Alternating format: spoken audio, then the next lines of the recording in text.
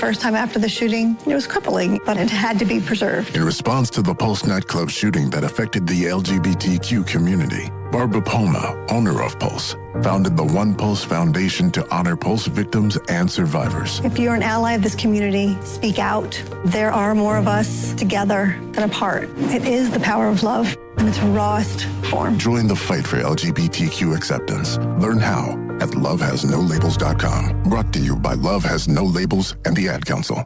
You're listening to 95.7 The Game, KGMZ FM in HD1 San Francisco on Odyssey Sports Station. Always live on the free Odyssey app, Twitch, and YouTube. Powered by First NorCal Credit Union.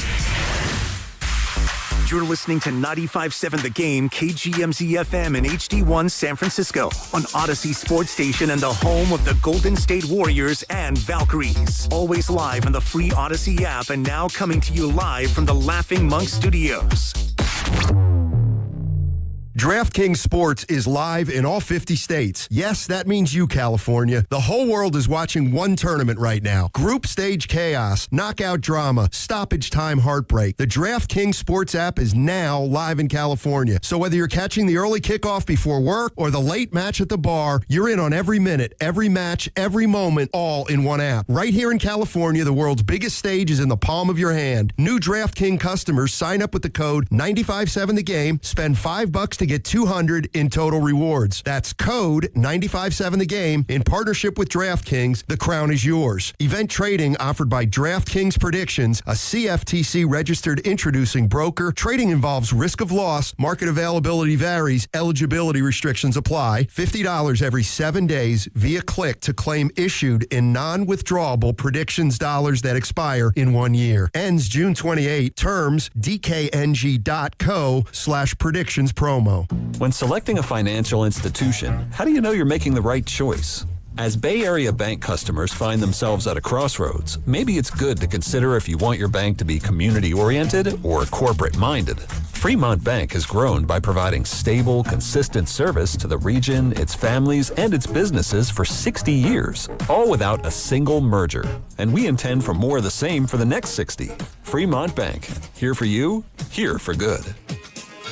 Jay Vineyards returns as the official sparkling wine of the Golden State Valkyries. As Jay celebrates its 40th anniversary, the team invites all wine lovers to experience the artistry, hospitality, and California soul that defines Jay Vineyards. Every offering at Jay is an invitation to discover the bounty of Sonoma County, where guests explore local ingredients paired with Jay's celebrated sparkling Pinot Noir and Chardonnay wines. Make Jay your next wine country destination, located just 70 miles from Chase Center in Healdsburg. Thinking about losing weight, boosting your energy, or balancing your hormones? You should check out Jumpstart MD. You work with real clinicians who actually guide and support you every step of the way. They offer personalized weight loss plans with GLP-1 medications, hormone optimization, testosterone therapy, and even peptide therapy. They've got 13 Bay Area clinics, or you can do everything fully online. Mention radio this June for up to 70% off, and all members get a free hormone consultation. Call 855-JUMPSTART or visit jumpstartmd.com. With increasing summer temperatures, this is a good time to replace your home siding, decking, and fencing. Golden State Lumber and Showroom works closely with contractors to keep your home protected. AZEK Exteriors offers outstanding durability, is easy to install, and protects against fire and dry rot. And TimberTech Advanced PVC Decking has a Class A fire rating and is backed by industry-leading warranties. Visit goldenstatelumber.com for products that increase the value of your home. Golden State. When you succeed, we succeed. Hey, it's Willard. At Habis Law, it's never been about attention, never about applause, never about goofy smiles on candy-colored billboards. For more than 40 years, Habis Law is focused on one thing, fighting relentlessly for injured Californians, because behind every catastrophic injury case is a human life forever changed. That's why Habis fights with preparation, intensity, and relentless commitment. No fluff, no distractions, just real advocacy for injured Californians. Habis Law, relentless for justice. Visit HabisLaw.com. Omar Habis is a California licensed attorney. Offices in Northern California, including San Jose. Past results do not guarantee future outcomes. Hi, I'm Richard Estrada with ATCO Pest Control. What's bugging you at home? You can grab a spray or set a trap, but real pest control starts with identifying the source of the problem and keeping them out of your home. ATCO has been servicing Bay Area homes since 1985. We take the guesswork out of it so you can move on. Go to atcopest.com. Trust ATCO for the solution. This is Vanessa Deniston, senior attorney at the Dolan Law Firm. The Dolan Law Firm handles a diverse line of cases from personal injury to employment law. We're proud to say the Dolan Law Firm is just as diverse in our attorneys and staff. The Dolan Law Firm consistently achieves outstanding results with over $1 billion in verdicts and settlements. The Dolan Law Firm, the best, most diverse personal injury and employment law firm we hope you'll never need. Contact us at dolanlawfirm.com. Finding great candidates to hire can be like, well, trying to find a needle in a haystack, but not with ZipRecruiter. Its powerful technology actively finds and invites qualified candidates to apply to your job. So while other companies might deliver a lot of hay, ZipRecruiter finds you the needle in the haystack. See why 4 out of 5 employers who post a job on ZipRecruiter get a quality candidate within the first day.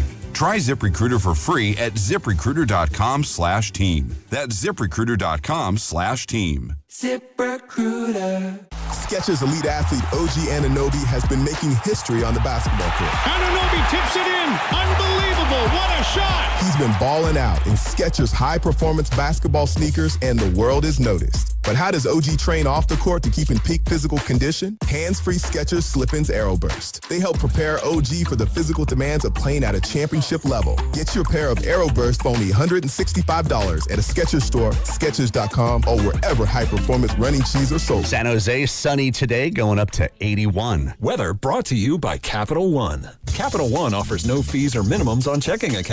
What's in your wallet? Terms apply. See CapitalOne.com/bank guide. Capital One NA, member FDIC. Rise. Wake up.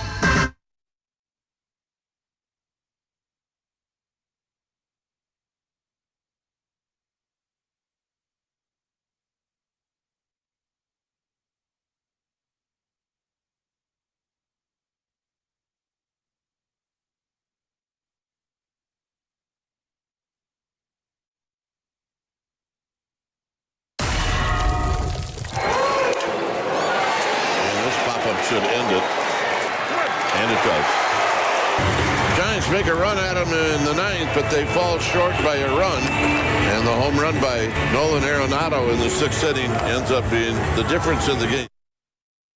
Dwayne Kuiper on the call, NBC Sports Bay Area. Yes, the Giants in the desert fall in Game 1, 5-4 the final there. They fall to 35-49 on the year. Tyler Mahle goes 4 1/3, 4 hits, 4 earned runs, a couple strikeouts, a couple walks. But Joe, the guy didn't even know he was on a pitch count. Good morning to you, Sam and Carter, and all you lovely people just getting off work. We got a lot to get into today. Yes, we will touch on some Giants, obviously touch on some Golden State Warriors basketball and the NBA at large as free agent negotiations can officially begin today starting at 3 o'clock Pacific time. So we will be all over that. We'll see a lot of leaks coming out. We already saw a bunch yesterday. And then I believe it's in a couple weeks in July, they can start making these signings official. But like legal tampering in the NFL, it's basically the same thing. We can start doing all these negotiations now and get the parameters figured out starting at 3 o'clock West Coast time. But yeah. Anytime you could throw your second pitch of the game right over the inside part of the plate against Marte and have him hit a home run, you do it. Like everyone saw that coming, right? Come on. Ketel Marte has just absolutely obliterated the Giants this year. And then Nolan Arenado, what was it, his 35th, 36th home run against the Giants in his career? 3,600? That's what it feels like, right? Exactly. Well, it's almost like he took over the mantle for Paul Goldschmidt. Once Goldschmidt left, it's like, oh, here's Arenado, all-time Giant killer, and then Ketel Marte on top of that this season. I mean, let's be honest. It feels like every other team has players that are absolute Giant killers whenever they play the Giants. It might just be that the Giants just aren't good. So everyone kills the Giants. Wait a minute. Spoiler alert. The Giants who are 0-7 against the Arizona Diamondbacks aren't good? Oh, no. But they're good against the Dodgers and the Padres, whatever that means. All I care And the about Braves. is minor developments. Bryce Eldridge ripping that single late in the game. I mean, he has That was nice to see. He has a knack for getting on base late in games, which is great to see. He had 2 rips yesterday. But Victor Barracoto, young man, he does so many nice things in terms of his at-bats, is one of, if you didn't have Elliot Ramos, the worst base runners I've ever seen in my life.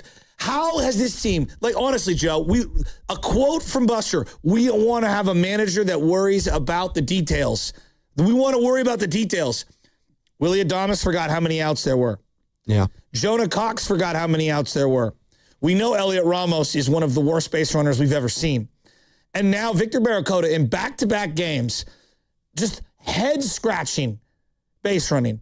Head-scratching. I personally believe base running is the most devalued aspect in the game in terms of evaluations of players.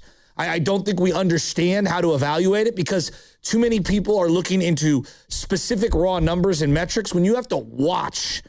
Like, you know what base running is? Instincts. Yeah. Knowing the situation. Feel. Yeah. It's tough for the spreadsheet to quantify, do you take an appropriate lead? Do you take a good secondary lead? Do you round second hard and force the outfield to make a tough throw to the go-ahead base?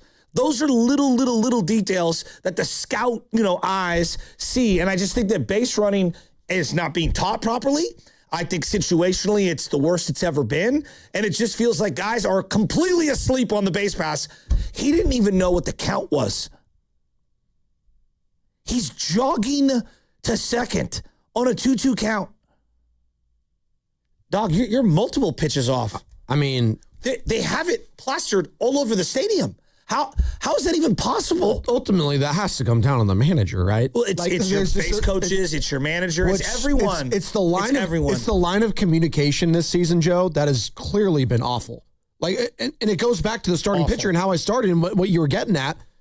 Tyler Mahle not knowing he's on a pitch count. Well, he has to find out after the game. Say, I didn't even know I was on a pitch count. I was like, what's going on? Maybe I would have had a different pitch to Ketel Marte. Stop, by the way. Maybe I would have attacked Ketel Marte differently if I had known I was on a pitch. Stop. I didn't realize you're not good enough for that, dude. Could have such big egos. But then Adrian Hauser and Mahle showed up, and I was like, you got to be kidding me. Both of them have said things in these post-game presses. I'm like, who do you think you are? No, Joe, I am dead serious. I know. Who was my guy that won at Kapler that one time? Was that Littell? Brebbia. Zach Littell. No, Zach Littell. Brebbia actually got along to everybody. Yeah, Brebbia was the bucket. No, Littell, but like... Meaning basically your boat is taking on water and you need the bucket to help, throw water overboard. That's what it reminds me of. Brubaker? Brubaker, that guy. But to have your 4 and 5 pitchers be this opinionated, quote unquote... Mouthy. Shut up. You're not very good. 100%. You're actually, in fact, you're one of, if not the worst starting pitcher in baseball this season, Tyler Mahle. I know you got your head a little big because you shut down the A's, who, by the way, are struggling mightily the last 2 weeks. Congratulations. You shut down a AAA ballpark squad. Like let's pump the brakes. And to not know, and I don't even know if this is his fault, if this is Tony's fault, if it was the line of communication telling the pitching coach, telling the bullpen coach. I have no idea. But it's just a bad look. And how many times have we come into a show this morning, Joe? Whatever it is, a Monday, a Tuesday, a Wednesday, just a bad look for the San Francisco Giants on top of yet another loss that they've had coming out of a winning homestand. Who's given up the most runs in baseball? Oh, Tyler Mahle. Or the Giants bullpen overall, but yes. And this team sucks. I honestly hate like wasting my time and energy watching them because I'm showing my son all the wrong things to do. Hey, you see Victor Barracuda there? Don't ever do that. Don't ever forget how many balls and strikes there are. That's good though. That's good though. So it is a learning experience for LJ this year on what not to do. It's just and then the guy behind the plate sucks too. What's his name? Come on. Haas, whatever the heck his name. Oh, yeah, Eric Haas. He's terrible. Hit the ball. You want more Kavanaugh? Kavanagh's fine. Sure. Joe, this Isn't he a Supreme Court justice? You know I love baseball so much. This team sucks. It's hard to watch. It's legitimately hard to watch. I'm always fascinated by the Arizona Diamondbacks whenever we see them because I do think that is the team that Giants fans should be looking at instead of the San Diego Padres and instead of the Los Angeles Dodgers. Because it's not like we go into every season saying, oh, well, the Diamondbacks, they're revving to win that division. No. Well, we have realistic expectations on what they could do, and they're a team that could absolutely be a playoff team this year in the National League. They're 25-17 at home, and they just proved a couple of years ago that they could make it all the way to the World Series. Now, maybe they caught lightning in a bottle, but they have, Torey Lovello, their manager. They have Corbin Carroll. They have names like Marte. They've had guys like Gallen in the past. obviously. Merrill Kelly. They've had just good signings in the offseason. That makes sense. And it's a hitter's ballpark, too. I'm not going to have this notion that I'm going into a season or a series against the Arizona Diamondbacks and they're going to dominate the pitching. But they know their team so well. And you've brought this up, Joe. They know their personnel so well as a franchise. They have a play style. Yes.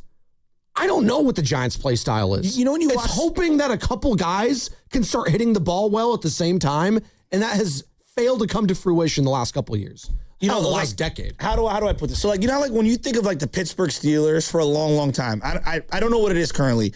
3-4 defense. Yes, Dick LeBeau. I saw him on the TV screen yesterday. I was like, God, he's almost 90, by the way. There's a very specific play style. Would you agree? Yes. Right. They are a hard-nosed, rugged. They're going to play like the Citizens feel going into that game. Blue-collar kind of a town, yes. For as many different variations as the Ravens have had over the years, there's a Raven play style. Yes. We're going to run the ball down your throat. Yes. Right? With a variety of shotgun running back formations, right? And they always draft really good linebackers, 100%. defensive ends, D-tackles. Well. Yeah. But there's a play style. They have a very specific play style. Yep. I would say any team that inherits James Harden, there's a very specific play style. Yes. Would you agree? Dribble, dribble, dribble. Yeah, well, and Jalen Brunson and Luka, there's very the Diamondbacks have a very specific type, and it is gap hitting, occasional long ball, speed. Yep. And it really plays. I think it plays really well, and it puts tremendous pressure on a team. Just to put a little bow on this, your 4 and 5 starters heading into this year. This is who you tabbed to be your 4 and 5 starters. Tyler Mahle, he's 1-8. He's 1-8 with a 5.67 ERA. It's worse than the numbers. Adrian Hauser, 2-6 with a 5.53. But hey, he doesn't like going to the bullpen. He doesn't want to do that. He gave him a 2-year deal, but he's still complaining. I don't. 2-year deal, by the way. Why? What do you think people are hitting against Adrian Hauser this year? Oh, they're batting 300, right? 285. That was close. That was good. Feels like 45 points higher than average. Oh my God. Tyler Mahle, 273. It's unbelievable. The team doesn't just get hit; they get hit hard. Yeah. By the way, I mentioned Zach Gallen. He's actually been one of the worst pitchers in baseball, too. If you're going by ERA, he has a 6.15. It's not been good. Although Eduardo Rodriguez has been an absolute stud. 102 innings pitched for them, 2.21 ERA. And it's not like they're swinging it out of the park when it comes to their pitching staff either, but they have the pieces in place offensively to keep this team afloat and hover around 500, and maybe they can make a late inning or a late season, run.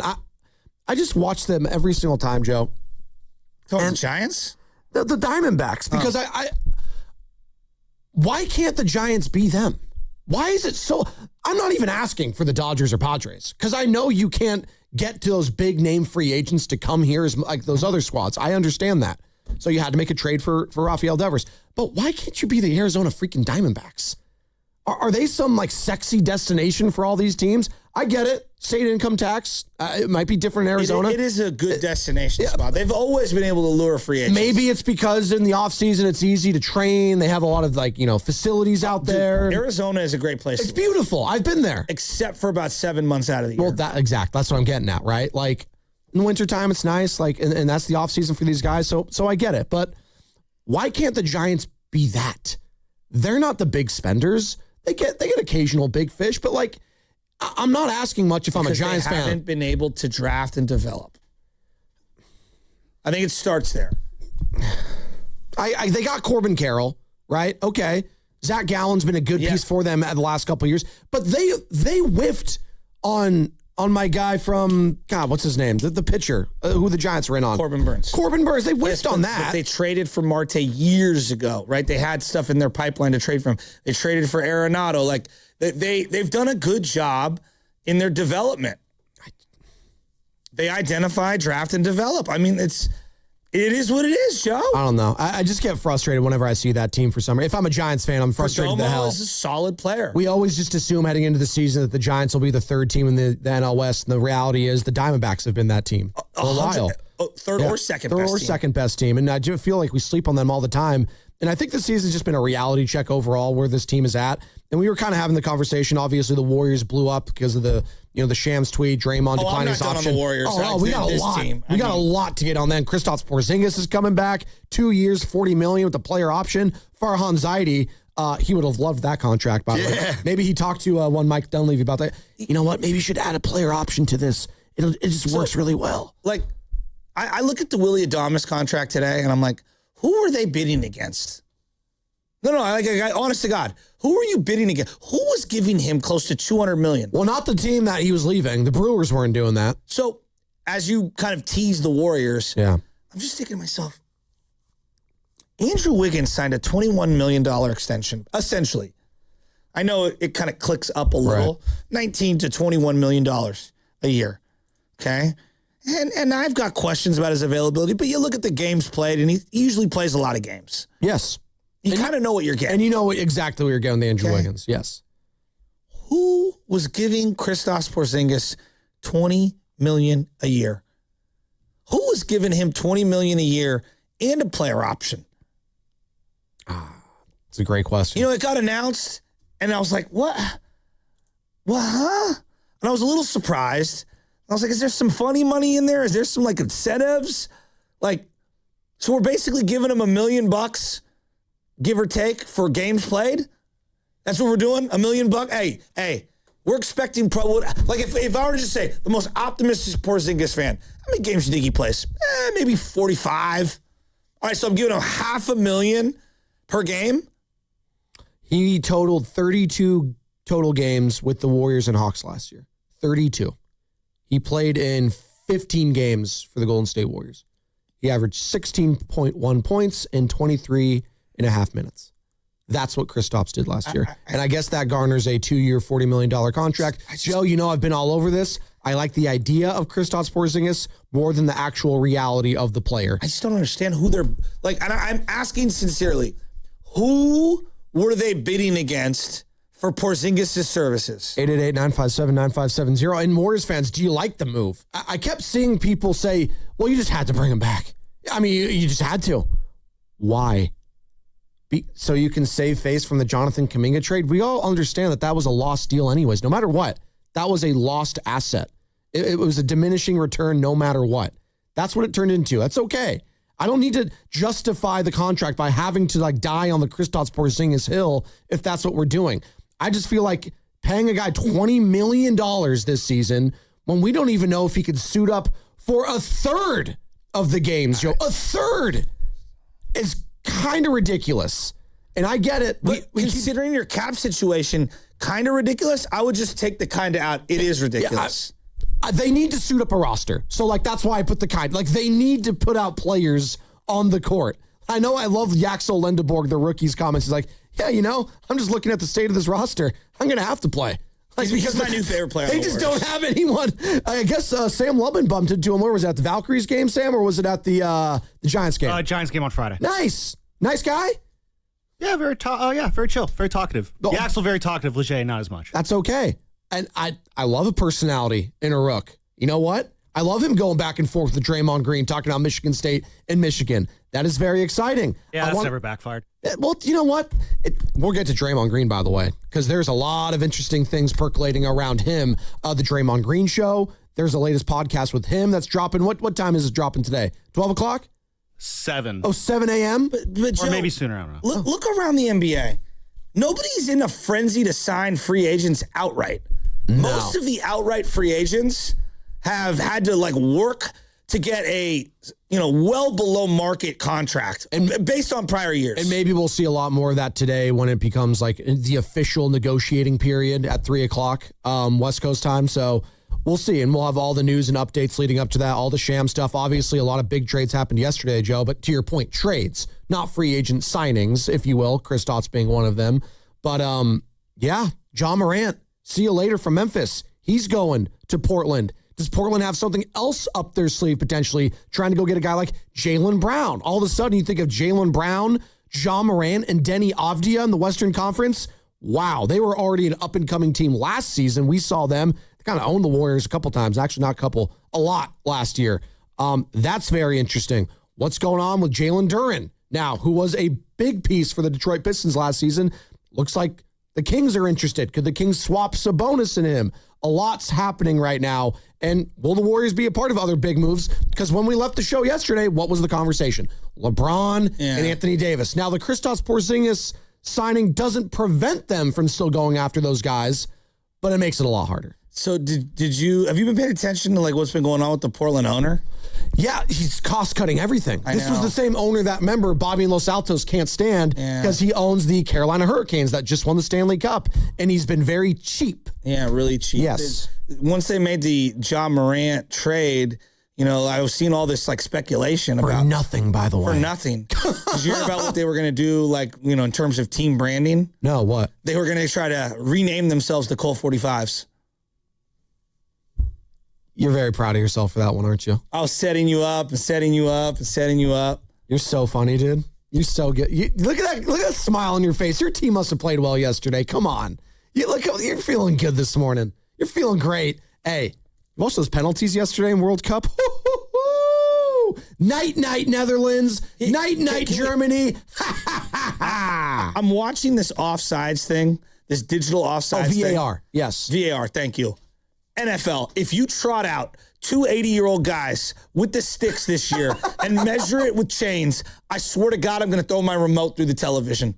Wait, we did the ball spot thing this past year. I want everything to be spotted with that VAR technology. We are coming live from the Laughing Monk Studios, Laughing Monk Garage Sleep Road in San Francisco. Hey, LeBron, how you doing? You want to come to Golden State still? Play with Kristaps Porzingis? The Morning Roast is brought to you by Golden State, serving the Bear for 3 generations. When you succeed, we succeed. Visit GoldenStateLumber.com. Dave Fleming, voice of the Giants, joining us at 8:20. All your calls and texts up next, and we'll hear from the skipper, Tony Vitello. How did Tyler Mahle not understand he was on a pitch count yesterday? Just a series of errors for this team and this franchise all season long. Sponsored by Fremont Bank, here for you, here for good. See website for details. MyFastCash.com is not a lender and does not make credit decisions. Must be 18 years old. Not available in all states. The mechanic called. The repair's going to be $750. Oh, we got rent and the car payment. On top of groceries, gas, and other bills. We don't have an extra $750 right now. We could try MyFastCash.com. When short on expenses, you can go to MyFastCash.com and could get money as soon as the next day. MyFastCash.com? Yes, they can connect you to one of the largest lender networks, and you can get a loan even with bad credit. We could be approved for up to $5,000 fast. $5,000? That must be a long process. Nope, approval can happen in just a few minutes right from your phone, and funds could hit our account by tomorrow. If you have a regular source of income and a bank account, you could be approved for up to $5,000, even with bad credit history. And the cash can hit your bank account the next day. Honey, I'm going to MyFastCash.com right now. Thank goodness. If you need extra cash, go to MyFastCash.com. That's MyFastCash.com. MyFastCash.com. Loan availability, approval, and funding times vary. Terms apply. If you're still using a sports book to bet on the soccer tournament, you're getting robbed. Delete that app and join the millions using Polymarket. Polymarket is a prediction market, not a sports book. Trade against other fans, not the house. Polymarket, your go-to prediction market for soccer's biggest stage. Available in all 50 states. Download the Polymarket app. Use promo code BLAZE to unlock $50 free for your first trade. That's promo code BLAZE. Trading not available in all jurisdictions. Check local regulations before trading. Restrictions and eligibility apply. Neuropathy is a debilitating condition that is sometimes misdiagnosed. Symptoms can include pain, numbness, and tingling in your hands, legs, and feet. Neuropathy is a progressive condition that only worsens unless you get effective treatment. SF Bay Wellness is a leader in neuropathy reversal and uses FDA-cleared, non-invasive electric cell therapy to restore nerve function with no injections, no drugs, and no surgery. The treatments have a 95% success rate. If distance is a factor, ask about our virtual consultation option. Call SF Bay Wellness at 844-94-NERVE for the $99 neuropathy evaluation and receive a personal treatment plan that is tailored to your needs. Don't wait another day. Call 844-94-NERVE. That's 844-94-NERVE. Why keep suffering with the painful symptoms of neuropathy? You deserve to live a pain-free life. Start getting the treatment you need for your neuropathy symptoms. Call today. Boxer & Gerson, Northern California's premier workers' compensation law firm, helping injured workers get their lives back for over 40 years. Doors and loading dock equipment are a crucial part of your business, and one you probably don't think much about. until they break. A broken door or dock leveler can be a real security threat, along with disturbing the flow of goods in your business. Luckily, RNS is here for all your commercial door, dock, and gate needs. From overhead doors and security shutters to fire-rated and personnel doors, RNS can provide your business with safety and security. Call 800-FIX-A-DOOR to schedule a free estimate or visit rsdoors.com. RNS Doors. Look for the red truck. Hey, it's Willard. At Habis Law, it's never been about attention, never about applause, never about goofy smiles on candy-colored billboards. For more than 40 years, Habis Law is focused on one thing, fighting relentlessly for injured Californians, because behind every catastrophic injury case is a human life forever changed. That's why Habis fights with preparation, intensity, and relentless commitment. No fluff, no distractions, just real advocacy for injured Californians. Habis Law, relentless for justice. Visit habislaw.com. Omar Habis is a California licensed attorney. Offices in Northern California, including San Jose. Past results do not guarantee future outcomes. All guests on 95.7 The Game appear on the River Islands guest line. Dub Nation, this is Jimmy Butler, and you never know when I'll be on the River Islands guest line. Dub Nation, this is Stephen Curry, and you never know when I'll be on the River Islands guest line. So make sure to keep it locked on 95.7 The Game. River Islands in Lathrop is the best-selling master plan community in all of Northern California. With its lakes, parks, trails, and collection of new home neighborhoods, the good life can be your life. Isn't it time for you to discover the islands? For adults with Crohn's disease or ulcerative colitis symptoms, every choice matters. Tremfya offers self-injection or intravenous infusion from the start. Tremfya is administered as injections under the skin or infusions through a vein every 4 weeks, followed by injections under the skin every 4 or 8 weeks. If your doctor decides that you can self-inject Tremfya, proper training is required. Tremfya is a prescription medicine used to treat adults with moderately to severely active Crohn's disease and adults with moderately to severely active ulcerative colitis. Serious allergic reactions, increased risk of infections or lower ability to fight them, and liver problems may occur. Before treatment, get checked for infections and tuberculosis. Tell your doctor if you have an infection, flu-like symptoms, or need a vaccine. Explore what's possible. Ask your doctor about Tremfya today. Call 1-800-526-7736 to learn more, or visit tremfyaradio.com. Here's a World Soccer Championship recap. Brought to you by Lowe's. Members get more at Lowe's than by the first ever Infiniti QX65. After having their hands full for an entire 90 minutes, Brazil found a game winner in stoppage time from Gabriel Martinelli to defeat Japan 2-1. Brazil moves on to East Rutherford and a round of 16 match on July 5th, while Japan goes home. I'm Mike Conti.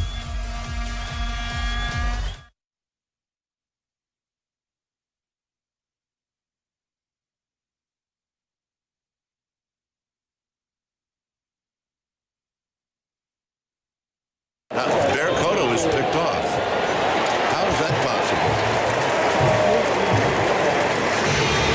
That is just not how it's supposed to work. And that's going to end the inning. My word, this is what it looked like. No idea what he thought was going on. He couldn't have thought that Eldridge was going. Well, hey, it's Willard from Willard and Dibs coming up at 2 o'clock today, but now back to the morning roast with the Joes. How perfect is it that a guy named Spadonuts is on in the morning? Mark just talking over me. Hey, Shesky's face. Dwayne Kuiper on the call, NBC Sports Bay Area. He wasn't thinking, Kuip. That's the thing. You said, how could he thought? He thought, no. You're assuming too much. He wasn't thinking. And that's been a common theme of the San Francisco Giants or some Giants players on the base paths. Willie Adames, Elliot Ramos, Victor Barracoto now, multiple times, not thinking on the base paths. This is just fundamentals, Joe. Like this shouldn't be that hard. Fundamentals? Yes. Joe. I'm talking to the guy that teaches kids. It was a 2-2 count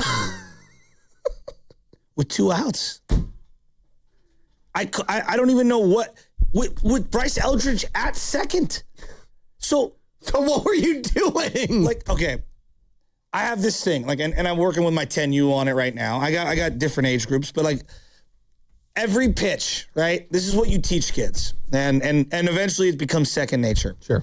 This is why baseball is a little, like, some people say it's boring. No, it's really nuanced, right? Like chess, each move has crazy ramifications, right? And you're always thinking in chess, multiple steps ahead. So this is what I tell kids. There's a checklist on every pitch. Yeah. What's the situation? Meaning, how many outs are there? Who's on base? What's the count? What do I do if the ball's hit to me? What do I do if the ball's not hit to me? Pretty simple. Yeah. 5 things, right? Pretty simple. Yeah. Right? So in this situation, right, and again, I can't believe I'm saying this at the big league level. At any level, you know what I always say? A bad base running mistake destroys a big inning. Destroys it. Yeah. Even more so when you get to that level. Yeah. But you're at first base. Where are you going? Okay. Well, let's just say he thought that Bryce Eldridge was stealing third. Hypothetically. I don't know why you would think that. You're going to lollygag and then stop going from first to second? Well, let's say that he thought that maybe he walked. It was 2-2. Yeah. He was swinging on the 2-2, by the way. That was a swinging strike. Yeah. Okay, let's say that he thought that was the third out. Well, on 2 strikes, if the guy's swinging, what are we doing on 2 strikes, Joe? We're running on contact. Yep, always. So, on like every level, he made a mistake. I just don't understand it. And the day before, Jung-Hoo Lee hit a ball right to the first baseman. Olsen throws to second. And Barracoto, I guess, thought Olsen tagged first, and it was a tag play at second. Right. Came back to first and was in the way of first base, and Jung-Hoo Lee almost ran into him. Yeah, it was almost. And I've never seen that. It was almost a disaster on epic proportions, and that was in the early part of the game too. Top of the second, this happened. This wasn't like a late game situation. And the Giants ended up trying to win that game, and it was just another heartbreaking loss for a team that's had an abundance of heartbreaking losses. I do have to mention this. The Golden State Warriors will host the 8th annual California Classic Summer League presented by CarMax at Chase Center this week on July 3rd, 5th, and 6th, featuring 3 days of gameplay between the Warriors, Lakers, Heat, and Spurs. Buy your tickets online at Ticketmaster.com, and for your chance to score a pair of tickets, listen to all 3 shows today. They locked into the roast this morning between 7:30 and 8. And when you hear this sounder, be the 5th caller to the contest line and we'll hook you up with a pair of tickets to check it out. Speaking of checking it out, let's check in with the skipper, Tony Vitello, because after every Giants game, we hear from him with a little, what do you hear? What do you say? What do you hear? And let's talk about what happened with Victor Barracoto there for a second. Tony? He got bombarded by teammates, some holding him accountable, most just support. It was just a brief mental error. And, I know he's young, but he doesn't play like that. So brief mental error. I just tried to talk through it. And, I don't know if the music they crank up threw him off or a pitch earlier, but just kind of got mixed up on the count. I love you, Tony. We're blaming the indoor music now. That's throwing people off. Yeah, Bad Bunny was playing in the background. That's his favorite artist. So I got lost in the moment. I can't stand when feel the rain on your skin. Like, stop it, stop. We're blaming the in-game entertainment and music. That's why we're having mental lapses. If I was a guy that just got brought back up, and my Major League Baseball life depended on it, to have a good impression. The last thing I would want to do is do something stupid on the base pass. It's the quickest way to get called, baseball stupid. And it's unfortunate too, because offensively, I've loved him. Offensively, he's been great. And defensively, I like him. Yeah. It was nice to see Elliot Ramos get a big home run late in that game. He looks slimmer. He did. I think he's feeling a little bit of the pressure from Barracoto. Well, you know what? Good. He should a little bit. But I don't have room for 2 guys who run the base pass horribly. So one of them's going to have to stick and the other one's got to go. Well, that's the problem. What? Right? It's like, wow, hey, Elliot Ramos, he's looking skinny, he's looking good. How does that help him on the base pass? Can he know the situation a little bit better, right? It's happened to Adames. It's happened to Jonah Cox. It's happened to Barracoto twice. It's inexcusable. I can't get over that. He really just maybe it was tongue in cheek from Tony, and he's done that a lot this season. He has done that a lot this year, blaming the noise and stuff like that for guys getting distracted. And it's like, it's not that loud there, Tony. But that's what I'm saying. He says it so much to is he being serious or not?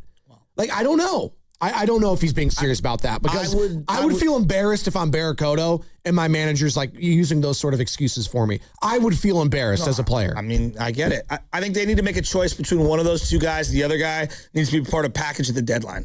I think he might be. Ramos or Barracoto. Pick one, and then the other one's got to roll, and I would just throw him as a throw-in just to clean things up, because I want Bo Davidson to get elevated to AAA here in the next week or two, and I'd like to see him get brought up. Well, maybe Elliot Ramos is a package deal with one of those bloated contracts. Yeah. Maybe it is him and Chapman that go. Yeah, absolutely, because you could sell at least Ramos being relatively young, and he was an all-star. Yeah, fourth outfielder. Exactly. You could sell that to a team that needs depth, that's trying to make a playoff push. Before we get to the break, let's go to our guy Richie in Queens. What's up, Rich? How we doing, man? Hey, boys. Hey, I was thinking, have a great time at the golf. I would love to play golf with you guys, but I'm on the East Coast, so if you ever come out here, you'd be my guest at my club. But could you imagine if we played golf, right? And we wanted to talk about the positives of this season? We'd have to give it up after 3 holes. It really is sad. It is so sad, like you said. But tell her to say that. And last night he brings in Hexet. The guy's got 13 walks in 19 innings with the bases loaded, falls behind with Perdomo. You just know it's going to happen. Like I said, Malley's been a disgrace. He gets the tie. They tie the game. He walks Arenado on 4 pitches or whatever it was.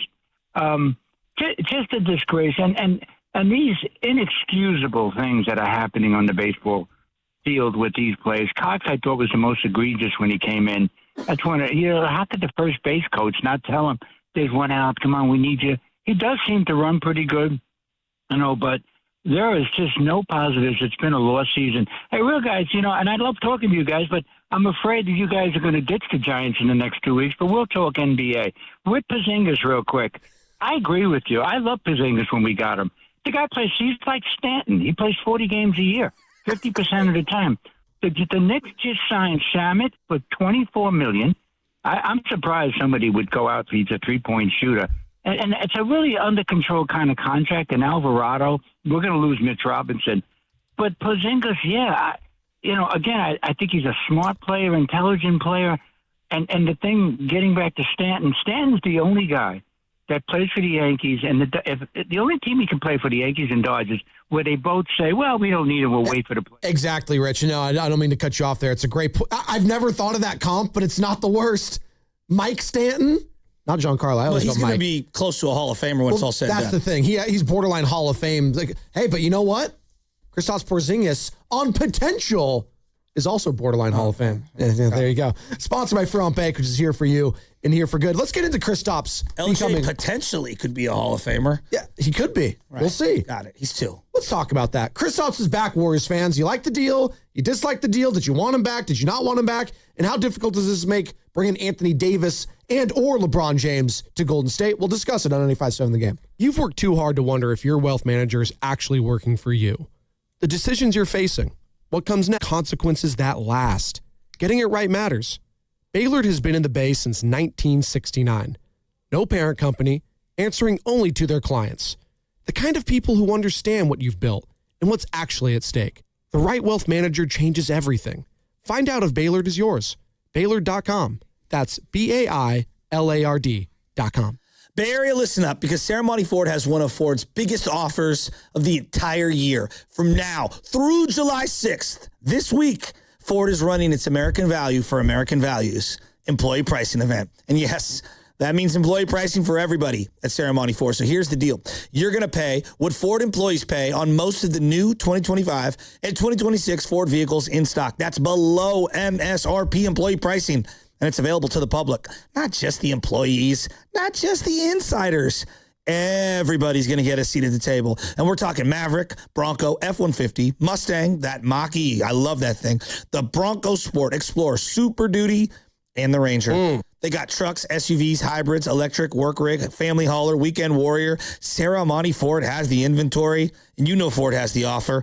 American Value for American values. Get to Ceremony Ford right off at 280 in Colma, Daly City, or shop 24/7 at ceremonyford.com. Ceremony Ford, your Bay Area Ford dealer. Want to talk about low testosterone or impotence? No way, right? But did you know 1 out of 4 men suffer from this condition? Listen to Dr. Robert Rowley from Prime Male Medical. At Prime Male Medical, we specialize in acoustic wave therapy, sublingual lozenges, injectable medications, and testosterone treatments. Get your first visit, PSA test, testosterone test, Doppler ultrasound, and a year of follow-up visits for just $99. Go to PrimeMaleMedical.com or call 415-761-4037. 415-761-4037. Termites don't serve. They eat and breed 24/7. If you haven't had a termite inspection in the last 3 years, don't wait for costly damage. Call Pacific Coast Termite for a free termite inspection from a licensed technician. They'll identify any termite activity and recommend the right treatment. No tint, no poisonous gas, and no move out. Orange oil treatment will have minimal disruption at home, with tenants, or your business. Need treatment? Get 10% off, a 2-year warranty, and 90-day same-as-cash OAC. Serving all of Northern California. Call 800-PACIFIC. That's 800-PACIFIC. PacificCoastTermite.com. Some restrictions apply. Reach your saving goals with Miristar Momentum Savings. Progress should come with perks. Every $25 you save earns an entry to win cash prizes. We're drawing winners for $1,000 monthly, $5,000 quarterly, and an annual grand prize of $10,000. Saving has never been this rewarding. Apply today at miristarfcu.org. Insured by NCUA, no purchase necessary. Terms and conditions apply. See website for full details. For adults with Crohn's disease or ulcerative colitis symptoms, every choice matters. Tremfya offers self-injection or intravenous infusion from the start. Tremfya is administered as injections under the skin or infusions through a vein every 4 weeks, followed by injections under the skin every 4 or 8 weeks. If your doctor decides that you can self-inject Tremfya, proper training is required. Tremfya is a prescription medicine used to treat adults with moderately to severely active Crohn's disease and adults with moderately to severely active ulcerative colitis. Serious allergic reactions, increased risk of infections or lower ability to fight them, and liver problems may occur. Before treatment, get checked for infections and tuberculosis. Tell your doctor if you have an infection, flu-like symptoms, or need a vaccine. Explore what's possible. Ask your doctor about Tremfya today. Call 1-800-526-7736 to learn more, or visit TremfyaRadio.com. I built this business the old-fashioned way. Hard work and a whole lot of spreadsheets. Yeah, about that, I upgraded us to Odoo. Odoo puts everything we need, sales, inventory, accounting, on one connected platform. No more juggling systems, no more headaches. So it all works together? Exactly. Odoo is the all-in-one business software that makes running and passing on a business easier than ever. Take your business into the next generation. Try Odoo free at odoo.com. That's ODOO.com. Future you wants to have fun on the 4th. So get set in one stop at Target's 4th of July sale. Get 40% off women's dresses, skirts, and shorts. And for the kiddos, shorts are 20% off. What's a celebration without something tasty? Frozen treats are BOGO 25% off. Plus, you save 30% on soda 12-packs when you buy 3. Have fun all weekend long. Shop Target's 4th of July sale. And Saturday, restrictions apply.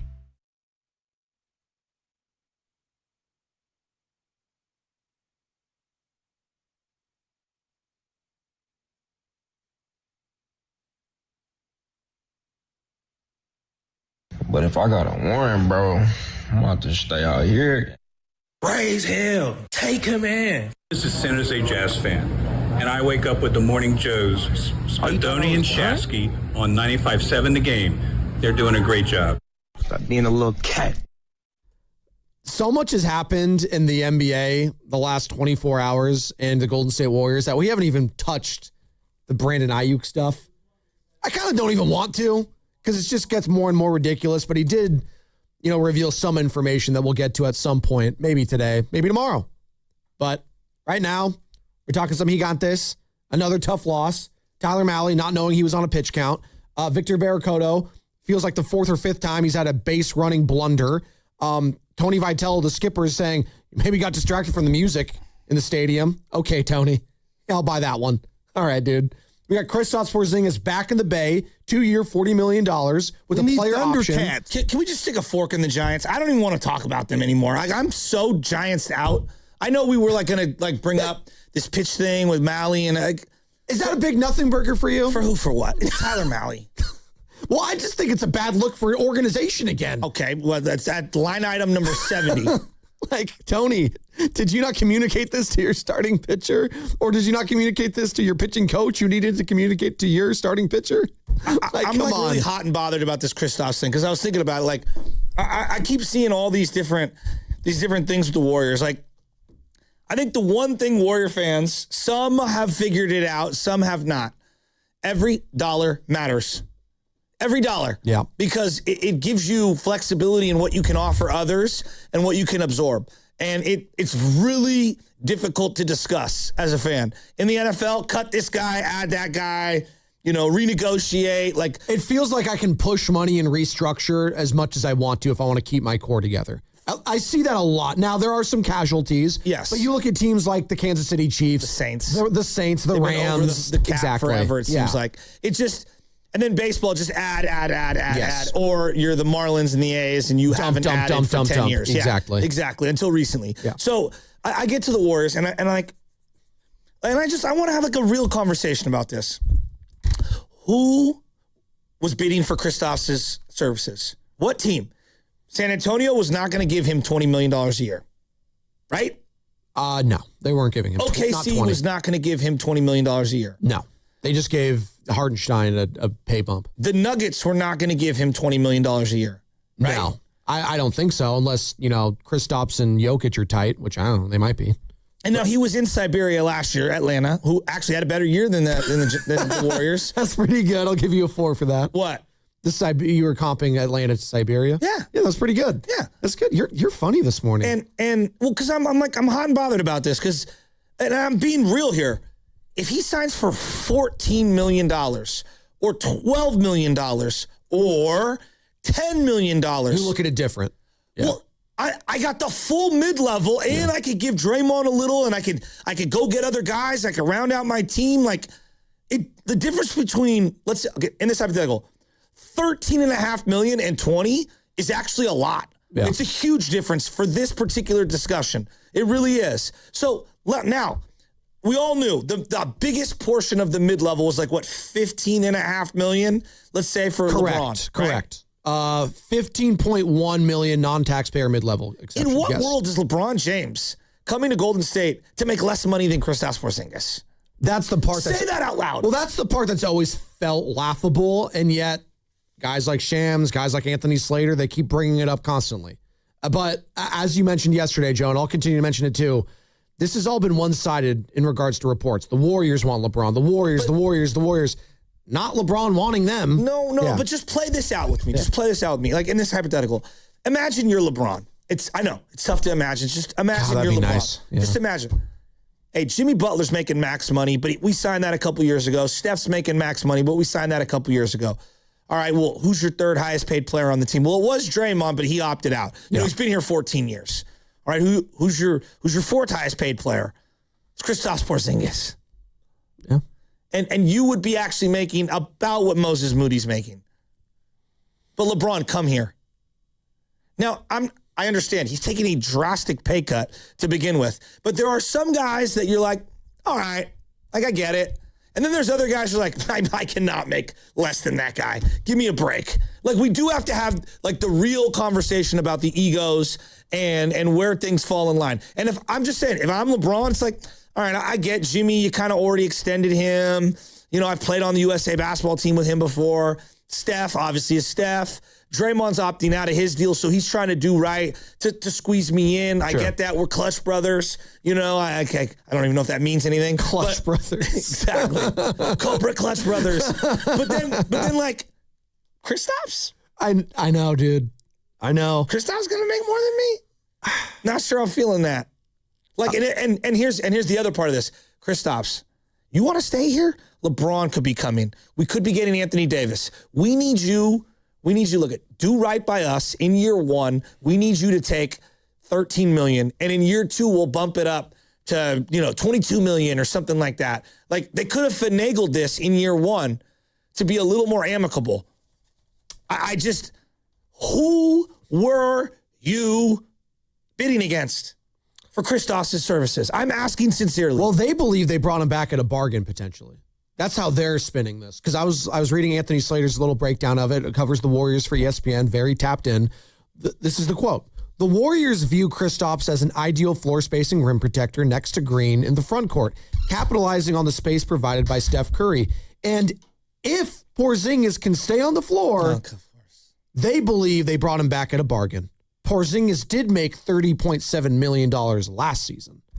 So that is a $10 million pay decrease for him. So, if you're comparing it to last year, it is a bargain.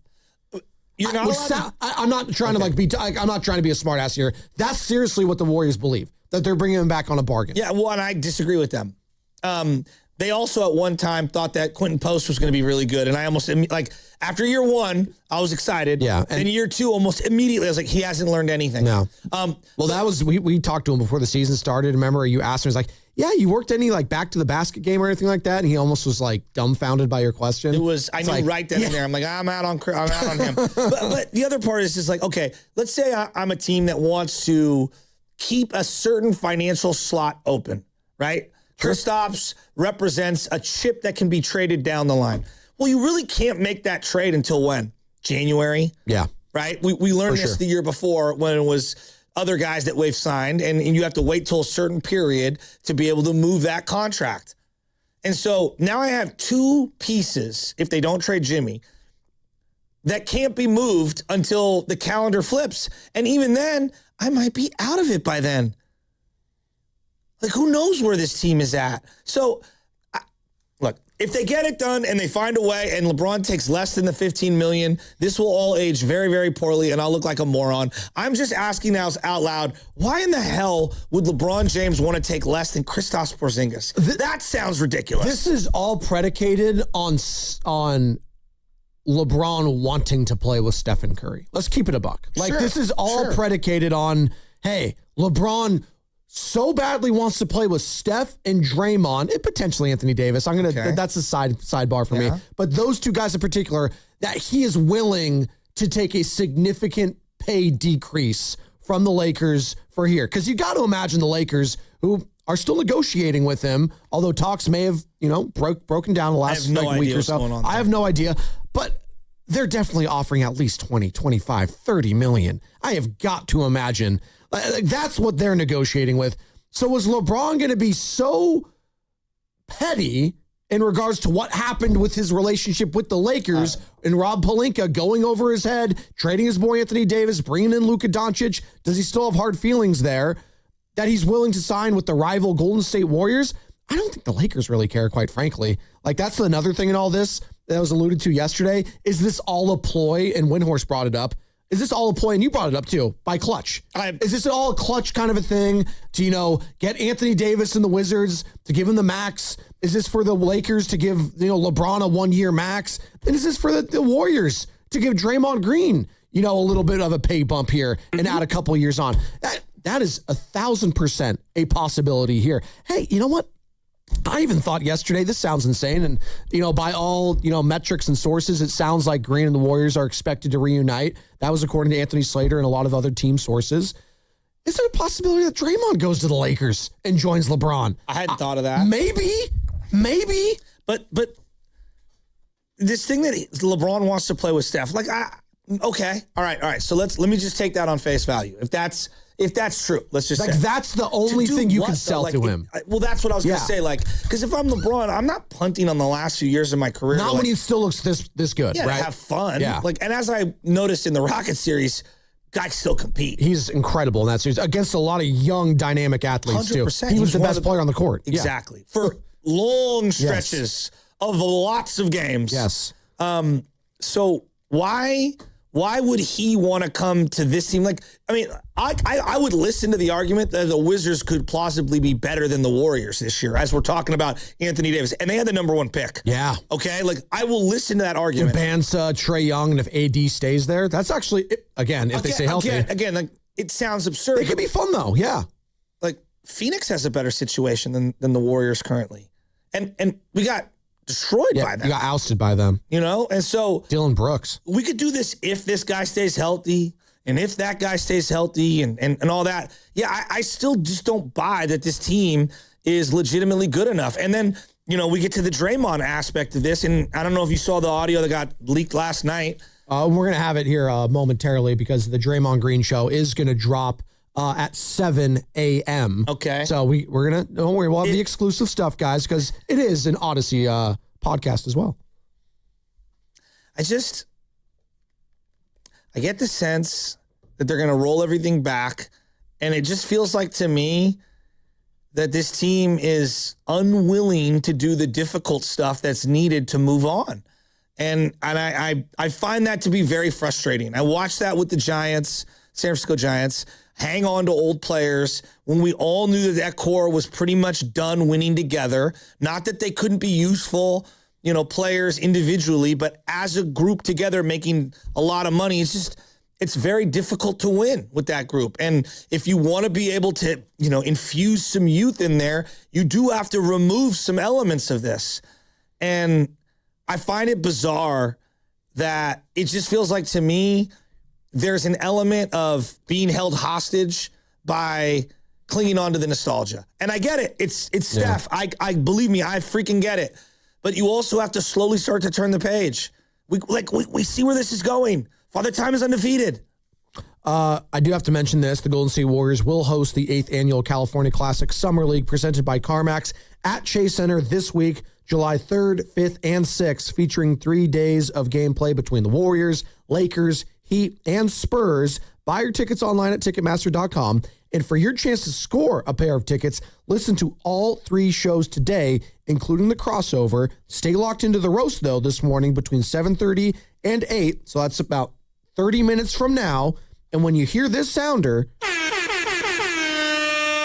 be the 5th caller and we'll hook you up with a pair of tickets to check it out. And that's the 5th caller to the contest line. But don't worry, I'll give out that number when that sounder plays the next time in this hour. All right, you are listening to 95.7 The Game, KGMC FM and HD1 San Francisco, an Odyssey Sports Station, and the home of the Golden State Warriors and Valkyries, always live on the Free Odyssey app, and we are coming to you live from the Laughing Monk Studios. And the Morning Roast is presented by San Francisco Fire Credit Union, banking for heroes and anyone who wants to be treated like one. All right, the big story the last 24 hours, Draymond Green opting out of his player option. What does that mean going forward? He's trying to be flexible. He's trying to create space. Don't believe me? Let's hear from the man himself, Joe. Draymond Green, the Draymond Green Show, on why he decided to opt out of his player option. It gives everyone optionality with me opting out. And, we'll figure it out from here on what's the best course moving forward. Feel great about it. And we'll see where it goes from here. But that was kind of at the heart of my decision to opt out. And so now we look forward into free agency and what's to come. But it's an exciting time. Free agency always brings different twists and, turns to the NBA. That is my decision, or that is why you read about the decision that I was opting out. And now we'll look around and we'll figure out what's best. Optionality for the team. He's a team player, always has been. Draymond Green doing what he can to help Mike Dunleavy, Joe Lacob, and company. All right. Sounds normal enough. That's trying to help out the team, right? Financial flexibility. Hey, if we could bring in LeBron, that's great. And you know what? If it makes your guys' lives easier to push this down the table a little bit so we could add pieces elsewhere, so be it. And it worked. I mean, it helped get Kristaps there back, right? So that Kristaps would have been, independent of whatever Draymond was going to do, the Kristaps thing feels like that was going to happen. But it sounds like he wants to do this for other pieces as well. So no, you're right. Probably the Kristaps thing was independent of this anyways. But let's see what they do out. Like, if he does this, right, and he says optionality for the team, and yet they bring back all the same players, it just kind of feels like lip service, right? It is lip service. Is that what this is to you? Even if they tried to go get LeBron, gave a valiant effort, and they tried to do this, what it sounds like to me, and again, it just sounds like Draymond's going to go out, test the market, come back and say, hey, my value is blah, blah, blah, blah, blah around the league. Right. Can you match or make it close to it? Here's some more. The second part of that, Draymond Green saying he's always trying to help the Golden State Warriors. I've always taken the approach of working with the organization. I've been in one place for 14 years. It's more of a family to me than anything. I view Golden State more like Michigan State. Like, it's more like an alma mater for me, as I've been somewhere for 14 years. So when in a position to try to help better our team, to try to help better this organization, I am always intrigued by that route. So opting out, I think for us, it gives optionality. It allows to possibly do some things. Joe Lacob, Peter Gruber, the ownership group has never been one to shy away from doing things that help this team get better. And if I can stand on that same side and have a hand in helping this organization be in a better position, I'm always willing to do that. Okay.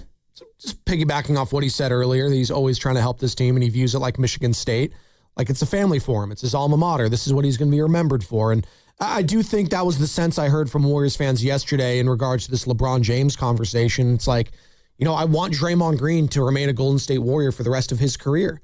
And, the fact that he did decline his player option, it does leave the possibility, although it might be minuscule, that he doesn't return to the Golden State Warriors. That is a possibility. I don't think it's a high chance and probability. If I had to put a percentage on, Draymond not coming back to the Warriors, I'd probably put it like 5%. 95% sure he's coming back. I want to go back to the end of the year.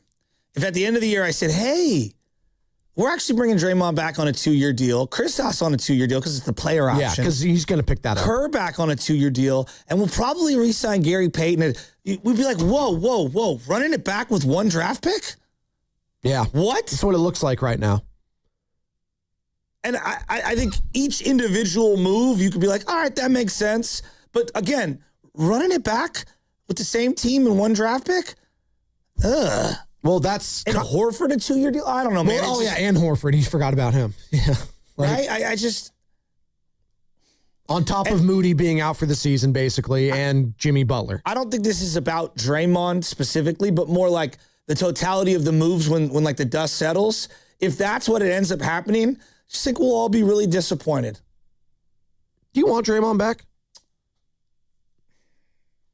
I'd rather have him on the 1-year, $28 million than a multi-year deal. Why? Because I just think that this team needs to start to transition forward. Like he needs to be an off the bench player over time. I mean, just again, he's a useful player. He was out of gas last year, right? Played 67 games or whatever. With it was. A bad back. What? Yeah, with a bad back. He was out of gas, and it was a phenomenal 5 minutes to close the Clipper game. I mean, phenomenal. It's like we got a glimpse of what made Steph and Draymond so great for all those years. And then it was snatched away. And then the reality happened of the next game where they just got absolutely obliterated. This is like, but this is what it's like in the NBA where as you get older, occasionally you can tap into the greatness that you have and carry the team for stretches. Like you could look occasionally great against Victor Wembanyama, right? Early in the season, or Jokic, right? But then you get boat race the next game against a team like who? The Portland Trail Blazers, right? Exactly. And what makes the Shai Gilgeous-Alexanders, Steph in his prime, what makes them so great is they're great for 65 games. Exactly. Right? And carry you for 60 games or whatever it is. And that's why the LeBron move would make sense because I was like, great, you're adding a player that could still play at a high level. For 35, 40 of those games. You would assume. Yes. And so I just think that as I look at like Yaxel and what they need, like this team needs more Yaxel type bodies to be able to compete. Look around the league. This misnomer that Steph can still do it. Well, they did it for one night. He came back. I don't know if people remember because I remember the end of the regular season. Those 3 or 4 games he came back for were awful. No, he wasn't good. He was clearly rusty. Clearly a guy that hadn't played for like months. And they looked great for a half. Remember, had they not closed out that game, we would be talking very differently about this team. Oh, we would be saying blow it up, like straight up. Like, hey, what can we get for this guy? What can we get for that guy? Do you trade Steph Curry? Which sounds insane. They're never going to do that. But that would have been more of the conversations we were having. Blow it up! Exactly. It would have sounded like that. And, they had that half and it was great and it was kumbaya for a night. And then Phoenix happened. And it was Draymond getting kicked out of the game, going Hollywood Hulk Hogan, and, walking past Mike Dunleavy, and Mike Dunleavy, the general manager, being like, oh, God. And that's why I keep coming back to that moment, too. And Steiny brings it up, and it's a great point. Just the look on his face, being just exhausted. And that's a look I've seen from Steve Kerr at times. It's a look I've seen from Joe Lacob, the owner at courtside sometimes. It's a look I've seen from assistant coaches, from his own players, Steph staring at him, Jimmy staring at him. Like, it's exhausting. And that coming back for 2 years of that, potentially 2 more years of that. I don't know, man. There's part of me that wants to see if Mike Dunleavy has the stones to not bring back Draymond Green. You think he has that? Well, is it all his choice? He's the general manager. Of course it's his choice, right? Last time it felt like, Draymond, and he said it, like he drove to Lacob's house and Lacob got the deal done. Could you imagine? I don't think a Draymond decision is Dunleavy's alone. I think it is Kerr, Dunleavy, and Lacob. And obviously everyone else in that front office. Should it be Dunleavy's is my question to you. Because I would like to see him actually have power. That was the conversation we kept having yesterday. And when we saw this Draymond Green news, it's like, well, here goes Draymond. He's going over the Dunleavy's head. And then Danny Green was pushing back on that, saying these guys are all in conversations together. There's a big difference to me between the 10th, 11th, 12th man on a roster and who should have the decision on that and the legacy of Draymond Green. We can admit, like, for all the like cold calculated, the way we want a lot of the GMs, you do have to think about this as a group. And I don't think that it is a Dunleavy only move. And I don't want it to be a Dunleavy only move. It should be, everyone should be aligned. When it's someone of this importance to the organization, this is a statue guy. Everybody needs to be in lockstep on this decision. I don't think you could treat him the same way you would, and I mean like in terms of how you're viewing him on the roster, the way you would Quentin Post. That would be naive, I mean, it is a business, though, at the end of the day. It is a business. Yeah, but this guy means more than an average player. We have to be real. I'm not saying you don't do right by him, but if it gets to a point where it's That's not what I'm saying. Yeah. It's not about doing right. This is one of those, there's only a handful of guys in the history of your organization that you would have these types of discussions as a group about, and everyone needs to be in lockstep.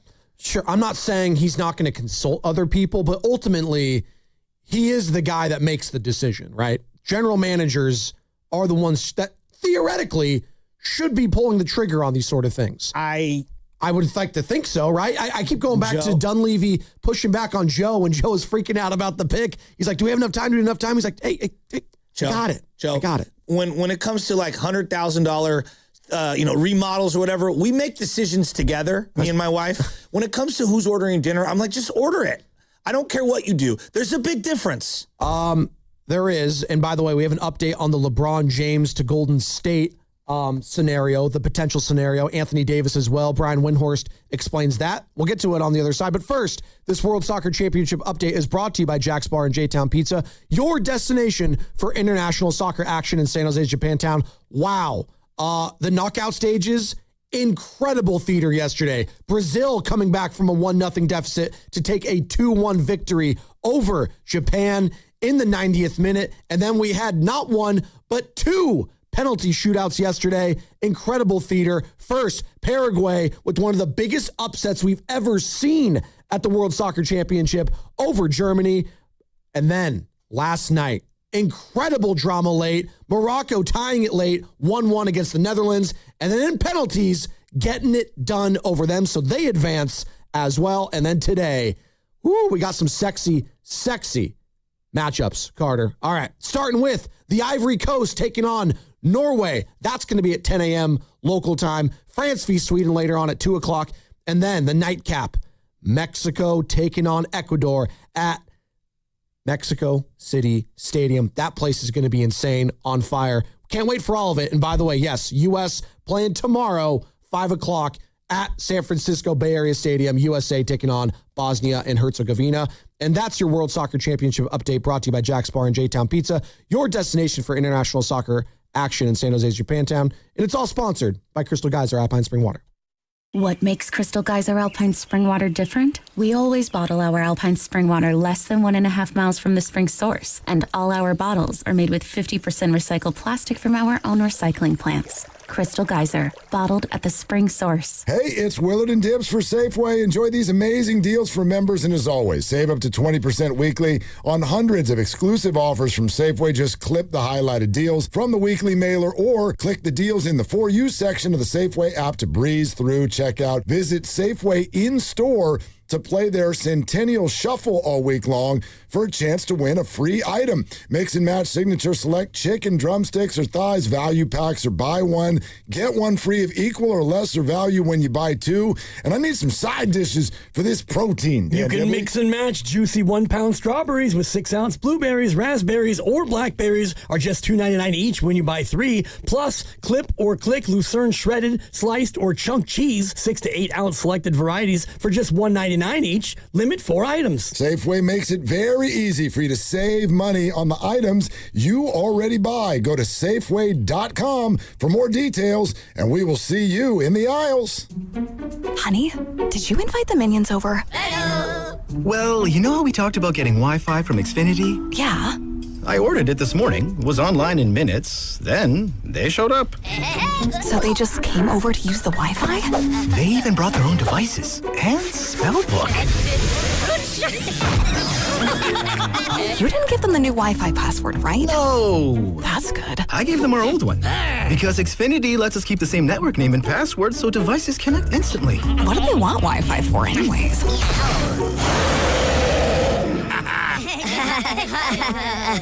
Better not to know. Plausible deniability. Get streaming or scheming instantly with same-day Wi-Fi from Xfinity. Plus, lock in one price for the most reliable fiber-powered Wi-Fi for 5 years. Guaranteed. And see Minions and Monsters only in theaters. Xfinity. Imagine that. Restrictions apply. Not available in all areas. Use of fiber coaxial cable. Learn more at xfinity.com/same-day Wi-Fi. When it comes to hiring a plumber, heating, or HVAC or contractor, think Local 38. With non-signatory companies, that low price up front is often just to get in the door. And once the work starts, so does the extra charges. But with UA Local 38 signatory contractors, you know the cost up front. No surprises. And it's not just about the price, it's about the people. Non-signatory shops often cut corners, which means inconsistent work. UA Local 38 contractors invest in their workers with strong pay, real health benefits, and retirement plans. That means experienced professionals who take pride in what they do. Local 38 workers are craft certified and complete a 5-year apprenticeship consisting of 10,000 hours of training. So when someone comes into your home or your business, you know you're getting a trained, vetted professional. For quality, accountability, and peace of mind, choose better. Choose UA Local 38. Plumbers, pipe fitters, and HVACR union signatory contractors. For more information, go to ualocal38.org or call 415-626-2000. In 2026, Bay Alarm celebrates 80 years of security. For the Bay Area, that means local service including burglar and fire alarm systems, 24/7 in-house monitoring, and custom security designed to work with business operations. Bay Alarm has real people rooted in your community looking out for your business. After 8 decades and 3 generations of family ownership, our promise is still the same. We got you. Learn more at bayalarm.com. If you're still using a sportsbook to bet on the soccer tournament, you're getting robbed. Delete that app and join the millions using Polymarket. Polymarket is a prediction market, not a sportsbook. Trade against other fans, not the house. Polymarket, your go-to prediction market for soccer's biggest stage. Available in all 50 states. Download the Polymarket app. Use promo code BLAZE to unlock $50 free for your first trade. That's promo code BLAZE. Trading not available in all jurisdictions. Check local regulations before trading. Restrictions and eligibility apply. At Uline, they know going the extra mile takes hard work. For companies pushing to go further, Uline will go the distance with you. 24/7, they answer the phone to get you the shipping and industrial supplies you need. Business can move fast. Unexpected large orders, adverse weather, new safety guidelines, and changing economic trends. Uline works hard keeping 41,000 items ready to ship, minimizing detours on your way to the extra mile. Visit uline.com. Pros, save more on what you need to get the job done right. Right now at Lowe's. Get 15% off select custom entry and interior doors. Plus, save $80 on the DeWalt 20-volt Max 2-tool combo kit. Now just $169. And at the Lowe's Pro Desk, bring us your materials list and get a quote in minutes. Handwritten, a photo, or even a sticky note is all you need. Keep your jobs moving faster and on budget at Lowe's. Valid through 7/8 while supplies last. Selection varies by location. Skechers elite athlete OG Anunoby has been making history on the basketball court. Anunoby tips it in. Unbelievable. What a shot. He's been balling out in Skechers high-performance basketball sneakers, and the world is noticed. But how does OG train off the court to keep in peak physical condition? Hands-free Skechers Slip-ins Aeroburst. They help prepare OG for the physical demands of playing at a championship level. Get your pair of Aeroburst for only $165 at a Skechers store, Skechers.com, or wherever high-performance running shoes are sold.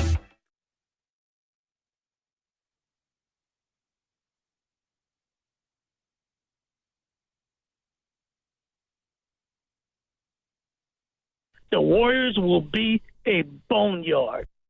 Screw that. Don't do that. Oh, yeah. Roasters, what's happening? It's Chewy Gomez from 102 Jams. I got you covered every afternoon from 3 to 7. And you know my boys Joe Spadoni and Joe Shasky. Well, they got you all morning long right here on the Morning Roast. Take it away, Spadoni. It's science. Huh? Oh, you thought I was done, Chewy? No. Hey, Shasky is fired the hell up.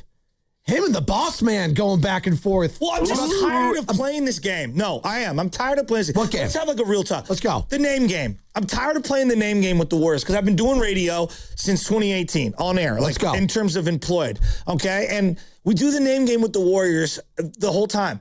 It is not birthright to play the name game and be the Lakers every year and think that you should be in the mix for every player, no matter what. And that it is your birthright to be swinging all in, no matter what, and sending all the picks in the world. You know what a real fan is? A real fan is, this kind of sucks. We're boxed in. We just have to take one on the chin the next couple of years and develop and get better. I don't understand why that is so hard for everyone to grasp. Well, like there's no easy fix. There's no easy fix. You know what happened when San Antonio was told basically, like, Kawhi's like, I'm done with you.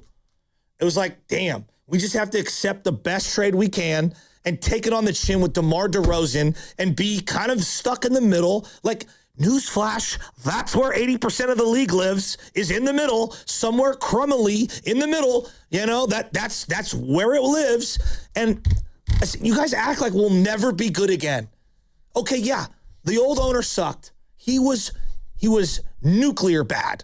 I'm talking like Chernobyl bad. Oh. All right? And that sucks. All right? Now, Lakeup has done some amazing things. Do I think he'll replicate a dynasty? Probably not. That's like one of the greatest things I've ever seen. He probably have a tough time doing it. Most franchises don't have multiple dynasties. Right? Exactly. Right? Yeah. And so, like, when I hear people like, well, what's your plan? Well, you don't want Anthony Davis? Well, what's your plan? Here's my plan. I'm taking it on the chin.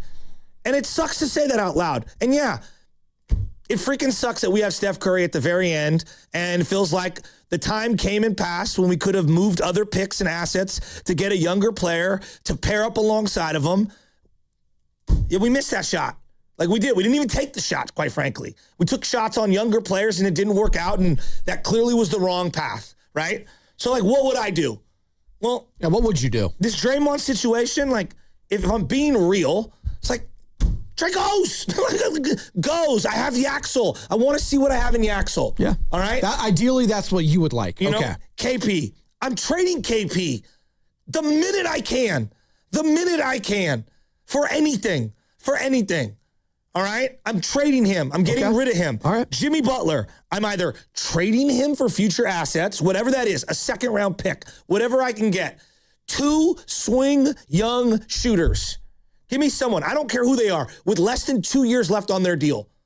Ooh. That's it. Less than 2 years left on their deal. Okay. All right? I don't know if those guys are available, but continue. Sure. Yeah. But you got to find them somewhere. Sure. You know, you got to find these guys somewhere. That's your job, right? Or I'm waiving Jimmy. Just straight up waiving him and letting him be a free agent. Well, according to some reports, Jimmy's best friend, Ernie, might be in some hot water. Look, you're asking what I would do. I'm telling you what I would do. Sure. If I was running the team. And look, could all of these moves alienate Steph Curry? Sure, yeah, absolutely. Yeah. So could bringing all the old guys back. There's no guarantee in any direction you choose. I mean, alienating Steph Curry at this stage, I just don't see that happening. I'm pretty sure Steph is he knows the end is near. You know, like, he understands that. And look, this is going to sound stupid. And people are going to be like, oh, you got to be kidding me. You're not winning anything with these guys. But, like, you know what I'm on the hunt for this year? The next Guy Santos. Like, if I'm the Warriors, I am looking for the next Guy Santos type of player. Now, is Guy Santos going to change your franchise?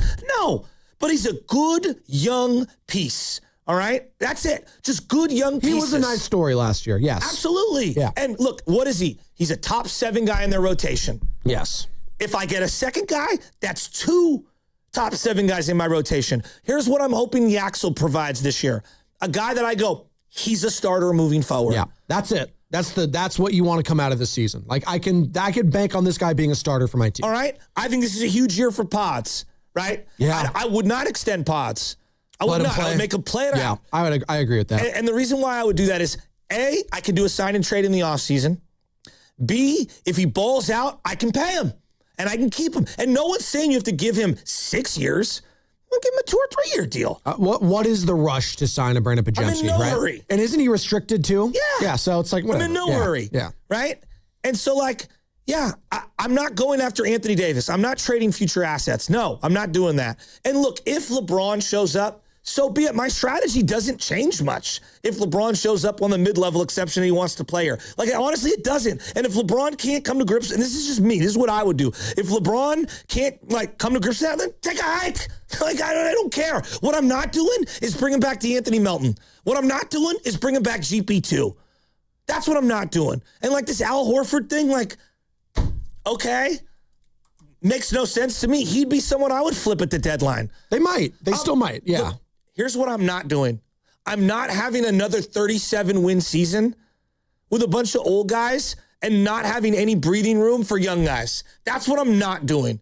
And I know you guys don't want to hear this in the Bay Area. It is over. Generational. This is Steph, generational player. That generation is winding down, and I love them, and it sucks. And all good things come to an end. It really does. It sucks that it's ending this way. I wish we could have squeezed one more out of it. But be realistic. Doubling and tripling down on this right now and what they have on the roster surrounding them is the dumbest thing that they could possibly do and will set this team back way farther and way deeper into a hole than anything that they could envision. It would be the dumbest move that they could do. And I know you guys aren't going to agree with me. I'm going to sit here alone and do not clip this. I don't even want this clipped because there's too much nuance for the internet to be able to digest this. I don't think people are you keep saying you're in a minority opinion on this. I actually don't think you're in a minority opinion. A lot of the people that called into our show yesterday, Joe, were anti trading for AD and adding LeBron. You heard that, right? A lot of the callers are diehard listeners, the guys that are calling in to Grandy and Evan after every single game on Warriors this week on the weekends. They want to go young. I actually don't think you have a minority opinion. I think the minority opinion right now is trying to do the quick fix, as we're calling it right now, is going after a guy like Anthony Davis and LeBron. No quick fix. This is how they think, though. They want to delay the inevitable of the end of this dynasty. Did the Knicks fix everything quickly? They just won the title. Did they fix everything quickly, or did they build up for the last couple of years and then we're adding adding ingredients to the recipe? Let me ask you, what were they doing? When did Jalen Brunson join that team? 4 years ago? 3-4 years ago? That. Them going after a free agent, and then they made a lot of trades, but they definitely had a culture that was built upon with Tom Thibodeau. Who won it the year before? The Celtics. Okay, and what did they do? They drafted and developed. And then they added to their recipe. Yes. They added ingredients. They got Drew Holiday. They added in Kristaps Porzingis. Who won it the year before that? Who won it the year before? Oklahoma City and then the Celtics. Sorry. We know Oklahoma City obviously built that. Sorry. Celtics, yeah. And then who's that? Nuggets? The Nuggets. And then prior to that was the Warriors. How did they build their team? Through drafting and development. And then they added ingredients like Aaron Gordon. KCP. Correct? Yes. All right? So, I know we want to do this quick fix, and add this guy and add that guy and put this guy together. Yeah. And I know that was the Miami Heatles team, and I understand that the Warriors, because of the KD thing, it blurred the line. They drafted and developed. Yeah. Added in, obviously, Kevin Durant and took it to a whole nother level. The Cavs were kind of like a pieced-together team. We're going to trade for, Kevin Love. We're going to trade, bring in, obviously, LeBron James. And Kyrie was already there. But they kind of, moved everything around. Right. That era was a completely different CBA. All the winners since the Warriors won the title have been, we have to set it and forget it, and then at some point we are going to add ingredients to the recipe. There's no quick fixes. The ring chasing era, to your point, is over. Like there's no way to like join the ring chasing kind of like pedigree anymore. The rules don't allow it. Yeah. The other teams have caught up. They're smarter. They're running more shrewd than you, and they're not paying top dollar for superstars. Like, we're over here. We've got two guys at the ends of their careers making $60 million. Two guys. Yeah. Okay? $120 million. Jalen Brunson's taking $38 million of the cap. He's unique. The New York Knicks. He's unique. No, I know. Yeah. I know. But Joe, that is the template for champions in this modern. That is the most recent example of who a champion is right now. Now, I'm not saying everyone should do that. That's not what I'm saying. Right. But what I'm saying is that's what you're chasing. Yeah. Those teams that are built that way. So you've got to be smarter and more shrewd, and you got to be more calculated. There's no quick fixes. And I know everyone's looking for that quick fix. It isn't there. 925. Hopefully I could see a Warriors rebuild in my lifetime. I'm 38 years old. 925. Shasky, spitting straight facts this morning.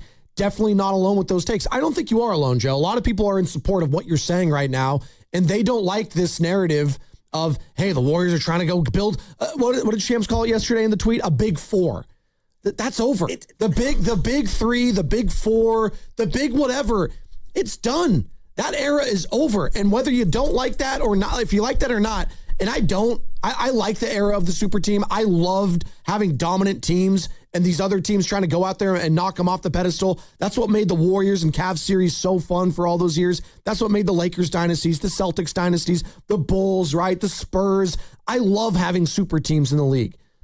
It's just not a reality anymore. It's just not a reality. You have to draft and develop now, and you're going to have parity. We've had parity now for, 8 straight years? Whatever it's been. Like, that's what's going to be. That's the new norm. But can we also defend the fans? I don't know if I like it, though. I don't know if I like it. I want to defend the fans, too. Okay? I really do. Okay? I understand the 15-win season. It was rough. The prices were astronomical at Chase Center. It was the brand new season. They didn't have any of their players. No one was going, whatever. What have we learned with the Valkyries? What have we learned? Give us some effort and something new and something fun, and we'll embrace it. Sure. What have we learned with the Giants this year? What have we learned? I don't care what the product looks like. We're showing up to have a good time. Yeah. What did we learn during the Roracle days? That we're going to show up no matter what? Is that what you're getting at? Bay Area will wrap their arms around a losing product. This region short on terms of their loyalty. Like, yeah, will we get angry and tune you out in terms of calling it a sports talk radio? Possibly. But when it comes to like showing up and supporting the team, Warriors fans were always supporting this team. No, was it to the same fervor as a champion? No, nothing is. You get all the bandwagons, and the Giants the same thing. You get all the bandwagons going, and people are going to go absolutely buck Louie. But to say that like Chase Center is going to be empty and they're not going to make any money, and I just don't buy that.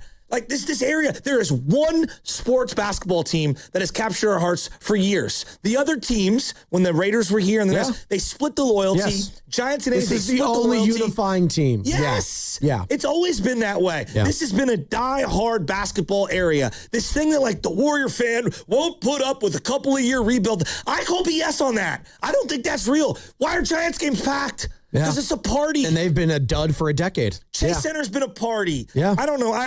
I think there's so many misnomers about the fan base and how they're going to like tune out and after Steph it's going to be a graveyard. Like I disagree. No, it's not going to be a graveyard. Is it ever going to be to that level again? Probably not. But that's because it was so great. It was one of the greatest runs we've ever seen. Or the Bulls, and they're still searching. It'll never get to the 90s Bulls level in Chicago again. It just won't. It'll never get. The Yankees aren't even at the Yankee fervor. No, and they're still really good. Yeah, exactly. And they still make tons of money. It'll never be like that again. Do the Yankees make a lot of money? Yes. But like what they were at that time was, astronomical. The Cowboys will never get that luster that they had in the 90s back again. That just won't happen. Yeah. One of the greatest dynasties ever. Like, things change and shift. It doesn't mean you have to fear it, but that's what we do, Joe. We fear the unknown as fan bases. And I think there's a lot of fear with the young fan base that, let's be honest, it's loud. A lot of them are scared because they haven't had to go through. The online fan doesn't represent the real fans. No, but a lot of them are young and they haven't had to deal with a rebuild for the Golden State Warriors. Tough cookies. I'm just telling you. This is modern sports. They're the ones that are most upset about it. Great. They're also the ones spending the least amount on the team. Well, if you're that young. You're not. You know who's spending the most on the team? The older people. Well, that's who can afford season tickets. Warriors fans, how are we feeling about the potential direction of this team right now? Are they just looking for a quick fix, or are they just trying to delay the inevitable? 888-957-9570. I teased the sound, Joe. I want to get into it. And by the way, within these next 30 minutes, be locked in for the sounder we played earlier. Don't have to play it, Carter, but be locked in for your chance to win a pair of tickets to the California Classic Summer League this weekend at Chase Center, featuring the Lakers, Warriors, Heat, and Spurs. And again, if you don't win it this hour, be locked in for the other two shows because they'll have other opportunities as well. And you got to be the fifth caller when you hear it to the contest line. And this hour is brought to you by Fremont Bank, here for you, here for good. Brian Windhorst this morning, real quick. It sounds like Anthony Davis might be off the table for the Warriors, but they are trying to get LeBron to the Dubs today. I'm taking the Anthony Davis thing off the front burner. I do not have data that says that that's likely to happen. Now, I could change. My information could change. I do not see traction from the Wizards to want to do that. The Warriors told Jimmy Butler they're not trading him. I think the focus right now is, can they get LeBron James away from the Los Angeles Lakers today? Today? What was that little thing he spliced there at the end? But that's what, no, he did say that. They're trying to get this done today, Joe. LeBron to the Warriors today. So if it doesn't happen today, then do we just like move on?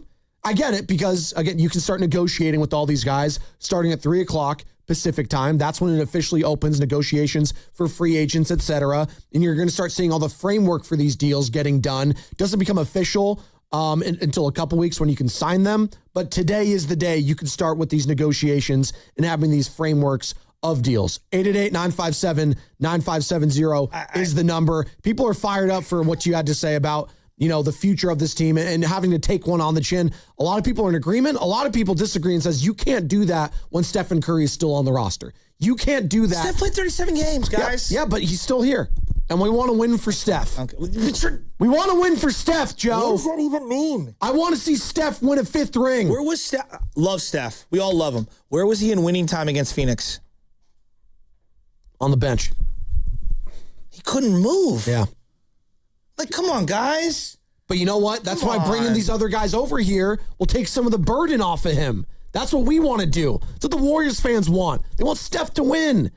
And I don't fault them for feeling that way. I don't fault a fan like Matt who was going at you. Steph said himself. Are you listening to Steph, or are you making things up? I'm not making anything up. Said himself. I'm telling you, the fan base. No. The fan base wants Anthony Davis and LeBron James. Steph himself in his final exit presser said we need to reset our expectations. Maybe winning it all is not a realistic goal anymore. He said that, not me. I don't care what he says. I'm a fan, and I want him to win.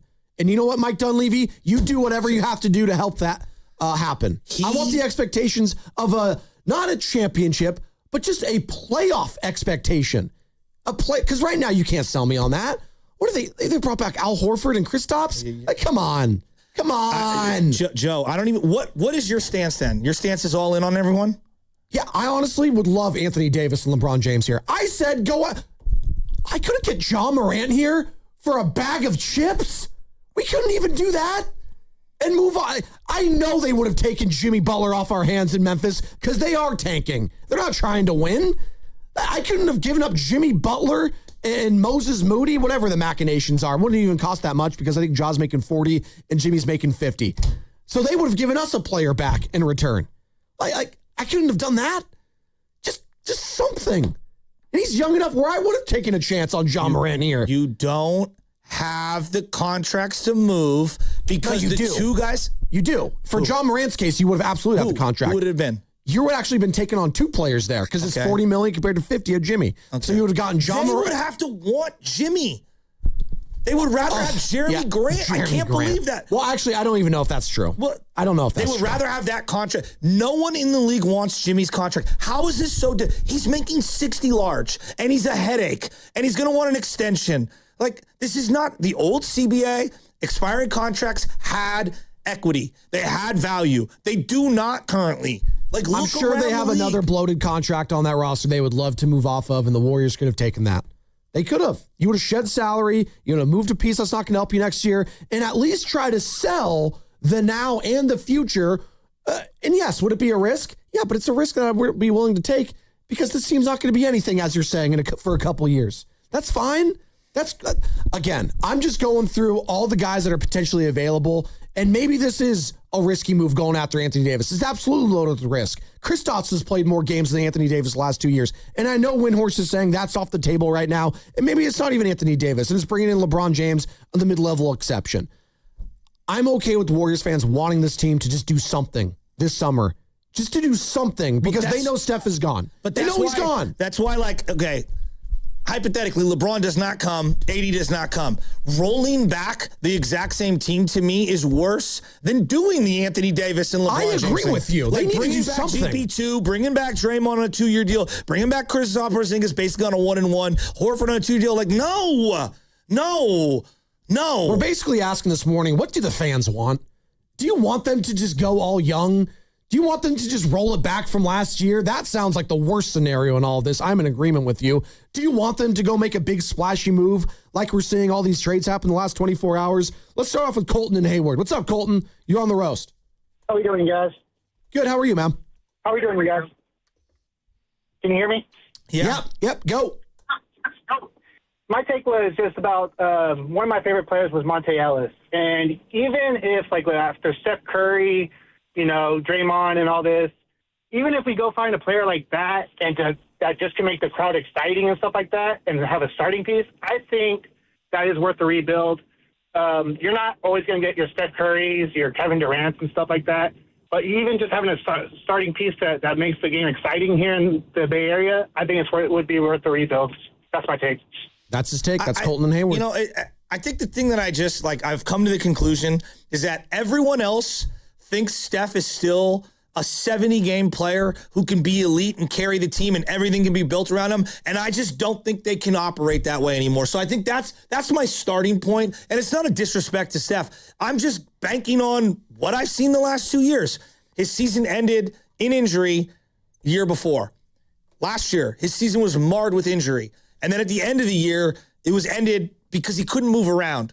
So I'm not banking on him to be healthier and better this year. I'm just not. And if it happens and I'm wrong, it'll blow up in my face and y'all will be right. That's fine. I'm going on history. I'm going on human profiles over an 80-year period and playing in the NBA. Most guys don't get all of a sudden magically healthier as they get older.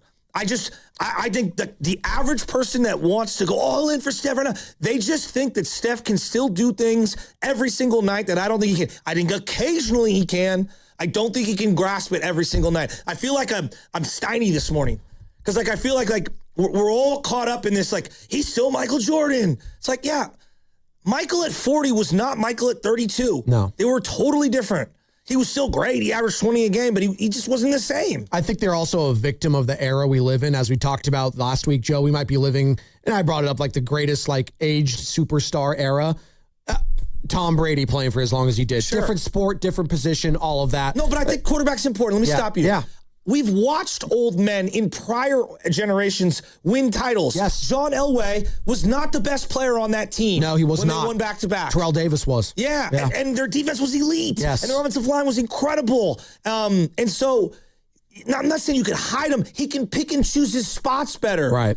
I think the way that the basketball is, it's hard to really be the best player on the team and pick and choose your spots and have a lesser team around you and still be able to carry the load. Right. There's a reason why Lionel Messi was able to win the World Cup last time, and maybe they're the favorites again this year to win the World Cup, even at 39. It's because he has players around him that are also extremely elite. Kershaw. Yes. Clemens. Go to any older guy like Randy Johnson.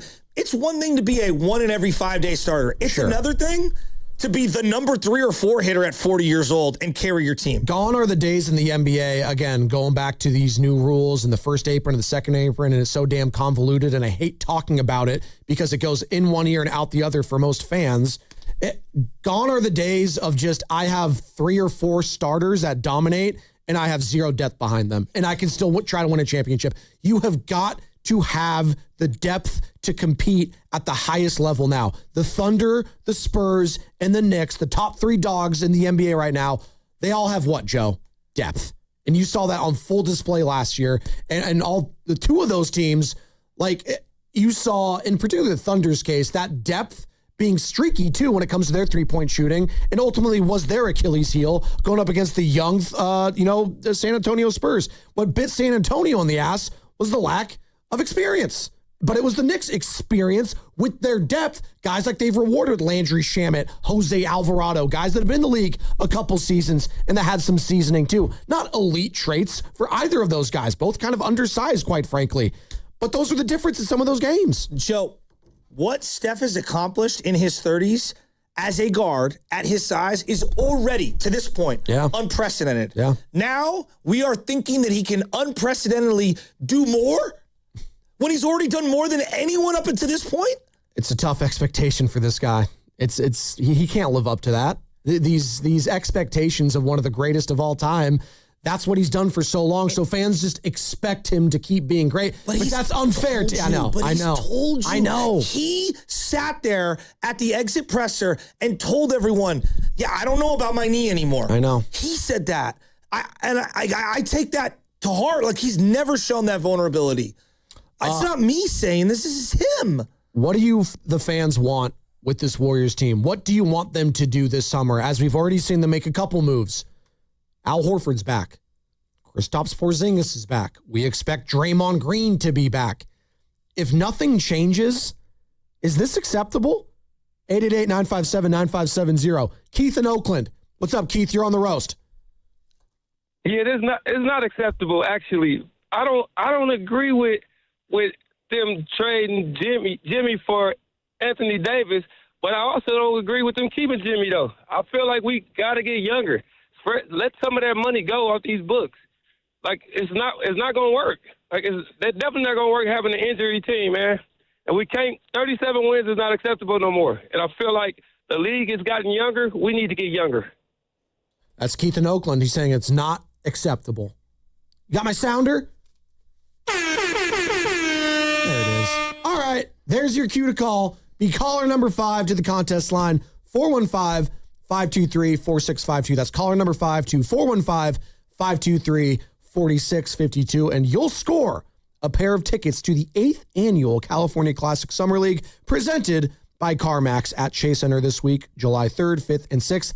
Good luck, and be sure to keep it locked to 95.7 The Game all day for another chance to win the tickets. All right. I'm going to go to that, by the way. That's a little Benny tradition, me and myself. I like to go there. I'll bring Nora. I'll bring Nicole. It's a good time. It's great to take the kids to no, it is, Carter. You'll learn this. It's great. And Shasky knows this. The exhibition games for the little ones, when it's a little emptier around the arenas, way better. It's way better. So, there's no expectations. Like, who cares who's playing? They get to see a bunch of 6'8", 6'9", 6'10 guys running around shooting the ball. It's a lot of fun. Oscar in Stockton wants to join the conversation. What's up, Oscar? You're on the roast. What's going on, fellas? How everybody doing today? Oh, we're just trying to survive, baby. People are freaking out around here, Oscar. Yeah. My whole thing is that I don't think the Warriors should go after Anthony Davis, man. First of all, when we bringing back all these old cats, like I said, we signed Porzingis. And it's weird that we signed Porzingis and Atlanta let Kuminga walk.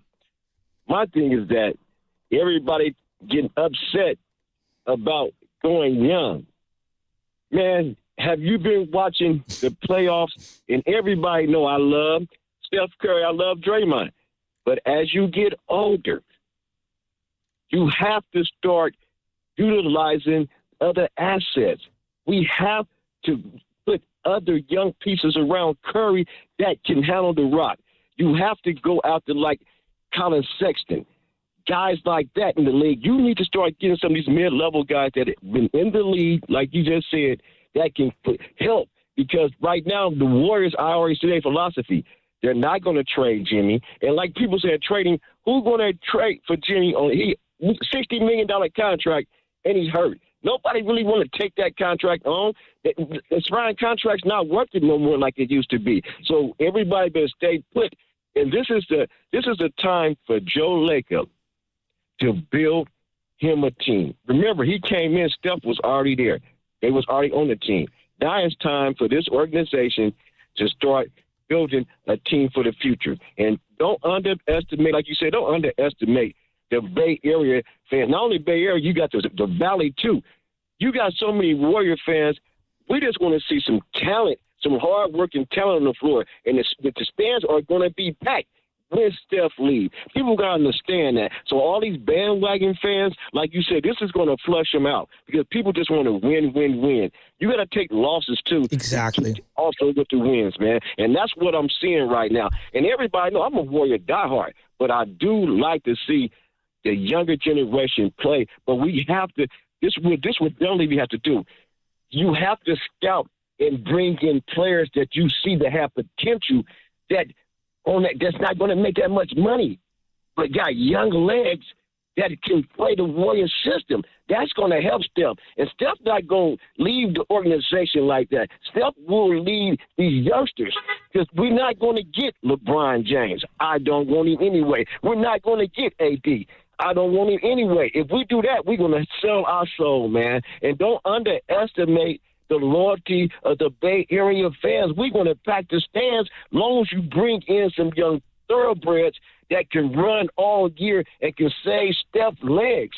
That's what my thing is that I'm just waiting. I'm listening to everybody on TV talk. I just, but I have my own insider. And my thing is that the Warriors fan base, just be patient. We're going to field the team. We might not win the championship, but guess what? On paper, everybody is a champion. You got to get out there and play. Things happen. Steph is not the same no more, but guess what? You get some backup that can score and handle the rock, like Anthony Hardaway, players like that. We can take a little Thanks, Oscar. I keep coming back to there's just, in the old NBA, you put everybody together and, you figure it out and you just add water, I mean, before that era of the Heatles, sure, it was you build a team, you get into the playoffs eventually, you get your heart broken once, twice, maybe 3 times, and then eventually you get over the hump. Eventually, yes. Or you don't, and you have to break it up. Yeah. But you built and you built and you built and you built. And I feel like we've gone back to that in the last, couple of years. The Knicks are a good example of that, sure. That doesn't mean that you can't add, a piece here, a piece there, but the core of your team is going to be built through drafting and developing. And you're going to have to just take it on the chin. And you're going to have to find a way to just grind through a couple of ugly looking years and be good again. That's the only other avenue that they have. There's no easy fix. Sure. I know people don't want to hear that because we have Steph Curry. You got to be able to, dude. Kobe's last playoff game, he was 34 years old. Yeah. It's Kobe. That's the Lakers. Well, the last playoff series of his career, he wasn't even available for because he had torn his Achilles trying to push that team against the Warriors to the playoffs. He had to come back and shoot those free throws. You know that very well. I also just don't fault Warriors fans for feeling that way. I want to make this clear. For what? For wanting to go after Anthony Davis and LeBron because they want to see him play with Steph. I could understand that just as a fan of basketball. Conceptually, I would love to see that too. That sounds like a lot of fun. I just think we understand this team health-wise, Joe. It just has combustible written all over it. And it has a sense of delaying the inevitable, and you just would rather see them do this now so that sooner rather than later, this team could actually contend again. You're willing to say, all right, guys, let's start turning the page now. You're getting to the point where it's I want to see all these young guys now. Let's start building these calluses up this year, next year, the year after that, so that we can start getting back into something post Steph Curry, because we all understand Steph's gone probably in 2 or 3 years, right? So let's have a team that's built post Steph that we could actually kind of be excited about. The Yaxel, let's go and send next to him, someone next to him, and then we can start building something. Steve Kerr said to you, we can't even determine who's available for games because we don't have enough bodies to practice. Exactly. Yax, the rookie, said that. He says, dude, I know Steve doesn't, traditionally play rookies a lot. Well, I'm looking at the state of this roster. He's going to have to. So a team of Dre, KP, Jimmy, Steph, Horford, whoever else you want to throw in there, 5 of those guys won't even be available for practice, let alone on a back-to-back. Right. How are you building a team that can win anything of significance? I want you to think about how many practices do you think San Antonio's had this year? Oh, a bunch. How about the Knicks? Yeah, a lot. How many of their they're guys? An older team too, so I don't know. Yeah, but how many of their guys were limited? And no matter what, they weren't playing in back-to-backs. Not the, hey, we're going to rest you on the, the second night of a back-to-back because just strategically we're on the road for 14 days or whatever. Because one of the wins against the Knicks this year, I believe, happened with either Brunson or Cat didn't play in that game. Well, remember, Brunson. Wemby did miss like a solid chunk of the season, but they have the depth to back that up. Same with the Knicks. Hey, if Cat has to miss some time or Brunson has to miss some time, they have the depth to overcome that. The Warriors clearly did not. We got the mixing and matching of that starting lineup, Joe. How many different starting lineups did they have last year? 20-something? It was ridiculous. And we knew the team wasn't very good. But the problem was they were so much better than the team right behind them in the standings that they were going to be the 10th seed no matter what with weeks to go. And here's the part that no one ever wants to play out, right? Let's say you do this deal. You give up 2 picks for Anthony Davis, future picks for Anthony Davis, and let's say it's a couple of swaps, right? 2 swaps. I don't think it would take that much, but yes. Well, what's the first thing Anthony Davis is going to want? Probably an extension. Oh, so he'll be making. So I've swapped Jimmy's 60 that's expiring for 4 more years past this one of Anthony Davis at 60. Potentially. When we've looked around the league and Jaylen Brown in his prime as an MVP candidate isn't getting appropriate value, but injured, old Anthony Davis will somehow still have value. Yeah, that's horrible. And I'll have less picks. And because I will be first apron hard capped, I won't be able to make subsequent moves outside of that, nor will I have the mid-level exception to help build the team around him, getting a good bargain player for a great price point in the NBA. You have restricted your ability to not only get better, but to also blow that team up. No one, if you give Anthony Davis a 4-year deal and you move picks, and 2 years from now, everything's over, and we're sitting here with the carcass of that contract, you are stuck with one of the worst values in the sport. Yeah, but what if that extends Stephen Curry's career in Golden State? What if Steph now says, I actually want to finish my career here with Anthony Davis and see that whole contract because he's hurt? No, because Steph is staying for 4 years now. What if that locks Steph in? What version of he's going to be in 4 years? I don't know. Warriors fans don't care. They want to keep Steph in a Golden State Warriors uniform as long as possible. How does Anthony Davis extend Steph's career if he's not playing? But that's my point. Exactly. You guys are projecting in this. I'm projecting too. You guys are assuming that Anthony Davis isn't going to be healthy in a Golden State Warriors uniform. It doesn't alarm you that Jaylen Brown, coming off of this season at his age and being a champion, is getting such little value around the league? That doesn't petrify you on an extension for Anthony Davis? I think he's being shopped around, and Windhorst said this, and I agree. The Celtics don't believe that the Tatum and Brown tandem can compete with the New York Knicks in the East anymore. They don't believe that. I think that's kind of laughable, and that's a quick overreaction to blowing a 3-1 lead against the Philadelphia Sixers. I value the hell out of Jaylen Brown, but people are so scared to part with their picks because of this stupid CBA, because of this stupid new rules and first apron and second apron, and aprons only belong in the kitchen as far as I'm concerned. This is all stupid. But this is the Adam Silver League that is the new reality. So congratulations, Adam. So then why would I sign myself up for 4 extra years of Anthony Davis if that's the reality of the CBA? You could be left holding the bomb. That's what could happen. And now you're really royally screwed. Oh, well, let's have Kristaps for 2 years, half those years where he's barely going to play. I don't love Kristaps for $20 million. I think it's a slight overpay. He's not going to play. I know. I still don't understand why they did that contract the way they did and gave him a player option on top of it. Why not just do the 1-year deal? Injury report, I wonder who's on it.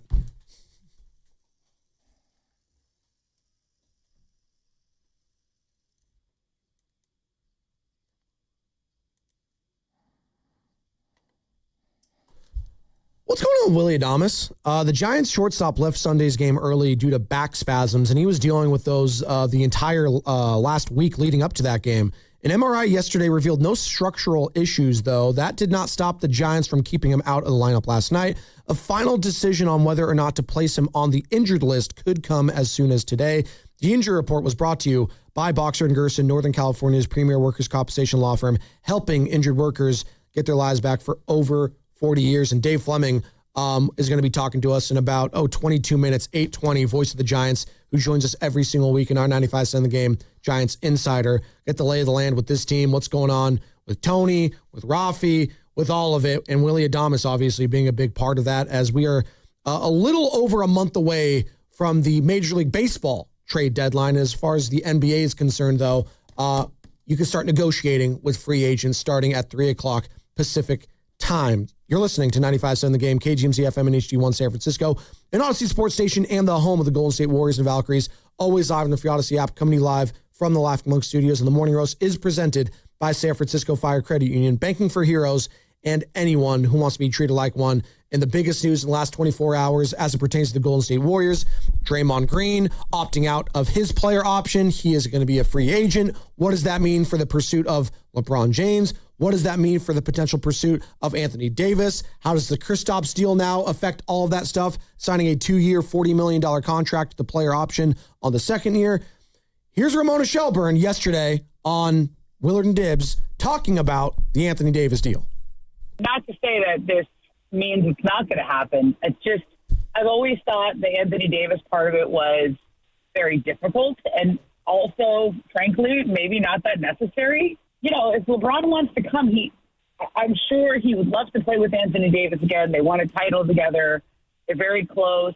You know, he would certainly fit, and they won a gold medal together too. Let's remember that. All right, and that's now two people we've heard from ESPN, Wendy and Ramona Shelburne, saying, yeah, the Anthony Davis thing, I think push that to the side right now. It's all in on LeBron. And Wendy's latest this morning was saying, hey, they're trying to get this done today as it pertains to the Warriors luring over LeBron James. All right. How does the signing of the Kristaps Porzingis contract affect the overall salary structure and trying to go after those guys? Bobby Marks, ESPN. Extremely challenging. I never rule anything out in this world, but I mean, you just look at the math of it.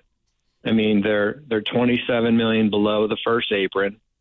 They're going to bring back Draymond, right? You don't leave 27 on the table to explore free agency. So even if he came back at $20 million, so now you're $7 million, and anything you use more of, anything more than 6.1 of that tax mid level, you get hard capped. So when you look at it from that perspective, unless LeBron wants to come on the minimum, no, you don't have $15 million to offer. I mean, you could, for the fan out there, is probably saying, wait a minute, the guy's made $600 million. What's the difference between, so, I mean, I guess you can make that argument and stuff like that, but I don't see it unless there's some trades that are going to happen or if he's going to come at that number. You just saw that first or heard that first response from him. Just, that's honestly how I feel about this entire salary structure and how the league has dealt with all this. It did not used to be this complicated talking about these things. I don't remember ever having to hear the amount of times I've heard the term bird rights the last decade.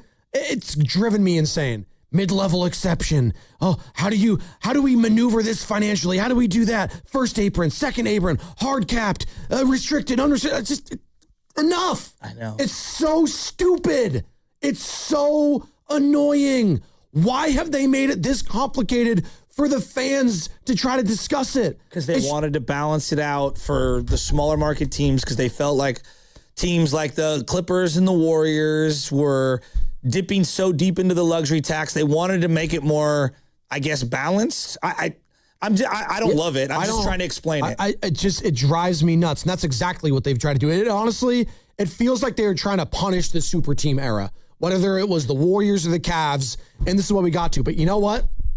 Some of the highest ratings prior to this, NBA finals, where were they from in the NBAs or the NBA? It was Warriors, Cavs. It was Steph and LeBron. It was super team versus super team. It was Durant. It was Clay. It was Kyrie. It was Kevin Love. The Knicks, they rated very well. Very well. It's the Knicks. I expected that to happen. Market, yes. And I think there's this Wemby. Yeah. It's bizarre. I love watching Wemby, but a lot of people hate him. Well, I think they didn't like the antics and some of the stuff he did, but he's a young player and hopefully he can learn from that.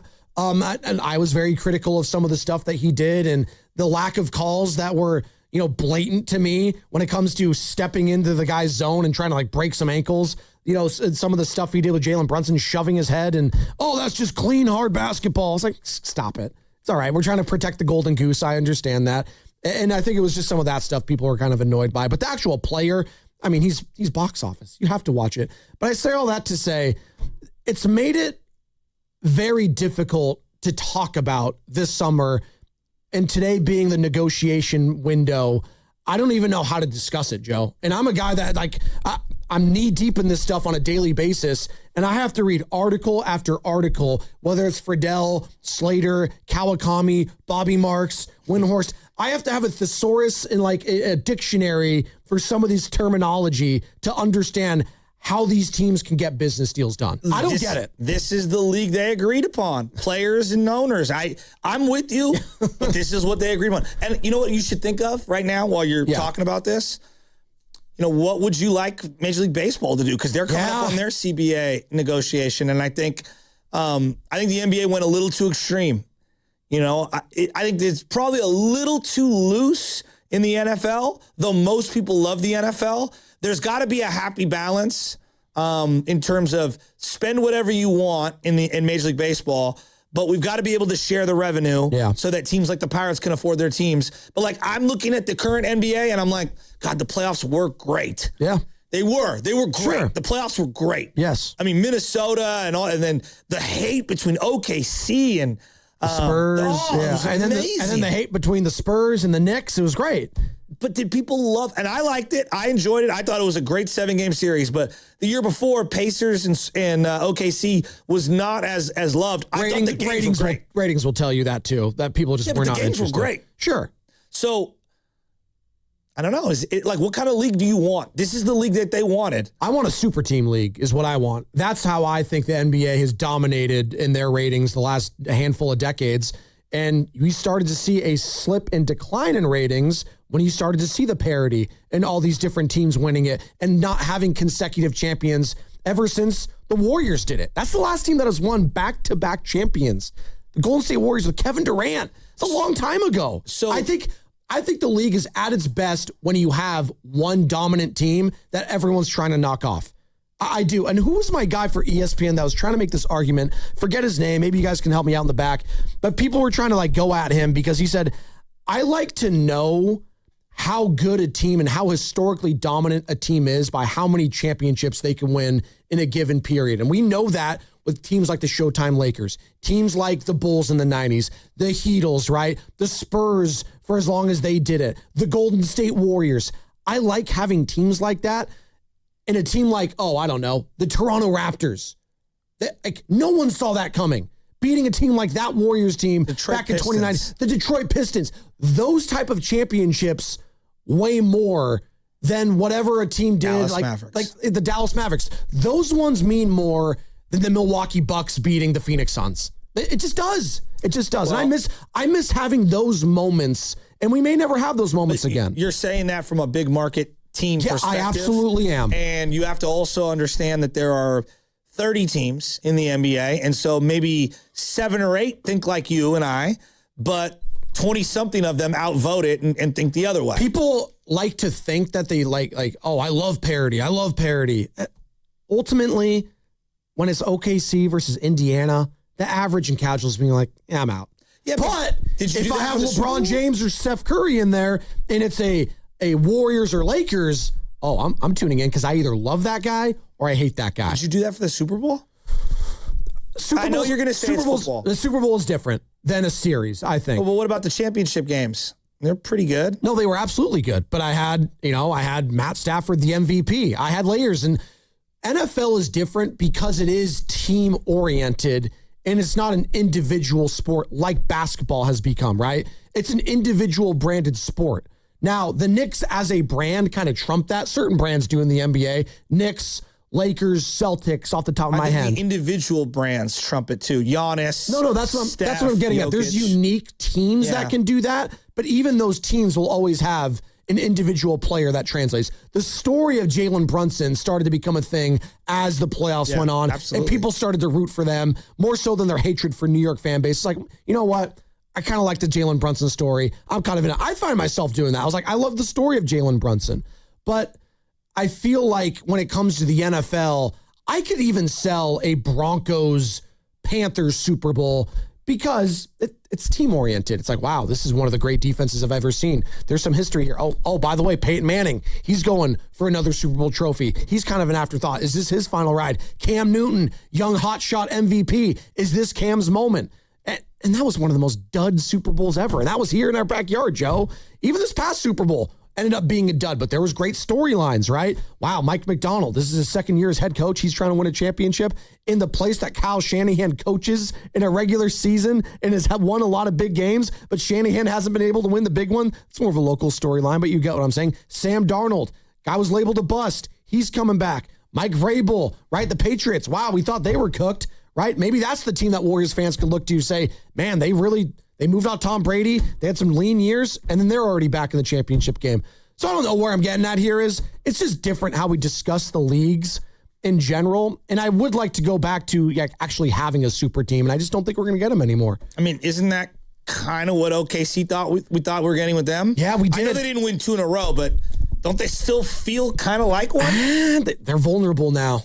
They feel vulnerable. I don't know, man. Chet has taken on the role of Chris Bosh. Or he fell back. He's the weaker one, even though there's injury. Bosh was so good for so long. Well, Bosh is a Hall of Famer. He's so damn good.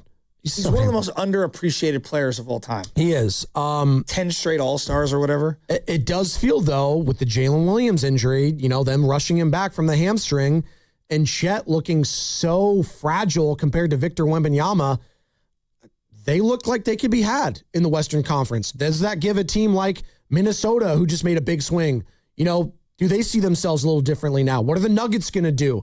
Jokic, is he signing long-term? Sounds like that's not happening, although he says he wants to stay a Nugget for life. I don't know about that. I'd be concerned if I'm Denver. What's going on with the Rockets? Are they going to do anything? I mean, they were the darlings last year. Remember how we talked about the Rockets heading into last season, Joe? Oh, they got their finisher, KD. Well, let's look out for the Houston Rockets. And what happened?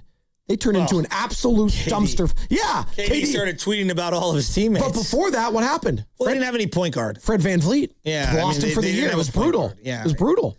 And there's just something up with the play style of Şengün with KD. It just doesn't work. None of those guys liked each other. No. None of them. There was an incredible block that Şengün had, remember? Yes. He was bleeding and no one helped him up.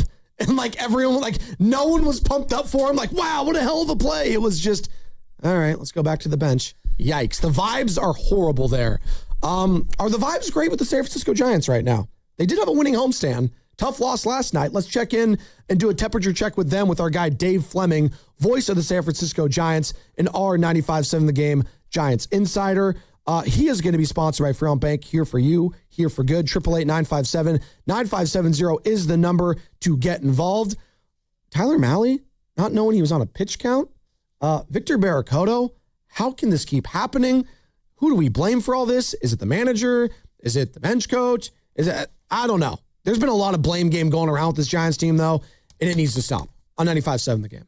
Hey, it's Willard and Dibbs for Safeway. Enjoy these amazing deals for members, and as always, save up to 20% weekly on hundreds of exclusive offers from Safeway. Just clip the highlighted deals from the weekly mailer or click the deals in the For You section of the Safeway app to breeze through checkout. Visit Safeway in-store to play their Centennial Shuffle all week long for a chance to win a free item. Mix and match signature select chicken, drumsticks, or thighs value packs, or buy one, get one free of equal or lesser value when you buy two.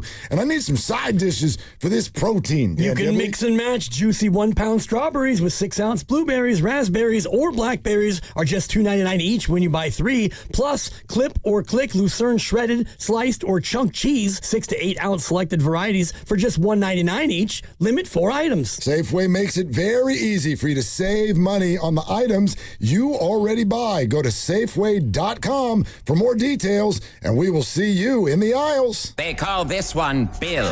Whoa, aliens? Am I in a spaceship? Affirmative, Bill. What's with the laser saw? Relax. We are cutting our bill in half. What? An Xfinity mobile transmission says you can cut your bill in half. Oh, your mobile bill, not me, Bill. Xfinity Mobile also says we can try it free for a year. Free. Yes, with no commitment. Can we put the saw away? I am reluctant. But we will find another being to bisect. That's not sci-fi. It's Xfinity Mobile. Xfinity Internet members cut your mobile bill in half. Plus, try Xfinity Mobile free for a year. No commitment. Learn more at xfinitymobile.com. Xfinity. Imagine that. Restrictions apply. Xfinity Internet required. Savings compares one line of Xfinity Mobile Select to comparable plans from T-Mobile, Verizon, and AT&T as of 3/24/26. Taxes, fees, extra. $30 monthly discount limited to new mobile customers only. After 12 months, regular rates apply. This is Larry Flick, owner of the Floor Store. July 4th is one holiday that lights up our country, and our 4th of July sale is here to light up your home. So from now to July 6th, everything in our stores will be 25% off. That's carpet, hardwood, laminate, waterproof flooring, and much more. If we sell it, it's 25% off. Add 2 years free financing, and you won't need fireworks. Visit floorstores.com to find the nearest of our 11 Bay Area showrooms. From Santa Rosa to San Jose, the Floor Store, your Bay Area flooring authority. As the official bank of FIFA World Cup 2026, Bank of America knows how much hard work it takes to achieve a dream. So when it comes to owning a home, we're here to help. Get guidance and resources to buy a home you love, including up to $17,500 in select markets when combining down payment and closing cost grants. Visit BofA.com/home team. What would you like the power to do? Bank of America N.A. Equal Housing Lender. Credit and collateral is subject to approval. Restrictions apply. This is not a commitment to lend. Toyota's 4th of July sales event is on. This is the season for more. Check out Toyota's 21 hybrid and electrified models. Score deals on the 50 MPG Corolla Hybrid and 51 MPG Camry. Get 0% APR on all Toyota EVs like the new CHR. Or get 0% APR plus $1,500 finance cash on BZ. Don't miss Toyota's 4th of July sales event. Toyota, let's go places. Offers available through TFS to buyers with premium rated credit and cannot be combined with other offers in 6/30/26. As temperatures rise in May, mosquito activity increases, often faster than we think. They tend to build around shaded areas and standing water, making it harder to enjoy your outdoor space. At ATCO, we focus on reducing mosquito activity so you can get back to using your yard comfortably. You can visit atcopest.com to learn more or request service. And if you mention this station, we'll take 10% off your initial mosquito service. Future you wants to have fun on the 4th. So get set in one stop at Target's 4th of July sale. Get 40% off women's dresses, skirts, and shorts. And for the kiddos, shorts are 20% off. What's a celebration without something tasty? Frozen treats are BOGO 25% off. Plus, you save 30% on soda 12 packs when you buy 3. Have fun all weekend long. Shop Target's 4th of July sale. And Saturday, restrictions apply. While the world watches the stars at the FIFA World Cup this summer, Hyundai has its eyes on the next generation of talent. The future stars who are already turning heads at age 14. Because next doesn't wait for an invitation. And neither do we. Hyundai has always moved the future within reach. We did it when we made advanced safety standard on every vehicle and engineered EVs with ultra-fast charging capability. Because the future isn't some far-off concept. It's already here. Next starts now. Hyundai, an official partner of FIFA. Finding great candidates to hire can be like, well, trying to find a needle in a haystack, but not with ZipRecruiter. Its powerful technology actively finds and invites qualified candidates to apply to your job. So while other companies might deliver a lot of hay, ZipRecruiter finds you the needle in the haystack. See why 4 out of 5 employers who post a job on ZipRecruiter get a quality candidate within the first day. Try ZipRecruiter for free at ZipRecruiter.com/team. That's ZipRecruiter.com/team. ZipRecruiter. My name is Whitney Allen, and I'm a widow. My husband, Ryan, died. We never thought we'd ever have to use life insurance, but the unexpected happened. With Ethos, signing up was fast and 100% online. You can get a quote in seconds, apply in minutes, and get same-day coverage. No medical exams, and you can get up to $3 million worth of coverage. I am grateful we were prepared. Get your free quote at ethos.com/radio. That's ethos.com/radio. Paid spokesperson. Time spent on application may vary. Online health questions required.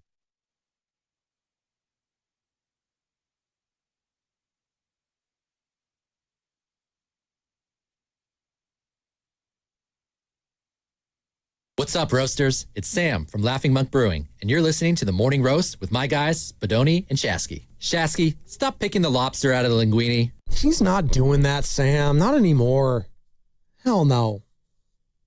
Hey, he's going to be at Laughing Monk tomorrow. He better be. Watch parties are about to be insane here in the Bay Area and across our great nation. USA versus Bosnia-Herzegovina at San Francisco Bay Area Stadium, excuse me. Ooh. I can't wait. 5 o'clock. It's going to be on fire. Hell, tonight, Mexico City, Mexico versus Ecuador.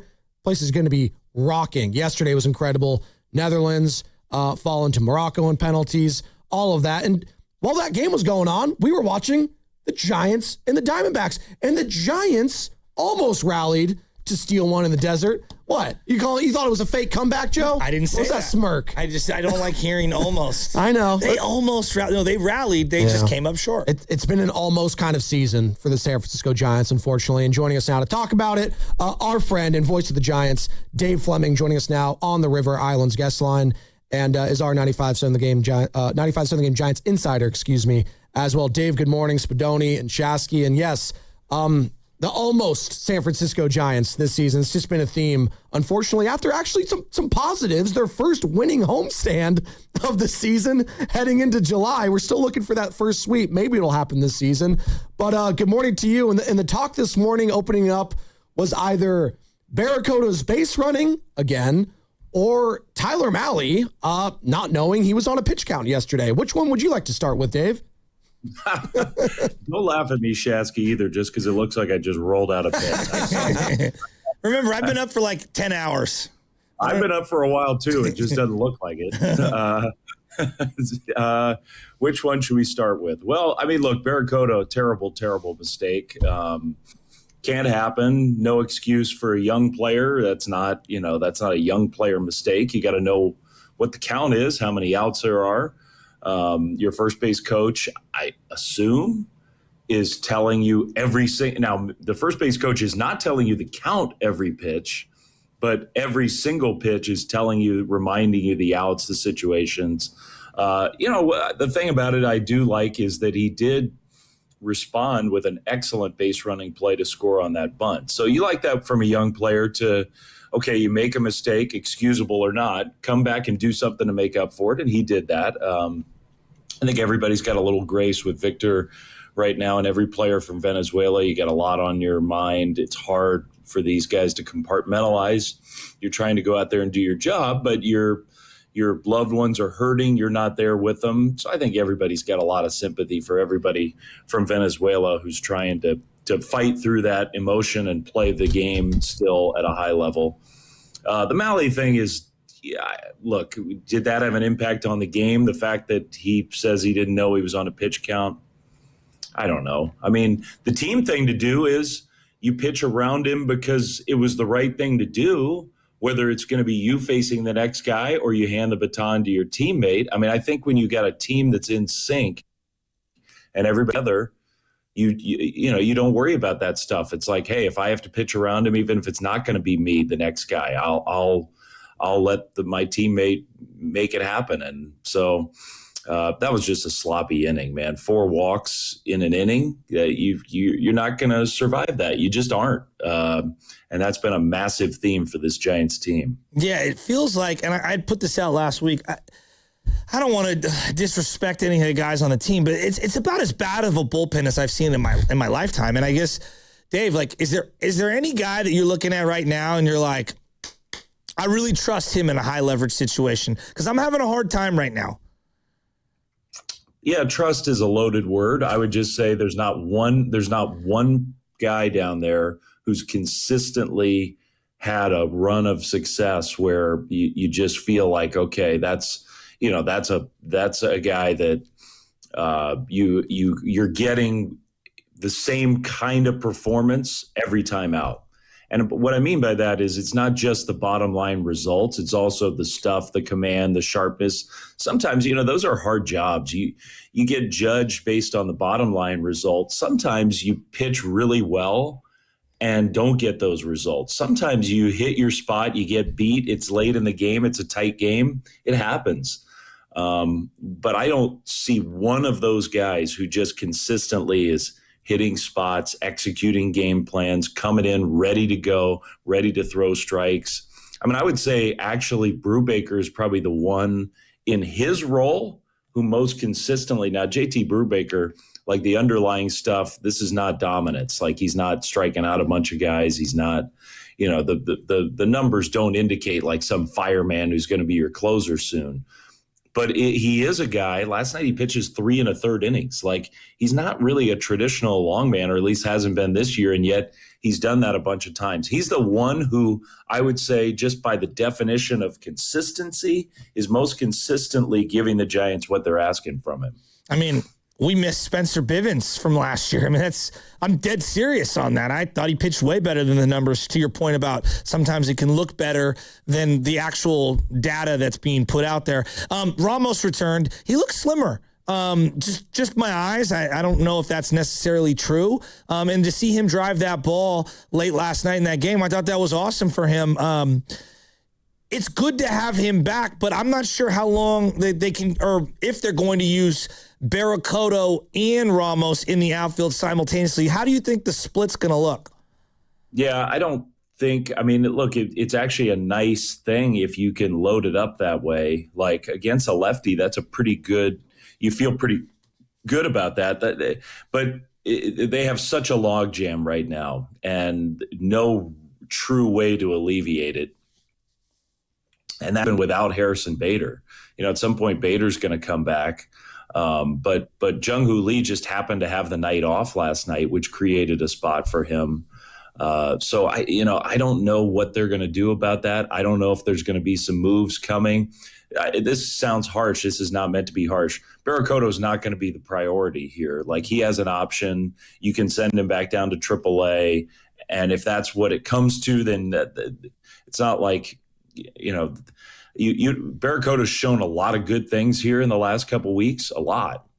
And I've been impressed by some of the performances he's had, but that is not the number one concern. The number one concern is, hey, Schmidt and Lee, and how are you fitting these guys? And is there a center field option? And can you get away with Lee defensively in center field now that Ramos is back? The puzzle pieces are becoming a little harder to fit together, which, isn't the worst problem when you have a lot of guys you think belong in a big league lineup. It's not the worst thing, but there is a point at which you're asking the question of, like, how much defense are we willing to sacrifice? How much are we willing to move guys around just to get the right hitters in the lineup in the right order? Those are hard questions. Talking with Dave Fleming here on the River Islands guest line. Voice of the San Francisco Giants for NBC Sports Bay Area, joins us each and every week here on The Roast. And Dave, talking about impressive, Logan Webb. I mean, what this guy has looked like since coming back from the IL has just been sensational stuff. We were talking yesterday. I was like, this guy's been the best pitcher in baseball, maybe outside of that guy in Milwaukee this last month. I mean, can you just speak to how good he has looked and just getting past that injury? It's looked like it's changed everything for him. Really cool comparison, too. Like, Mizorowski and Webb, like, you can hardly go about it differently, right? And they're getting similar results. It's a fun part about this sport. I mean, that's every sport. You got guys who have different styles, different body types, but I think it's particularly true in baseball. And you're right about Webb. He's been unbelievable. This is about as good as I've ever seen him for a stretch like this. And clearly, without a doubt, and I don't know how much Logan's going to talk about this or wants to talk about it or wants to, but clearly he was not physically right early in the year. And I think it's pretty clear that some of that stems from the World Baseball Classic, to me at least. He didn't come out of that right away. His first start of the year wasn't normal Webb. And I think it was apparent to all of us that something was going on where he didn't feel 100%. And, I appreciate the fact that he wanted to fight through it. I wonder if he's second guessing himself a little bit about that first month, 5 weeks of the season, 6 weeks of the season, whether it would have been smarter just to get healthy then and not go through what he went through early in the year. But it's great to have the normal Logan Webb back, and in a lot of ways, the best version we've ever seen of him. All right, Dave, I'm going to give you a cross-sport one. You're a Bay Area guy. You live here in the city. You're raising your family here. And so been here, 20 years, 25 years? How long have you been in the city? Yeah. Yeah, I've lived in the city since 2003. So I'm assuming your son's a Warrior fan, right? Oh, sure, yeah. Okay. So there's a lot of consternation. Hey, get LeBron, get Anthony Davis. And I know the sports aren't exactly the same, right? Because there's a very restrictive CBA. But if there was some sort of a lesson that you learned during the end of the Giants dynasty, and they were closer to a championship than this Warrior team is currently, but they made moves for like a McCutchen. They made moves for Longoria, and they kept like kind of holding on to that core for so long. Do you think looking back on it, they should have done something different? And I ask that just kind of like, as you're viewing the Warriors situation, does like the Giants side, you say, don't do this, or nah, you know what? Double down on the now because you'll never be able to replicate it. I think I'm in the later camp. I do. I don't think the Giants should have regrets about chasing another championship run with that core of players. And look, like in a lot of ways, that produced 2021.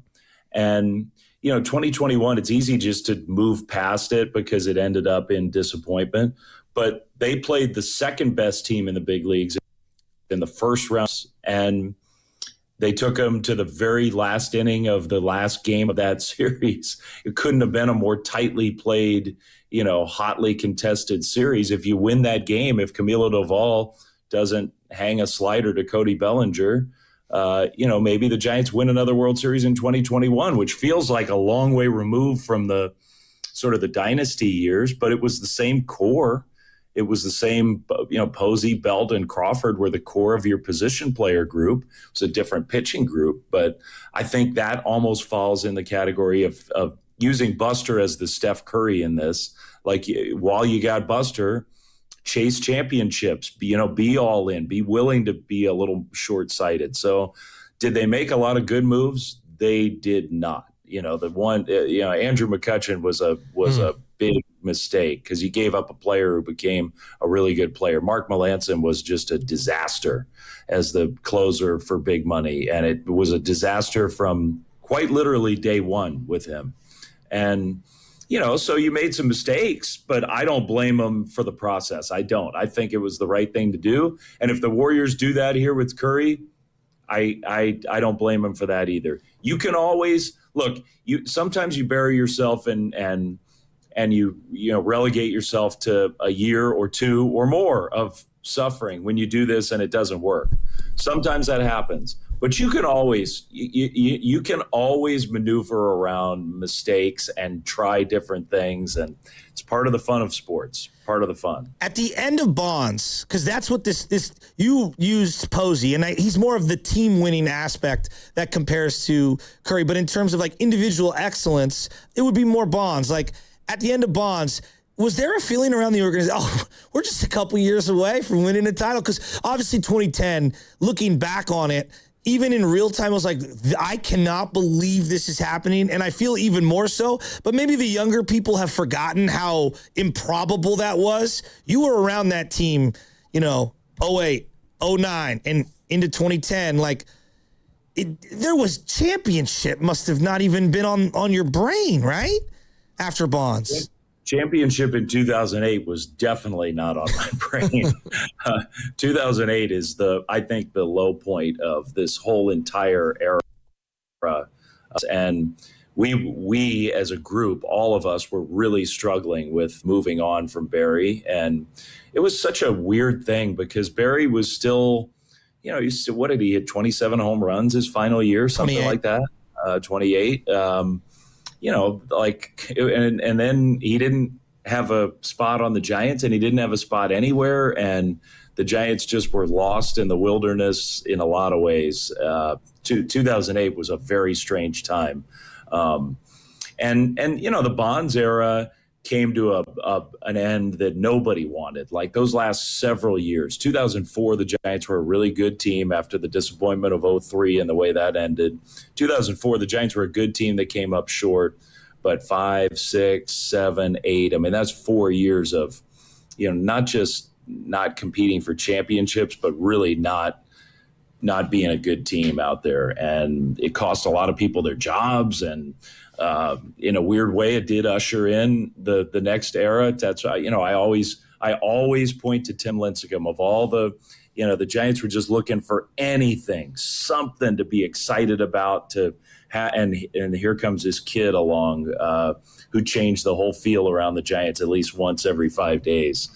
So I always put Tim up there. I'm probably not really answering your question, but that the end of the Bonds era was not a championship-like window. It just didn't feel that way at all. All right, Dave.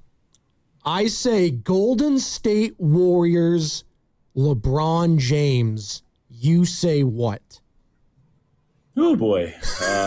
Look, I mean, you know, I have a hard time. I do. I have a hard time getting my mind around the idea that this is the enemy number one for the last decade. Like, this is the guy. And now he's going to trot out there if this happens, which I still don't think it's a great chance that it happens. But, you know, he runs out on opening night to get introduced. I'm just trying to wrap my head around the idea that I'm going to stand up and like, oh, yay, LeBron. Like, I don't know about that. Now, I do think this about LeBron. He is not what he was. Like, LeBron was a freak show and you know, truly one of the all-time greatest players. He's not that anymore, but LeBron is still really good. And if you find a way to get in the playoffs with Steve Kerr and Steph Curry and LeBron, you know, like, that is a better chance. That would definitely give the Warriors a better chance in a playoff series of figuring out a formula to beat a team. Now, can you beat San Antonio? Can you beat Oklahoma City? I don't know. And that would be my question for the Warriors if they're maneuvering on this. Like, we're going to do all this. Do we feel like we can go win and beat those teams? If you think the answer is yes, then I guess it's worth it. I would have a, you know, just as purely as a fan, it would be like hard for me to, but it sure would be entertaining. Like, it would not be boring if those two were together. LeBron Warrior jersey in the cart for Dave Fleming.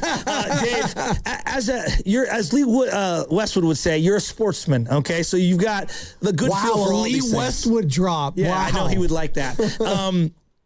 I'm looking at the current NBA and the CBA and how just difficult it is for anyone to make a move. And then we were just having this conversation about Major League Baseball. Yeah. Because so much is going on right now that could just change the sport upside down. Is there anything from the NBA, good or bad, that you look at their CBA and you go, I think our sport either needs to have it or needs to avoid it to make it a little better? Because the CBA negotiations aren't going anywhere, and I just wonder, because like, they want to resemble more the NBA model, but there's so much that I think has been detrimental to the NBA currently, even though it's really popular. And I don't want to see baseball lose any of its momentum right now. And I just think that this strike and the CBA deal is just a huge, huge opportunity to get things right. Yeah, my least favorite thing about the NBA is it feels like you need to be a CPA to understand I don't even understand the terminology. I turn on SportsCenter and listen to these guys talk about the second apron and the this and that, and I'm like, I just my eyes glaze over. Like, I have no idea what I'm looking at or listening to. That is no good, and I just. Like, look, part of that is the overexposure of coverage of all this. Like, you don't have to be a fan who pays close attention to that. You don't have to be.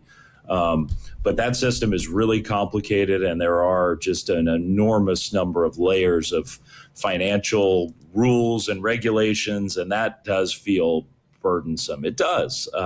That said, like the NBA, there are a lot of trades. There's a lot of player movement. I think you do want to encourage the ability for teams to maneuver, and I think that exists on both sides right now. So that would be, you know, the NBA would probably say, hey, that doesn't limit our teams. They can, you know, wheel and deal and make moves and change the roster and go for it and whatnot. I mean, I think for the Giants and baseball in general, the idea of a cap and floor system sounds great in theory. It does.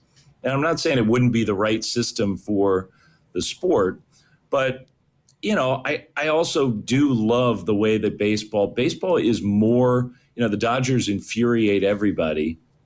But right now you look across the landscape of the game, the teams that are winning are not always the teams. Baseball is a different sport in that way. Like, the way you build a team is different. The way a winning team comes together can be different. It doesn't always have to be the high dollar, big free agent signings. I think from my perspective as a fan, I wouldn't mind. Now, this is not player friendly, and I'm not saying this is the right thing to do, but just from a fan's perspective, the one thing the NBA doesn't have these 12-year contracts, and I don't know that that's great for just fans being a fan of a sport and running a team. It makes it really hard to negotiate these big free agent deals when the agents are asking for 12, 14 years. Those are tough. And look what's going on with the Mets right now. Like, the Mets signed Juan Soto. Juan Soto is one of my favorite players to watch in the big leagues. I love watching that guy hit. He's an unbelievable Hall of Fame talent. And already, like, everybody there is so disgusted with things, and they're obsessed with the fact that they have him through whatever year it is. They keep saying 2035 or I can't remember what year it is, but whatever it is. And it's clouding everything there already. It feels like he just showed up there. That's a weird dynamic in this sport right now. Well, it's funny you say that. I was like, is Bobby Bonilla Day, is the final year of that contract going to be done when Juan Soto's is up? Now I got to look tomorrow, up that. Right? Yeah. Is it tomorrow, Bobby Bonilla Day? Is it tomorrow? I didn't even know that day. See, there you go. This is the stuff you learn right there. Tomorrow's July. Hey, Dave, great stuff as always, man. We'll do it again next week. And happy 4th of July. Yeah, same to you guys. Everybody be safe, celebrate America, and we'll talk next week. Hey, USA is winning tomorrow against Bosnia, right? Dave. Come on, let's go. Let's go. We got to advance. Can I tell a quick story, or do you guys have to go? No, spin a yarn. Sure. We were in the clubhouse yesterday. I finished the Tony Vitello show, our little pregame radio show, and we walk out into the clubhouse, and the penalty kicks are going for, what was that, Paraguay? Yeah, against Germany. Yeah. And so, Tony is like a big soccer guy. His dad was a Hall of Fame high school soccer coach in Missouri, and Tony grew up playing soccer. So we stand there. There's a bunch of players. There's me. There's a couple other, staff members or whatever, and Tony, and we're all watching the penalty kicks. And like, I'm trying to learn a little something. I don't know that much about it. Like, so I asked Tony, like, what's the strategy? He tells me a couple things. And then he starts to, he's watching the guys with the ball and line up for these penalty kicks. And he'll say, he's going right. And he goes right. And then the next guy, he's going left. And the guy's going left. I'm like, how are you seeing this? And it was like he totally impressed me. Like, Tony's like a savant. He knew exactly what was going on. It kind of blew my mind. Well, no, it's awesome because it's so much more mental than the physical aspect. And you could see the pressure in real time get to these players when they sky one, right? Or they miss the goal completely. They overthought it. It's just tremendous drama. And I'm hoping for the U.S.'s sake, it doesn't get to penalties because that meant something went terribly, terribly wrong. Dave, great stuff, man. We appreciate it. And a few World Cups ago, John and I won the World Cup pool in the clubhouse. So, whenever Germany won, we had Germany 2014 over Messi. Yeah, that's when it happened. There's like a Malik Beasley, Dave Fleming, John Miller let's joke relax in there. there. I just don't know. Let's not. I don't know where. Just a friendly pool. You're going to get Cash Patel who's knocking on his door. We don't want that, all right? Thanks, Dave. See you, Dave. But that's how we ended. Malik Beasley, and he's like, joke. But I will tell you, dude, penalties like in the World Cup stage or Euros, it doesn't get more dramatic. I love how Tony is identifying which goalpost he's going for and can't communicate to his pitcher how many pitches. Hey, there's a joke in there. Sam, can't do it. Next time you talk to Tony, can you ask a U.S. men's national team question? You want to sneak one in there for me? Tony, why did they lose? Oh, Tony, why did they lose? Wow. He'll be disappointed. Sam, why are you even putting that into the air? Yeah, what are you doing? Well, he's like Steiny. He's anti-American. Wait till you see what I wear. No Chinese Taipei. I busted something out this morning. Excuse me? From my container. What did you bust out? What'd you bust out? I got this old school soccer jersey that I think my mother-in-law got me. It's not old school. It's probably, I don't know, US? 3 or 4 or 5, 6 years old. U.S.? Yeah. Oh, yeah. Okay. You rocking that tomorrow? I don't know if it's a Target jersey or a real jersey. Doesn't matter. Doesn't matter as long as it has the stars and stripes, baby. Yeah. You're good. All right. Hey. So I'll be wearing that tomorrow. I actually do want to get into penalty kicks at some point because I argue this every time it comes around, World Cup, Euros, whatever. The whole game should just be penalty kicks? No, but I do think that is the most dramatic and exciting finish to a team sport could have is penalty kicks. It's not even close to me. game-winning field goal, and then it has nothing on penalty kicks. Sponsored by Crystal Geyser Alpine Spring Water. I root for Africa. What makes Crystal Geyser Alpine Spring Water different? We always bottle our Alpine Spring Water less than 1.5 miles from the spring source, and all our bottles are made with 50% recycled plastic from our own recycling plants. Crystal Geyser, bottled at the spring source. Need plumbing, heating, or HVACR work done right that very first time? Call a UA Local 38 signatory contractor. They're craft certified professionals, complete over 10,000 hours of hands-on training. So you're getting experienced experts who know their trade inside and out. And with Local 38 contractors, you get quality work, dependable service, and clear pricing from the start.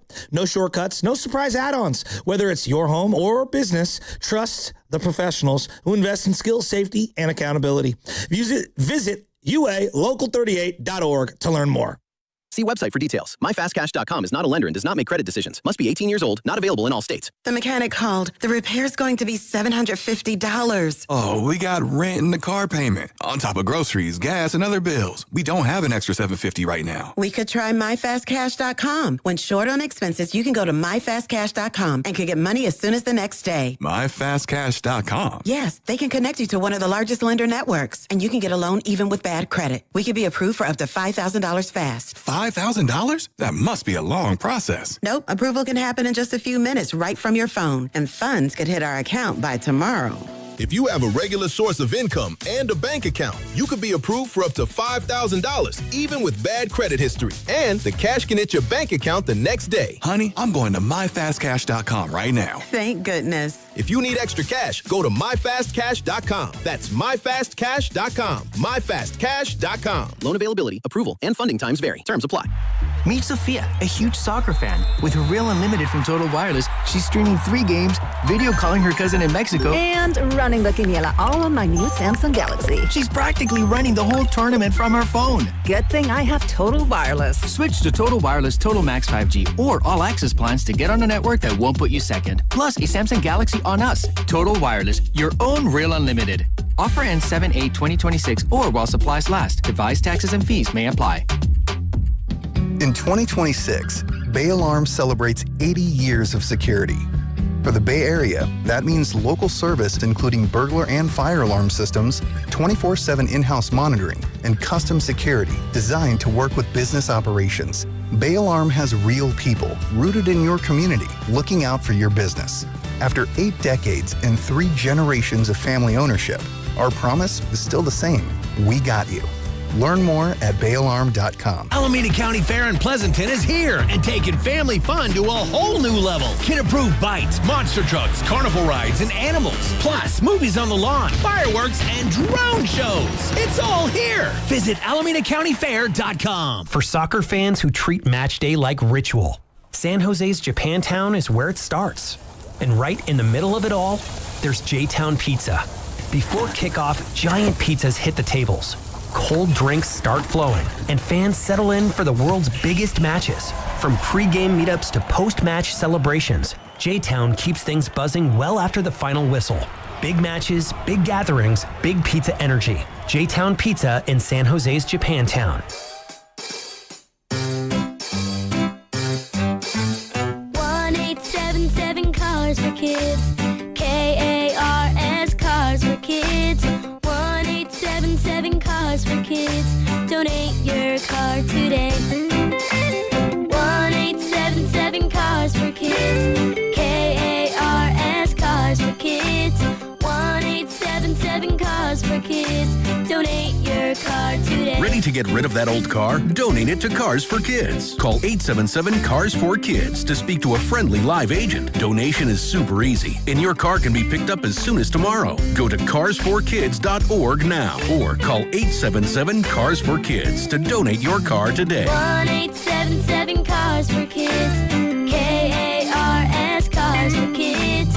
1-877 Cars for Kids. Did you know you can donate real estate too? Go to carsforkids.org. That's cars with a K. I'm Pierre Palazzolo, VP of Digital Marketing for the American Management Association, a company focused on the management training skills needed to enhance the careers of business professionals. We did our research when it came to the best companies for website development and chose AmericanEagle.com. And we couldn't be happier. AmericanEagle.com worked closely with us to understand the front and back end requirements needed to launch an e-commerce website that could handle the complexities of running thousands of seminars nationwide. Our robust new website and improved SEO saw immediate increases in site traffic and web revenue. If you're in need of managerial effectiveness and success, visit our website at amanet.org. If you're in need of a website that provides an unparalleled consumer experience, I highly recommend AmericanEagle.com.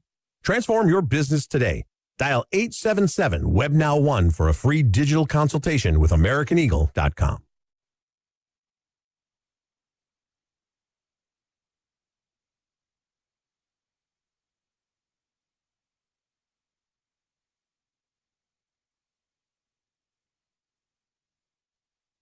Yo, what's up? This is Javon from San Francisco. I want to shout out my favorite morning roast, my favorite radio station in the whole Bay Area, in the whole country, 95.7 The Game.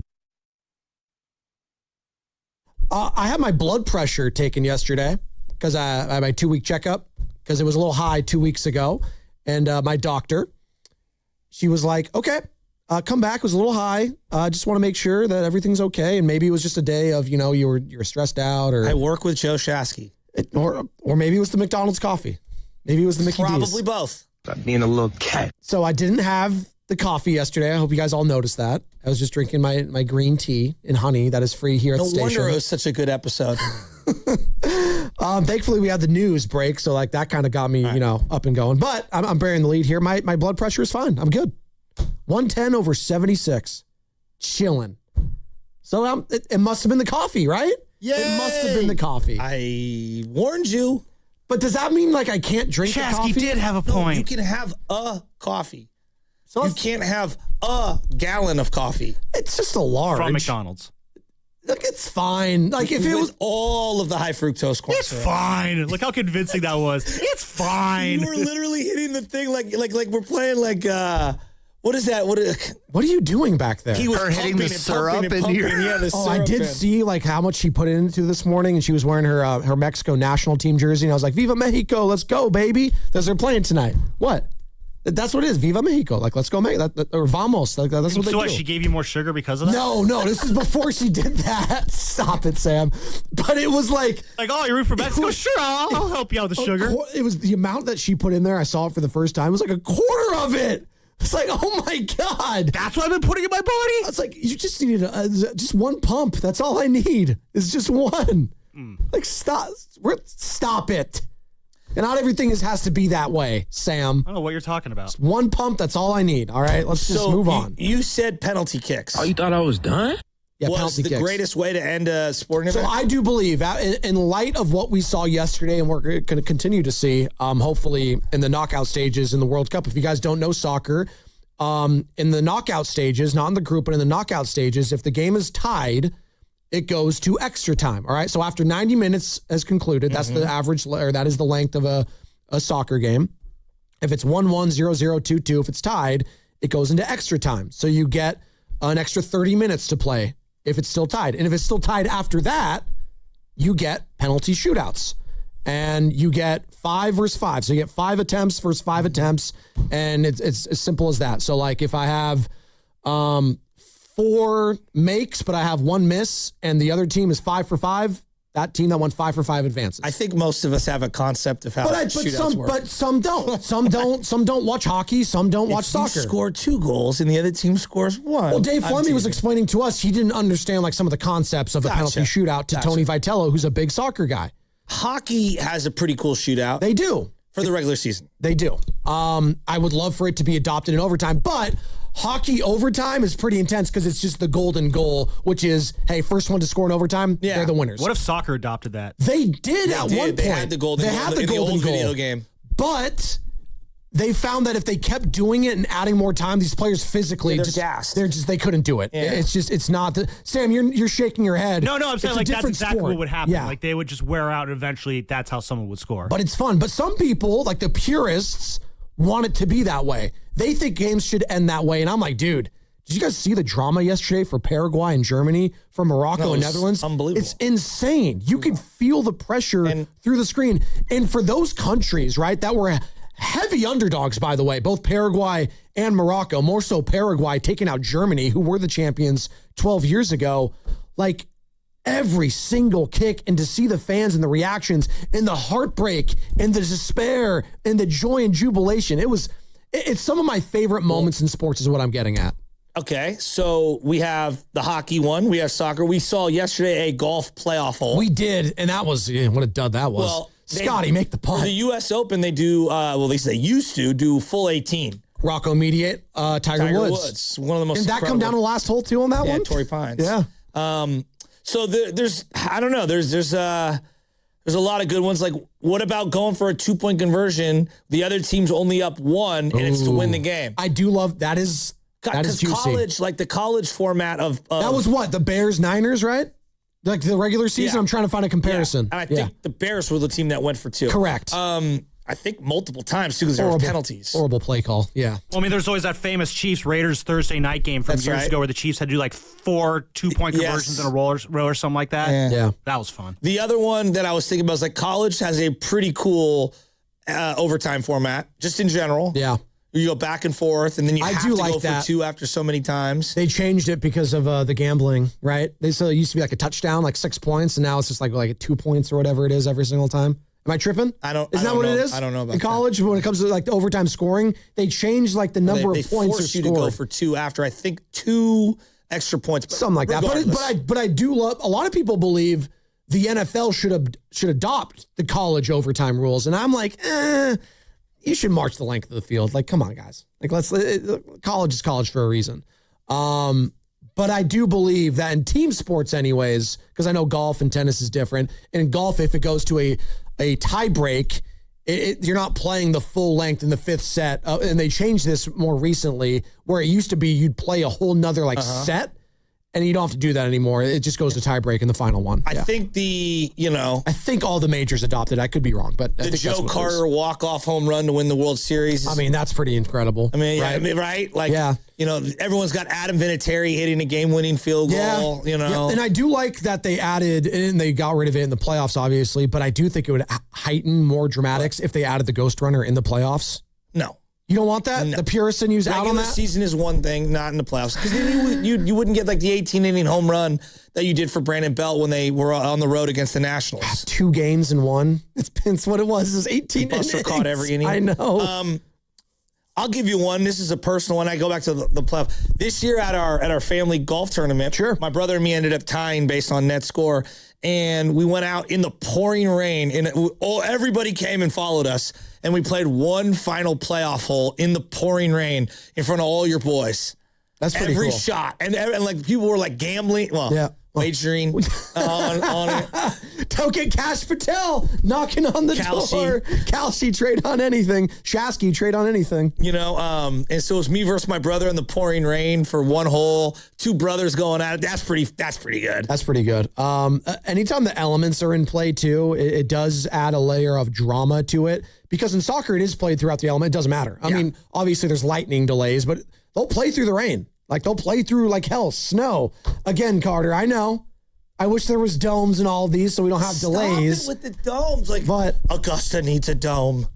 They need to play the Masters under a dome. Team sports. Excuse me. He says the elements add something, some extra drama, and then he goes, but we need to play in domes. Yeah, because I want it to be equal for everyone, Most right? ridiculous thing I've ever heard. I want it to be equal for Because they're not equal everyone. under the elements? Well, some believe that Steiny was joining us crossover yesterday, or last week. He didn't like that some teams were more apt for the hydration breaks compared to others. Like, some teams that train where it's not as hot, they're at a disadvantage in these elements, and he doesn't like that. So I was like, well, you know what? That's on them for not training in the elements. Sorry, England's not built for the humidity, and they might have to play in not only humidity, but also in altitude if they advance to face Mexico in the round of 16. Well, they don't even deliver the mail if it's over 98 degrees. Yeah, they're soft. Yeah, Will Gavin told us that, Talk Sport last week. Well, I will give Steiny this. There is a very big difference from what I call a pickup outdoor basketball player and an indoor basketball player. Oh. You don't have no idea what I'm talking about. The grit? Carter, as a hooper, there's a difference between the guy who's really never played indoor organized team basketball and I only exclusively play blacktop outdoor. Chain nets with standards. It's like a completely different game. Yeah, you can tell because they don't know how to play 5-on-5. They're only familiar with 3-on-3. That too. We call them, they're also like the ghost runner. You throw them the ball, you'll never get it back. Well, that's real hoopers, they say, right? That's real basketball, right? Just one-on-one, get out of my way. That's why I love Jalen Brunson. That guy could go on the blacktop anytime and just dominate. One-on-one, baby. But there is an art to shooting outdoors with the depth perception, the wind, the elements. Right, Carter? What did they play? Yeah. What was in college? They played on like the freight carrier once when Obama was president. Was ridiculous. And there was like the court getting slick. Oh, yeah. When you're in the middle of the ocean in the salt air and the slick waves that are crashing up against it, who would have thought that the court might get slick? It was like, duh. And they kept slipping and sliding. I was like, this is a broken ankle waiting to happen. What was it, Michigan State, North Carolina? Is that what it was? I think it was. I think that's what it was. I think it was. Just ridiculous. Anyways. Although the ice hockey game that's outdoors every year is pretty cool. Yeah, but sometimes they get in trouble there if it's too sunny. The ice melts. Tahoe, that's what they try. Or the sun reflects off the ice and blinds the skaters. That's another fun little quirk. That's exactly the best what when it's happened. snowing during those outdoor games. The puck just gets stuck on the ice. That's pretty good. That's some old fashioned hockey, right? That's pretty funny. By the way, hey, how's this going to work when we have our golf tournament in less than 2 weeks? I think do we like sudden death? Is that how it's going to go down? Are we keeping score? I'm going to let you know right now that if I'm working in the morning, the minute the round is over, I'm out of there. You're gone? Out of there. Deuces. And speaking of that, who wants to play golf with us? We're giving you a chance to win a round of golf at the beautiful Silverado Resort Monday, July 13th with all the hosts here at 95.7 The Game. We are picking 6 winners, one for each of us. All you have to do is send us a video of your swing, talk a little bit about yourself, your outfit, your game, whatever. Make it under 30 seconds, please, and submit it to 95.7thegame.com. And you might be playing with us, again, at Silverado Resort Monday, July 13th. All right. We started the show today talking about, the Draymond Green news and a little Giants, but mostly the Draymond Green news the last 24 hours, him opting out of his contract and what that could mean. All right. Shams Charania was tweeting out. It could mean that the Warriors are going after Anthony Davis and LeBron James. Well, in light of Kristaps Porzingis signing a 2-year, $40 million contract with a player option, feels like the Anthony Davis kind of like train is stuck. Like that's not happening. But LeBron, that could be a possibility. Anthony Davis train. Brian Windhorst this morning. I'm taking the Anthony Davis thing off the front burner. I do not have data that says that that's likely to happen. Now, I could change. My information could change. I do not see traction from the Wizards to want to do that. The Warriors told Jimmy Butler they're not trading him. I think the focus right now is, can they get LeBron James away from the Los Angeles Lakers today? Who added that part, which just sounds so spliced at the end? It makes me laugh every time. But they're trying to get it done today, Joe, because today you can officially start negotiating with some of these free agents now. You had your exclusive window. The Warriors made it so with Kristaps. Where is LeBron right now? Well, he was doing that 2016 reunion tour with his a lot of his teammates, except for Timofey Mozgov. Well, that's in France. Kind of what the Warriors are trying to pull off. The 2016 tour? The 2016 reunion tour. Yeah, is that the whole Iguodala? Who else is out there? Okay. So Iggy. Clay. Yep. All right. Livingston is already a part of the team. Sean Livingston, we can bring him down from the front office. He's good. Yep. Who else am I missing? Get Luke Walton back. Luke Walton, bring him. Mike Brown. Got to bring Mike Brown back. Mike Brown, let's go. Come on. Yep. All right, who else am I missing?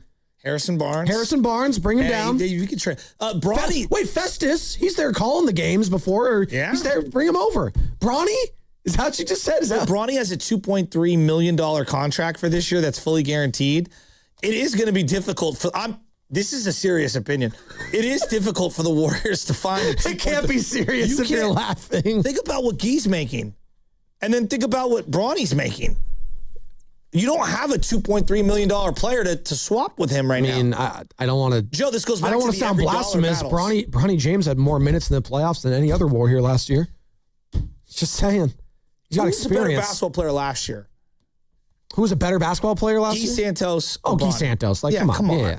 I'm just, don't shoot the messenger. No, he had positive minutes in the playoffs. This is part of the absurdity of the Bronny situation. It's one thing to get drafted. It's another thing to get the highest amount ever guaranteed to a second-round pick. And, like, other guys are fighting for their NBA lives. Hey, Draymond defended it. I'm just letting you know. I'm sure he did. He defended that deal for one Bronny James. He said he had earned the right to play in the G League. And that's totally different than getting the highest contract in the history of second-rounders.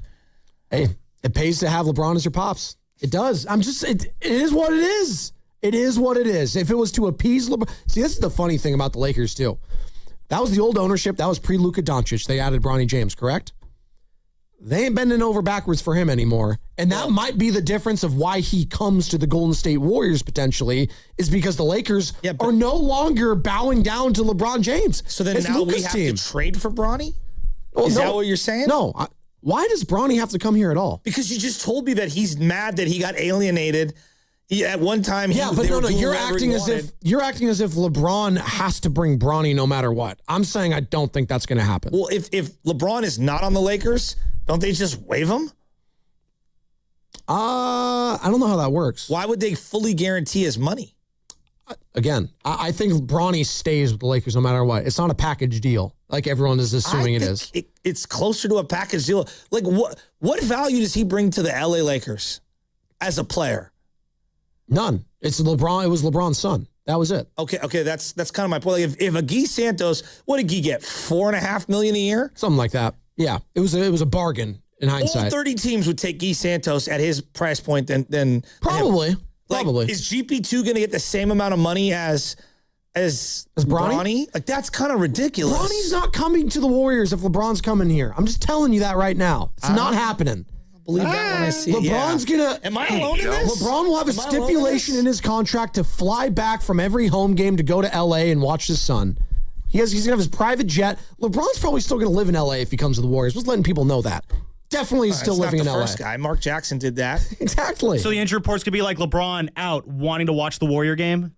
What you mean? Want to watch the Lakers game? The Lakers game. Yeah. Sorry, I'm going to his son's his baseball game. That's basically the equivalent. Taking off work to go watch his kid. That's exactly what it is. It's a little ridiculous.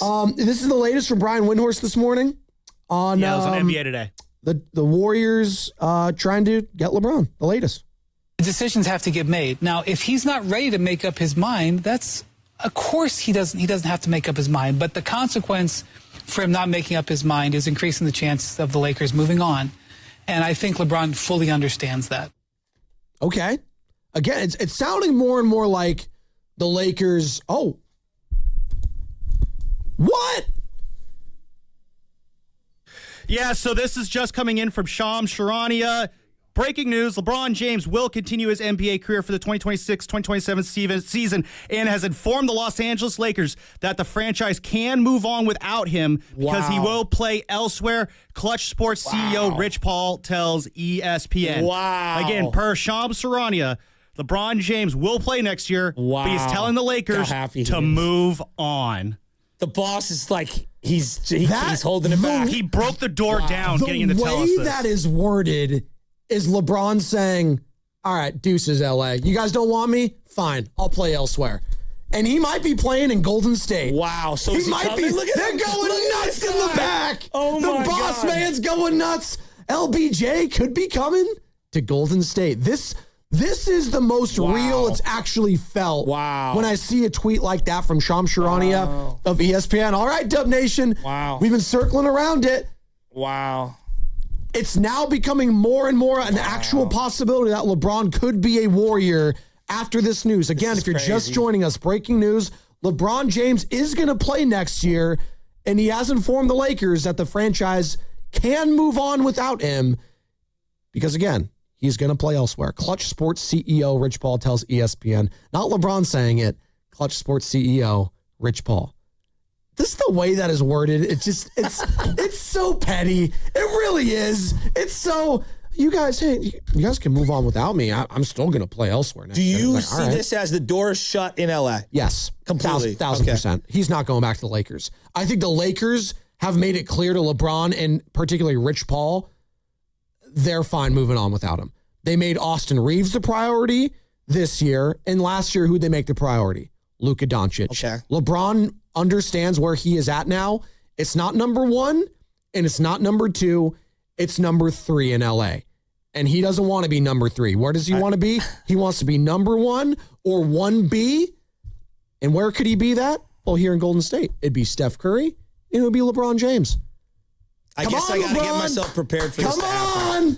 Let's go! I guess I'll just talk myself into it. Hey. It shouldn't be a long conversation. Well, look, he is one of the greatest players of all time, but he's enemy number 1. It's hard to find a player that good at $15 million, though. Can we admit? Oh, no, this is one of the best values at $15 million. Ever. Well, at mid-level exception level, absolutely. Like, forget the number because it's obviously based on inflation. It's one of the greatest players. If he does do this, I mean, you want to talk about putting your money where your mouth is in terms of I would take less money to play somewhere else. This is one of the ultimate examples if it does come to fruition. Warriors fans, this does feel weird. This is the most real it's ever felt. Wow. Talking about LeBron going to the Golden State Warriors. How would you even feel about that? Like I know it sounds like a pipe dream for so long until it's not. And it might not be a pipe dream anymore. Just in light of recent news coming out of Shams, of Draymond, of all these camps. Now Rich Paul, who represents LeBron James, is saying that LeBron's going to play elsewhere next season and it doesn't have to be for the Lakers. That absolutely opens the door. And how are we feeling about it? I'm all in. I've been all in. Why not? Who's it going to hurt? Who's it going to hurt in the long run? Oh, I don't like it because he's our enemy number 1. Well, all right. LeBron and Steph hasn't been a thing for a long time. I think we can all understand that. It's okay that he's coming here to play with Steph. You're wrong on that part. No, I'm not wrong. I'm not wrong on that. They've been, in more recent memory, they've been better teammates than enemies. No, hold on, Joe. They just fought each other over the Draymond thing. Well, he mocked Draymond literally a year ago. What are you talking about? Fought each other? Not Steph and LeBron. They're homies, dude. They're he was friends. Mocking Draymond in front of everyone. I don't know. Draymond's literally opting out of his option to appease LeBron. No, I understand he wants that. LeBron You're here. acting like everyone's, best of friends. I don't know about best of friends. They are. If LeBron's coming here, this tells me they're best of friends. Come on, guys. These guys are homies now. Joe, I still, there's a part of me that won't believe it till I see it. Because I'm thinking about, all right, let's say I'm LeBron. And all things are equal. Why wouldn't I accept a mid-level exception to play for the New York Knicks? Why wouldn't I accept a mid-level exception to go play for the Miami Heat one more time? Okay? I've lived there already. They got Giannis. I'll tell you why. I don't like Eric Spoelstra. He's still there, and Pat Riley. I have bad blood. That's why. You can go through all this. This is, why wouldn't I go join the Oklahoma City Thunder? Why wouldn't I go join the San Antonio Spurs? Why wouldn't I go join the Minnesota Timberwolves? By the way, I think... I'm just throwing out names. No, because he wouldn't be the top dog in any of those places. I think he wants to be 1A or 1B, and I don't think he would be in any of those. Giannis is going to be the guy. Brunson's going to be the guy. Anthony Edwards is going to be the guy. Shai Gilgeous-Alexander is going to be the guy. And Victor Wembanyama is going to be the guy. What about Houston? Is Houston not viable? I'm asking. Houston's interesting. What about, although the head coach would want to fight him all the time. And That's true. What about Dallas? Dallas is interesting. He could help a young Cooper Flag, but Dallas isn't good. I'm just throwing out. I know. I can't believe this. I know. Again, if you're just joining us, breaking news from Shams Charania. LeBron James will continue his NBA career for the 2026-2027 season and has informed the Los Angeles Lakers that the franchise can move on without him because he will play elsewhere. Just the way that's worded is just, hey, you guys, you don't want me? Fine. I'll play elsewhere next year. That's how I'm reading it. Is a lot of like, am I wrong for reading it that way, Joe? I don't know how else to read it other than like he's done with the Lakers. He feels slighted. Is there any world he goes to the Clippers?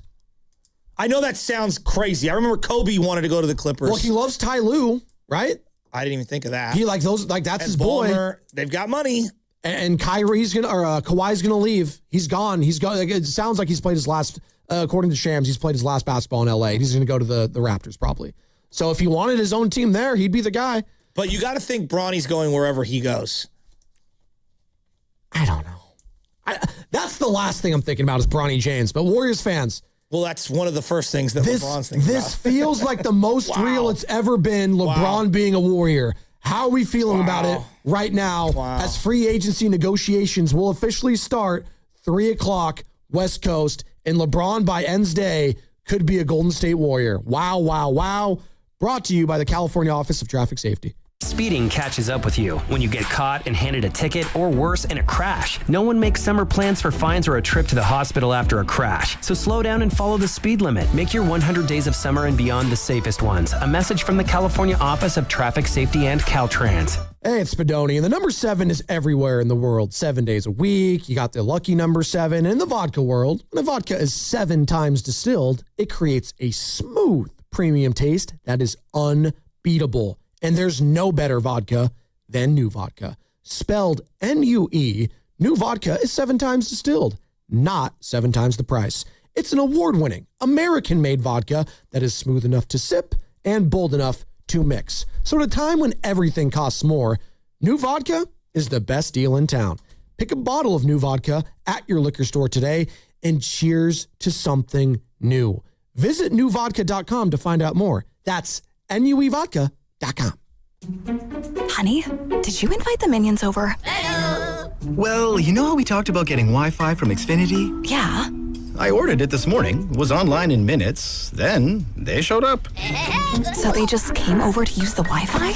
They even brought their own devices and spell book. You didn't give them the new Wi-Fi password, right? No. That's good. I gave them our old one.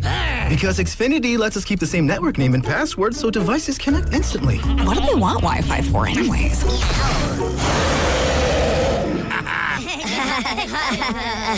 Better not to know. Plausible deniability. Get streaming or scheming instantly with same-day Wi-Fi from Xfinity. Plus, lock in one price for the most reliable fiber-powered Wi-Fi for 5 years. Guaranteed. And see Minions and Monsters only in theaters. Xfinity. Imagine that. Restrictions apply. Not available in all areas. Use of fiber coaxial cable. Learn more at xfinity.com/same-day Wi-Fi. If you're still using a sports book to bet on the soccer tournament, you're getting robbed. Delete that app and join the millions using Polymarket. Polymarket is a prediction market, not a sports book. Trade against other fans, not the house. Polymarket, your go-to prediction market for soccer's biggest stage. Available in all 50 states. Download the Polymarket app. Use promo code BLAZE to unlock $50 free for your first trade. That's promo code BLAZE. Trading not available in all jurisdictions. Check local regulations before trading. Restrictions and eligibility apply. Bank of America is the official bank of FIFA World Cup 2026. Helping people achieve their goals is what we do.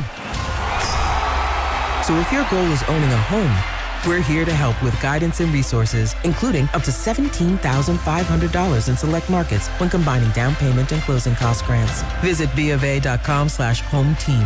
What would you like the power to do? Bank of America N.A. Equal Housing Lender. Credit and collateral is subject to approval. Restrictions apply. This is not a commitment to lend. History San Jose members are invited to our annual Red, White, and Blue picnic on the 4th of July. Enjoy an evening of crafts, games, and a view of the city's premier fireworks display in a private, relaxing setting here at History Park. Not a History San Jose member? Base membership includes 6 picnic tickets plus many more benefits throughout the year. Join today by visiting our website at historysanjose.org. The following is an attorney advertisement. If you get sidelined by your workplace injury, the workers' compensation attorneys at Boxer & Gerson can help you get back in the game. Our team of skilled attorneys will fight by your side for the treatment and compensation you deserve. We care about justice for injured workers. That's what makes us Northern California's premier workers' comp law firm. Call Boxer & Gerson at 510-835-8870 or visit boxerlaw.com for a free consultation. Boxer & Gerson, your life is worth the fight. If you're ready to lose weight, feel stronger, boost your energy, or finally get your hormones dialed in, check out Jumpstart MD. You get real clinicians, real support, and a fully personalized plan with GLP-1 medications like semaglutide and tirzepatide, testosterone therapy, hormone optimization, peptide therapy, and more. They've helped Californians lose over 1 million pounds and counting. Visit one of their 13 Bay Area clinics or do it all online. Mention radio for up to 70% off this June. Call 855-JUMPSTART or visit jumpstartmd.com. I love days like these at the pool, but my moderate to severe plaque psoriasis can sometimes take me out of the moment. I'm ready to make a splash with clearer skin thanks to Skyrizi, risankizumab Riza. Skyrizi is a prescription-only injection for adults who are candidates for systemic or phototherapy. At 4 months, most people saw 90% clearer skin when measured from head to toe, and many were even 100% plaque-free. People also saw significant improvement in psoriasis symptoms of pain, redness, itching, and burning. Don't use if allergic to Skyrizi. Serious allergic reactions, increased infections, or lower ability to fight them may occur. Before treatment, get checked for infections and tuberculosis. Tell your doctor about any flu-like symptoms or vaccines. Now there's nothing on my skin thanks to Skyrizi, and that means everything. Ask your doctor about Skyrizi, the #1 dermatologist-prescribed biologic in psoriasis. Visit skyrizi.com or call 1-866-SKY-RIZZI to learn more. Skechers elite athlete OG Anunoby has been making history on the basketball court. Anunoby tips it in. Unbelievable. What a shot. He's been balling out in Skechers high-performance basketball sneakers, and the world is noticed. But how does OG train off the court to keep in peak physical condition? Hands-free Skechers Slip-ins Aeroburst. They help prepare OG for the physical demands of playing at a championship level. Get your pair of Aeroburst for only $165 at a Skechers store, Skechers.com, or wherever high-performance running shoes are sold.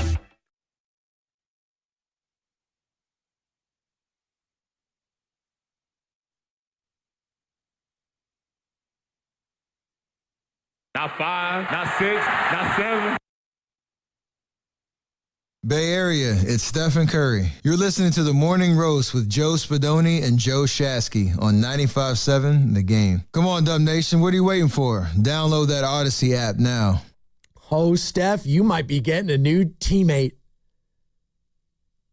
And he goes by the King. Can we have 2 Kings in Golden State? We might. If you're just joining us, Shams Charania, ESPN.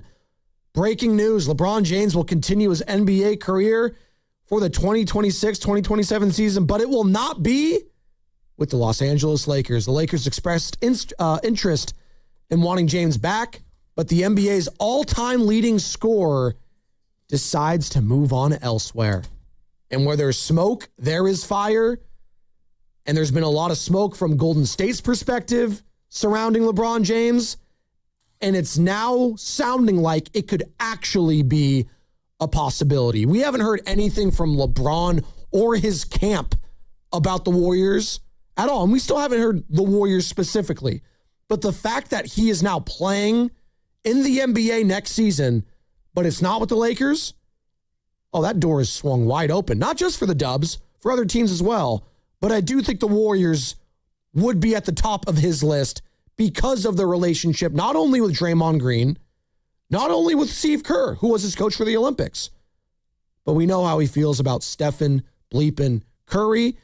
LeBron's expressed in the past, Joe, on his podcast, that he would like to play with Steph at some point.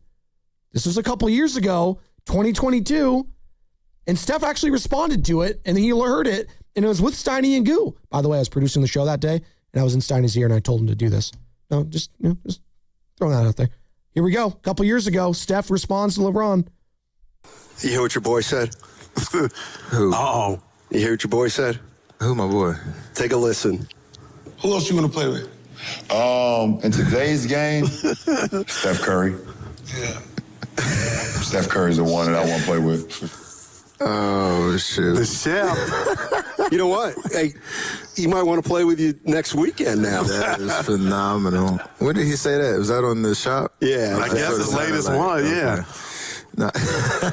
Well, we got his wish. So he's the captain. He's picked me the last 2 All-Star games. So I don't know if that suffices, but I'm good right now. How's that make you feel, though? Good right now. I mean, whenever you get the interest or curiosity of what it would be like to play with, arguably, MVP kind of caliber dude like he is, and one greatest of all time. Cool, like it's amazing. Right. We all can live in that fantasy world, though. I love how he stopped himself early on there. Arguably, that he wanted to say the greatest of all time, but he didn't. That was back on April 6th, 2022. It's a championship year for them. Yeah, that was a long time ago. But that was LeBron saying back then he wanted to play with Steph. So this has been a thing. It hasn't just been conjured up that like, oh, when is like LeBron, he hasn't said he wants. No, he said it. He wants to play with Steph. And Steph in that time was like, I'm good off that. Like, whatever. But they've been teammates now, obviously, all-star games, and obviously at the Olympics winning gold together. And you know who was the head coach of that team? That won gold. Joe, who was it? Steve Kerr. I understand all that. He wants... You want this so bad. You're such a LeBron stan. It's crazy. I'm not a LeBron stan. I appreciate greatness. You're literally... I appreciate greatness. And if you guys don't, that's fine. I want to see two of the greatest of all time. If a lot of people don't want it. No, a lot of people don't want LeBron we just don't here. like this guy. But why? Why didn't we like Chris Paul? Because of everything. I understand. When someone's excellent and really, really, really, really good, and they've stood in your way for championships. And again, I told you. That was a decade ago. Why? That was a decade ago. It's different. The Niners lost to the Dallas Cowboys in the early 90s 35 years ago, and I'm still mad. We hated Richard Sherman talking that mess, and we embraced him. Stop. Come on. Stop. He was even more hated than LeBron once upon a time. I'll talk myself into it. I will, because I know me, but... Everyone will talk themselves into it. I think you're being ridiculous that you can't understand why Warrior fans hate him, though. Like, that is, like, absurd. Oh, at one point, they absolutely. He was the number one the hated. best season ever, but it also ended up being the worst. He was the number one most hated athlete in the Bay for quite some time. But on the pecking order, that has fallen over the years as he's gotten older. Okay, so Chris Paul, same thing, but, like, they joined the team. If you ask people about Chris Paul today, what do you think people say? Well, I bring up Jordan Poole when you bring up Chris Paul. That's what I would respond to immediately. But he just I felt icky rooting for him. It was weird. It was just weird. Yeah. That's how I would describe it. This will be weird too. It will be, but you're not going to lie. When you hear LeBron James for the Golden State Warriors, but I don't like it. You'll get goosebumps. I will not get goosebumps. You'll get goosebumps. I won't. It's going to be interesting. Hey, Carter was already in my ears. I'm not a 13-year-old little girl or boy, so I will not get goosebumps when they go. Don't do LeBron that. Don't James. yuck my yum if I get excited seeing the possibility of Steph playing with LeBron. You're being a party pooper over here. I am. That sounds I freely admit awesome. I freely admit that sounds amazing. It's like when Oral Hershiser joined the Giants. They were like, oh, this is cool. Not even close. The level of what Oral was then to compare what LeBron is now. This is worse. LeBron's actually good. That's the difference. LeBron's instantly going to become your second best player. It's going to be him and Steph. You got 2 All-Stars now. Congratulations. You're not saying anything that's inaccurate. I'm just telling you how I feel, and how I feel is how I feel. So, is there any way he doesn't go to the Golden State Warriors? I think that's what Warriors fans are like. Let's talk about it. Dallas, Cleveland, Miami, New York, Oklahoma, San Antonio, Minnesota, Houston. Cleveland. Here's why I don't think it's going to be any of those other teams. I don't think he has strong relationships from a player and coaching perspective. No, hold on. From a player and coaching perspective. What? They said that I called someone else a little girl or boy while I'm wearing a Little League jersey. That is true. Pretty funny. That's pretty funny. I'm sorry. Keep going. I don't think he's joining any of those other teams. Excuse me.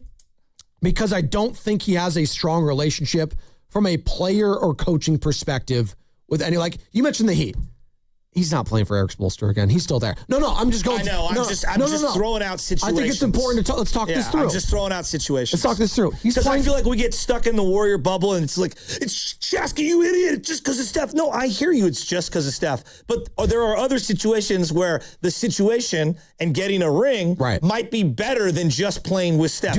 Yes, the allure of Steph is a real thing. Sure. I freely acknowledge that. Do I think he's going to play for the Knicks after they just come off a championship? No, I do not. I do think he is very self-aware of how he is perceived in the media. As Danny Green tried to say, like, they don't care about that stuff, I do think LeBron James cares heavily about his image. I think he could have another 3 or 4 years just playing for the Knicks. No, he could. I mean, it would be huge. He played for the Lakers. Yeah, I know. And the Knicks. I know.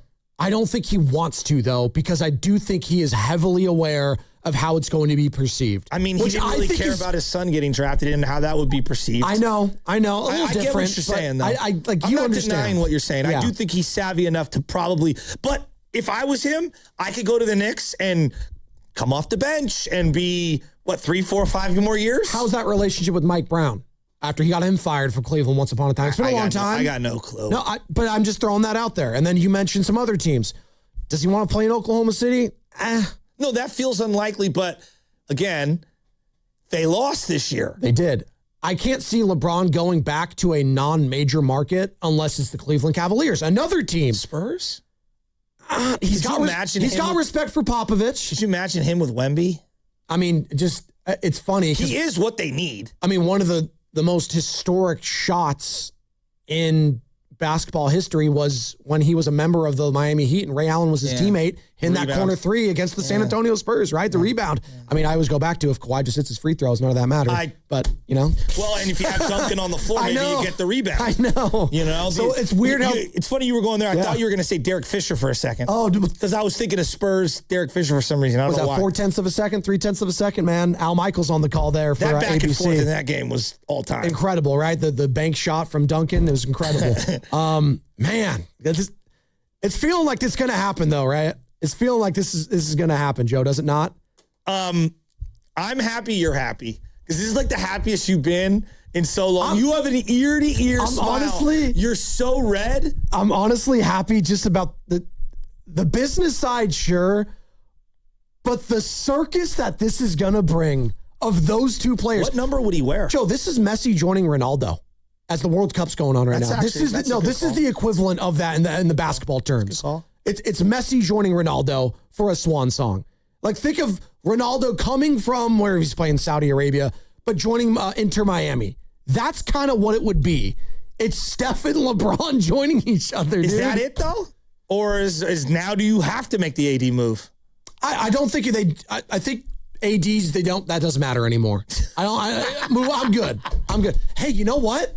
We're good here, LeBron. Hey, hold on. I didn't even bring up this. If they keep Jimmy Butler, Jimmy's coming back to play with these guys. Oh my God. Jimmy, LeBron, Steph, Kristaps, and Draymond. Could you imagine? I kind of want to see it. Do I think they could make the playoffs? Maybe. That's even the furthest thing from my mind is the actual basketball. It's just wrapping my mind around Steph and LeBron. Just a little update too. Mark Stein tweeted, the Warriors are at the front of the line in pursuit of LeBron James and free agency, and league sources tell the Stein line that Golden State is not operating as though it has a mandate to also pursue an Anthony Davis. Yeah, I don't think that matters anymore. I don't think it does. This is insane. I don't think it matters. This is insane. 510, what would be more depressing, Judge playing for the Giants or if LeBron ghosts the Warriors? Or I think he's saying when Judge stiffed the Giants or if LeBron goes. I don't know. Would I be like depressed that if LeBron doesn't come here? No. Because I've been operating under this time. It's been pie in the sky for years. Well, this is the realest I've ever allowed myself to believe. Correct. Now, would I be disappointed if he doesn't come here? No. It just sounds like this is the most realistic it could actually happen. If he takes less...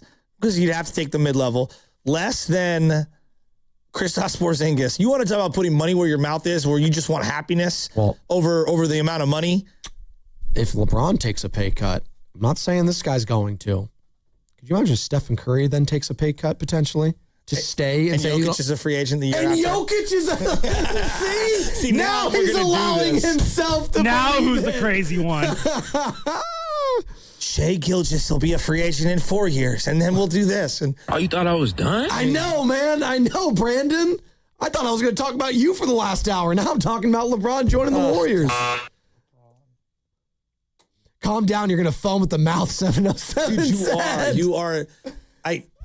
I'm sorry. You bang the table from your seat, if you know what I mean. Hey, you know what? Did you guys save the sound of Shasky saying I could throw an egg at him if LeBron comes back? Do a show with a cracked egg on my face. That was for Kawhi, I thought. Well, I don't want you to get salmonella. I don't want you to get sick. So maybe we don't do that. But no, we'll think of something. I'm down just to have you throw an egg at him. No, I'm down to just have you get a LeBron jersey. No, I'm not buying a LeBron jersey. Never. And Draymond's giving up his number, number, puts on the jersey right? live on air. He's giving up his jersey, right? No. His jersey number, Draymond, for the King? No way. He could be 23 and a half. Well, it's Draymond's, right? Thing 1, thing 2. I would not get a LeBron jersey. LJ might. It says King James on the back? No? I'll gift LJ one that says King on the back. I'm not calling another man King. Hi, King. Well, you call it the Bonte for a while. Yeah, mockingly. Mocking. Well, now we got 2 Kings in the Bay. King Bonte and King James. Potentially. We'll see. Hasn't happened yet. I'm trying to talk myself into any other team. I don't see it being the Thunder, and I don't see it being the Spurs. And he's not joining the Knicks. Landale Jock is going back to the Hawks on a $14 million deal. He was linked to the Warriors. Gone. We got Kristaps. We don't need him in Al Horford anyways. Well, we're fine. And LeBron. And LeBron, exactly. He could play a small ball 5 still if he wants to. Lakers did that at times last year with Reese and Luka. LeBron played the small ball 5. Can you imagine the mentorship, too, for a Yaxel Lendeborg? Just think about it. Come on. Similar size. Can work on a shot. LeBron didn't have a great shot when he first joined the league. Man. Steven in Oakland. Steven, you allowing yourself to start believing now that LeBron's going to be a Warrior? I don't want to get ahead of myself, but if I got to but I'm going to feel like I'm cheating a little in the LeBron City Connect jersey. I just don't know what number he's going to use because, him and Dre got number 23. So, what are we doing here, Well, I mean, he's not going to wear 6 because Bill Russell has retired around the league, and that's Avery Johnson's number. Stop what? it. Avery Johnson. It was. He was like a 5-time Warrior. Oh, my God. What are we doing? I'm convinced, Steven, that Draymond will give up the number for LeBron to come here. I mean, come on. Why stop here? Let's get Clay back. Let's get Westbrook. Who else? Who else is out there? No, Westbrook. Did you see that? The Wizards. Get Blake Griffin out of retirement. Did you see the Wizards have interest in bringing back Westbrook? Did you see that?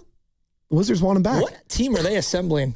Can someone explain to me? Trae Young and Russell Westbrook. I mean, as bizarre as our offseason is, what are they assembling? Well, you didn't you join the our sister station out in DC yesterday? What are they? Well, they're talking about Ayuk too, right? Oh, they're like, we'll take 3 or 4 picks from the Warriors for Anthony Davis. I was like, picks?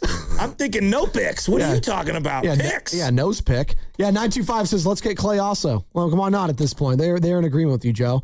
Let's calm down. Well, Clay's where you draw the line? Let's calm down. Not on Horford's 2-year deal? If Meg the Stallion was still coming out here, maybe, but that ship has sailed. That's done. That relationship's over. Hey, real quick on that, 1 minute. I can't wait till Pods looks off LeBron. Oh, that is going to be wild. I mean, Pods, he could be the Norris Cole in this situation, a la Miami Heat. Remember him? That's who Pods could be. Or Mario Chalmers. Mario Chalmers. There we go.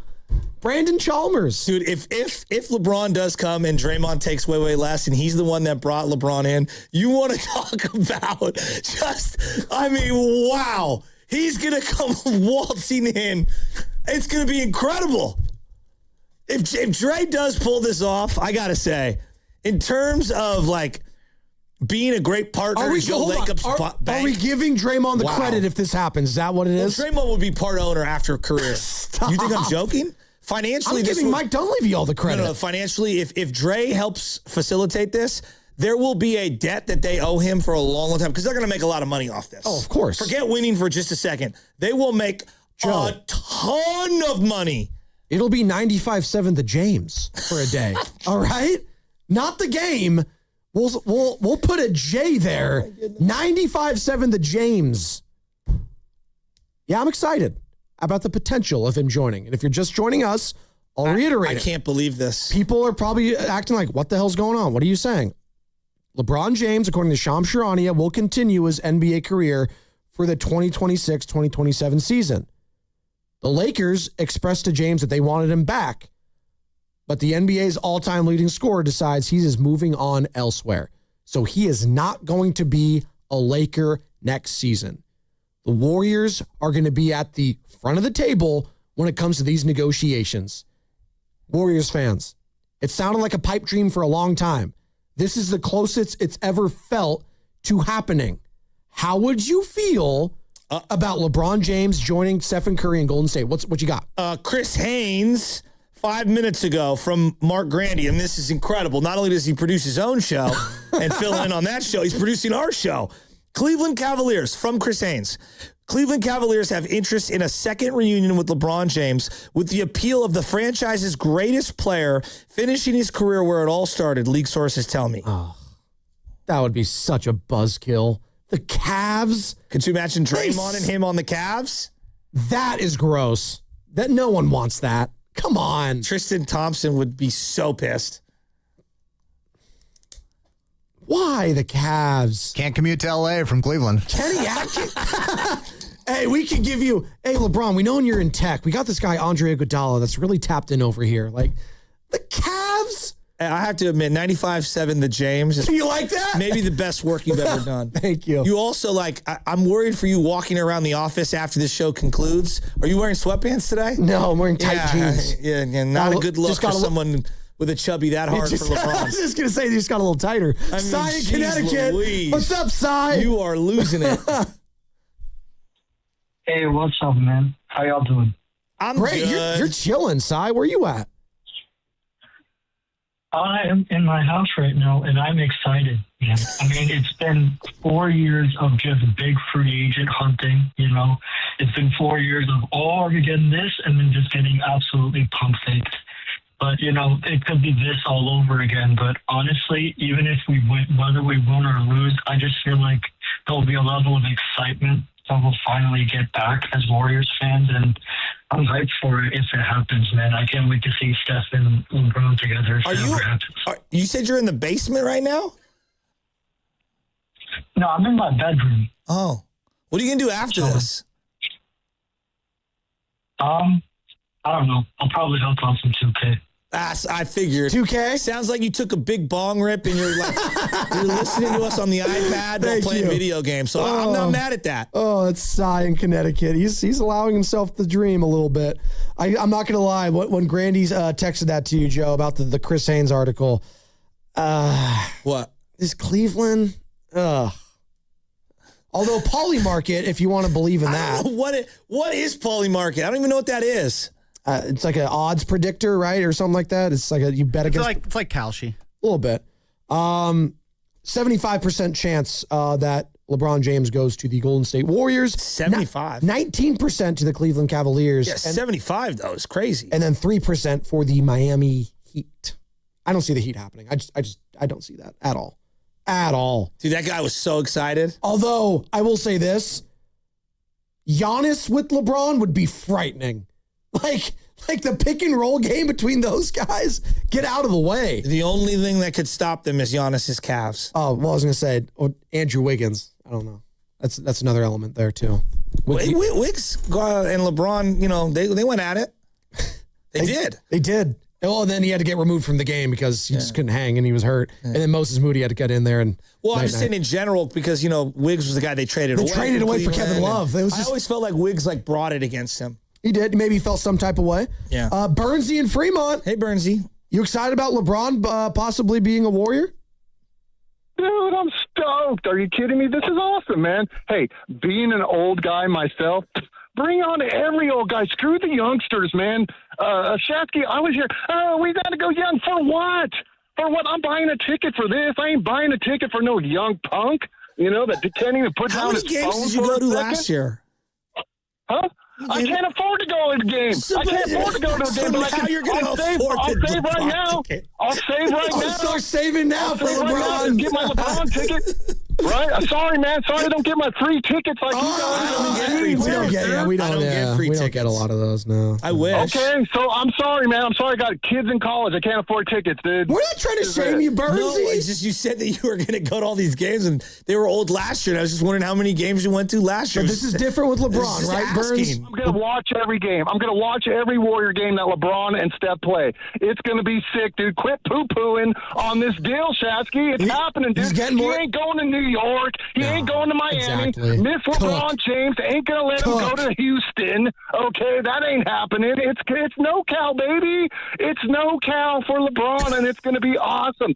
And, hey, this is the other thing, man. The old, enemy number one. Give me a break. That was 10 years ago. That's it, brother. That is over, man. I mean, it is done, dude. I just, the little attitude in Shatsky, when they start making, last thing.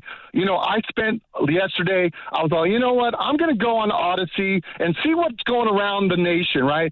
I tune into Dallas station. These dudes are pumped about LeBron going to, it's amazing. Around the country is pumped. They can't wait. They think they're going to make a run, you know, against the Thunder. I'm not so sure about that, but I'll be there to root for it. Are you, Shatsky? Are you going to be there to root for that? Or are you going to be, I don't know, man. I don't know about this. And let's go young. Sorry, dude. Jump on the boat or get on the boat. You're a Warriors fan or you're not, Safety. I've been a Warrior fan longer than you. I guarantee I know more players than you. The rivalry. Come at me, you better actually aim for my head The and not just shoot out the window recklessly. Burns versus Shasky rivalry greater than LeBron versus Steph. What a weirdo. I thought he was going to go Rafi Devers. The best part is Burns, probably going right back into his job right now, being like, "Oh, hi, how are you doing?" After ranting. Burns loves you, though. It all comes from love for you. He loves you, man. Come on. This hour is brought to you by Fremont Bank, which is here for you. Don't do drugs. And here for good. He's high off life, just like me, and a cup of coffee. I love when people try to call me out on my Warrior fandom. I don't Okay. Oh, you're a huge Warriors fan. All right. I think we're all under the assumption that it still feels like it's not going to happen. I'm a real Warrior fan. I think we're protecting ourselves, right? A lot of Warriors fans are like, unless I get the Shams and Anthony Slater notification that this is happening, I'm still operating like it's not.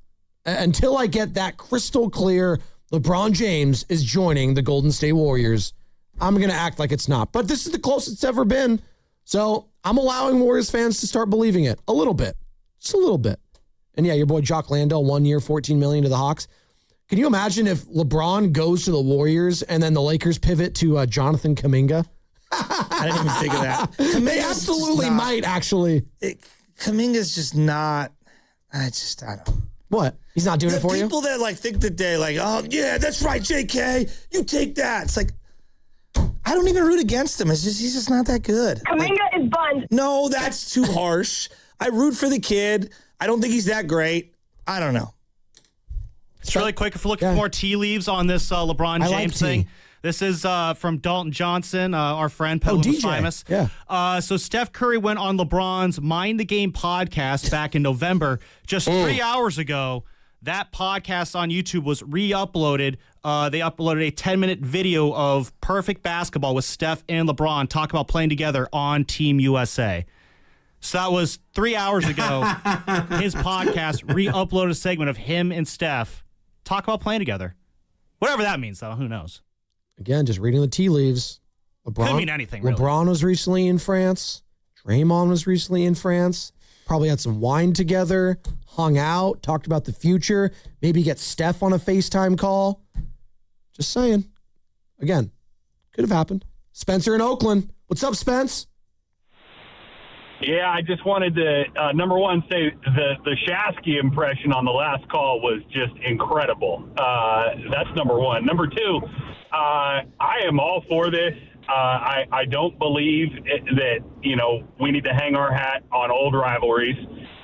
We're the Bay Area is a place of champions, and we would welcome LeBron and welcome that run. And I think Steve Kerr is the right coach, given, Olympic history, given his history with all of the players, essentially, to be able to put this together and manage the load, so to speak, throughout the season so that they are all healthy and ready. If we go into the season with that understanding, and a focused approach on making sure that everybody's healthy and ready to go during playoff time, I mean, the thing that Kevin Durant brought when he was here was, he could go get a bucket at any time. Even at his age and skill set, I feel like LeBron can still go get a bucket just about at any time that he wants. Just like Steph can get a shot at any time that he wants. And that is, to the Warriors' benefit in that way. The real question becomes, do we actually get AD with this? Because I just think about the length and the height of our main opponents in the West, and that is what, still, I think, keeps us from that top level. If we aren't able to secure somebody, a big that can really be healthy and compete in the middle. That's why New York, I mean, everybody wants to throw, all the glory to Brunson and everything, and that's great. But that move to get them a really quality center that can stretch the floor and also play defense and grab rebounds, was the right move and really kind of put them over the top, in my opinion. And they had Mitchell Robinson off the bench, and OG Anunoby plays way bigger than his size. Well, he's big. He's huge. He's like 6'8", 6'9". No, but I'm saying like he just plays real good. His wingspan is like a 7 foot. He's very versatile. For sure. Cat actually had a couple bad games. He was really good, I thought, in moments in the comeback game. Yes. But for the most part, that was OG's game. That was. By the way, a little update here from Anthony Slater, ESPN, obviously knows the Warriors inside and out. Warriors decision makers have been given no indication at this hour that they are the firm LeBron James landing spot per sources. There's a belief that they'll have plenty of appeal, but appears to be some level of recruitment required. So they're going to call it the LaCourte of LeBron James. Hamptons, here we come. Let's go. Get LeBron. Let's get him here. Come on. Who are the 5 guys I send out there to recruit him? Is Joe Lacob a part of this pitch? Are you allowing Lacob to be a part of this? No, so it's Steph, Draymond, shaking his head. You send Kristaps out there? No, I'm not sending Kristaps out there. Santos? No, we're sending Chris Mullin. Who's the new Hamptons 5? We're sending guys that LeBron looked up to back in the day. It's the Hamptons 3. It's Draymond, Steph, and Kerr. For me. I'd send Mully there too. He's a good ambassador. Sure. Why not? Final thoughts? Stop being a little cat.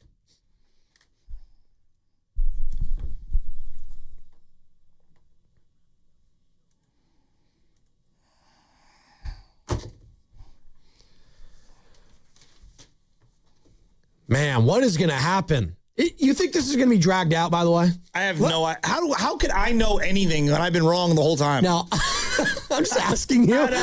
I'm probably the last guy to ask. I can ask Bernsey. Call up Bernsey. Maybe he knows. The Bernsey Shasky beef. Screw that loser. Hey, Bernsey, you want to catch me? Come see me when I'm actually donating my time to the youth tonight in Vacaville when my team takes on... who is it? Roseville. I don't know who the hell we're playing Rockville, tonight. right? Rockville, Rockland. I don't know. We're playing somebody. Okay. We already played Rockville. They were very nice. I want to rock. All right. You wish you could donate your time to the youth like I do for free. Kids, they're not even my kids. Just coaching randoms. Just take time to be a dad today, you know? Oh, LJ will be there. There you go. And he'll have his LeBron jersey. Carter, Sam, what you guys got? Better than that Devers jersey I bought him. Oh, yikes. Can you guys believe that in 5 days, we will be 10 years to the day that they signed Kevin Durant? That is wild. 10 years. Wow. And if you would have told me 10 years ago that in 10 years they will sign LeBron James, I mean, put that in perspective. What a day. If they make this happen, oh my God. Well, what would be more crazy to tell a Warriors fan in 2016 that LeBron's playing into his 43-year-old season? Or that he's going to be a Golden State Warrior? Probably that. Yeah, it's probably, but both is pretty insane, man. Wow. It could be an actual, that is wild. It is. I think this is going to drag out a little bit, if I had to guess. Just going from what I've seen from the past, this has an Aaron Rodgers type of feel to it with LeBron what do you mean? Wanting to take his time and not being in a rush to sign anywhere. Is there any world where he goes back to the Lakers? No, none chance. You think that is? I think that bridge has been burned. Okay, you guys. Honestly, Joe, and I know it sounded. It's hard to do a show while checking the internet. I felt this way in real time, and I know you and Bonte didn't buy it, but I truly believe that Pelinka went over everyone's head to do that Luka deal. And LeBron was pissed. They got rid of his boy, Anthony Davis. And I don't think it's been the same ever since. On top of the new ownership coming in and knowing that Luka is the guy there, they don't feel like they owe anything to LeBron now. They can say and have face and say, oh, we want him back. We want him back. We want him back. But if Rich Paul is telling us negotiations aren't going through and they're not talking to each other, that says all you need to know. The Lakers are just trying to save face and all this, but they have no intention of bringing this guy back. They've made Luka the priority, Austin Reeves the priority, and LeBron James is third fiddle to no one, and he knows that, and he doesn't want to play there anymore. But he'll be third fiddle here behind Dre. No, he'll be 1B to Steph. It'll be Steph and LeBron. They could sell that, and LeBron could buy into that. And that's why I think he's going to come here, because I don't think that he wants to go to Cleveland. But if he goes to Cleveland, he's won. I guess. Right? But it's more of a just a... What's a better... I'm asking seriously, though. Is Cleveland's a way better basketball situation?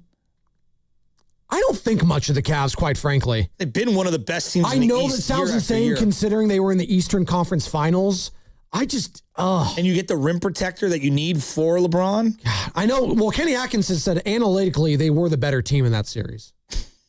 So, I mean, analytically, they should have been representing the East in the NBA Finals. We got to stop with the analytics. I mean, did he really say that? Did you guys forget that? Oh, my God. He said analytically we should be up 3-1 in this series. God. Or 2-1 at the time. Analytically, I should be making more than Cowherd. Yeah. Well, anyways, final thoughts. Sammy. My final thought is one of the little bit of soccer nuggets I saw over the weekend. Did you guys see what South Korea media did after their team lost to South Africa? What?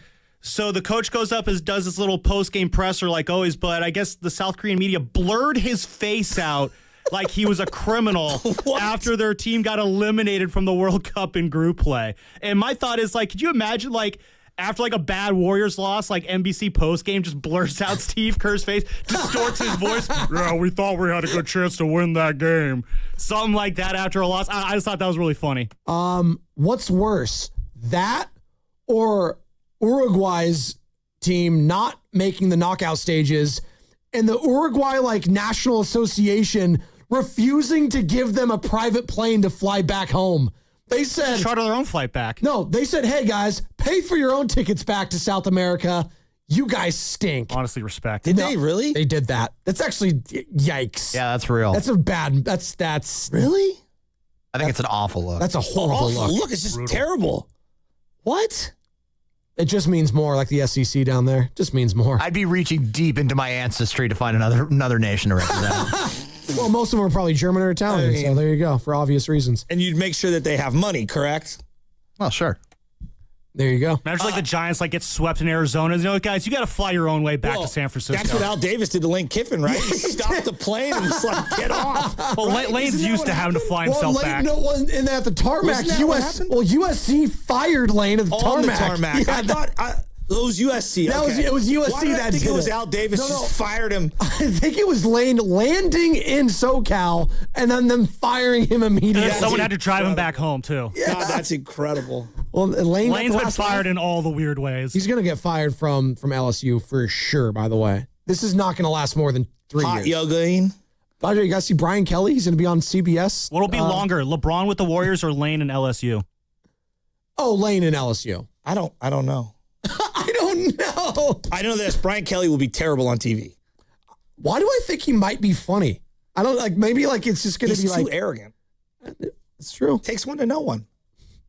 Hey, what does Steiny and Bonte think about this? They're up next. Fremont Bank, here for you, here for good. DraftKings Sports is live in all 50 states. Yes, that means you, California. The whole world is watching one tournament right now. Group stage chaos, knockout drama, stoppage time heartbreak. The DraftKings Sports app is now live in California. So whether you're catching the early kickoff before work or the late match at the bar, you're in on every minute, every match, every moment, all in one app. Right here in California, the world's biggest stage is in the palm of your hand. New DraftKings customers sign up with the code 957thegame, spend $5 to get $200 in total rewards. That's code 957thegame in partnership with DraftKings. The crown is yours. Event trading offered by DraftKings Predictions, a CFTC registered introducing broker. Trading involves risk of loss. Market availability varies. Eligibility restrictions apply. $50 every 7 days via click to claim issued in non-withdrawable predictions dollars that expire in 1 year. Ends June 28. Terms dkng.co/predictions promo. Veterans and active duty service members. When your call to service ends, your mission doesn't have to. Go from GI to IT in just a few months at My Computer Career. Prepare for a high-demand career in cybersecurity, protecting people, systems, and institutions from real cyber threats. Cyber warriors are needed now. Will you answer the call? Go to mycomputercareer.edu/CWP to learn more. That's mycomputercareer.edu/CWP, an elite CompTIA certification partner. VA education benefits are available to those who qualify. So Ryan and I came to the decision to get life insurance when I was pregnant with our first son. He really wanted us to be taken care of if something happened to him. He provided for our family in life and also after his death. I think that would make him proud. Ethos makes it fast and easy to get life insurance. Apply in minutes and get same-day coverage. Get your free quote at ethos.com/music. That's ethos.com/music. Paid testimonial. Time spent on application may vary. Online health questions required. When it comes to hiring a plumber, heating, or HVAC or contractor, think Local 38. With non-signatory companies, that low price up front is often just to get in the door. And once the work starts, so does the extra charges. But with UA Local 38 signatory contractors, you know the cost up front. No surprises. And it's not just about the price, it's about the people. Non-signatory shops often cut corners, which means inconsistent work. UA Local 38 contractors invest in their workers with strong pay, real health benefits, and retirement plans. That means experienced professionals who take pride in what they do. Local 38 workers are craft certified and complete a 5-year apprenticeship consisting of 10,000 hours of training. So when someone comes into your home or your business, you know you're getting a trained, vetted professional. For quality, accountability, and peace of mind, choose better. Choose UA Local 38. Plumbers, pipe fitters, and HVACR union signatory contractors. For more information, go to UALocal38.org or call 415-626-2000. Hey, Bay Area sports fans, get ready for game day with Laughing Monk Brewing. Whether you're watching with friends or heading out after the final whistle, Laughing Monk has the perfect beer for the moment. With locations in Sunnyvale, Scotts Valley, and Bayview in San Francisco, there's always a Monk nearby. And now, check out their newest San Francisco location in Nopa. From crisp lagers to bold IPAs, every beer is righteously brewed in San Francisco. Grab a pint, grab your crew, and make game day better at Laughing Monk Brewing. Righteously brewed in San Francisco. Some matches are too big to watch alone. That's why before the sun comes up, the lights are already on at Jack's Bar in San Jose's Japantown. Fans gather shoulder to shoulder as chants build toward kickoff. Tables shake after every goal. By sunrise, the whole place is roaring with the sound of the world's biggest matches. For decades, Bay Area soccer fans have found their way to Jack's for mornings like these. Open every weekend at 6 a.m. Real soccer culture. Real match day atmosphere. Jack's Bar in San Jose's Japantown. In 2026, Bay Alarm celebrates 80 years of security. With burglar and fire alarm systems, 24/7 in-house monitoring, and local service, our promise to the Bay Area remains the same. We got you. Learn more at bayalarm.com. Don't miss Built Like a Baller every Friday as the Morning Roast breaks down the standout performance of the week. Burton, a heave at the horn from 28. Banks it in! Brought to you by Baylor. Wealth management for the Bay and the people who've built it. What's up? It's Draymond Green. I'm back for my 14th NBA season, and my podcast, The Draymond Green Show, is back too. This season, I'm breaking down games, reacting to the biggest NBA stories, and sitting down with teammates, rivals, and culture shapers. And trust me, I'm not holding back, on the court or on the mic. 2 new episodes every week, new segments, big conversations, real basketball talk for the real hoop heads. Listen to and follow The Draymond Green Show wherever you get your podcasts. We're back, we're better, let's get it. Pros, save more on what you need to get the job done right now at Lowe's. Get 15% off select custom entry and interior doors. Plus, save $80 on the DeWalt 20-volt Max 2-tool combo kit, now just $169. And at the Lowe's Pro Desk, bring us your materials list and get a quote in minutes. Handwritten, a photo, or even a sticky note is all you need. Keep your jobs moving faster and on budget at Lowe's. Valid through 7/8 while supplies last. Selection varies by location. Finding great candidates to hire can be like, well, trying to find a needle in a haystack, but not with ZipRecruiter. Its powerful technology actively finds and invites qualified candidates to apply to your job. So while other companies might deliver a lot of hay, ZipRecruiter finds you the needle in the haystack. See why 4 out of 5 employers who post a job on ZipRecruiter get a quality candidate within the first day. Try ZipRecruiter for free at ZipRecruiter.com/team. That's ZipRecruiter.com/team. ZipRecruiter. You're listening to 95.7 The Game, KGMZ FM and HD1 San Francisco on Odyssey Sports Station and the home of the Golden State Warriors and Valkyries. Always live on the free Odyssey app and now coming to you live from the Laughing Monk Studios. He brings the passion. For what? I want to know now. I'm mentally invested. Don't tell me to pray and you don't say what for. He brings the perspective. Yeah, I think they both have a great point. Get off me, text line. He's truly one of a kind. That is wow. Oh, my God. Oh. And he's doing a great job. I need you to man up and say what you really want to say. Diamond, you're doing a great job. And together, There's Steiny and Guru. Yeah. On 95.7 The Game. Oh, poor Guru. You know, happened to go. What a bad week to take vacation. I heard he's stuck in Chicago. That's a nice city. It's nice, but Goo. Like for how long? I don't know. He just said he was stuck in Chicago, but I didn't see for how long. No, he said yesterday he didn't make it out. I texted him, was like, hey, you land? Call the show. He goes, stuck in Chicago all day, man. Pilot got sick. This motherfucker. Then he sent me a rap song from a rapper in Sacramento who's 12 years old. Love the track, though. My folks were Sac 12 years old. Nice. So that's the update on Goo. Anyway, he's missing it. Oh, man. Man, we got three big things. First, Draymond Green talks about why he opted out. Then we got Kristaps Porzingis. He's back for another year or two. All right. But LeBron James is not going to play for the Lakers, apparently. According to Shams Charania, he told the Lakers, go ahead and make plans without me. I'm going to play for another team. So let it begin, Bonte. Let it begin. Just want to let Raymond Ritter know, who's probably listening.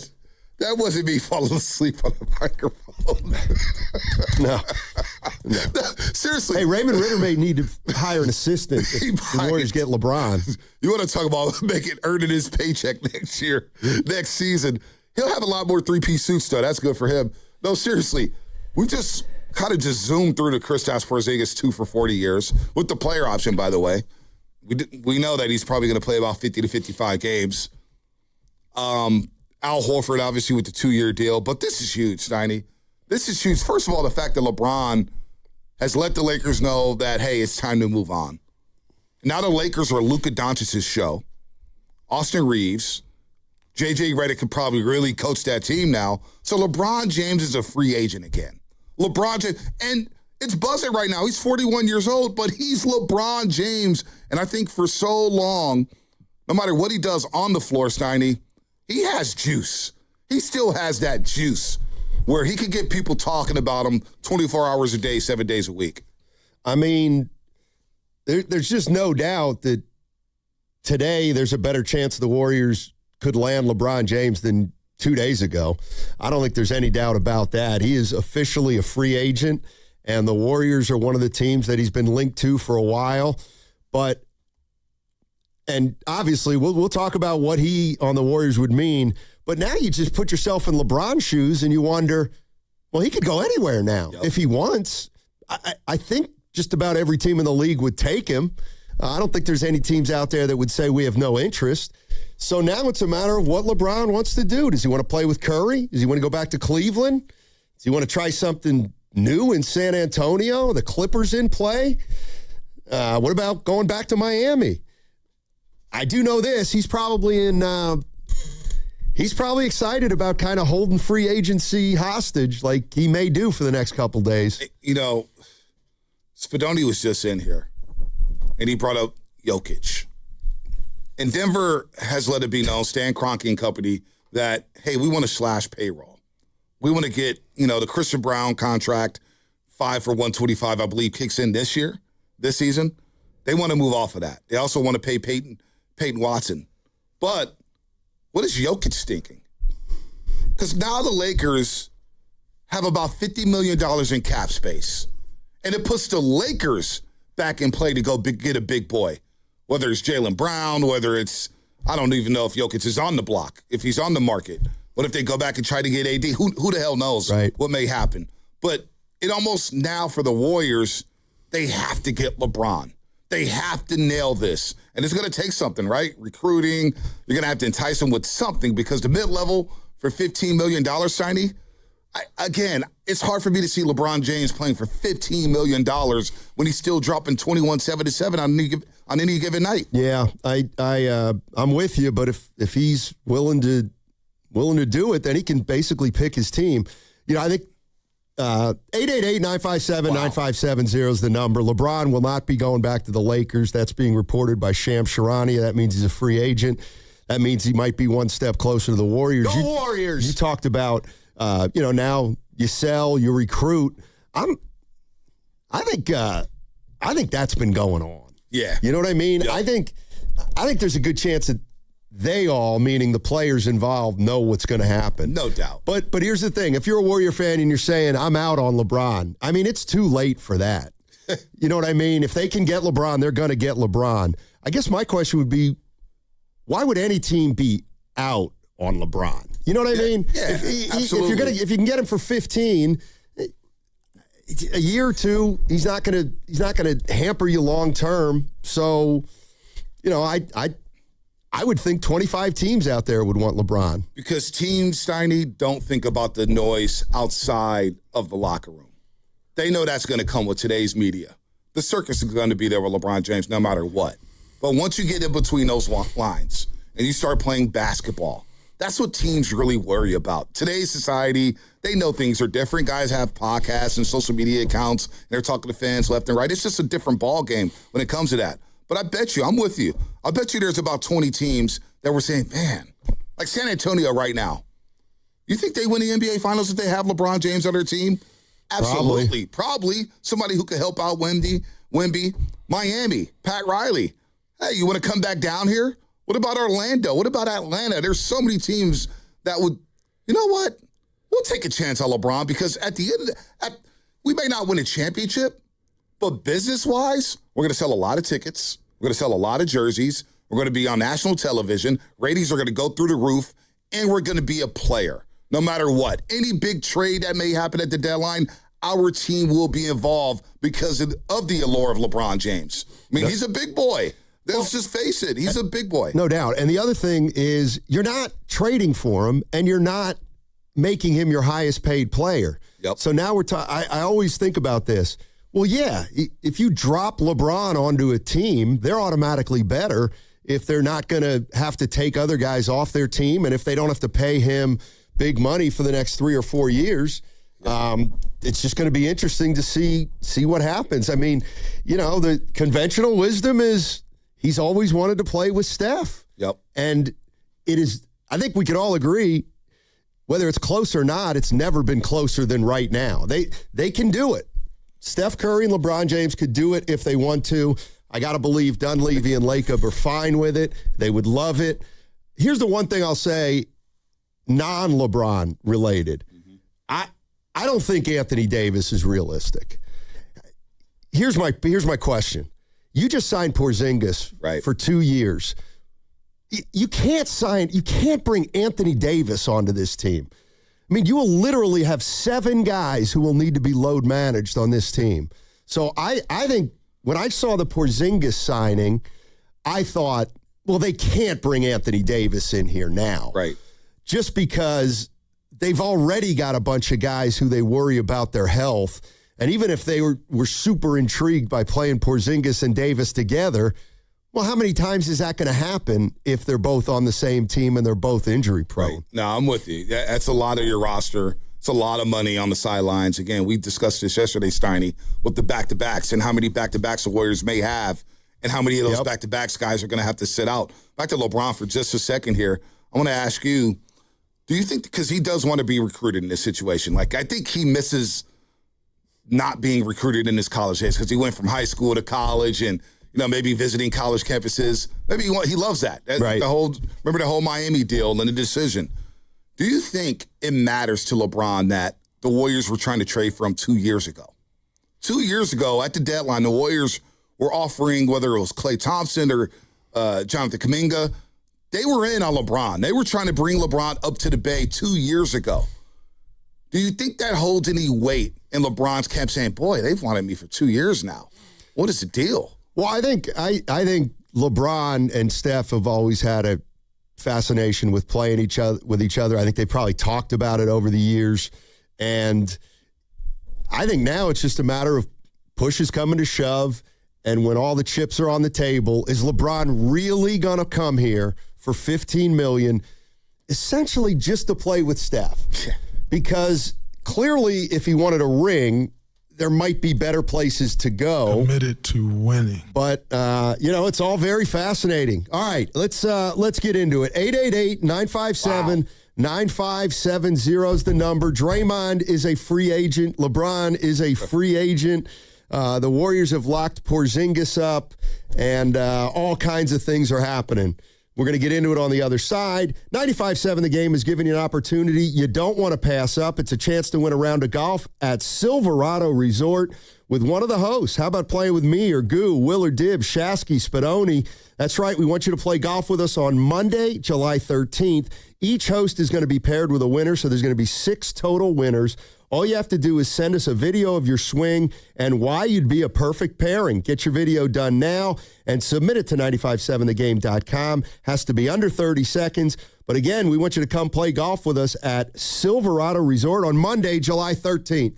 Hey, it's Willard and Dibbs for Safeway. Enjoy these amazing deals for members, and as always, save up to 20% weekly on hundreds of exclusive offers from Safeway. Just clip the highlighted deals from the weekly mailer or click the deals in the For You section of the Safeway app to breeze through checkout. Visit Safeway in-store to play their Centennial Shuffle all week long for a chance to win a free item. Mix and match signature select chicken, drumsticks, or thighs value packs, or buy one, get one free of equal or lesser value when you buy 2.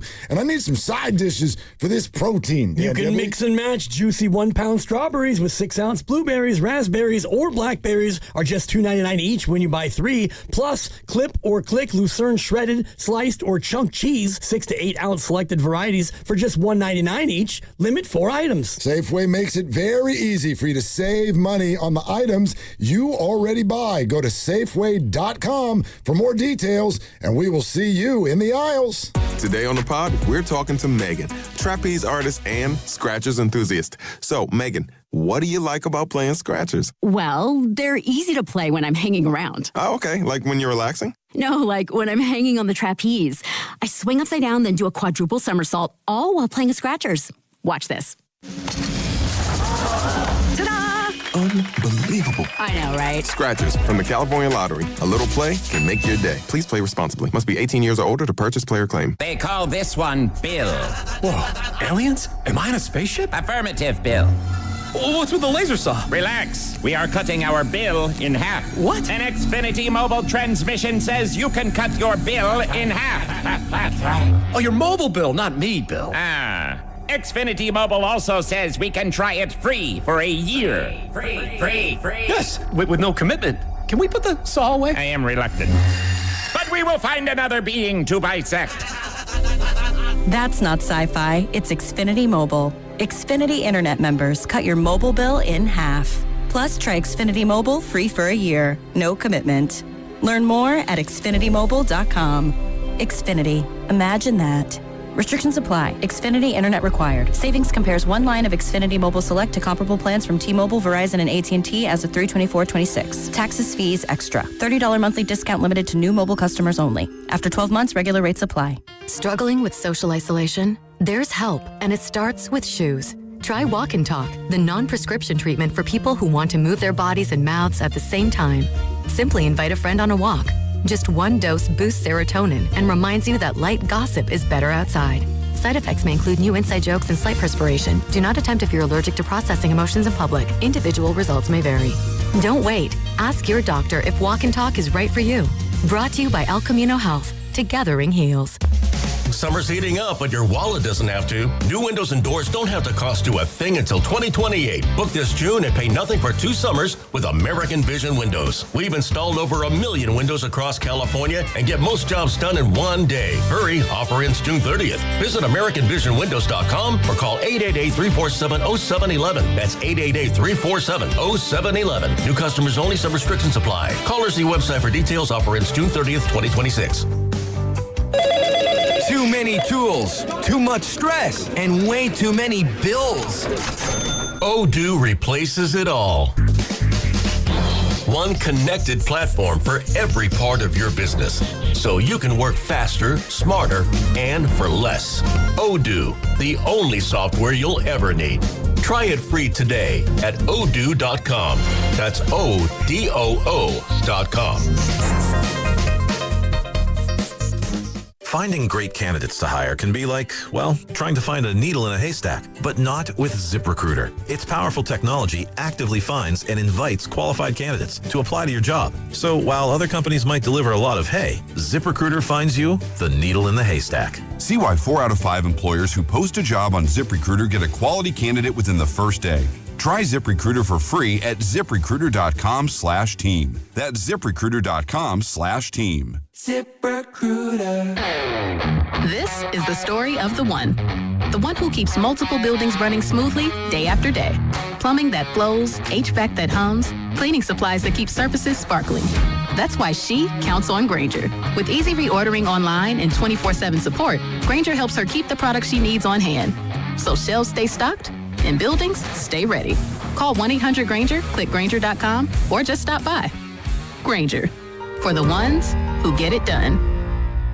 Back to school starts now. Get long-lasting battery life on the Dell XPS laptop powered by Series 3 Intel Core so you can work from anywhere. Now starting at $699 with exclusive student pricing starting at $599. Complete your setup with savings on select monitors and must-have electronics and accessories. Limited time deals and free shipping on PCs and more await you at Dell.com/deals. That's Dell.com/deals.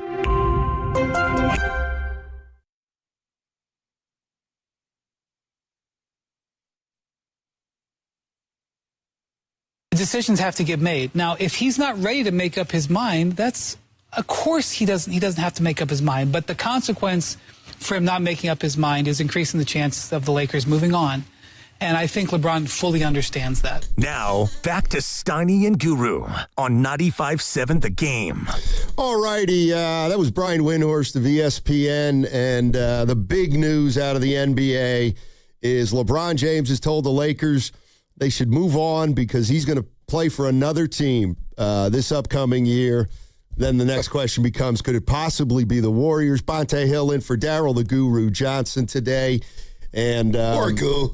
Yeah. Poor Goo. You hate to see it. Hate to see it, Goo. Damn. So how we feeling, Bay?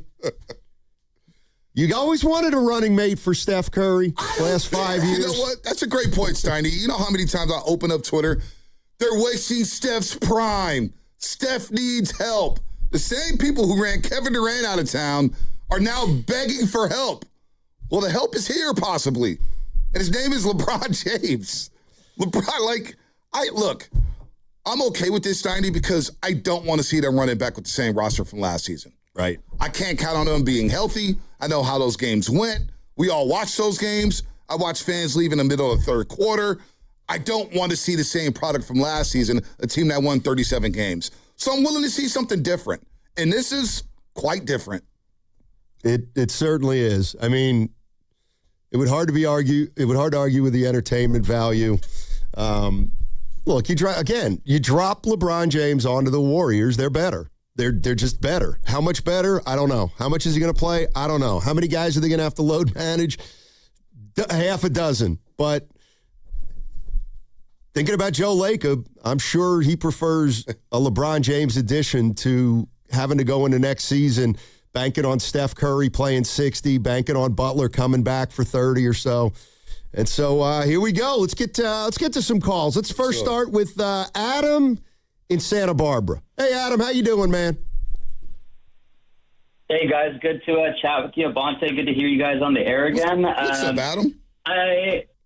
How we doing? I talked to Carter before this that, I kind of want to just be, realistic, but then it's just, all the news that just keeps coming in about it's, not a money decision. It's a happiness decision, and it's, It's a lot, right? And having not been a fan of LeBron since he left Cleveland all those years ago, and obviously all the battles we've had, I would never want this to happen, right? But then we see the Olympics happen. You can see how well they are as a team, as a duo in a competitive setting, and it'd be exciting. I just feel as a Warriors fan that we always build ourselves up for getting this free agent. We have the moves and we're in play, and then it just doesn't happen. So my gut is telling me he's probably going to go to Cleveland or somewhere else, but logistically, why would you want to move from California all the way back to the East Coast or to Texas? I mean, I don't know. I mean, would it be super fun to watch? Absolutely.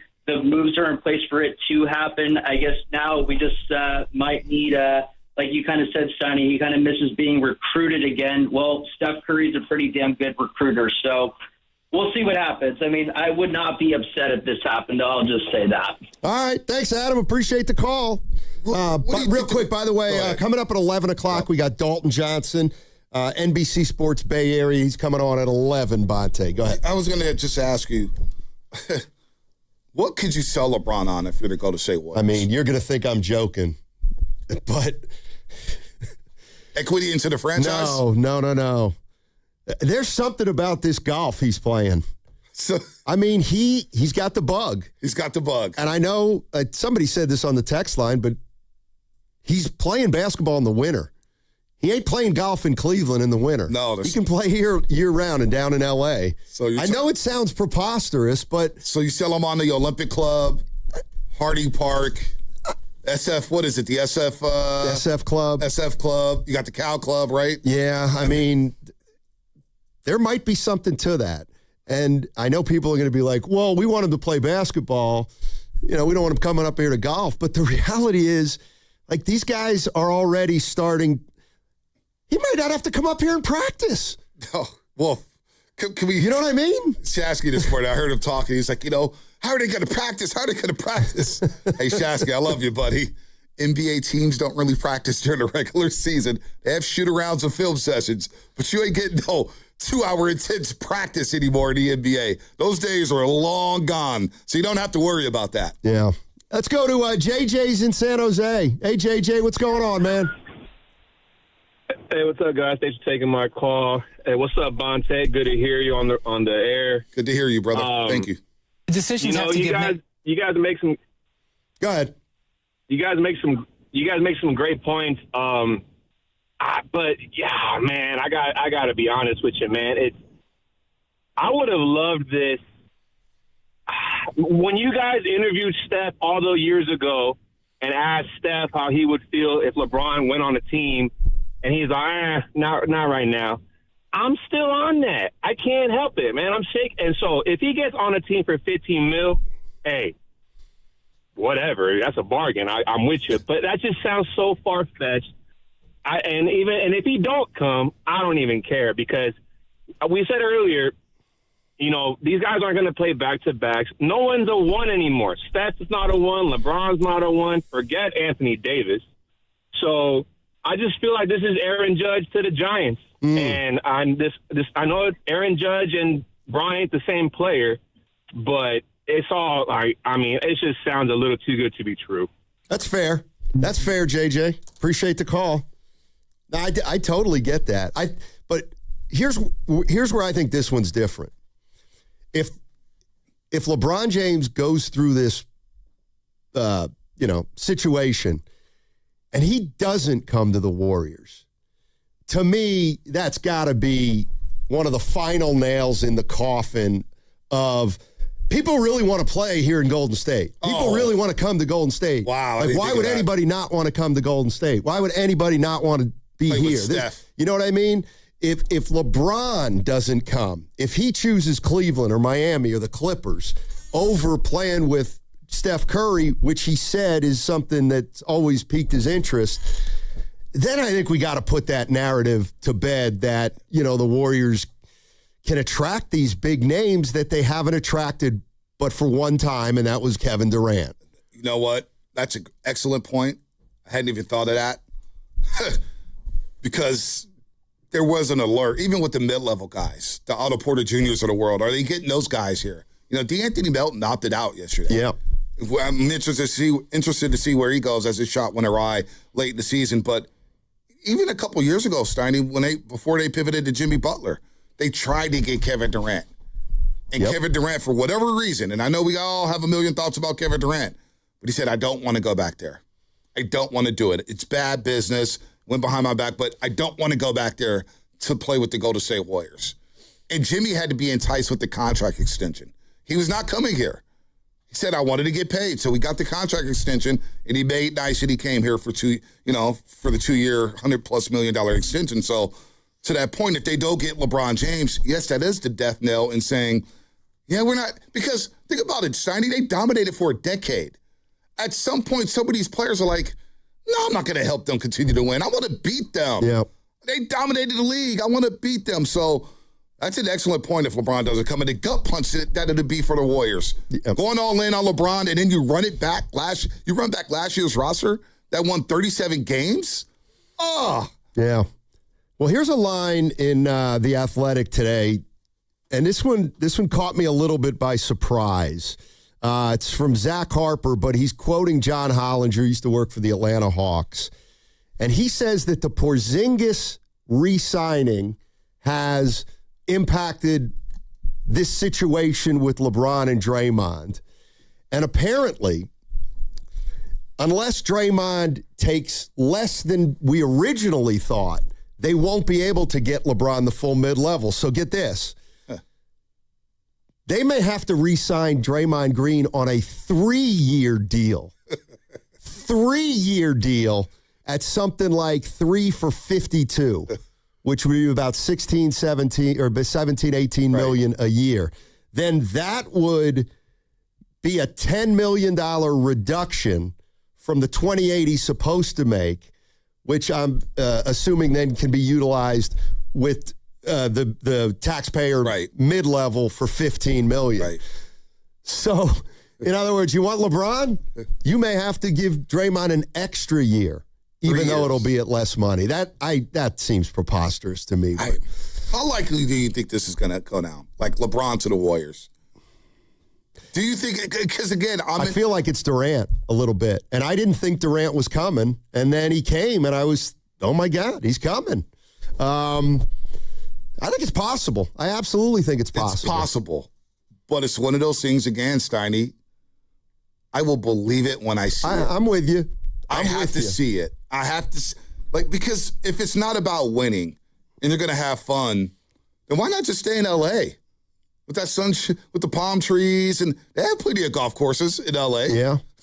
I got to believe, obviously something happened down in L.A. where he doesn't feel like he's wanted there anymore. So Draymond Green for another year, 3 years. How do you feel about Draymond? Because I know we have Draymond sound. Yeah. I know we're going to get to the calls, man. But that's the big domino, too, where he's basically assured that he's coming back to the Warriors. I mean, I'm assuming he's coming back. This is, we'll play this now. This is what Draymond Green said. He's very magnanimous. He wants to help, and he wants to leave the Warriors in a better place. I've always taken the approach of working with the organization. I've been in one place for 14 years. It's more of a family to me than anything. I view Golden State more like Michigan State. Like, it's more like an alma mater for me, as I've been somewhere for 14 years. So when in a position to try to help better our team, to try to help better this organization, I am always intrigued by that route. So opting out, I think for us, it gives optionality. It allows to possibly do some things. Joe Lacob, Peter Gruber, the ownership group has never been one to shy away from doing things that help this team get better. And if I can stand on that same side and have a hand in helping this organization be in a better position, I'm always willing to do that. What a team guy. I mean, he may get a lifetime deal out of this. He's going to be a Warrior for life, Steiny. He may coach this team one day. He might. I mean, who knows? But honestly, just for a second, Steiny, on the floor, LeBron, Steph, you got a combination of Kristaps Porzingis and Al Horford and Draymond Green. And who knows who's going to play the two? Could be Brandon Podziemski, could be somebody else. Who the heck knows? Draymond will still be left open on the court because we're assuming that in this hypothetical, LeBron's here and Draymond's here for the next 3 years. Call me crazy. I was telling Evan this before the show. I'm not Draymond shooting 10 threes a game. This is the only shot he should take. Now, people are going to say, Bonte, what the hell are you talking about? He shot 32% from three last year. He shot 5 threes a game. Those shots are going to be wide open for him no matter who's on the floor. Just be in a gym, shoot 10 threes a game. Can you make 4?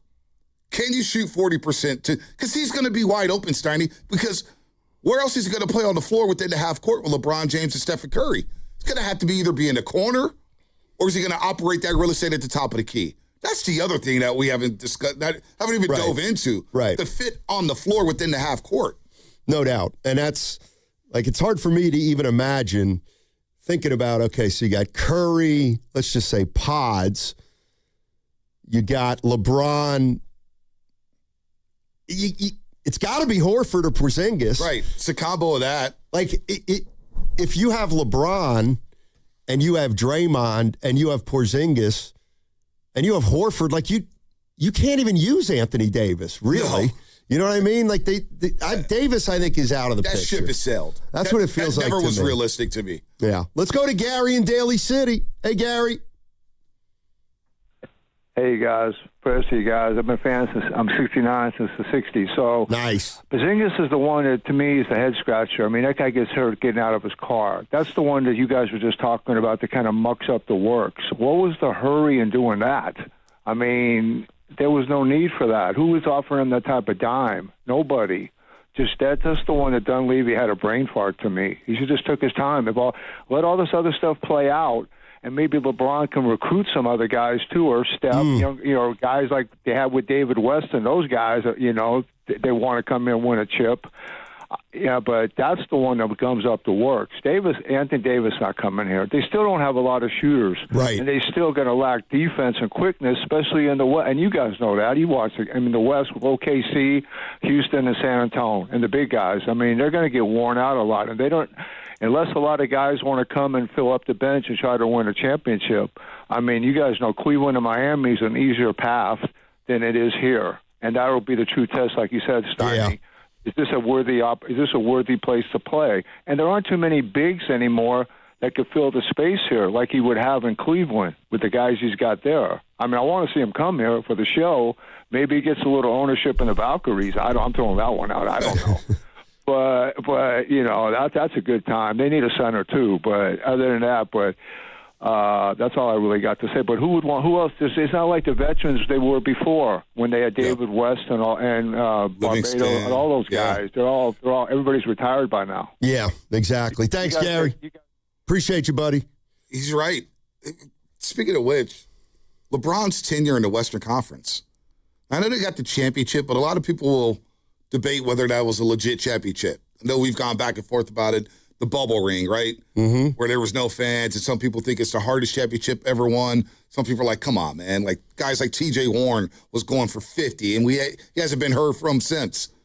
But other than that, his tenure in the Western Conference with the Lakers, what would you give it? Like, not even just a grade. How would you summarize LeBron's tenure with the Lakers? They made one Western Conference final. They won an NBA championship. They lost in the second round, lost in the first round a few times. Kind of disappointing, right? Yeah, I mean, I always think if you win one title, it's probably worth it. But obviously, they haven't done much in the last 5-6 years. I mean, he got the one he needed to get ahead of Steph. And maybe that's the other thing. I mean, here's the thing that I worry about. And I'm looking at this roster next year. And let's just hypothetically say LeBron comes. I'm counting 6 guys that you got to load manage. LeBron, Steph, Butler. And Butler and Moody, they might not even... Yeah, who knows? But then now your center tandem is Porzingis and Horford. How many games are you getting combined out of those guys? Like, at some point... it sounds great, LeBron, Steph, and Draymond, but how many games will they actually play together? Yeah, and how many minutes will they be on the court together? And LeBron's smart. You don't think he's looking at this situation saying, damn, I'm 40. We got Al Horford. They're going to be the oldest team in the league, maybe in NBA history.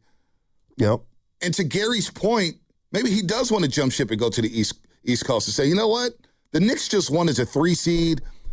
They steamrolled the Cavaliers. They steamrolled the Sixers. Sixers are a mess right now. Who knows what's going on with Boston?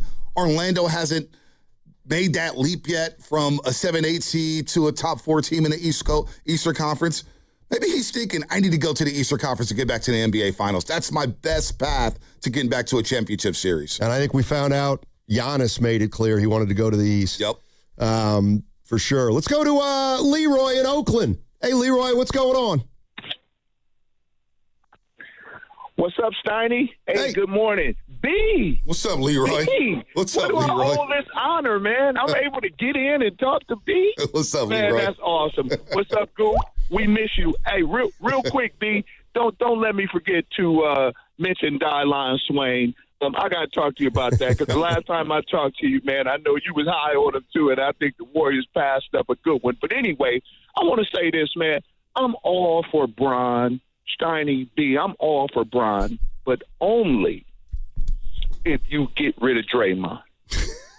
You're in the way, brother. If Draymond, if you really mean that you have the Warriors' best interest in mind, then ask for a trade.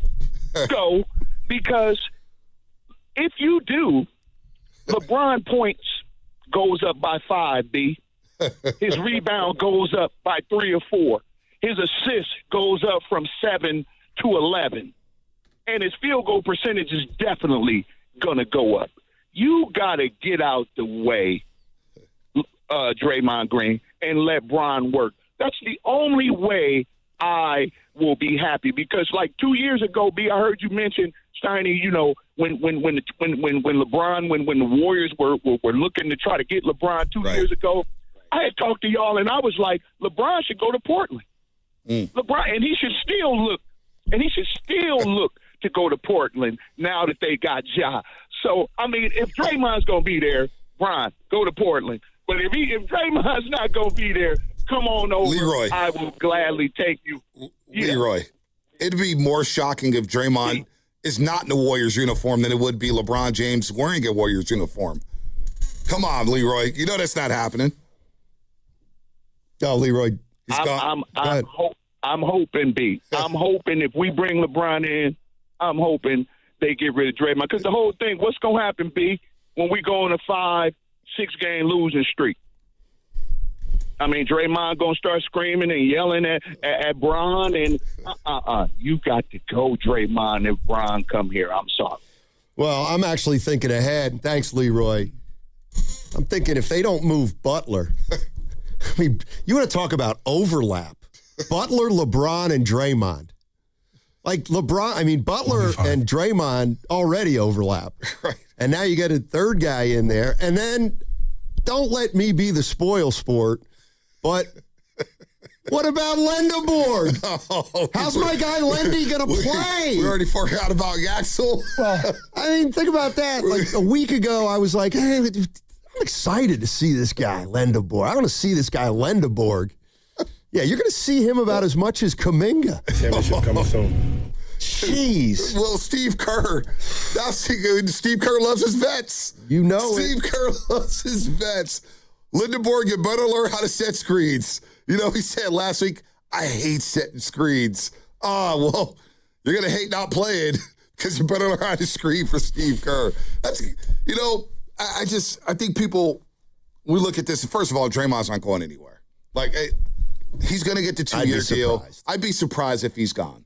So Draymond's going to be back no matter what. He's a Warrior for life. We just have to accept it, whether you like him or if you don't. And he has moments where he's a really good defensive player, and then there's moments where, boy, without Steph and without Jimmy, it looks ordinary, and the turnovers go up. Now, with better players around him, he's a better player, obviously. But I just worry about the fit within the half court and him not adjusting his offensive game or evolving his offensive game at all. Because you look at these playoffs with San Antonio and Minnesota and OKC, Steiny, and New York, what do they have on the floor at all times?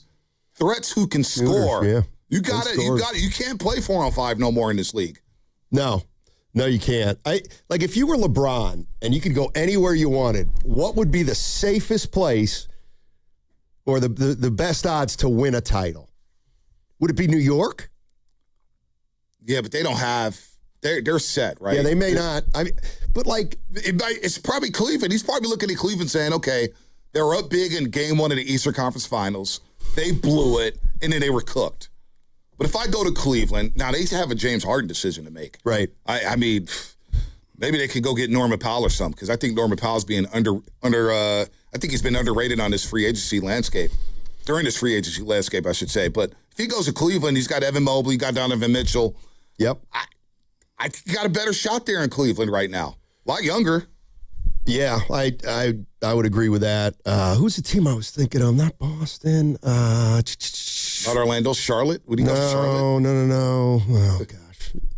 You'll get used to me. Atlanta? You'll get used to me forgetting my train of thought. I listen a lot, Happens Scotty. a lot.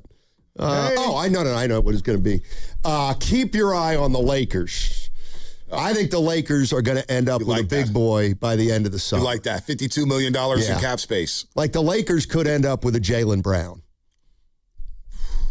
Would the Celtics do business with the Lakers? Maybe it's a three-way deal. It's a good question. What is going on in Denver? What is going on with Denver? I don't know. And Aaron Gordon and Jokic and Murray. I don't know. All right. 888-957-9570. LeBron James told the Lakers, go ahead and plan the offseason without me. I'm going to go play for another team. Question becomes, is that team the Warriors? 888-957-9570. Coming up at 11 o'clock, we got Dalton Johnson, NBC Sports Bay Area. And that segment was brought to you by AC Transit. Your AC Transit fare keeps the East Bay moving, funding reliable buses, community routes, and essential transit service thousands of riders count on every day. Pay by Clipper, contactless bank card, or cash. Discounts are available for qualified riders. Visit actransit.org/fares matter. Hey, DraftKings Sports is live in all 50 states. That means California. The whole world is watching one tournament right now. Group stage chaos, knockout drama, stoppage time heartbreak. The DraftKings Sports app is now live in California, so whether you're catching the early kickoff before work or the late match at the bar, you're in on every minute, every match, every moment, all in one app. Right here in California, the world's biggest stage is in the palm of your hand. New DraftKings customers sign up with code 957TheGame, spend $5 to get $200 in total rewards. That's code 957TheGame. In partnership with DraftKings, the crown is yours. Event trading offered by DraftKings Predictions, a CFTC-registered introducing broker. Trading involves risk of loss, market availability varies, eligibility restrictions apply. $50 every 7 days via click to claim issued in non-withdrawable predictions dollars that expire in a year. Ends July 17th. Terms dkngb.co/predictions promo. That segment was brought to you by Crystal Geyser, Alpine Spring Water. In 2026, Bay Alarm celebrates 80 years of security. For the Bay Area, that means local service including burglar and fire alarm systems, 24/7 in-house monitoring, and custom security designed to work with business operations.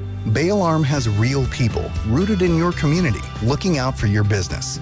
After 8 decades and 3 generations of family ownership, our promise is still the same. We got you. Learn more at bayalarm.com. When it comes to hiring a plumber, heating, or HVACR contractor, think UA Local 38. With non-signatory companies, that low price up front can quickly turn into added charges once the job begins. But with UA Local 38 signatory contractors, you know the cost up front. There's no surprises. Local 38 professionals are craft certified and complete over 10,000 hours of training, so you know the work is done right. For quality, accountability, and peace of mind, choose UA Local 38. Learn more at UALocal38.org. Toyota's 4th of July sales event is on. This is the season for more. This 4th of July, get 3.99% APR plus $500 finance cash on 2026 Tacoma SR5. Or get 2.99% APR plus $1,000 finance cash on Tundra. Make the most of summer in a new Toyota truck.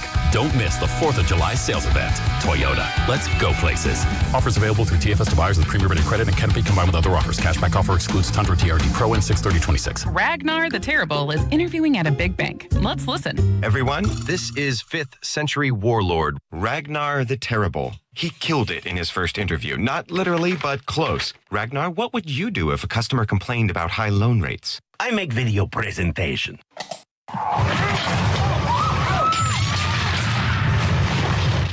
Star One is nothing like the big banks. We have better rates, minimal fees, and friendly customer service. Star One, in your best interest. Want to talk about low testosterone or impotence? No way, right? But did you know 1 out of 4 men suffer from this condition? Listen to Dr. Robert Rowley from Prime Male Medical. At Prime Male Medical, we specialize in acoustic wave therapy, sublingual lozenges, injectable medications, and testosterone treatments. Get your first visit, PSA test, testosterone test, Doppler ultrasound, and a year of follow-up visits for just $99. Go to PrimeMaleMedical.com or call 415-761-4037. 415-761-4037. Hey, it's Willard. At Habis Law, it's never been about attention, never about applause, never about goofy smiles on candy-colored billboards. For more than 40 years, Habis Law is focused on one thing, fighting relentlessly for injured Californians. Because behind every catastrophic injury case is a human life forever changed. That's why Habis fights with preparation, intensity, and relentless commitment. No fluff, no distractions, just real advocacy for injured Californians. Habis Law,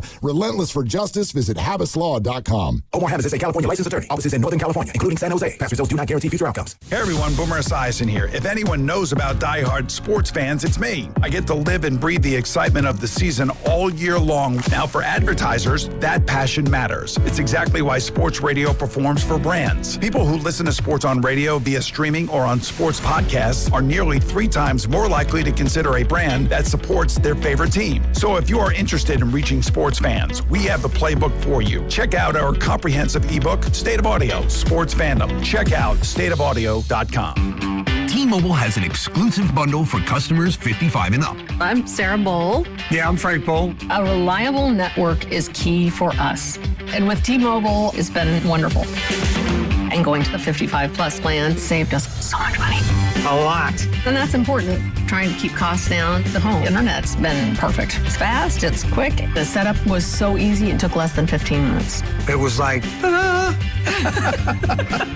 If you want simplicity, coverage, reliability, you want the whole package, T-Mobile has it.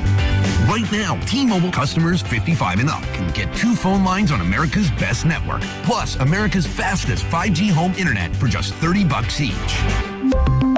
$30 per month each line with autopay plus taxes and fees. Minimum age 55. Pricing for home internet rely on 2 lines of essentials. Choice 55. $35 connection charge per line required. Best mobile network and fastest 5G home internet based on analysis by Ookla of Speed Test Intelligence Data 2H 2025. All rights reserved. Join 95.7 The Game at the Miristar Federal Credit Union Stuff the Bus event. A backpack drive supporting Bay Area student success July 18th in San Jose from 9 a.m. to 1 p.m. Help us make an impact in our community. Get all the details and donate now at 957thegame.com. Federally insured by NCUA.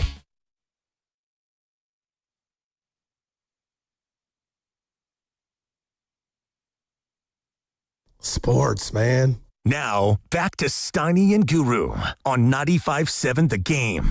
All right, Bonte Hill in for Daryl the Guru Johnson. Coming up in 10 minutes, we got Dalton Johnson, NBC Sports Bay Area. We're talking about the big news. LeBron has told the Lakers he's not going to play with them this upcoming season, and he's essentially a free agent. And the question now becomes, will he come to the Golden State Warriors? Hard to believe, but it certainly seems to be something that's on the table. Warriors re-signed Kristaps Porzingis yesterday, 2 years, $40 million, $20 million a year, player option on year 2. And, I got to mention this just because this is interesting to me. The Warriors have re-signed Porzingis. Meanwhile, the Hawks do not exercise their team option on Jonathan Kuminga, which means Kuminga is now an unrestricted free agent. So Atlanta just got off his money. $24 million. I will say, I think Kuminga's camp wanted this. It's like, I'm sure they would have loved to be back in Atlanta, but to be able to be free and kind of check out the landscape, but he's probably not going to make $24 million. Probably not. And he's probably not signing on a good team. He may be waiting a while. So life comes at you fast. Yeah. And it's unfortunate because I thought he played well in his role with Atlanta for the most part. Yeah, I mean, I just think that was a team that by the time he got there was pretty formed. Mm-hmm. And they didn't have a place for him in the starting lineup. Yep. And he came off the bench. If I were him, I would make a list of the teams that wanted him. The Kings definitely had interest in him. I think Phoenix had interest in him. Not sure if Miami did or not, but, you know, I mean, look, the Kings made it clear they wanted to take a shot on Kuminga. So I don't know offhand what their cap situation is. But they're trying to move off of they're trying to bring in Jalen Duren from, or is it Durant? Yeah, that's Duren right. He's meeting with him. So it could be a sign and trade. Maybe Sabonis is on the way out. Maybe they flipped Zach LaVine, who opted into his $49 million player option. Of course he did. Zach LaVine. Oh, my Lord. I always think about Groove when it comes to Zach LaVine. I got a weird memory. He's a Thundercat. Yeah. Well, I have a weird memory during the BS&G days at the old station, Broadway and Battery. One day, Groove just blurts out, Zach LaVine, man, he could ball. And you looked at him crazy saying, what? Zach LaVine. And now whenever I watch him play, I'm like, yeah, he'll shoot you out of a game. He'll have a couple highlights. He'll get hot. But for $49 million, Sacramento's trying to move off that desperately. So maybe Sacramento is a team that Kuminga goes to. And, boy, there's going to be some long nights up there in Sacktown. Yeah. Let's go to Skills. Skills is in Vallejo. What's up, Skills? How you doing, man? The first thing I want to say to you, Matt Steinmetz, and to you, Bonte Hill, is good morning. Good morning. Good morning. And, Bonte, the next time you see Joe Spadoni, ask him to say Skills pays the bills when I call the roast like you used to, please. I'll work on that. Thank you, sir. Let me set it up like this. The first thought I had about LeBron James coming to Golden State is not adding another aging player to an already old roster, but his past as a villain of the Warriors. Because I grew up on the 90s NBA basketball. How absurd it would have been to think of, for example, Isaiah Thomas teaming up with Jordan on the Bulls, or Larry Bird going to the Pistons. Maybe Magic Johnson stays healthy. He decides he wants to team up with Karl Malone and go to the Jazz. All those possibilities were absurd, obviously. So I have a certain mindset. I've always had a certain mindset of viewing these guys not just as opponents, but also as villains. But then I think about, and I'm going somewhere with this, please stay with me.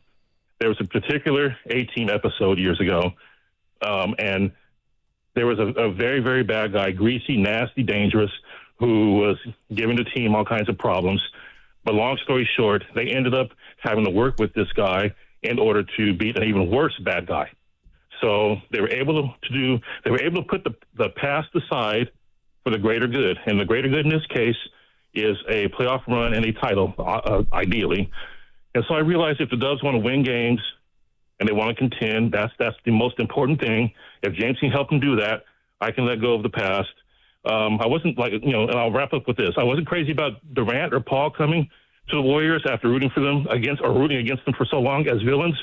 And I never thought Richard Sherman in a million years had a chance to ever win me over, but he did.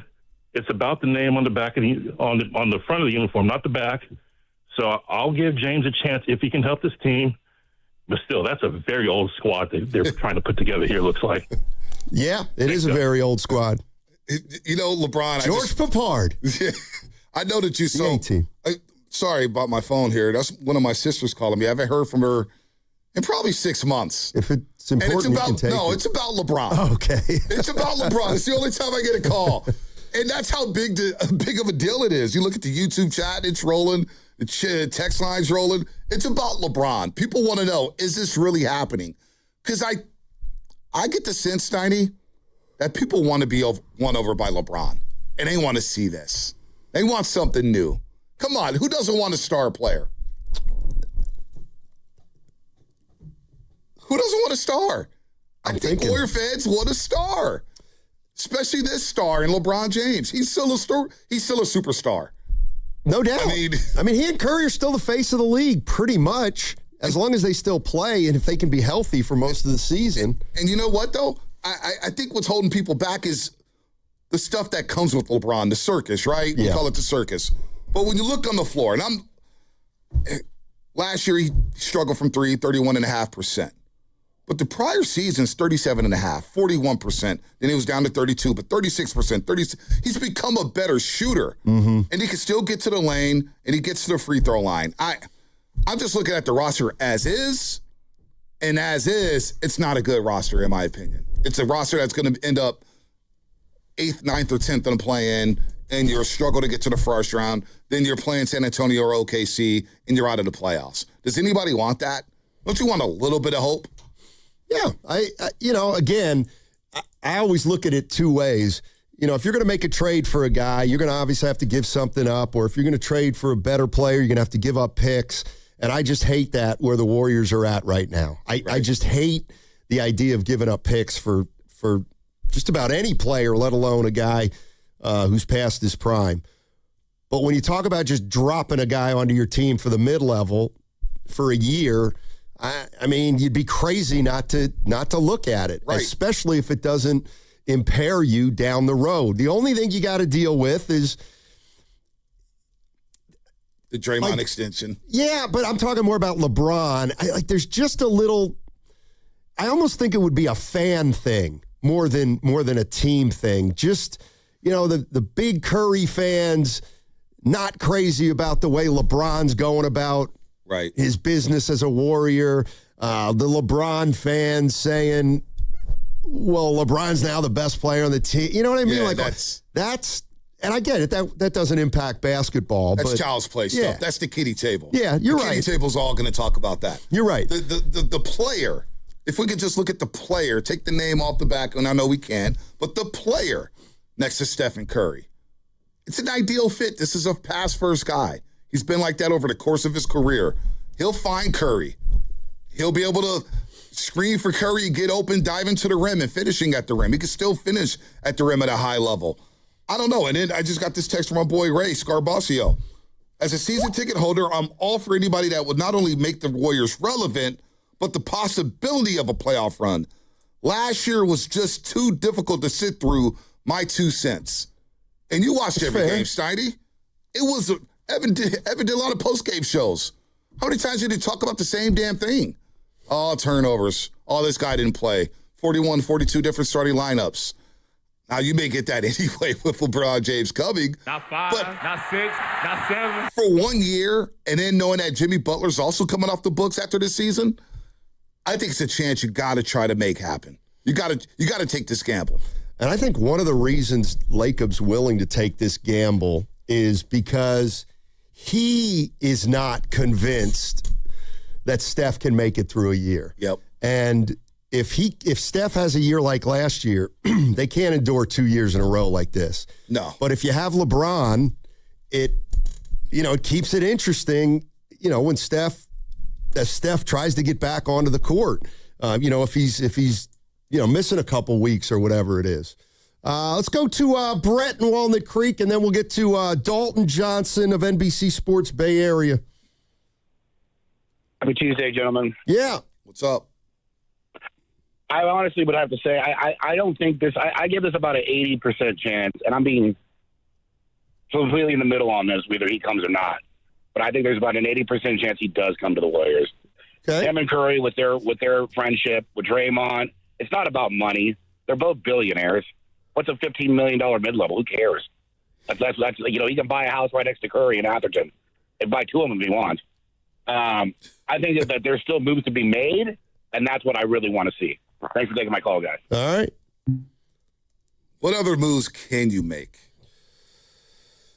This is a big domino that has to happen. And I have to see what Draymond's extension looks like. Because I was I'm not going to lie, with Kristaps Porzingis, do you give him $15 million a year? The fact that he got $20 a year, it surprised me a little bit, knowing his injury history. And you look at his game log, we talked about Anthony Davis playing over 70 games once since 2018-19. Well, Kristaps Porzingis is in a different stratosphere when it comes to that. Yeah, I think the way the Warriors are looking at next year's money is anything could happen.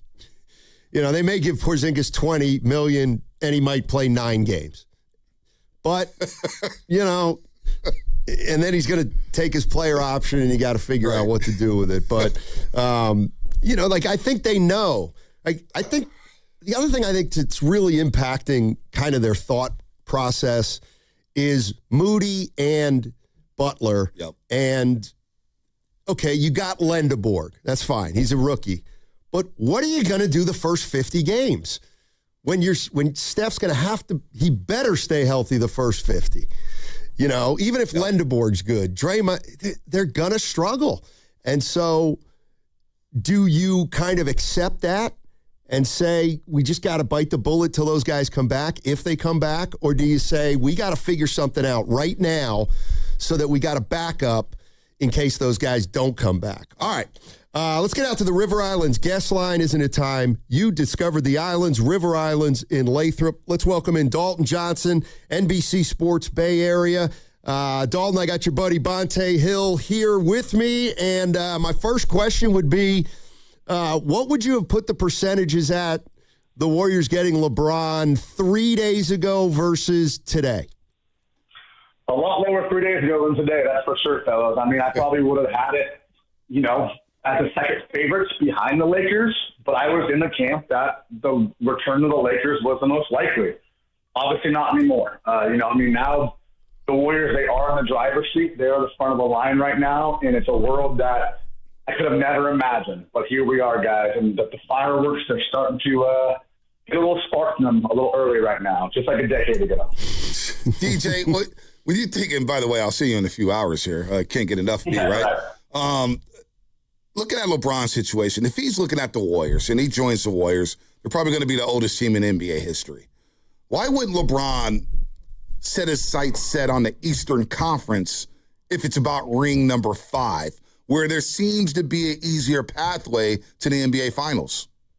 It's a great question, Bonte. I mean, obviously, you look at the other two teams, right, that presumably could be in this race, whether it's the Cleveland Cavaliers or the Miami Heat. You look in the Eastern Conference, and you're seeing a clear path that does not have the OKC Thunder. It does not have the San Antonio Spurs. But at the end of the day, maybe LeBron's over that. I mean, he's going to be still chasing a ring if he lands with the Warriors, if he lands with Steph Curry, Draymond Green, Steve Kerr as his coach. And I think that there's just a level of comfort there. And I think that that's what he wants more than anything else, is just a level of comfort.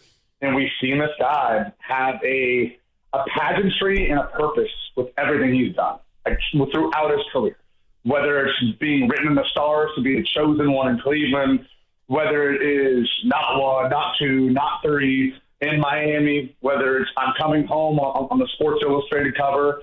There's always been a purpose to what LeBron has done. And in his mind, this is clearly would be, if he does come here, the best situation is playing alongside Steph Curry again and having that comfort with Draymond, with Steve Kerr, and guys around his age that just know the game better than anybody else. That Olympic experience, I think, was truly second to none for LeBron. Dalton Johnson joining us on 95.7 The Game. He works for NBC Sports Bay Area. I know that, free agency, the way the NBA works, technically at 3 p.m. today, you can start negotiating. I think we know that there's ways around that. But what kind of timetable do you think we're operating on for this LeBron decision, whether it's the Warriors or any other team? That's the thing, too, right, where the Warriors have made it very clear that they do not want to have a waiting game like last offseason. And it won't be anything close like last offseason. But look, throughout last season, you would have reporters come through Chase Center, and we heard on multiple occasions that this was the worst-kept secret in the NBA, that the Warriors had their eyes on LeBron. We've known that Joe Lacob has tried to lure him in to the Warriors on multiple occasions now, and that he's gotten close more than one snap. So I don't know if it would be today, because I think that this Lakers news was also a surprise around the league. And maybe a Cleveland, maybe a Miami starts to go, oh, what can we do here now? Whether it is a Jared Allen sign and trade to the Lakers with Cleveland trying to get in the mix, or whatever Miami can do. But I don't think that either side wants to wait around for too long. And why would there really need to be such a giant recruiting trail for a LeBron James, especially with the Warriors? He knows these guys so well. He's played for Steve. He's played with Steph. We know the Draymond connection there. I don't see what the big recruitment would need to be. It's as close to home as he could be, staying in California. He loves the area out here. I mean, hey, he can go golf wherever he wants out here. I mean, what would the recruiting need to really be? So I can't say for certain that we are going to be able to break news right at 3:01 p.m. or something like that. But I don't think it's going to be a long, dragged-out thing also. Draymond Green, what does his extension look like? And, because we'll get to Porzingis and the 2 for $40. I was a little surprised by that, by the annual average per year. But Draymond Green, what does his extension look like now? Well, I think to be able to do the non-taxpayer mid-level exception for LeBron James, that Draymond's extension could look very similar to Kristaps Porzingis. It's a number that was kind of floated around in the ether even the last few months, where we were going, okay, is he going to opt in? Is he going to opt out? Draymond, even on Tim Calacomi's podcast about a month or two or whatever, kind of hinted at opting out. And then Dunleavy hinted at opting in to us, 3-4 days ago, but the 2 for $40 has always kind of been floated out there. And I think it's more so like the structure, right? As far as how much money is on the front end. We haven't seen that with KP. No one has came out and said, okay, it's straight 2020. I don't mean that's what it's going to be. If it can be more around 18, 19, then you're looking at being able to get that $15.1 million slot for LeBron. So I do see it being something similar to Kristaps Porzingis as far as that goes, to make the numbers right. And you're just going to continue to look at that 2-year window with Steve Kerr signing for 2 years.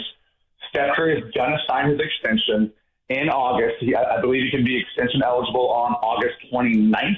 It is. So I'm looking at kind of a similar structure of Kristaps Porzingis also.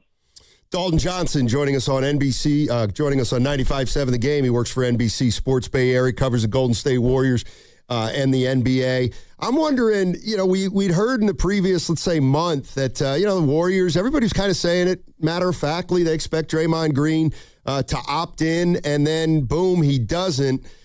Is that because something happened, let's say, over the last several days, and was that thing LeBron is going to be available? I mean, it has to, right? I mean, we know the connection too much, and there's just something brewing there. That's what it told us right away. I mean, he doesn't opt out for no reason. He didn't go into great detail on his own podcast this morning, but he gave the very plain vanilla answer as far as, the business side of it, right? But clearly something is brewing there. And just his connection, his communication, the clutch of all this with a K, as far as that goes, something is brewing, guys. Like these guys talk so much behind the scenes. I know the NBA's tried to do a better job of not having everything to show out at once and be like, okay, like this is tampering. But come on, guys. Like we also know that he does not opt out of that deal for no reason. Draymond is a businessman. He is definitely a respect person who can go, no, I've earned this money. You guys started dangling me at the trade deadline. For Giannis, I'm going to take this money. But if it was clear enough to him, we can get a certain somebody in here. If you help out on this part, something's brewing behind the scenes. It was just too obvious and to ignore. Yeah. Considering Kristaps Porzingis' health issues and the lack of availability, what is this going to look like next season when they actually hit the court? Let's just assume that LeBron signs her. Let's just play this game, DJ. He comes here, and you have Draymond, you have Horford, who we know is probably not playing back-to-backs. Stephen Curry is going to be low managed. What else could they possibly do to build out this roster once all those dominoes fall into place? Build Rick celebrating a statue? I don't know. I mean, come on, guys. But DJ, real quick, just like the players, though, like, would they be in on the Colin Sexton? Would they be able to get assignments? I don't know. What type of players would they be able to bring in to fill out the rest of the roster? The Simons and Sexton are the examples, right? Because they're younger. They can get buckets in different ways. Sexton, you're looking at a little bit more downhill wiggle. Simons gives you that shooting ability for sure. You're going to have to look at that because the front court now would be pretty solidified, old, but pretty solidified. And then you're looking at the backcourt and you're going, well, the only real actual ball handler on the roster right now outside of Steph Curry is Brandon Podziemski. And we've seen his trajectory and a good solid player at this point in his career. But I'm looking at shooting.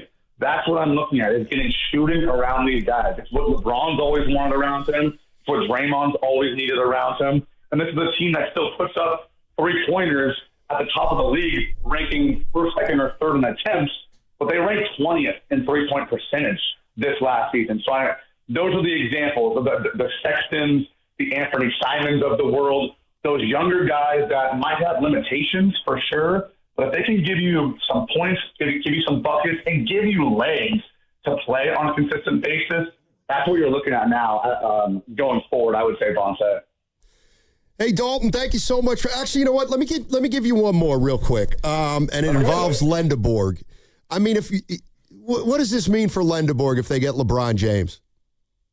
Well, I mean, I think for him it's great because he fits that mold also, right? As far as the trajectory of him being 23, 24 years old, where they were, and look, Bonte just brought up a little bit ago, right? Horford, he's not going to play back-to-backs. LeBron's going to need time off. Steph's going to need time off. Draymond's going to need time off. So why wouldn't you have a young guy with fresh legs who is more that plug-and-play guy who also just checks every single box? I mean, everyone that I've talked to is going, you put this guy out defensively, and he really has a chance to guard 1 through 5. And it's the fact that he has done so many different things throughout this unique college path, whether it's being at junior college and learning the game and being in the post and setting screens, and then being overpowering at UAB and then becoming the complete player at Michigan that he wants to be, where he goes from UAB making 37 threes in 2 years to then making 67 in 1 season at Michigan. So I think that this is a great thing for a Axel Lindenberg who has said that he wants to be around the vets. He wants to learn from them. He reached out to Steph, reached out to Draymond right away. This would only be a good positive thing for a Axel Lindenberg, and I think he's the kind of rookie that you want to have on a veteran-led team that needs the rest here and there also. EJ, I'll see you soon, buddy. Yeah, hey. Oh, yeah, can't wait. Dalton. Busy day. Get your popcorn ready. Yeah, appreciate your time, man. Thank you so much. Always. Thanks, guys. All right, Dalton Johnson, NBC Sports Bay Area, talking a little bit about the big news, which is LeBron. And I'll tell you what, I actually, when I first heard the report from Shams that, he's informed the Lakers, he's to go ahead and plan without him, he's not coming back. My first thought was, you know what? In 2 days, he'll say, but now I'm looking, it's like Magic Johnson, Jeannie Buss, Luka. They're all like, see you later, thanks for everything. Yeah. Thanks for the memories. We love you. Good luck to you. So I do think it's over in L.A., obviously. The question is, does it convene here? Does it happen here? Like, I just got a text from the higher-ups at NBC say, hey, even after 3 o'clock, we're going to do a live stream at 3 o'clock. You need to be on standby all night long. And I'm like, great. I have a 3-month-old and a 5.5-year-old, and there's World Cup soccer going on, and I got to be by my phone ready for action. I know Anna hates me right now. So, Bonte, about 11 years ago, was it 2026? Longer than that, about 14 years ago, NBC Sports Bay Area was starting up. They were Comcast. Sportsnet. Comcast Sportsnet. And Matthew Steinmetz is part of the roster. I didn't really understand the whole TV business because I would go to practice, I would write, and I'd be done at like 2 o'clock. And then I'm working for this TV station, and I'm all done at 2 o'clock. And like, we got to stick around till 5. And I'm like, for what? And they're like, well, that's when the TV crew comes in, and we need you on TV tonight. I'm like, what? I had no idea what the TV business was. I thought I was going to write some stories and I'll go on TV once or twice a week. And they're like, no, you got to stay here every day till 5. Like, no cafeteria for you, buddy. You got to hang out with Pop and Feldy and that original crew. Was it Scott Reese? Scotty Reese was there. Let me see who else was there. Was Henry there? Henry Wolford was there for sure. Matt Morrison. Trying to think. Jamie Sire. Was there. Trying to think who else. I think it was a big shot at it. Brody Brazil. Shout out to Brody. Yeah. It's not easy. I don't like let me tell you something I don't like. I don't like being on call at all. Could never be. That's why I wasn't a doctor. That's the only reason. Yeah, that's why. All right. Let's go to Daryl in Alameda. What's going on, Daryl? How you doing, man? Hey, good morning, guys. Yeah. Hey, it's good to hear you, Bonte. If you're on the show. Thank you, Daryl. And congratulations on the newborn. Thank you. I feel broke. That's why I'm here now. Need to stick to Hegan for a couple bucks.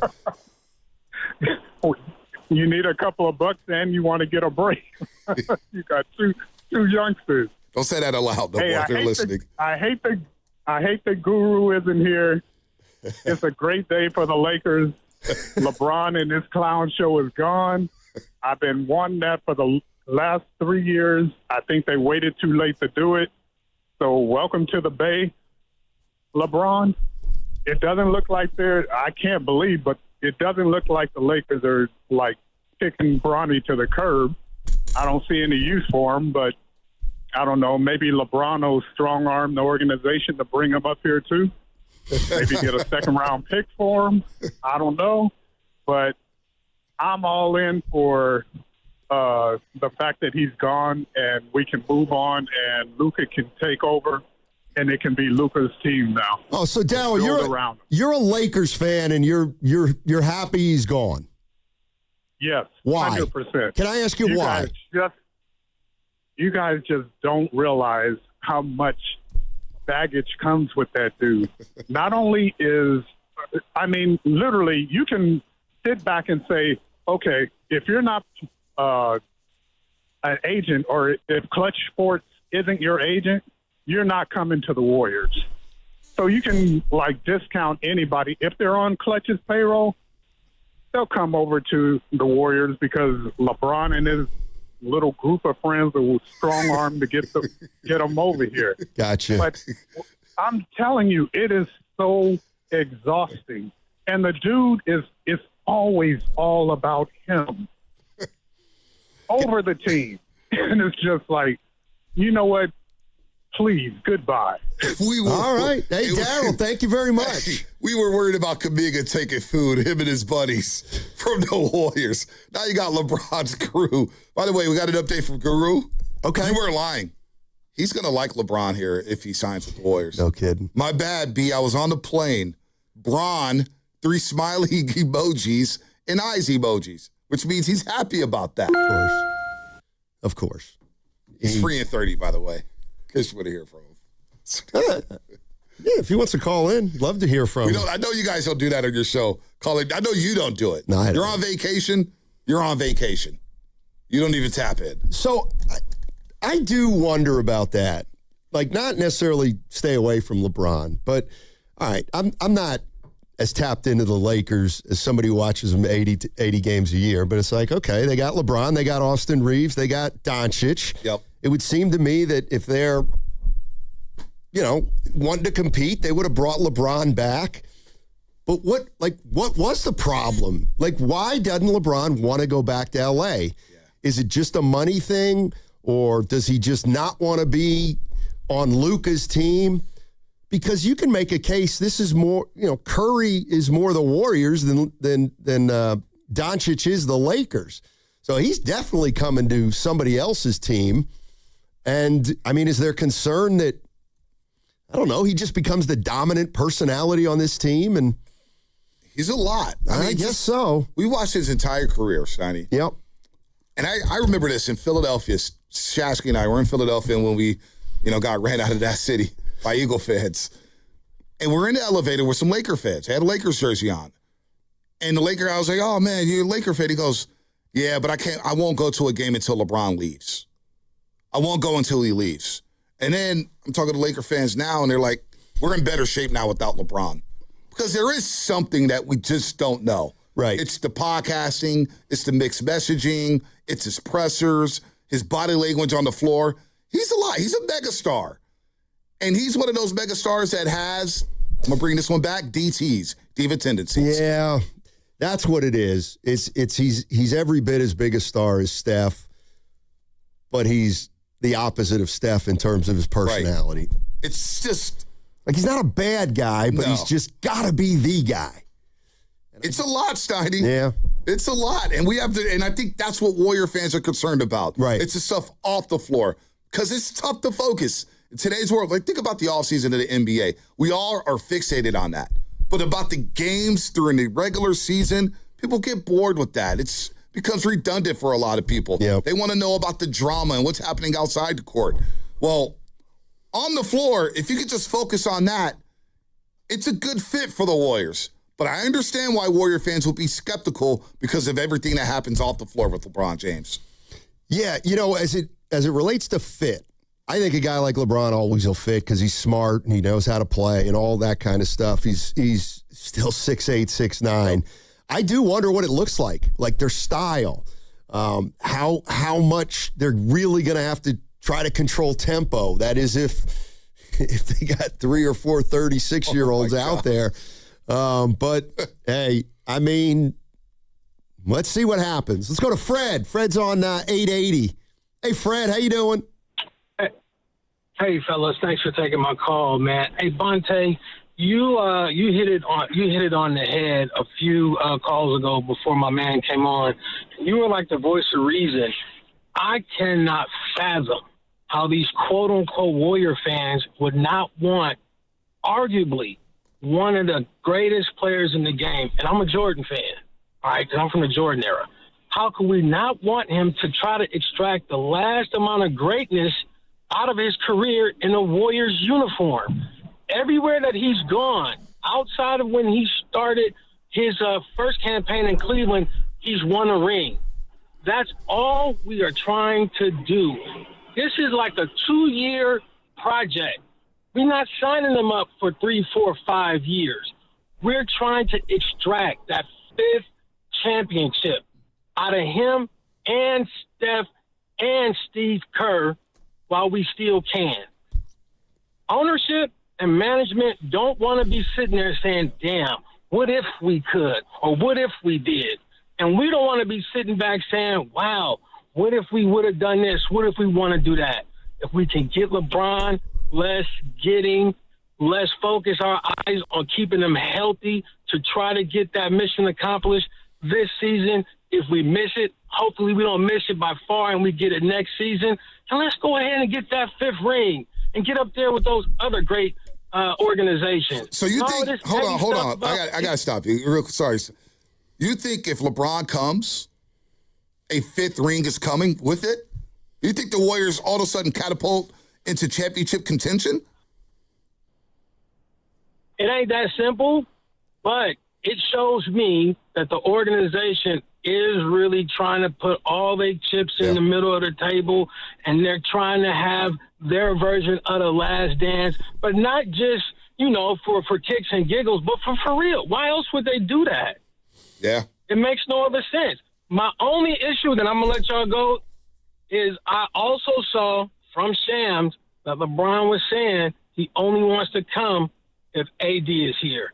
I want no parts of AD at all. So we'll see what's up. Hopefully 3 o'clock will come. We'll get some world-changing news, and we'll go from there. Now, fellas, have a good rest of the day. Thanks, Fred. Good call, Fred. Yeah, appreciate you, Fred. Well, update when Windhorst basically saying that Anthony Davis' situation's dead. Almost dead. Yeah, I don't believe there's much there. Like I don't believe the Warriors have been talking in depth to the Wizards. And the other thing, the reason it's impossible for me to say no to LeBron again is it's a short-term fix. And if it doesn't cost you any draft picks and it doesn't mean you're sacrificing in other areas. I am concerned what it may do to Lendeborg. Yeah. But if the kid's good enough to play, he's going to be good enough to play. Right. But I just know how Steve Kerr is, and when you put this many veterans on a team and they're all healthy, I know what he's going to do. He's going to play the vets. He's going to play him. He's going to play him.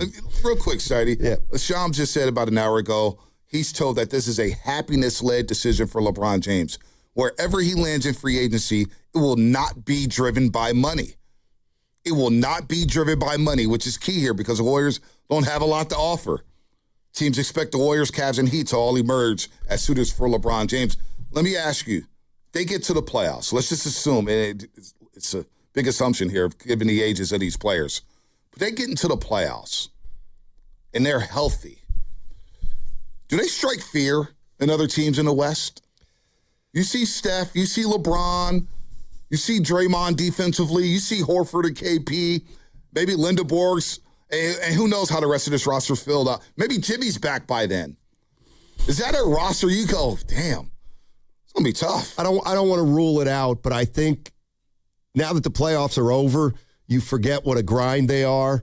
And my biggest thing is I can't see that Warrior team. They can't put a regular season and a postseason together. Right. They just can't. Mm-hmm. So if they're going to have to put a postseason together, it's going to probably be from a low seed, and that's going to make it tough. But I'm not even convinced that this team would be able to make it through the postseason when they get to the game off, new series. Yep. Now it's 7 games in 13 days. But we'll see. All right, 888-957-9570 is the number, and we're giving you an opportunity to play golf at Silverado Resort with either me, Goo, Willard, Dibbs, Shasky, Spadoni. We want you to play with us on Monday, July 13th. Each host is going to be paired with a winner, so there's going to be 6 winners. Send us a video of your swing and why you'd be a perfect pairing. Get your video done now and submit it to 957thegame.com. It has to be under 30 seconds. Again, come play golf with us at Silverado Resort, Monday, July 13th. This is Larry Flick, owner of the Floor Store. July 4th is one holiday that lights up our country, and our 4th of July sale is here to light up your home. So from now to July 6th, everything in our stores will be 25% off. That's carpet, hardwood, laminate, waterproof flooring, and much more. If we sell it, it's 25% off. Add 2 years free financing, and you won't need fireworks. Visit floorstores.com to find the nearest of our 11 Bay Area showrooms. From Santa Rosa to San Jose, the Floor Store, your Bay Area flooring authority. Honey, did you invite the minions over? Hello. Well, you know how we talked about getting Wi-Fi from Xfinity? Yeah. I ordered it this morning, was online in minutes, then they showed up. So they just came over to use the Wi-Fi? They even brought their own devices and spell book. You didn't give them the new Wi-Fi password, right? No. That's good. I gave them our old one. Because Xfinity lets us keep the same network name and password so devices connect instantly. What do they want Wi-Fi for anyways?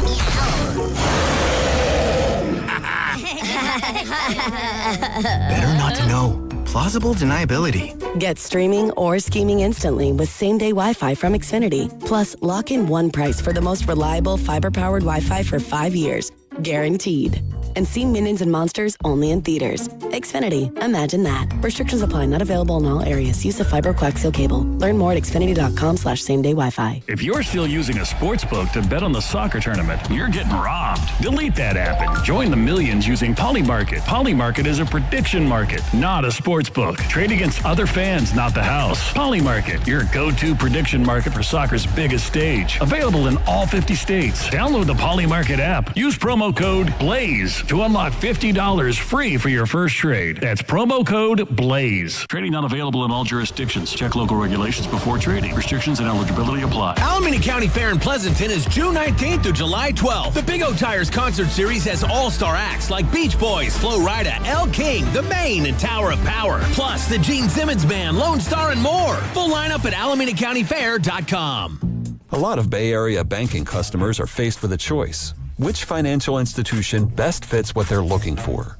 It might make sense to consider a bank's history. Take Fremont Bank. For 60 years, we've provided stability and consistency with an emphasis on relationships. We've grown one customer at a time, not through mergers or acquisitions, because that's how you can do business when you're independently owned and community focused. Fremont Bank. Here for you, here for good. Tune in for World Soccer Championship updates on the Morning Roast with Joe Spadoni and afternoons with Dan Dibley, right here on 95.7 The Game. Brought to you by Jack's Bar and J-Town Pizza, your destination for international soccer action in San Jose's Japantown. At Big O, we are your home for all things tires and prices to fit your wallet. Now through July 5th, get $100 instant savings on 4 select in-stock Nitto, Toyo, and Cooper brand tires with installation purchase. Disposal fees extra, not deliver the offers. See Big O dealer for pricing. J Vineyards returns as the official sparkling wine of the Golden State Valkyries, continuing its mission to uplift women across industries. J Vineyards and the Valkyries share a commitment to female leadership, ambition, and breaking barriers to support women who raise the bar in sports and beyond. So Valks fans, join us at the game, at home, or at Jay's Tasting Room in Healdsburg for a memorable experience. J Vineyards, raise a glass to excellence, on the court and in every bottle.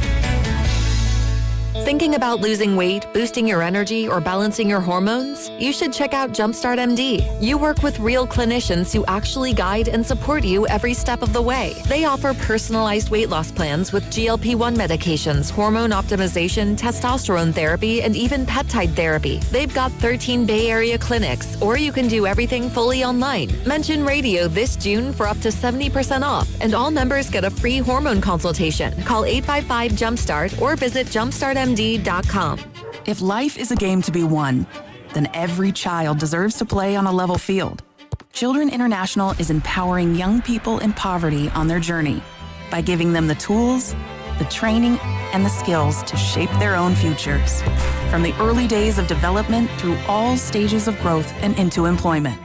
This is how, together, we can help end poverty for good. Learn more at children.org.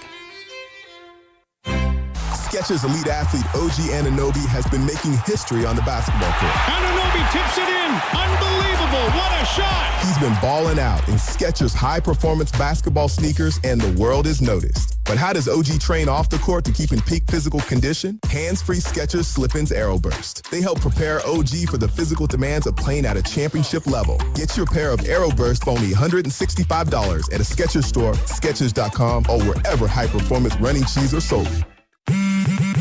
Straight Talk Wireless presents Pickup Truck Wisdom.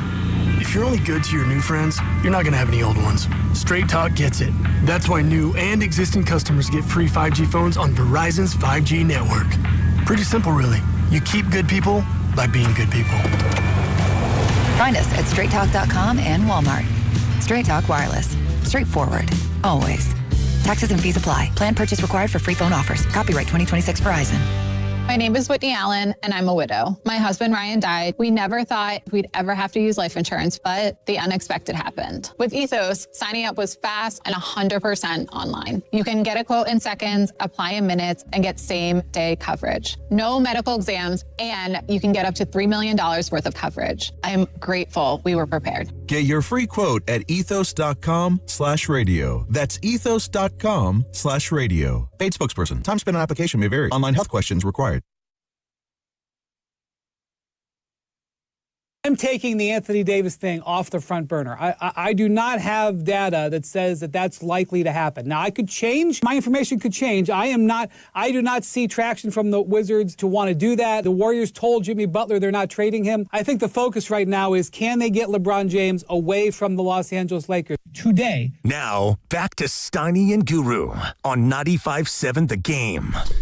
That was Brian Windhorst of ESPN. If you haven't heard, LeBron James has told the Lakers he's playing for somebody else. So he told the Lakers to go ahead and move on with their summer and plan on doing it without him. He's going to play for another team. And now we find out when or if it's going to be the Golden State Warriors. But that was Windhorst saying that the Warriors want to try to get something done very soon. Now, there was a report that LeBron wasn't interested in coming unless Anthony Davis were here. I don't think there's any way Davis gets here before LeBron. And I'm not even convinced. I'm kind of with Windhorst. I don't think if LeBron's contingent on Davis coming here, I just don't think Davis is coming here.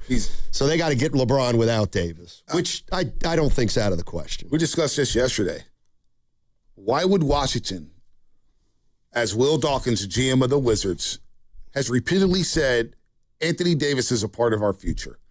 He's a part of our future. Want to see what it looks like with Trae Young and A.J. DeBonta, which in the Eastern Conference isn't that bad, right? They still think they have Sarr, former first-round pick, Alex Sarr. Yeah. We'll see what he is.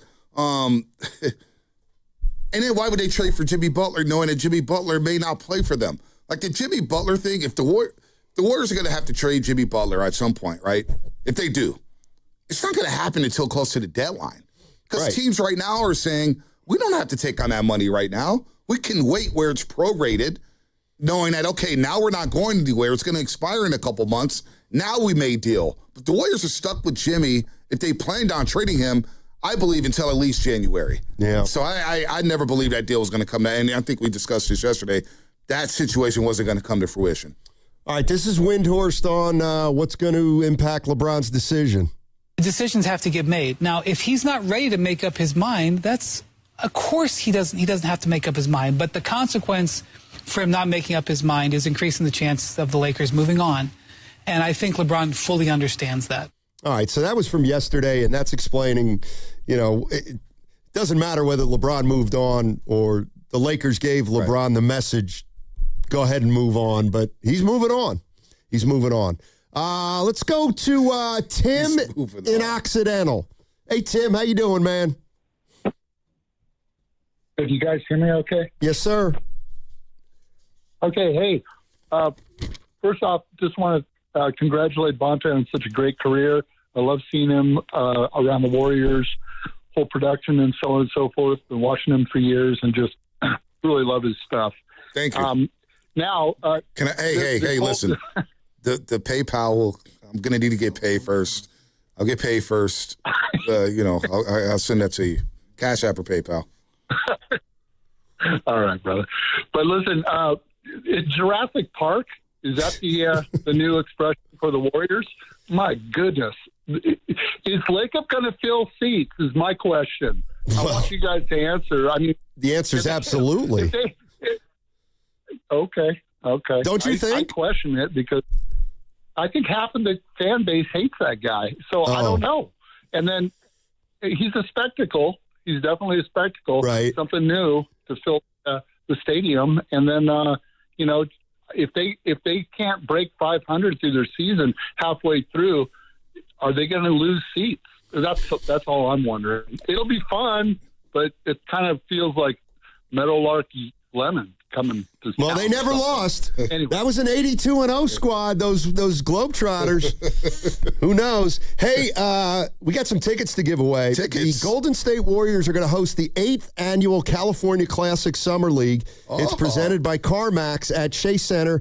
It's this week on July 3rd, July 5th, and July 6th. It features 3 days of gameplay. Listen to these teams: the Warriors, Lakers, Heat, and Spurs. So you can buy your tickets online at Ticketmaster.com.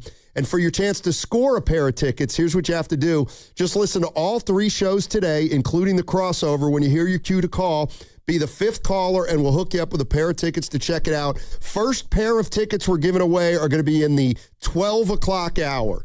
So 20 minutes from now, listen for your cue to call if you want to go to the California Classic Summer League, which will be at Chase Center. Are you going? Yaxel Lindeborg. First look at Yaxel. July 3rd, is that Friday? That is Friday. Well, is it Friday or not? Yeah, it's Friday. July 4th is Saturday this year. Oh, right? Did you mean I'm not going? I wouldn't be that premature on that. Oh, no, Depends what time, right? You're golfing. Friday, yeah. Sunday, probably not. Probably not. Monday. That's very doubtful. So that's a no. Like, who are we going to see? We'll see. So we'll see Lindeborg. Leger Jones. Okay. Wait, why aren't the Kings in this? Aren't they always in it? They do one in Sacramento as well, right? Oh, at the Golden One Center. Break it down, Evan. Any chance we could see LeBron? Just saying, Warriors, Heat, Spurs. Usually the Kings are in there. We could have seen Acuff. Hey, I think what's the King? I think the Kings are at the Golden One Center. They have some teams going up there. Yeah. I wanted to see. I would have been cool to see Acuff. How about let's go to Gene. Gene in Oakland. Is that Uncle Gene? Yes, sir. Uncle Gene. It's Uncle Gene, yeah. Hey, Bonte, first of all, I haven't talked to you for a while. Congrats on your new edition. Thank you, sir. Best of luck to you, man. Thank you. Yeah. All right. So, look, I'm, as I said before, I'm an engineer, and I'm into forensics. It's kind of how my mind works. So I try to understand the why of things. I'm having a real hard time understanding why LeBron James would want to come here, okay? And I've got to kind of run this through my head, especially as I've been waiting to get on here. I mean, he's coming to a team, if he comes, that's not going to win a championship. I mean, unless his ego is so large that he thinks his mere presence is going to get us, another ring. And the whole notion of him, and we don't have any money, okay? Right. I mean, and the whole idea of him wanting to play with it next to Curry, come on now. I mean, he's played with him in the Olympics. He's played with him on all-star teams. So he's going to give up all this money and a chance for another ring just to be next to him on the floor. It once again, just doesn't make any sense. The only way this team really could compete is maybe if they bring LeBron and maybe we can attract some, high level and at the same time high priced free agents to come here. And then we're talking, going deep into the second apron. And I'm not sure Mr. Lakers is going to want to do that. Kelly Oubre on line one. So to me, it's a real head scratcher. Doesn't make sense. So I'd have to say this is just a lot of talk. Maybe LeBron is looking for 50% ownership of the Lakers, and well, the one thing against that, I have no idea. Yeah, thanks, Gene. I mean, the one thing that I do believe is I don't think he's playing with the Lakers. No, like I don't. I think he made that clear. He's not playing with the Lakers. I hear a lot of what Gene's saying. We can talk about that on the other side. The number's 888-957-9570. Are the Warriors going to have LeBron James on their roster in about 4 hours? Oh, my gosh. This is unbelievable, Snidey. This is unbelievable. I got to see it first. I got to see it. I'm not going to believe it till I see it. All right, that segment was brought to you by Crystal Geyser Alpine Spring Water. What makes Crystal Geyser Alpine Spring Water different? We always bottle our Alpine Spring Water less than 1.5 miles from the spring source, and all our bottles are made with 50% recycled plastic from our own recycling plants. Crystal Geyser, bottled at the spring source. Hey, it's Willard and Dibbs for Safeway. Enjoy these amazing deals for members, and as always, save up to 20% weekly on hundreds of exclusive offers from Safeway. Just clip the highlighted deals from the weekly mailer or click the deals in the For You section of the Safeway app to breeze through checkout. Visit Safeway in-store to play their Centennial Shuffle all week long for a chance to win a free item. Mix and match signature select chicken, drumsticks, or thighs, value packs, or buy one, get one free of equal or lesser value when you buy two. And I need some side dishes for this protein. You can mix and match juicy 1-pound strawberries with 6-ounce blueberries, raspberries, or blackberries are just $2.99 each when you buy 3. Plus, clip or click Lucerne shredded, sliced, or chunk cheese, 6 to 8 ounce selected varieties for just $1.99 each. Limit 4 items. Safeway makes it very easy for you to save money on the items you already buy. Go to Safeway.com for more details, and we will see you in the aisles. Looking for something fun and free to do midweek? Come explore Welcome In Wednesdays at History Park. Brought to you by History San Jose. Every Wednesday through August, step inside one of our historic buildings, shop unique local finds at the gift shop, and enjoy the charm of this beautiful open-air museum and park. All for free. Take a walk through time at Welcome In Wednesdays, only at History Park, located in Kelly Park at 1650 Center Road. Visit historysanjose.org for details. That's historysanjose.org. Hey, it's Dan Dibley. The world's biggest soccer tournament has arrived, and you can trade the entire tournament on Kalshi. On Kalshi, you can trade every match from the opening stage all the way to the final, and you can even trade on who wins the whole thing. And right now, Argentina is trading at 14% to win the entire thing. And if you put $100 in your trade, that would net a $642 payout. On Kalshi, you're trading against peers in a live market, meaning there's no house, and as the probability changes, you can buy in and out of your position. For a limited time, download the Kalshi app and use code DIBS, D-I-B-S, to get $10 when you trade 10, K-A-L-S-H-I. Kalshi. Trade the beautiful game. 18 and over only. Restrictions and eligibility requirements apply. Event contract trading involves risk and may not be suitable for all investors. Prices, values, and available markets may differ from those mentioned here. For more information, see kalshi.com/regulatory. Toyota's 4th of July sales event is on. This is the season for more. It's always summer in my heart. Check out Toyota's 21 hybrid and electrified models. Score deals on the 50 MPG Corolla Hybrid and 51 MPG Camry. Get 0% APR on all Toyota EVs like the new CHR. Or get 0% APR plus $1,500 finance cash on BZ. Don't miss Toyota's 4th of July sales event. Toyota, let's go places. Offers available through TFS to buyers with premium rated credit and cannot be combined with other offers in 6/30/26. Neuropathy is a debilitating condition that is sometimes misdiagnosed. Symptoms can include pain, numbness, and tingling in your hands, legs, and feet. Neuropathy is a progressive condition that only worsens unless you get effective treatment. SF Bay Wellness is a leader in neuropathy reversal and uses FDA-cleared, non-invasive electric cell therapy to restore nerve function with no injections, no drugs, and no surgery. The treatments have a 95% success rate. If distance is a factor, ask about our virtual consultation option. Call SF Bay Wellness at 844-94-NERVE for the $99 neuropathy evaluation and receive a personal treatment plan that is tailored to your needs. Don't wait another day. Call 844-94-NERVE. That's 844-94-NERVE. Why keep suffering with the painful symptoms of neuropathy? You deserve to live a pain-free life. Start getting the treatment you need for your neuropathy symptoms. Call today. From carriage house to glass aluminum doors, RNS Doors has a full line of commercial and residential garage doors and gates to suit anyone's taste and budget. Visit rsdoors.com. RNS Doors. Look for the red truck. For adults with Crohn's disease or ulcerative colitis symptoms, every choice matters. Tremfya offers self-injection or intravenous infusion from the start.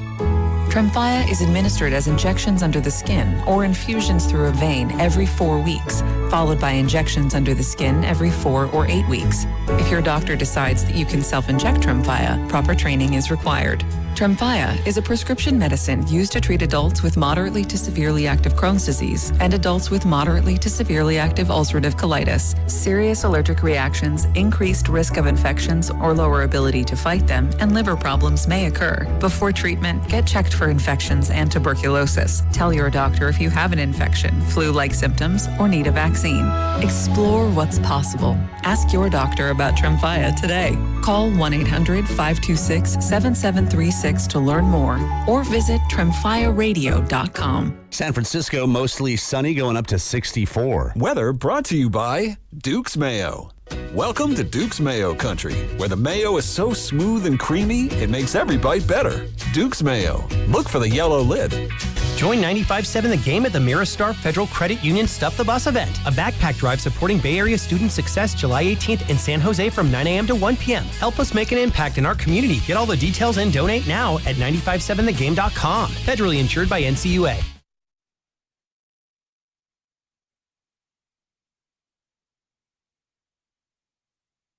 LeBron James. Now, back to Steiny and Guru on 95.7 The Game. All right, Bonte Hill in for Daryl the Guru Johnson today, and we are talking LeBron James.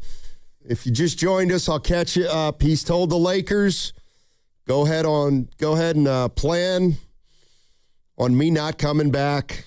Go ahead and get started with your offseason because it's not going to include me. So LeBron James is on the move to another team. Warriors high on the list of whatever those teams are.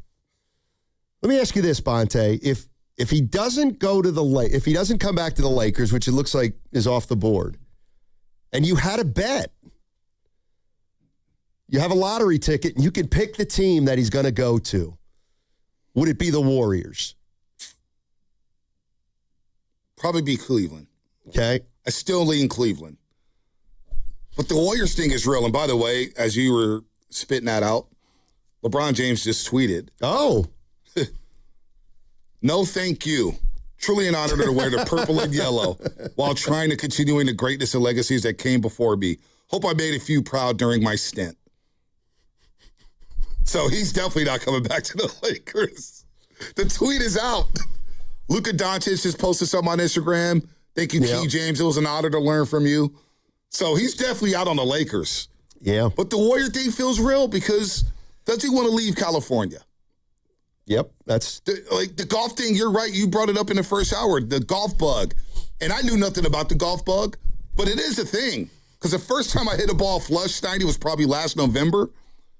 I'm terrible. I don't even play. I played like Mariners Point twice. But I hit it flush for the first time, and I was like, oh, I understand now. I understand why people just drop a lot of cash to play golf 5 days a week. It's a thing. Does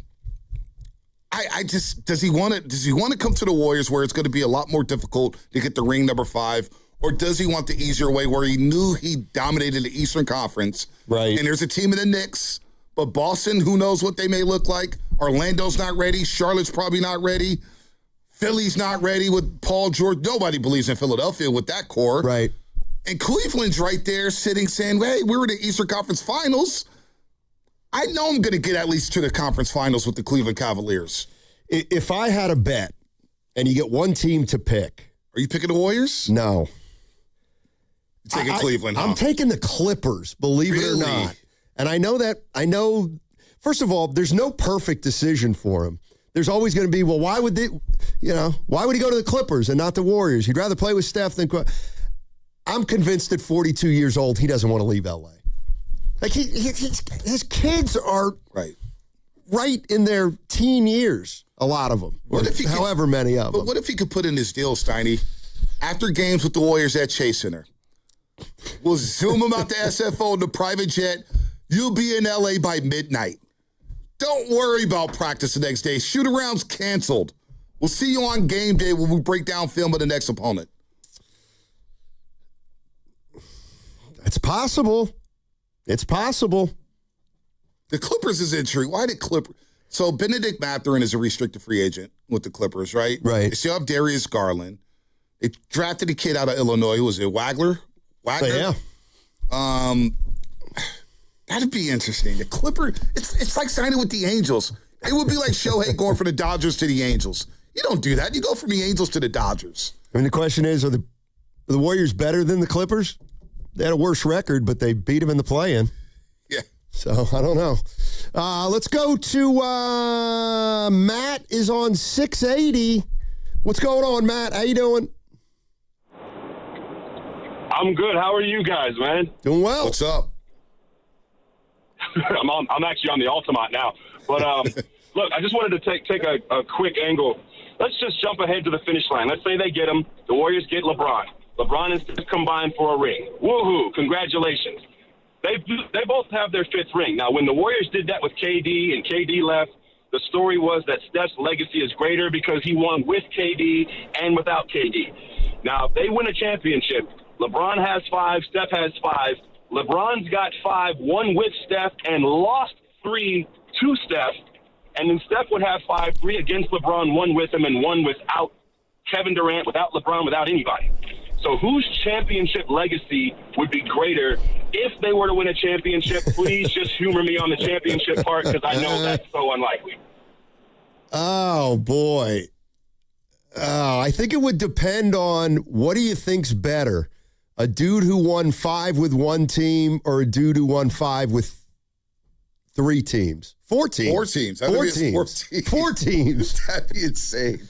I mean, like, the one thing I was thinking about Kawhi was, so Kawhi won 1 with the Spurs. He won 1 with Toronto, and then he had a crack at it in L.A. And I was thinking, when's the last time that the best player on a team played for 3 different championship teams? But obviously that would be LeBron, but Kawhi's kind of the only one. I don't know. Nobody else, right? Because Will played.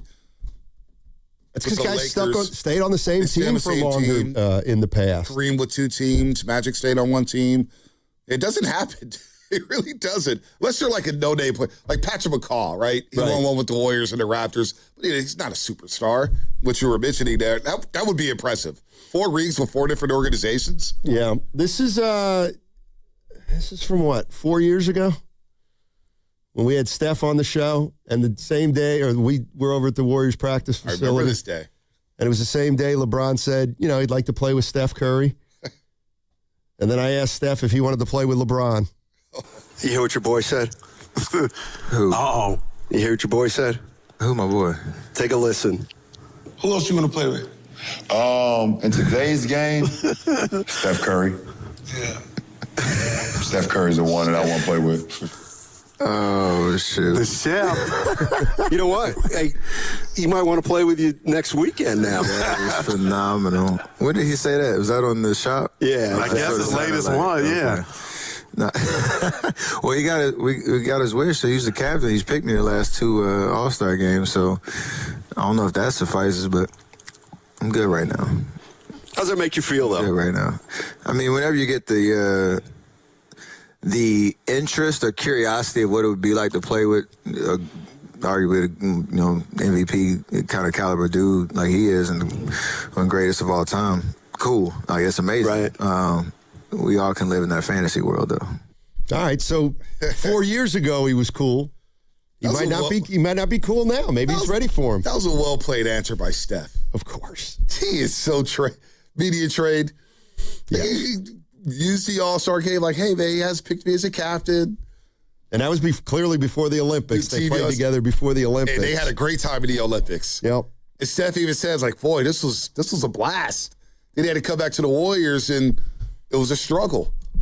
I think Steph is open to this. Oh, I got to believe he is. Like, I don't think it would have even gotten this far if Steph said to Lacob and Dunleavy, this is stupid. How much of a role do you think Steph plays in this? In the recruitment, I think Steph, in the organization, building the team and all that? I think Steph has as big a role as Draymond. He just doesn't talk about it, like Draymond does.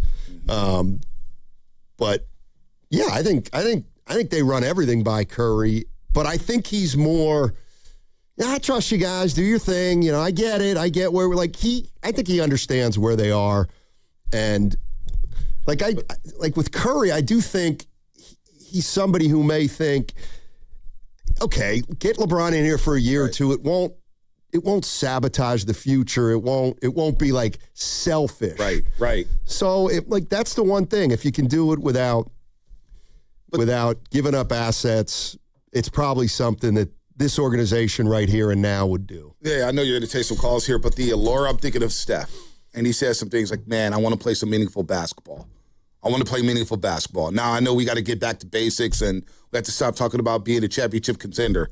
But I have to think Steph playing at the level that he played at last season. And he was compromised, there's no doubt, but he still has some juice. And he still could scare the living hell out of a defense. And we had those games in San Antonio, and obviously the runners' knee took place. You got to think that he wants to play meaningful basketball. And if this means he's going to play meaningful basketball, I think he's all on board. I think he's all on board for this if LeBron James decides to come here to the Bay Area. I think it's a good point. I think also when we hear Steph say meaningful basketball, we're thinking about the playoffs. I think it's even bigger than that. I think he wants to play regular season games where he knows they're not an 11th seed, right, playing for a play-in spot where he knows they can't really go anywhere. He'd like to play a full season where, they get back to high 40s in wins and maybe getting up to 4 or something like that and giving themselves a real chance. I think that's got a lot to do with it, too. Let's go to Manny. Manny's in Houston. Oh. Is he at the game? Oh, no, they're playing in Dallas. Yeah. Never mind. Hey, Manny, what's up? What's up, fellas? Steinmetz, Big Brain Bonte. Good to speak to you guys. I hear you every day. I'm on the Odyssey app all throughout the day, 24/7. Thank you. So, guys, hopefully I don't take too much of your time, but I had this thought because, and correct me if I'm wrong, but I don't really hear this person's name in trade talks to us at least. And again, maybe I'm wrong, but what's going on with Brandon Ingram on the Warriors? Because, we look at Jimmy as like that 1B for Steph, but he's like Dre. He's a facilitator. He's great on defense, but he's not that type of person to scare defense and go nuclear either next to Steph or when Steph's having an off night. And I mean, isn't a 28-year-old 6'8" wing that played 77 games last year for Toronto, scoring 21.5 on 47, 38, 82 splits? And might I add, he's on a $40 million contract this year with a player option next year. Yep. So they're already talking about trading him to the Clippers for Kawhi and adding Grady Dick and a draft pick. So two-parter, I mean, would you guys do a deal, Jimmy for Grady Dick and B.I., and would you attach a pick or two to be able to incline them if they're already looking at giving up one of their picks to go get a Kawhi Leonard. I hear what you're saying. That's interesting. What do you think of Ingram, Bonte? I was just pulling up his numbers. I was high on him with the Pelicans. Thought he was coming around, right? He finally made an All-Star game, I believe. I don't know. Was that with Toronto he made the All-Star game? Maybe it was with Toronto. But he seems like an ISO type of player. Like, he doesn't feel like a player that Steve Kerr would Two-time All-Star. Two-time All-Star, once right? with Pelicans and with Toronto last year, yeah. So last year, for whatever reason, he played in 77 games. To go back to that first round 2 years against Cleveland, and something didn't click.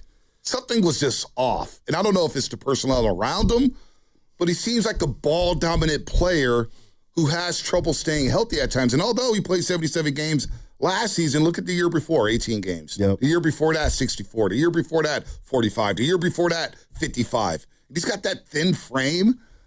And Grady Dick, I just haven't seen enough of him.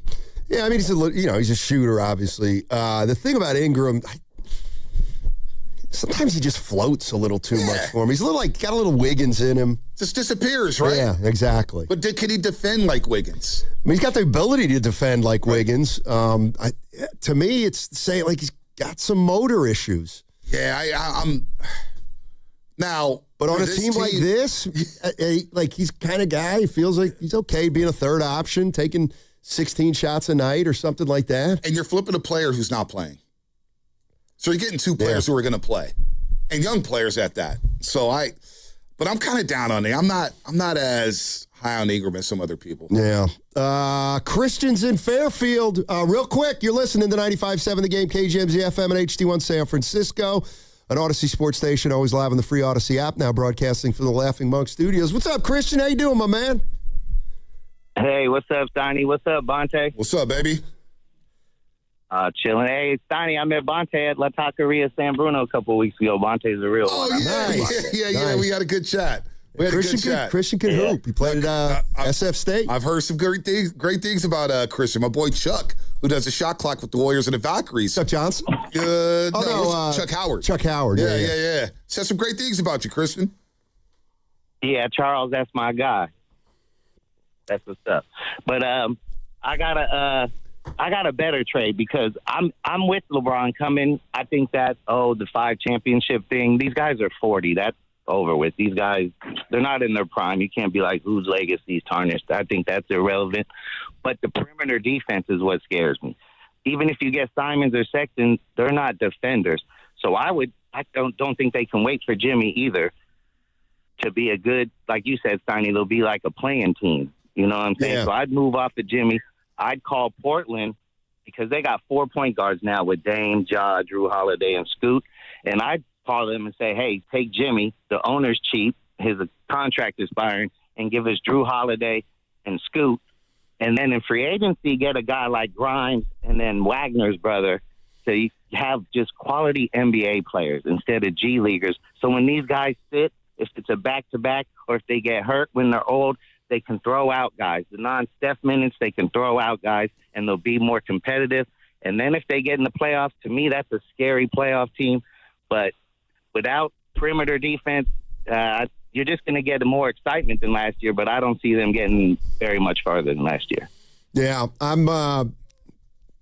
think a lot of good stuff there, Christian. Right. Appreciate it. What was I saying about Portland? Yeah, they got 4 point guards. I think the Warriors would probably go after Drew Holiday before anybody else because, Scoot Henderson's only 23. What do they want with him? Scoot ascended last season. He did. He had a good little run. They've got to make a move at Portland. That's another team. We talk about the Lakers having $52 million. What is Portland going to do? They're not going into the season with Ja, Dame, Drew, and Scoot.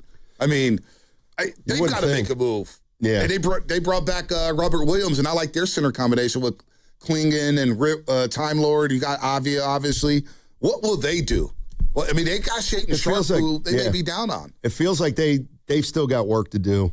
Mm-hmm. Not obviously to get better, but they've got a glut on their roster that they're going to have to deal with. Let's go to Paul. Paul's in Palo Alto. What's up, Paul? How you doing? What's up, guys? Love the show today. Kind of a fun show for what we've been experiencing the last couple of years as Dubs fans. And I had a question about what do you think the roster might look like? I'm just going to go ahead and put LeBron on the Warriors just for the sake of having some fun. But I don't really see LeBron playing with a guy like Pods on the court. I mean, forgive me if that's kind of harsh on Pods, but what can we expect to see?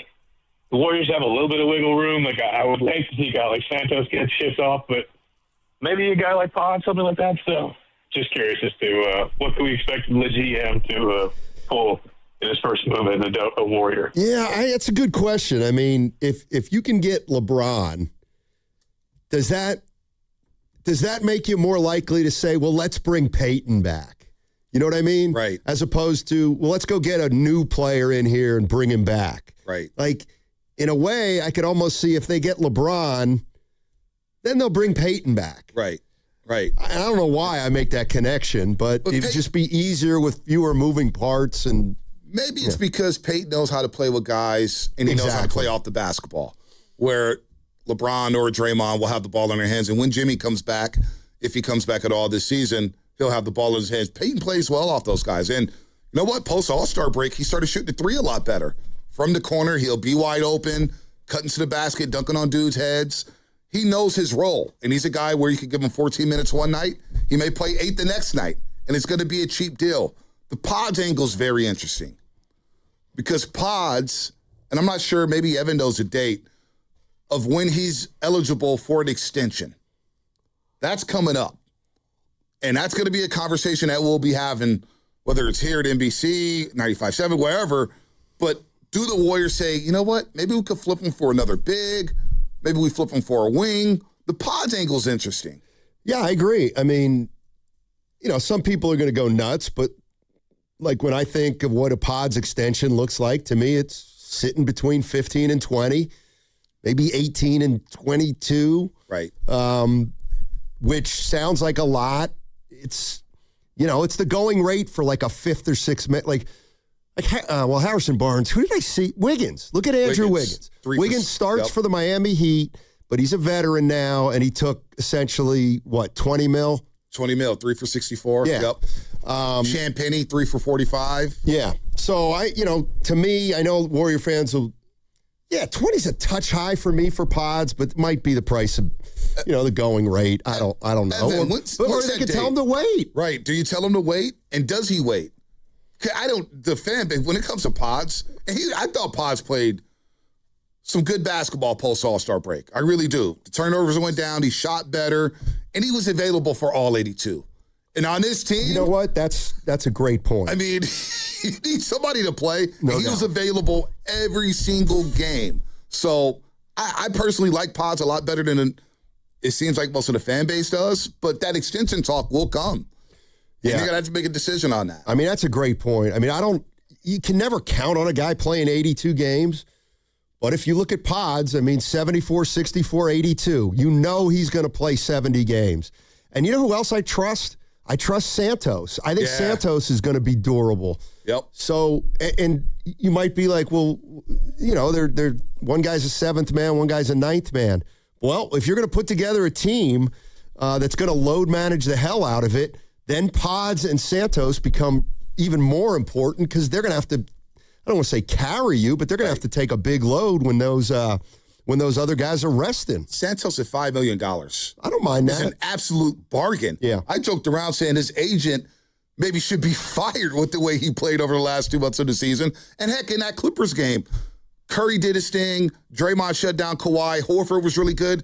Guys who got slept on was Pods and Guy Santos in that basketball game.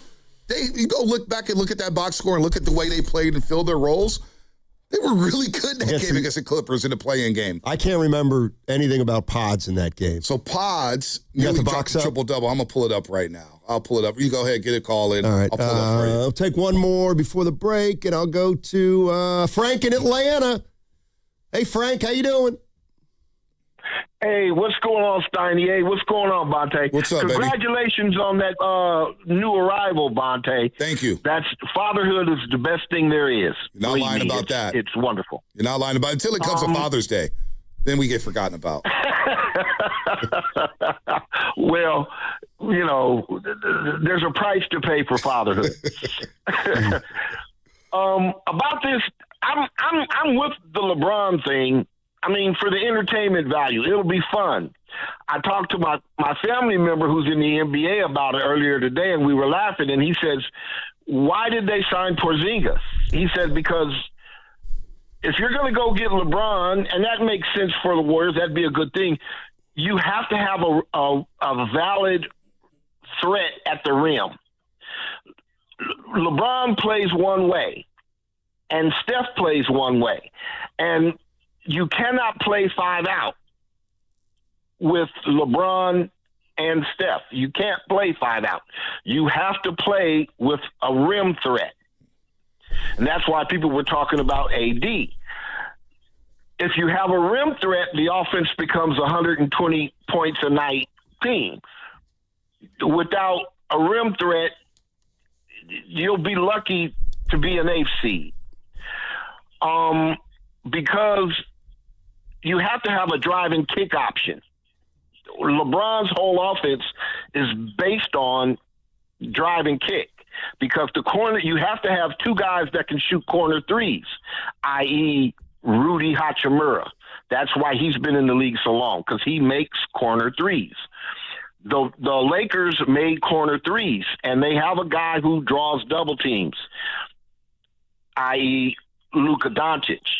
That's the whole premise of LeBron James' game post 35 years old. So the Warriors, with Steph Curry and LeBron James on the team, you have to have a lob threat, or at least a catch and finish threat at the rim, or it doesn't work. It doesn't fit. Okay. Because if you try to play 5 out, nobody's going to respect Draymond. Well, that's why I mentioned it. People think I'm crazy, Steiny. No, great stuff, Frank. People think that's why they're not going to go to get Anthony Davis now. Right. Porzingis is, exactly. serve the same purpose. That's your stretch 5. Draymond, I would just tell him, don't worry about any other shot than a 3-pointer, because he's going to be wide open. And you play basketball, the shot created where he's wide open and nobody's guarding him within 15 feet. I mean, it sounds crazy, Steiny, I know. But inside, he's not going to do much, right, offensively. No. And you need 5 threats on the floor. So if he's on the floor, just let it fly, Day-Day. By the way, Pods in that playing game, he was off to a rough start. They had to call a timeout. I think they were down 9-0. That's right. 17, 7, and 2 assists. 1 steal, 1 block in 40 minutes and 30 seconds. 5 of 11 from the floor. 5 of 8 from the free throw line. Keith Santos, 26 and 5 in that game. He had 26 against the Clippers? 20 points, 6 rebounds, 5 assists, 9 of 13, 2 of 4 from the 3-point line. Dang. So we all talk about Curry, Horford, and everybody else in that game. Pods and Santos, sneaky good games for the Dubs. All right, coming up in the next segment, we're going to give away a couple tickets to the California Classic Summer League. You want to be listening, I'll play a sounder for you. And caller number 5 gets some tickets to the California Classic Summer League, which starts on July 3rd. 95.7 The Game also wants to play golf with you at the beautiful Silverado Resort. You want to play with me, Goo, Willard, Dib, Shasky, Spadoni. We want to play golf with you on Monday, July 13th. Every host is going to be paired with a winner. So that means we get 6 winners. All you have to do is send a video of your swing and why you would be a great pairing for us. Get your video done now and send it to 957 thegame.com, 957thegame.com. Just make it under 30 seconds, and you got a shot at playing golf with us at Silverado Resort on Monday, July 13th. For soccer fans who treat match day like ritual, San Jose's Japantown is where it starts. And right in the middle of it all, there's J-Town Pizza. Before kickoff, giant pizzas hit the tables. Cold drinks start flowing, and fans settle in for the world's biggest matches. From pre-game meetups to post-match celebrations, J-Town keeps things buzzing well after the final whistle. Big matches, big gatherings, big pizza energy. J-Town Pizza in San Jose's Japantown. They call this one Bill. Whoa, aliens? Am I in a spaceship? Affirmative, Bill. What's with the laser saw? Relax. We are cutting our bill in half. What? An Xfinity mobile transmission says you can cut your bill in half. Oh, your mobile bill, not me, Bill. Xfinity Mobile also says we can try it free for a year. Free. Yes, with no commitment. Can we put the saw away? I am reluctant. But we will find another being to bisect. That's not sci-fi. It's Xfinity Mobile. Xfinity Internet members cut your mobile bill in half. Plus, try Xfinity Mobile free for a year. No commitment. Learn more at xfinitymobile.com. Xfinity. Imagine that.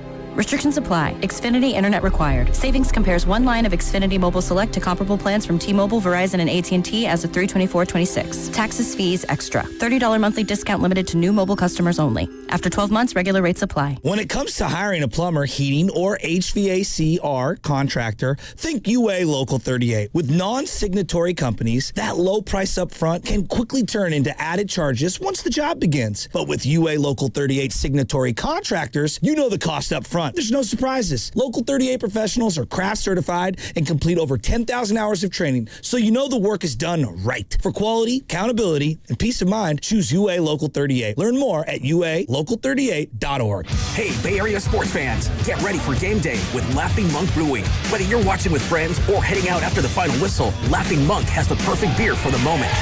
With locations in Sunnyvale, Scotts Valley, and Bayview in San Francisco, there's always a Monk nearby. And now, check out their newest San Francisco location in Nopa. From crisp lagers to bold IPAs, every beer is righteously brewed in San Francisco. Grab a pint, grab your crew, and make game day better at Laughing Monk Brewing. Righteously brewed in San Francisco. Hey, it's Willard. At Habis Law, it's never been about attention, never about applause, never about goofy smiles on candy-colored billboards. For more than 40 years, Habis Law is focused on one thing, fighting relentlessly for injured Californians, because behind every catastrophic injury case is a human life forever changed. That's why Habis fights with preparation, intensity, and relentless commitment. No fluff, no distractions, just real advocacy for injured Californians. Habis Law, relentless for justice. Visit habislaw.com. Omar Habis is a California licensed attorney. Offices in Northern California, including San Jose. Past results do not guarantee future outcomes. In 2026, Bay Alarm celebrates 80 years of security. With burglar and fire alarm systems, 24/7 in-house monitoring, and local service, our promise to the Bay Area remains the same.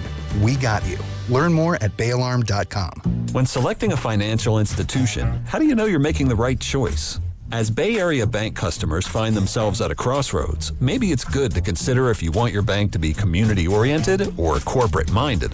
Fremont Bank has grown by providing stable, consistent service to the region, its families, and its businesses for 60 years, all without a single merger.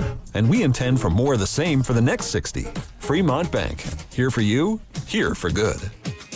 If you're ready to lose weight, feel stronger, boost your energy, or finally get your hormones dialed in, check out Jumpstart MD. You get real clinicians, real support, and a fully personalized plan with GLP-1 medications like semaglutide and tirzepatide, testosterone therapy, hormone optimization, peptide therapy, and more. They've helped Californians lose over 1 million pounds and counting. Visit one of their 13 Bay Area clinics or do it all online. Mention radio for up to 70% off this June. Call 855-JUMPSTART or visit jumpstartmd.com. Party at your place this summer? Fix things up inside and out with July 4th deals now at Lowe's. Get up to 45% off select major appliances and save up to an additional 25% off when you bundle select major appliances. Plus, save $80 on the select Charbroil Performance Series gas grill, now $299. Our best lineup is here at Lowe's. Valid through 7/8. While supplies last, selection varies by location. See Lowe's.com for more details.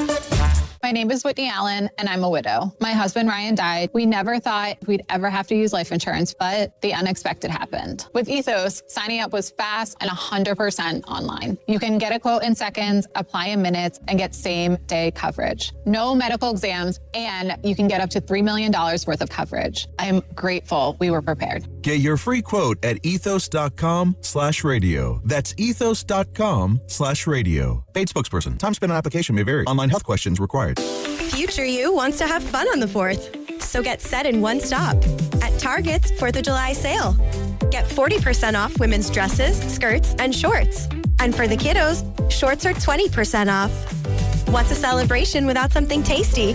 Frozen treats are BOGO 25% off.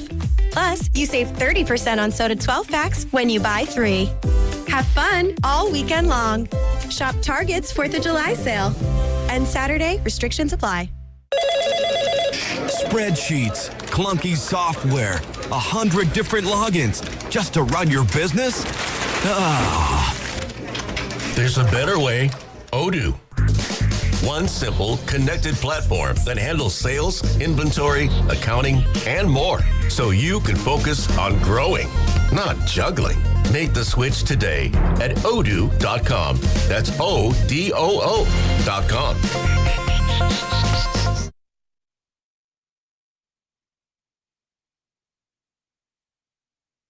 Now, back to Steiny and Guru on 95.7 The Game. All right. Bonte Hill in for Daryl the Guru Johnson. And the big news is LeBron James isn't going to be a Laker this year. He's already told the Lakers he ain't coming back. They should plan on doing their offseason moves without him. And then here's the latest from Ramona Shelburne, ESPN. I'm out. She says LeBron James and his representatives will talk to a few teams after free agency opens in a few hours, opens at 3 o'clock West Coast time.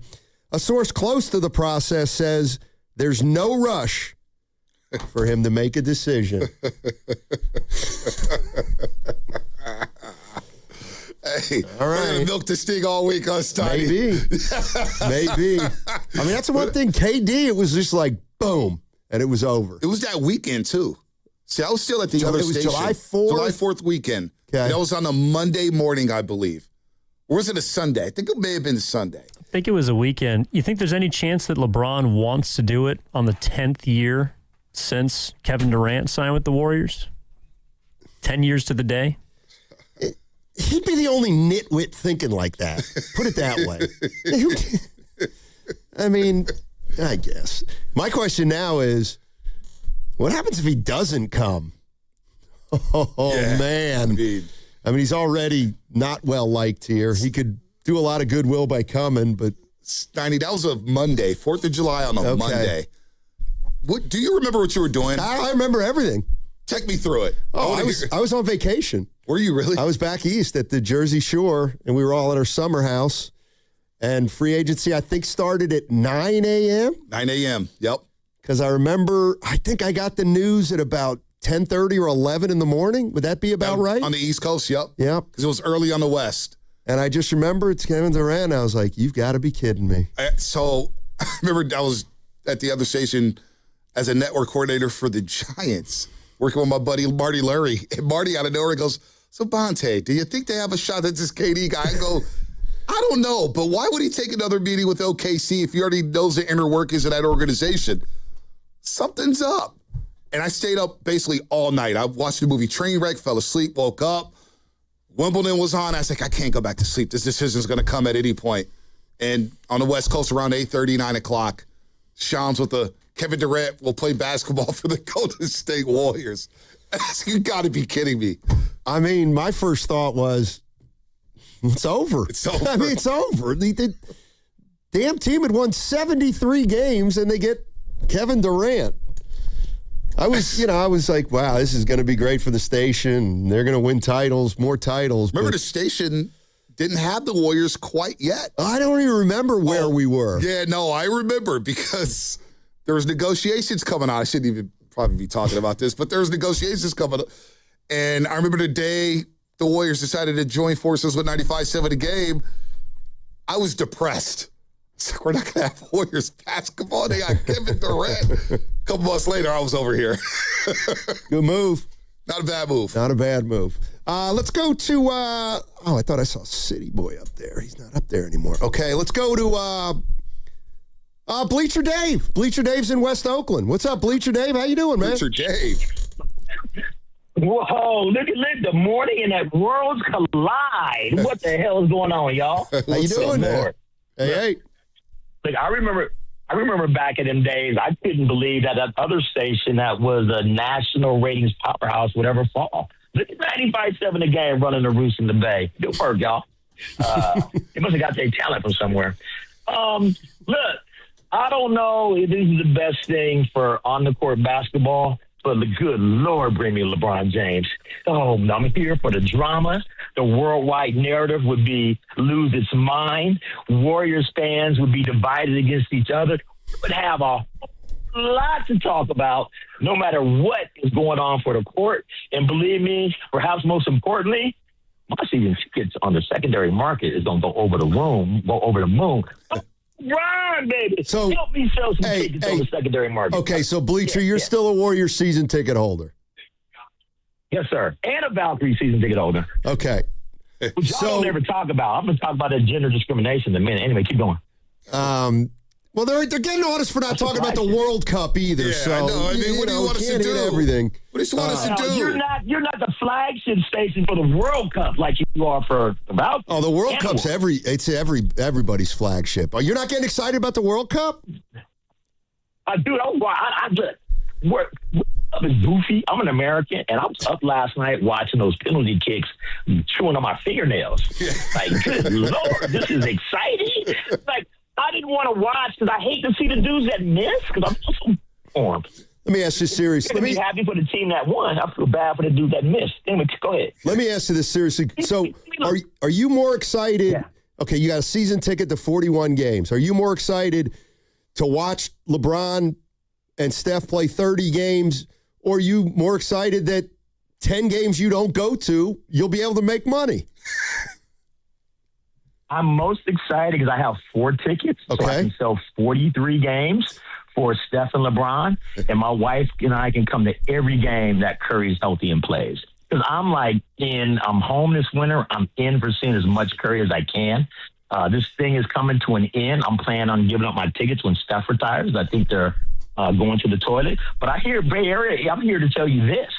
The Valkyries are a better team than the Warriors. They're power ranked third in their league. You think the Warriors will ever get up to number 3? They beat the New York Liberty on Pride Parade Day Sunday, and the crowd was going for the gays. And they didn't have to put it on the video board. You got a Warriors game, nobody cheer unless you put it on the video board.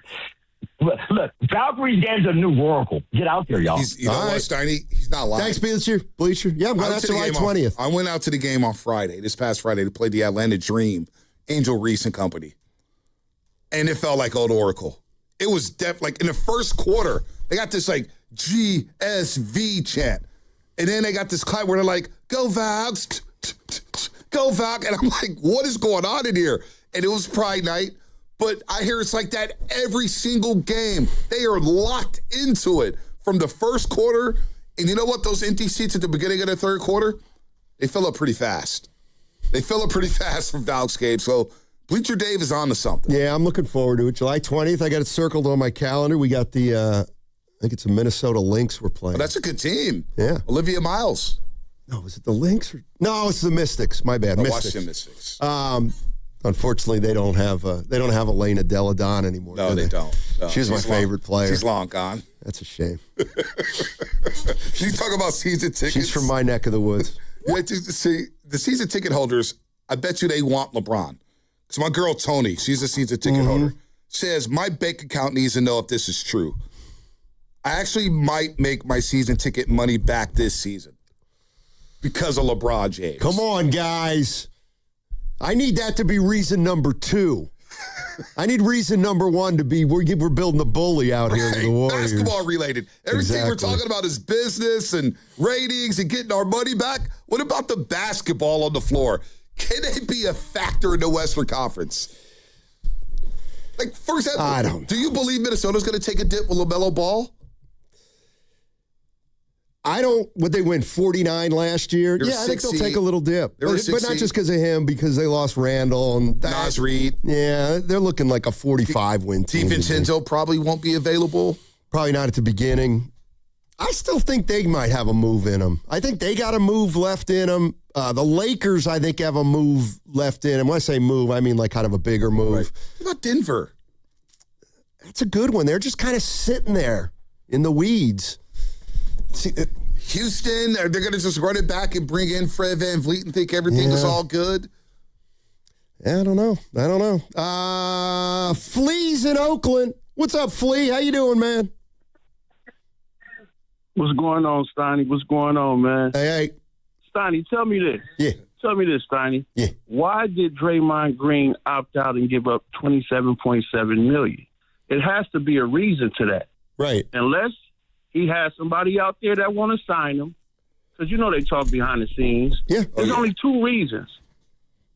It's either he spoke to LeBron and said, he coming here, or it's other teams that want Draymond, and it's something that we don't know, that Draymond is probably about to leave because nobody's talking about that. It's either two things. He opted out, gave up $27.7 million, unless he got more money out there coming from another team, or LeBron is coming. Because who else do the Warriors want outside of LeBron to even have a chance to even go for a championship? Well, everybody's talking about all these other scenarios, but it's really only three. Draymond Green is going to another team, or LeBron is coming, and that's it. Well, so you don't think there's any scenario where Draymond comes back, but LeBron's not with him? Why would he opt out his deal if he's coming back?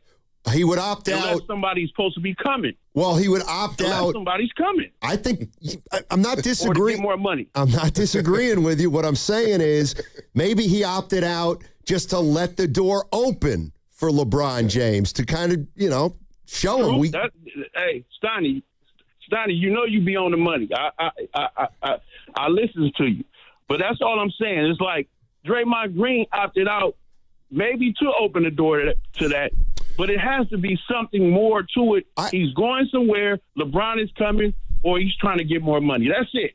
All this other stuff is just out the window. Because if we don't get LeBron, all this conversation, everybody going, I don't know. I mean, maybe if they can't get LeBron, they'll just say, see you later to Draymond. You said you could get him, Draymond. You opted out. We set it all up for you. Now we don't have him. And guess what? You're out of here, too. Even after what Draymond said on his podcast this morning?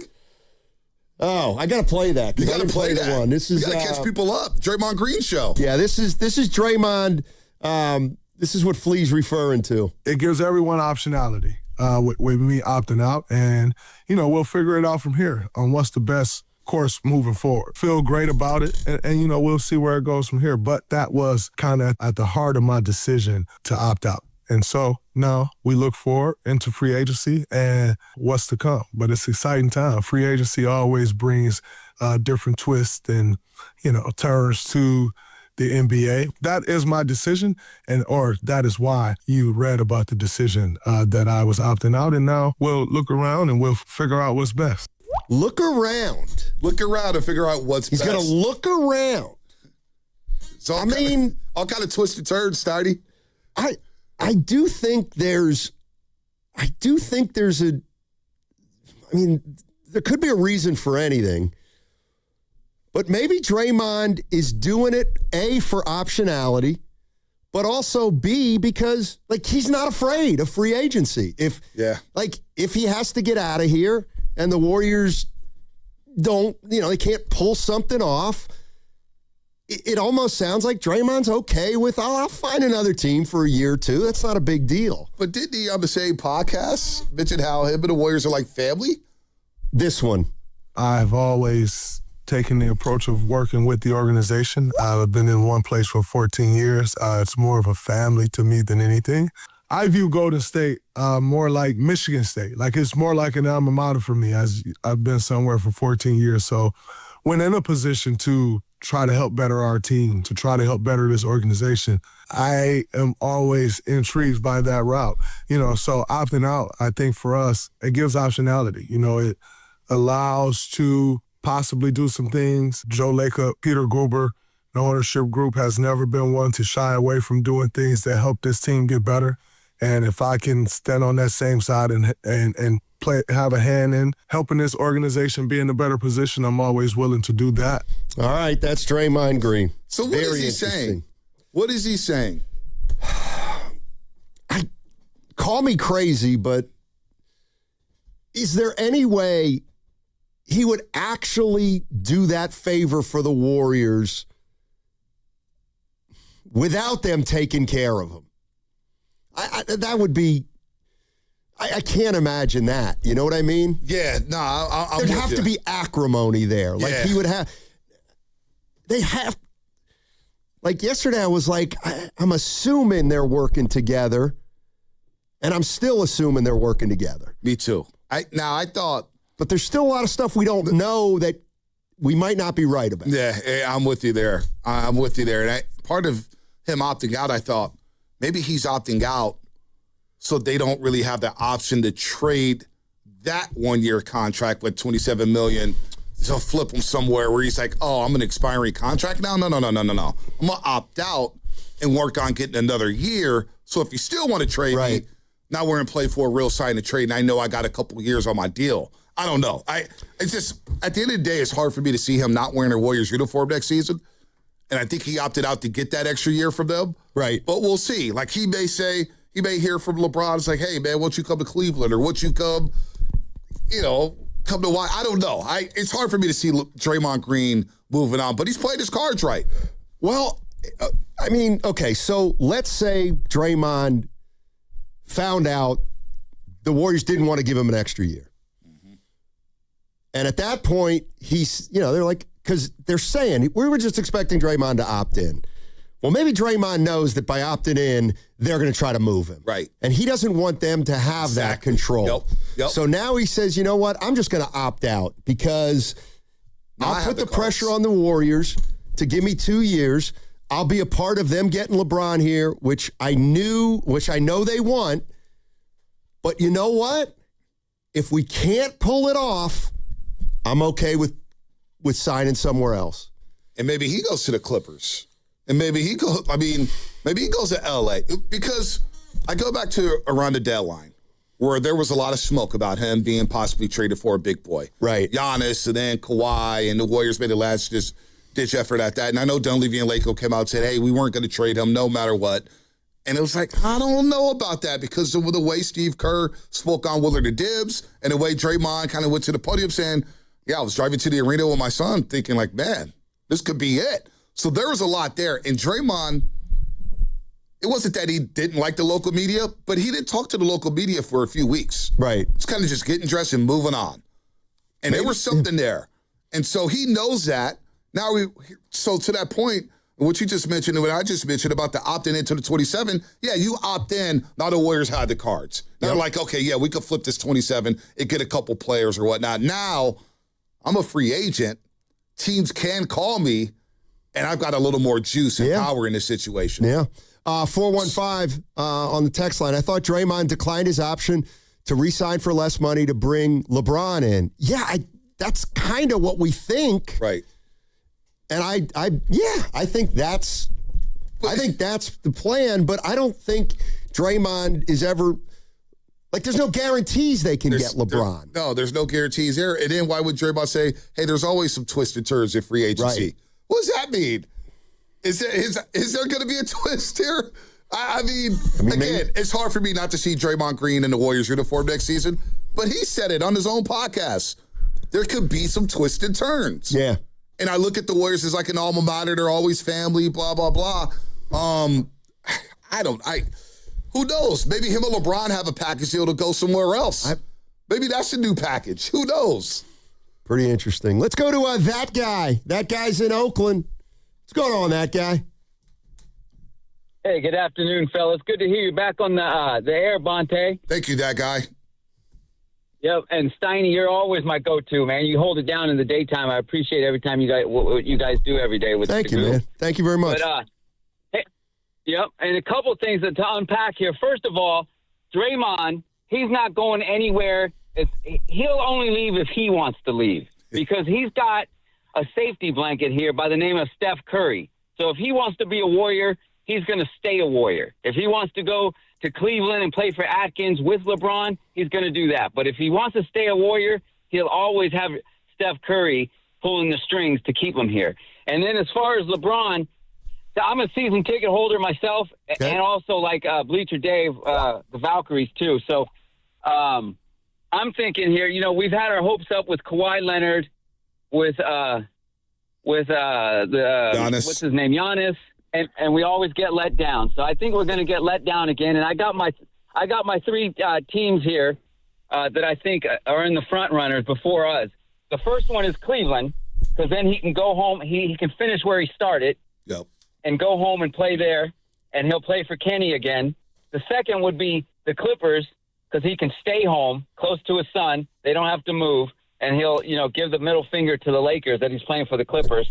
The third, and here's the outside chance that people aren't seeing, Mike Brown again, who was the Cleveland coach, he'll go to the Knicks and try to run it back there. And, LeBron's a flamboyant type guy. That's why he went to L.A., to play under the spotlight of, the whole world. So the Garden would do good for LeBron. And then if none of that works out, it would be us here in Golden State. Just to give everyone else the middle finger and say, well, I'm going to run it back with Steph. We're going to get a ring, and I'm going out on top. So that's my three teams that are ahead of us in the LeBron James race. And I even think that he might take J.K. to Cleveland with him to play for Kenny, because he excelled under Kenny out there when Kenny was coaching J.K. You guys have a good day. I appreciate everything you do. Take care. All right. I mean, I'm sorry if Rich Paul's calling me at the Knicks. I'm saying, yeah, I have interest. Yeah, we have interest in LeBron. But I'm telling you right now, he's coming off the bench. He is not starting. No chance. That ship That's has right. sailed. Oh, you heard me. That ship Oh, has you sailed. heard me. Who's starting over him? Whoever won whatever starting five they used in Game 5. The one where Mikal Bridges got benched? Yes. Listen. Seriously, that would be a surefire way to mess the Knicks up. Listen. Oh, LeBron's in here and he's going to play 35 minutes a night. The only person who's interested in LeBron James in New York City is James Dolan. And the best thing that happened to the New York Knicks is that James Dolan was spending his time in Las Vegas at his new property with the Spear. They call it the Spear. He was out of the equation. So Rose and Mike Brown and company were able to do their thing. You do not. That ship is sailed. If you're a New York Knicks fan, and we got New York Kenny somewhere around here, they had LeBron. They recruited LeBron so many times. They don't want LeBron James. So I think that ship is sailed. Cleveland's intriguing. Now, is Kenny Atkinson, I don't think he's coached LeBron at all. Kenny was in where? Where did Kenny coach? Brooklyn. Kenny Atkinson? Yeah, Kenny Atkinson. He was in Brooklyn. This is his second job, Second job, Cleveland. Yeah. Oh. Just real quick before the break, guys, this is moments ago from Shams Charania. The Los Angeles Clippers are nearing a deal to send Kawhi Leonard to the Toronto Raptors for Brandon Ingram, Grady Dick, 2 first-round picks, 1 pick swap, and 2 second-rounders. Wow. Jeez. All right, we got to take a break, and then we'll talk about it. We got Yowza. We got action. Yeah, we do. Hey, that segment was brought to you by Safeway. Head to Safeway this week for Mix and Match Signature Select Drumsticks or Thighs value packs. Buy one, get one free of equal or lesser value when you buy 2. Clip coupons from the weekly mailer or download them from the Safeway app. See you in the aisles. Hey, DraftKings Sports is live in all 50 states. That means California. The whole world is watching one tournament right now. Group stage chaos, knockout drama, stoppage time heartbreak. The DraftKings Sports app is now live in California, so whether you're catching the early kickoff before work or the late match at the bar, you are in on every minute, every match, every moment, all in one app. Right here in California, the world's biggest stage is in the palm of your hand. New DraftKings customers, sign up with the code 957TheGame, spend $5 to get $200 in total rewards. That's code 957TheGame. In partnership with DraftKings, the crown is yours.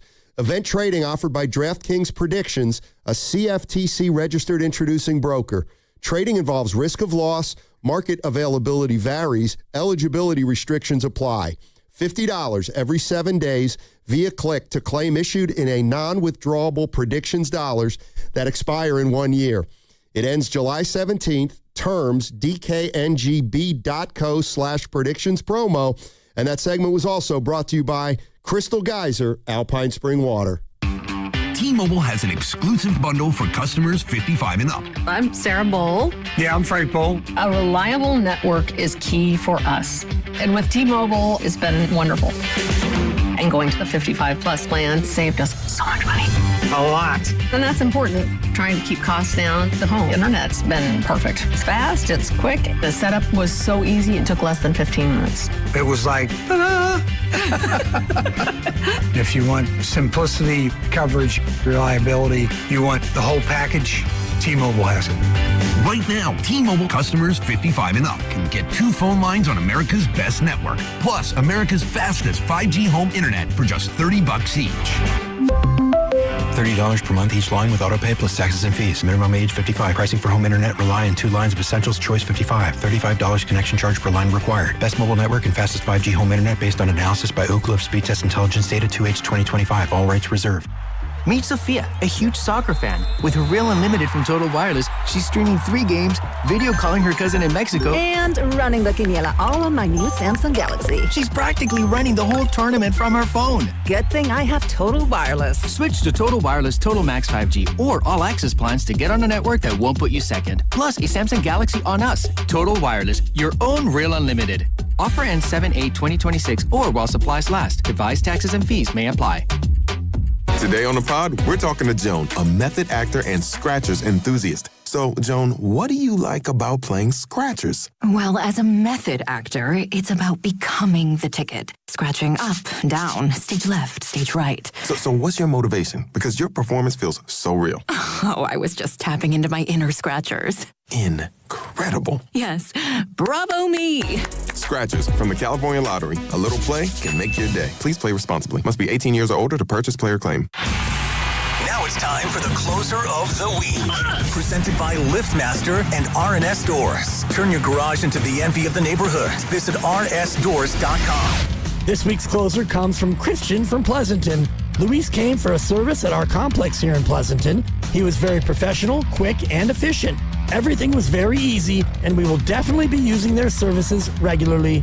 Recently, my garage door opener was not working. I was in need of a closer. I was put in touch with RNS Doors, and they hooked me up with a brand new garage door opener from LiftMaster. With LiftMaster's MyQ connectivity, my garage door opener can be controlled right from my smartphone. You'll know when a door or gate has been left open and can close it with a tap, no matter where I am. Be one of the first 10 callers and receive 20% off a LiftMaster garage door opener. Call 1-800-FIX-A-DOOR. That's 800-FIX-A-DOOR. Or visit rsdoors.com.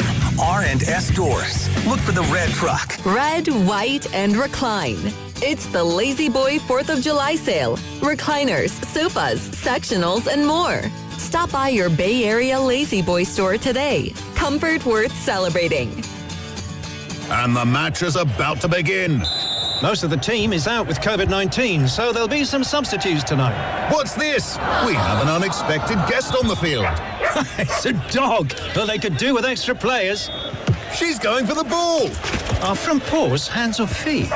Soccer season is full of surprises, and COVID-19 could be one of them. If you test positive, prescription medications may help. Ask your doctor if they're right for you. Learn more at PfizerForAll.com. Sponsored by Pfizer. Finding great candidates to hire can be like, well, trying to find a needle in a haystack, but not with ZipRecruiter. Its powerful technology actively finds and invites qualified candidates to apply to your job. So while other companies might deliver a lot of hay, ZipRecruiter finds you the needle in the haystack. See why 4 out of 5 employers who post a job on ZipRecruiter get a quality candidate within the first day. Try ZipRecruiter for free at ZipRecruiter.com/team. That's ZipRecruiter.com/team. ZipRecruiter.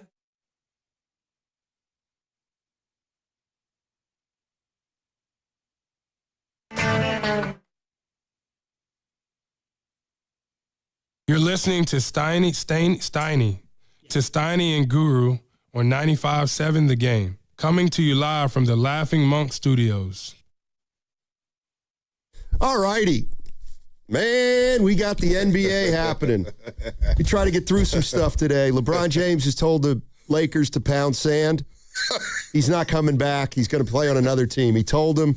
They've all said their goodbyes. Jeannie Buss, Magic Johnson, Luka Doncic. LeBron has said his farewell.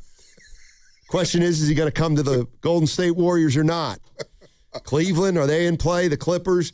Meanwhile, the Clippers have just made a blockbuster with the Toronto Raptors. Evan, give us the deets on those real quick. I got to hear breaking sound. It's NBA Free Agency Day. Give me the breaking sound, Evan, and break it down for us. I got to hear for the people. There we go. 95.7 The Game. Breaking news.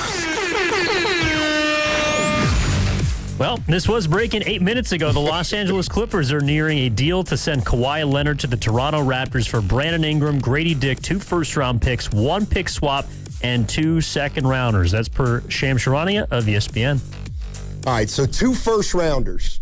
All right, so, well, that's good news for the Clippers because they didn't have any picks pretty much after some wheeling and dealing that they've done. All right, Kawhi Leonard is in the East now. So, Toronto was Scotty Barnes and Kawhi Leonard. Okay. It's a nice building block. They kept R.J. Barrett. Emmanuel Quickly, I believe, is still up there. Yeah. Jakob Poeltl he may be a free agent. I got to double check that. But we always, we discussed Kevin Durant leaving the Warriors, and some people said that was the worst move anybody could have ever made. He left a championship team. Obviously, he was hurt. Clay was hurt with the torn ACL, so that was basically a wash here. But he left, and he hasn't been past the second round since. Right. Kawhi's move to leave the Raptors is worse than KD's move leaving the Warriors. He left a championship team, a team he actually won a championship with, that had all their pieces in place. OG Anunoby didn't even play in that series, really. He was hurt. You had Pascal Siakam.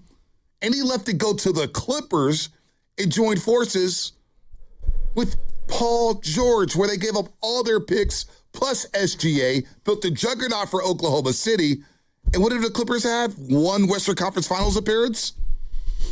Just the one when they lost to Phoenix and Chris Paul? Yeah. That was by far a worse move. And now he's back in Toronto? This is insane. It's funny. Toronto loves Kawhi, obviously, because he brought him their only title. I wonder, it's like, I wonder if Kawhi's excited. It's like, well, he doesn't get excited. He doesn't. Kawhi never gets excited. But he wasn't excited about staying there. He left. No. He was like, it's cold. He already knew it was a 1-year deal. Now he goes back to Toronto. That was a worse move than what KD did. Like the last year with KD, we know what happened. We lived it. There was a lot of drama and didn't feel welcomed after a while, whether it's the team or the fans, whatever it was. Kawhi just bolsters, it's like, hey, here's the championship. I'm the finals MVP. Now let me go play for an organization that has been cursed basically throughout their existence. That's a terrible move. And Clipper fans got to feel sick. However, they went into the season with the Warriors last year as one of the older teams in the league. Yep. It's a great point. They've got a lot younger in just one season. A lot younger. Starting with the deadline with trading Zubac and James Harden. Well, and that's interesting to me because the Clippers at the trading deadline figured they saw the writing on the wall. Yep. They weren't good enough with Harden, Kawhi, and Zubac. And boom, here we are 6 months later, and they've redone their team. So my first question, why can the Warriors do that? Yeah. Because of Steph Curry. Because as great as Kawhi is apparently, and as great as Harden is apparently, Steph's on another level. And we're just not going to do that here. We're not going to look at the Warriors and say, it's time to move our old guys. Mm-hmm. I guess that's the difference between 4 titles here and, I don't know, Kawhi only getting 2 different places. I don't know. That's a good point. You have a unicorn in Steph, and you've got a trusted agent in Draymond Green, and the championships matter. If you hadn't won a championship, guys would have been gone. The Clippers are like, dude, we're paying all this money. We've got a new arena, the Intuit Dome, and we can't even get to the playoffs last year. With the talent, Mathurin's a solid player. Chris Dunn's a really good defender. Garland, you never know. But they've gotten younger, and they basically said, you know what? It's over. We can't run with this. And the way it ended for Kawhi in that fourth quarter, the play-in game, to where he wasn't even able to get a shot off against Draymond Green. Yep. I think this is a good move for the Clippers. The other thing is so you look at, let's say, Harden. This is kind of the burden. I don't know if that's the right word, but this is the challenge of having Steph Curry, who's been here for 15 years, who's won 4 titles. It's like the Lakers today made a monumental decision along with LeBron James. Right. They're parting ways. LeBron James, well, you know what? He hasn't been a Laker for life. Nope. He's been there, 7 or 8 years? That's a good point. So they move off him. Kawhi Leonard. He's been on San Antonio. He's been on Toronto. He's been on the Clippers. The Clippers decide they need to get younger. Well, Kawhi's a great player. Yeah, he is.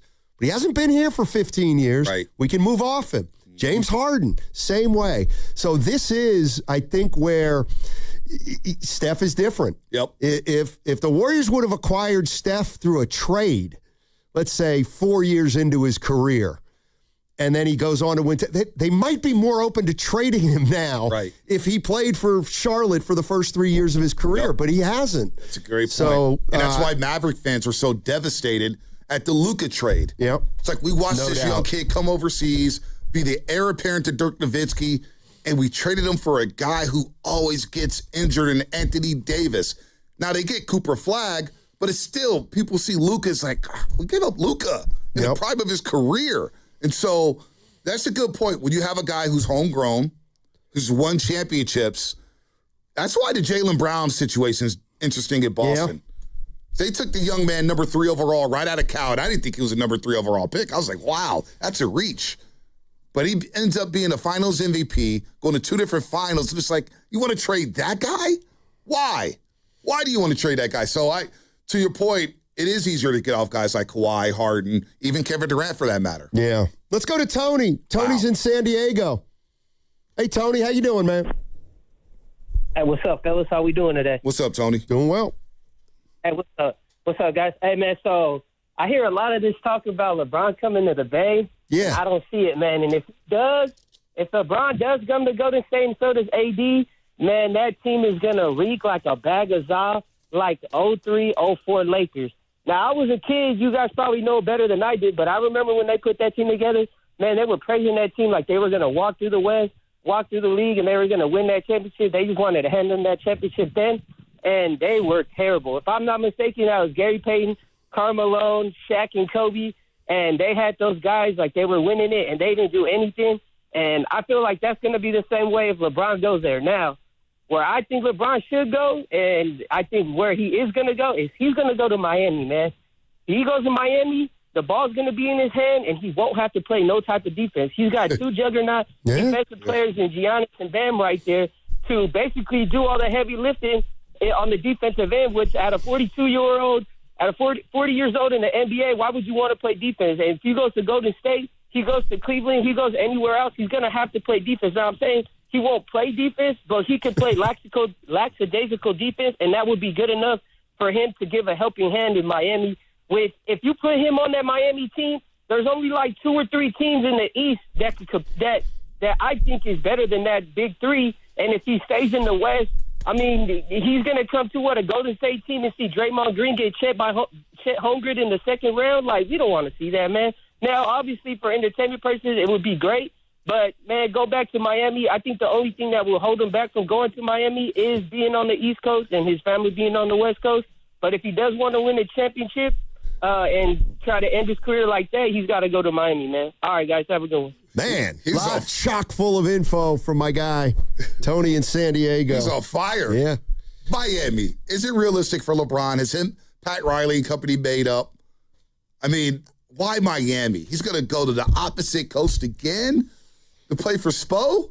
I mean, I always feel like it takes one phone call. If you're, like, not getting along with somebody, one phone call will clear that up. I look at Miami now and say, well, they got to get some shooting in there. Yep. I mean, they got to get some shooters in there.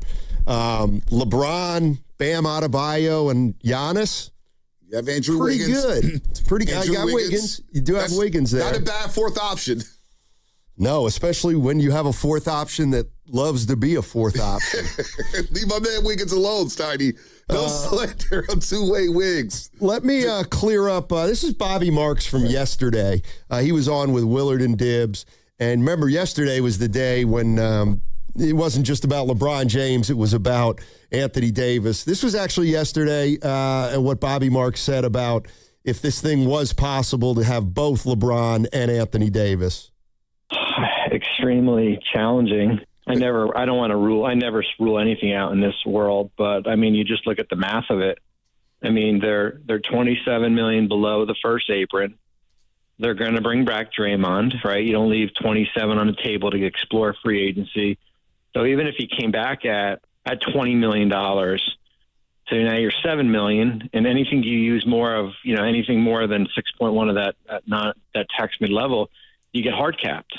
So when you look at it from that perspective, unless LeBron wants to come on the minimum, no, you don't have $15 million to offer. I mean, you could, for the fan out there, is probably saying, wait a minute, the guy's made $600 million. What's the difference between, so, I mean, I guess you can make that argument and stuff like that, but I don't see it unless there's some trades that are going to happen, or if he's going to come at that number. And he even talked about how they're getting Anthony Davis. No, that ship is sailed. It feels like it. And I think Warrior fans are okay with that, Steiny. I do too. Now that I think about it with Horford and Porzingis, yeah, they're going to miss some games. Yeah, they're not going to play 30 minutes a night. But say you get to January, February, and we assume that LeBron James is on this team alongside Draymond and Steph, and they're hovering around the 7 and 6 seed. Well, now you have an option. Jimmy either comes back and enhances your roster, or you have one hell of a trade chip. Yeah. For a team that wants an expiring contract. And who knows who the next disgruntled superstar is going to land. Is it in Denver? Is it in Minnesota? Was it in Orlando? But everything has to go according to plan to get to that point. And getting to that point with an older roster, that will be challenging once you get into the dog days of December and January in the NBA. Yeah. And that's my biggest worry. Are we actually going to have 6 guys on this roster that have to be load managed? And I'm not kidding. It'd be Curry, it'd be Draymond, it'd be Horford, it'd be Porzingis, it'd be LeBron. It's going to be Butler. It's going to be Moody if they're on the team and they have to come back. You're listening to 95.7 The Game, KGMZ FM at HD1 San Francisco, an Odyssey sports station, always live on the free Odyssey app, now broadcasting from the Laughing Monk Studios. 888-957-9570 is the number. Let me try to catch you up if I can. There's a lot going on, Steiny. Yeah, LeBron James has told the Lakers he's not coming back. And that seems to be official. They've said their goodbyes, and LeBron James told the Lakers he's playing for another team next year, so go ahead and proceed without him this offseason. All right, now where's he going to go? Obviously, he's linked to the Warriors. Many people feel Cleveland's on the table. I think people think it's possible he could remain in L.A. and play for the Clippers. But I think most people had him going back to the Lakers, so this absolutely makes things interesting. And I mean, at this point, I'd be less surprised if he came here than 3 or 4 days ago. I'll tell you that. Don't even forget about Draymond in the 2-year or the opt-out. Yeah, Draymond. We assumed that LeBron was re-signing with the Lakers, and we assumed that Draymond was opting into his deal. Yeah.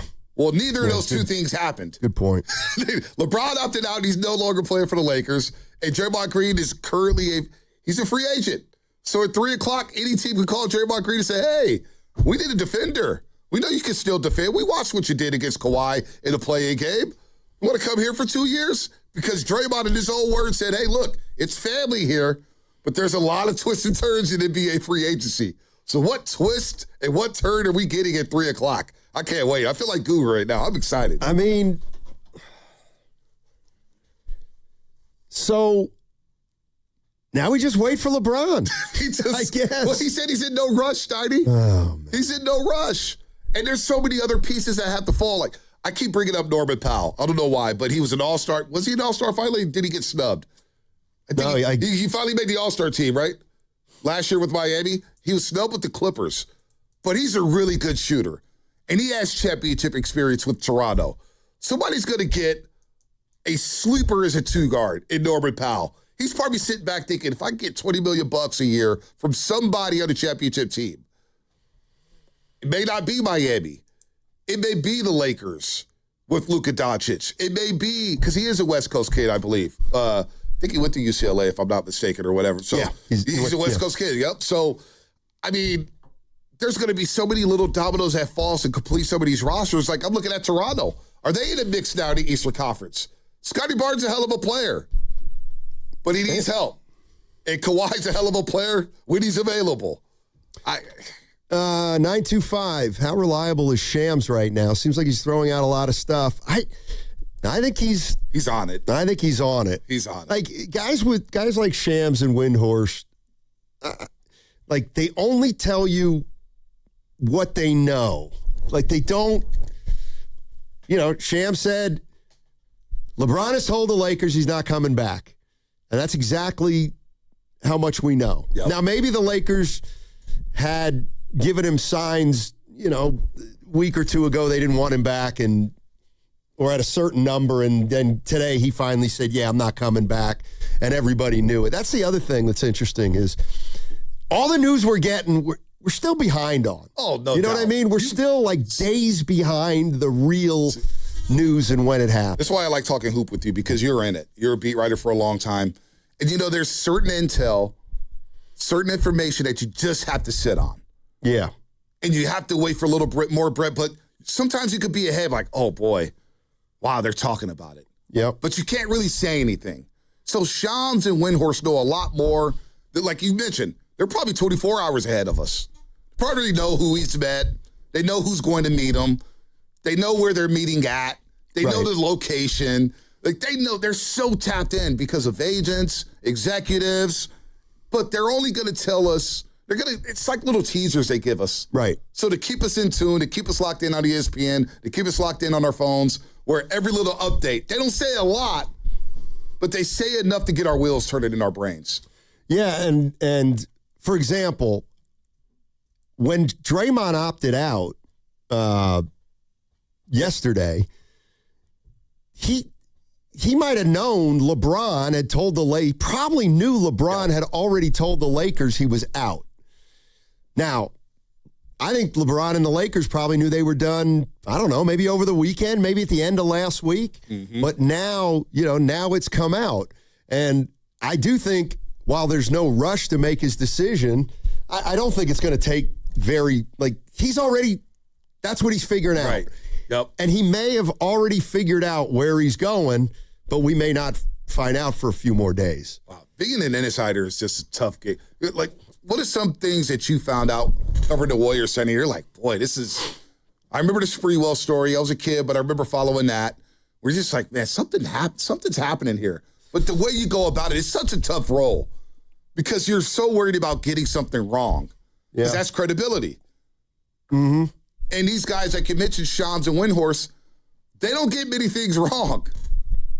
No, and like I think Windhorst is the best. That's just me. But like he's not afraid to say I don't know. Yep. Why is LeBron not talking to the Lakers? Well, that I don't know. I just know he's not talking to the Lakers. Yep. So you guys can try to figure it out yourselves. And if I find out, I'll tell you. But all I know is, he's not doing that. Wow, man, is this better than NFL free agency? Oh, without a doubt. Really? I think so. Oh. The NBA's always had the best off seasons. Always. Now the trade deadline has been watered down. Right. That used to be really exciting in the NBA. But NBA off season, because you get mega stars moving on. Right. That shift the powers of the conferences, of the teams, of the league. Now all of a sudden you're like, man, I gotta get that ticket.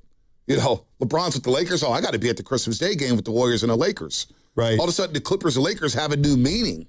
When the Heat was formed in Miami, or even when Shaq got traded to Miami, he knew he was pairing up with Wade, but we couldn't wait for the Lakers and Heat game on Christmas Day. It's Shaq and Kobe because there's mega stars. So the offseason in the NFL, the money gets lied upon.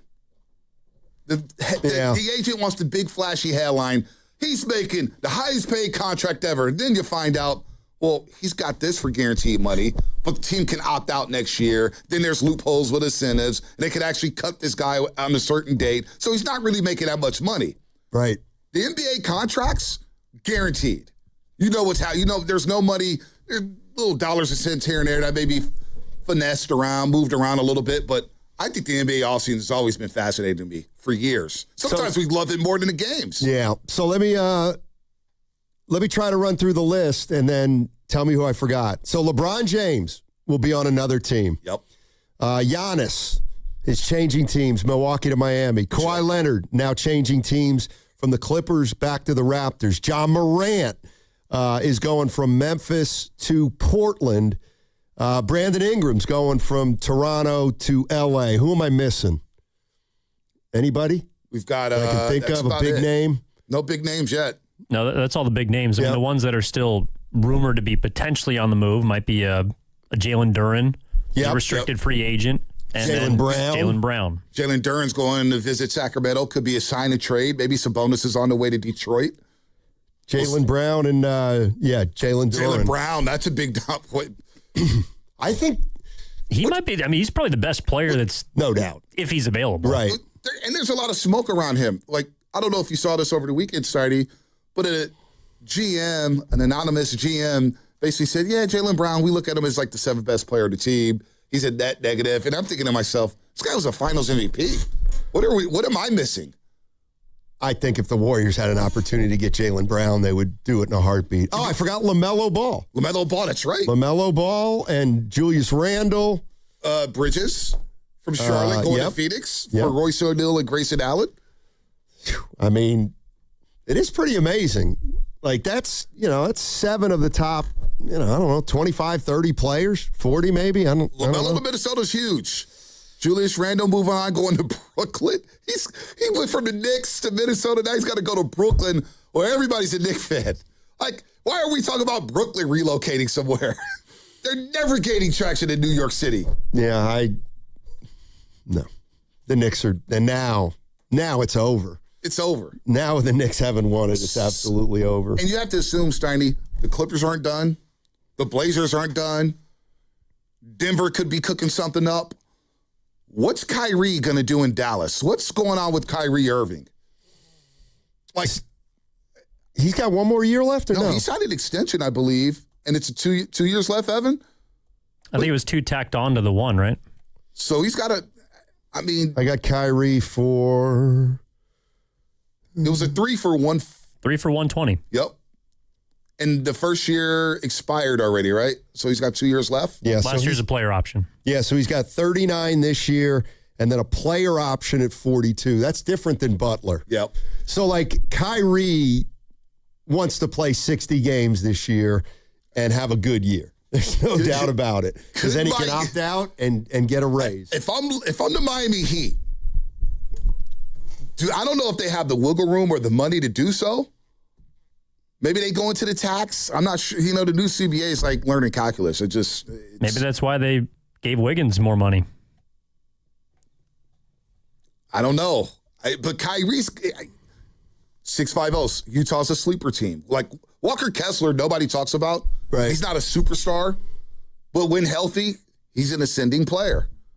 Where's he going to go? So there's a lot of things that's going to happen over the next week, man. Yeah. So, to your original question, don't you like NBA offseason more than the NFL offseason? Yeah. I do. After these 2 shows these 2 days. Absolutely. 888-957-9570. Last segment before we get to the crossover. So if you want to jump in, next segment would be the time. A lot of stuff going on. We'll recap it for you on the other side. But LeBron James is not going to play for the Lakers this upcoming season. And the question, of course, becomes, is there any chance he comes to the Golden State Warriors? We'll talk about it on the other side. T-Mobile has an exclusive bundle for customers 55 and up. I'm Sarah Bowl. Yeah, I'm Frank Bowl. A reliable network is key for us. And with T-Mobile, it's been wonderful. And going to the 55-plus plan saved us so much money. A lot. And that's important. Trying to keep costs down. The home internet's been perfect. It's fast, it's quick. The setup was so easy, it took less than 15 minutes. It was like, ta-da! If you want simplicity, coverage, reliability, you want the whole package, T-Mobile has it. Right now, T-Mobile customers 55 and up can get 2 phone lines on America's best network, plus America's fastest 5G home internet for just $30 each. $30 per month each line with autopay plus taxes and fees. Minimum age 55. Pricing for home internet rely on 2 lines of Essentials Choice 55. $35 connection charge per line required. Best mobile network and fastest 5G home internet based on analysis by Ookla of Speed Test Intelligence data 2H 2025. All rights reserved. In May, we start seeing yellow jackets become more active and more aggressive around homes. Once they establish a nest, activity can increase quickly, especially in outdoor areas where families spend time. The key is to get ahead of it early. At ATCO, we focus on identifying and controlling yellow jacket activity before it turns into a bigger issue. You can visit atcopest.com to schedule service. And if you mention this station, we'll take 10% off yellow jacket services this month. Honey, did you invite the minions over? Well, you know how we talked about getting Wi-Fi from Xfinity? Yeah. I ordered it this morning, was online in minutes, then they showed up. So they just came over to use the Wi-Fi? They even brought their own devices and spell book. You didn't give them the new Wi-Fi password, right? No. That's good. I gave them our old one. Because Xfinity lets us keep the same network name and password so devices connect instantly. What do they want Wi-Fi for anyways?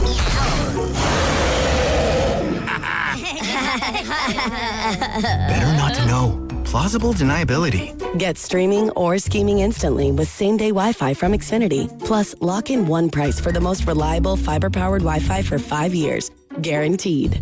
And see Minions and Monsters only in theaters. Xfinity. Imagine that. Restrictions apply. Not available in all areas. Use of fiber coaxial cable. Learn more at xfinity.com/same-day Wi-Fi. Neuropathy is a debilitating condition that is sometimes misdiagnosed. Symptoms can include pain, numbness, and tingling in your hands, legs, and feet. Neuropathy is a progressive condition that only worsens unless you get effective treatment. SF Bay Wellness is a leader in neuropathy reversal and uses FDA-cleared, non-invasive electric cell therapy to restore nerve function with no injections, no drugs, and no surgery. The treatments have a 95% success rate. If distance is a factor, ask about our virtual consultation option. Call SF Bay Wellness at 844-94-NERVE for the $99 neuropathy evaluation and receive a personal treatment plan that is tailored to your needs. Don't wait another day. Call 844-94-NERVE. That's 844-94-NERVE. Why keep suffering with the painful symptoms of neuropathy? You deserve to live a pain-free life. Start getting the treatment you need for your neuropathy symptoms. Call today. Alameda County Fair in Pleasanton is here, and it's a star-spangled celebration. Foodie bites, carnival rides, and concert nights with fireworks. Plus, check out tractor pulls, animals, shopping, and more. Don't miss it. Visit AlamidaCountyFair.com for tickets. 1-877 Cars for Kids. KARS Cars for Kids. 1-877 Cars for Kids. Donate your car today. 1-877 Cars for Kids. KARS Cars for Kids. 1-877 Cars for Kids. Donate your car today. Ready to get rid of that old car? Donate it to Cars for Kids. Call 877 Cars for Kids to speak to a friendly live agent. Donation is super easy, and your car can be picked up as soon as tomorrow. Go to carsforkids.org now or call 877 Cars for Kids to donate your car today. 1-877 Cars for Kids.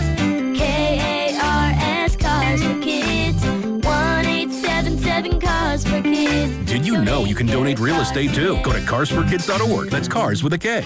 If life is a game to be won, then every child deserves to play on a level field. Children International is empowering young people in poverty on their journey by giving them the tools, the training, and the skills to shape their own futures. From the early days of development through all stages of growth and into employment. This is how, together, we can help end poverty for good. Learn more at children.org. I'm Bob Burke, founder and chairman of Burke America Parts Group, a family of brands that includes RepairClinic.com, an appliance and HVAC parts solution company that's grown into an international brand. Before AmericanEagle.com, we partially launched a new technology platform developed by another firm. American Eagle helped take our technology to a whole new level with digital marketing, software development, and business insights into our key markets, appliances, HVAC, and outdoor power equipment, and did so both on time and on budget. AmericanEagle.com has the resources, experience, and talent needed to produce solutions. Our new technology platform, developed by AmericanEagle.com, has produced tremendous results with higher traffic, conversion, engagement, and online revenue. If you have any home repairs you need to take care of, check us out at RepairClinic.com. If you need a world-class website or technology project, then I would highly recommend AmericanEagle.com. Call AmericanEagle.com at 773-NETWORK. That's AmericanEagle.com, 773-NETWORK.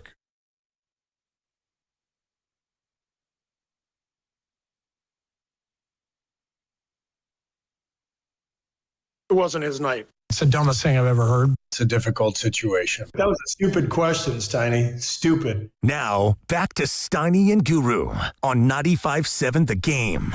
All right, Bonte Hill in for Daryl the Guru Johnson, and crossover coming up in about 20 minutes. Busy day in the NBA today. It started with LeBron James telling the Lakers that he wasn't going to play for him anymore. Also, coming up in this segment, when you hear a sounder, be caller number 5, and you get 2 tickets to the California Classic Summer League, which is presented by CarMax. That's at Chase Center starting on July 3rd, which is Friday, runs through the weekend. We've got 3 pair of tickets we're going to give away in the next hour. A pair in the next 20 minutes, and then 2 pair during the crossover. So go ahead and play that sounder one time. Don't call in this time, but when you hear it, there you go. I'll give you a number to call, and you can go to the California Classic. There you go. Some people are saying that Kawhi's happy. 408 saying that there's some allegations coming down. Now he gets out of the country. Just play in Canada. Yeah. You know, Kyrie during the pandemic couldn't play in the state of New York, but he could play our road games. Yeah, that's right. Kawhi maybe just stays in Canada for the 41 games. I forgot about that. Hopefully, make the playoffs. They get home court advantage. He plays in games 1, 2, 5, and 7. So if you're just joining us at 3 o'clock, ostensibly teams can start negotiating with free agents, though it's obviously already happening. It's pretty much the earliest, I think, although stuff's been dribbling out. But last report from Ramona Shelburne of ESPN said LeBron's not in a big hurry to make a decision. I still think this is going to happen in the next couple days at the most, and we may know by the end of the day, but we'll see. The Warriors said to be interested. Cleveland. I mean, hell, LeBron can go anywhere he wants at this point. Right. I got to imagine there's only a few teams that would pass on him at this point if he showed interest. Yeah, no, I'm with you. And look, Clippers, they've reset their books. Yep. LeBron, obviously, he's going to – dude had averaged 21, 7, and 7 last year. Really good year. Option. It's the third option. Yeah. So, yes, the Warriors can get LeBron James. And I know I've said things in the past like, I want nothing to do with LeBron James. Well, I want nothing to do with last season with the Golden State Warriors, where they won 37 games and guys couldn't play back-to-backs. And I believe they were, how many different starting lineups? 41, 42? How many times we see them fall behind in the fourth quarter? And when you're an older team, you know this, Steiny, you can't fall behind because it takes so much effort and energy to get back into a game. Yep. By the end of the game, you're done. You're an older team. You just can't crank that up every single game. So it looks different. It signals a little bit of a change by bringing in a guy like LeBron James. So I'm with it, man. Sign me up for it now. Yeah, I mean, as long as they're not giving up anything, what the hell? What the hell? Let's get nuts. Let's get crazy. Yeah. Let's go to Vince. Vince is in Austin. What's going on, Vince? How you doing, man? Hey, Steiny. How are we doing today? Doing well, thanks.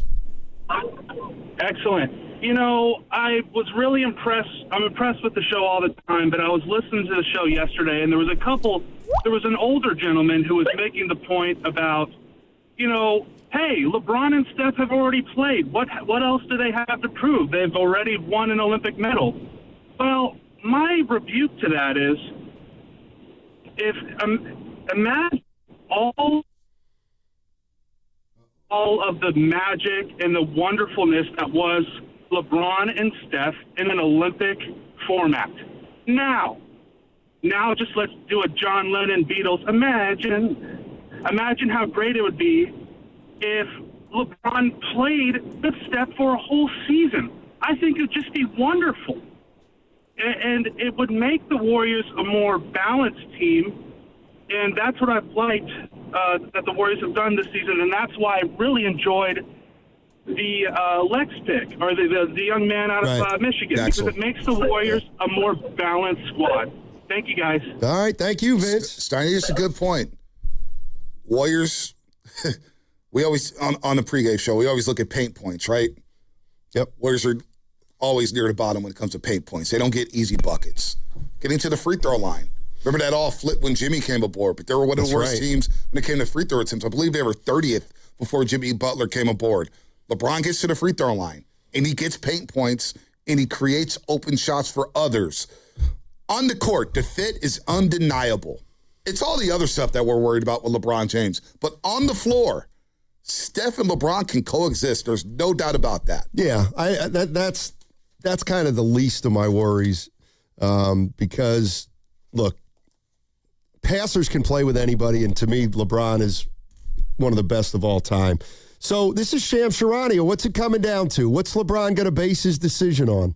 I'm told this is a happiness-led decision for LeBron James. He feels like he needs to find his happiness elsewhere, and wherever he lands in free agency, it will not be driven by money, according to sources. All right, don't you get it? Don't you get it? He's coming. Because you know why? Because we play with joy here. We play with joy. No word has been uttered about the Warriors more than joy. And LeBron wants in on that. LeBron wants in on it. So, joy didn't work for Kevin Durant. Oh, well. But he wants to be happy. Remember Steve Kerr last year? They had a game in Indiana. They lost. Steiny said, even Tim Jordan walked out on that one. I almost let him cook. But Steve Kerr goes, we need to play with more anger. More edge. And remember Kevin Durant goes, that's right. I thought we played with joy around here. I was like, oh, this is over. Yeah. We haven't heard that in a while, Steiny. No, play we with haven't. joy. But what, was he not happy with Luka or Austin Reeves? Or was it J.J. Redick? The Lakers did everything for LeBron. They drafted his son, for crying out loud, and gave him a guaranteed contract. I know. You're not happy enough? What happens to his son now? He's going to be on the team without his dad? They get flipped. I guess.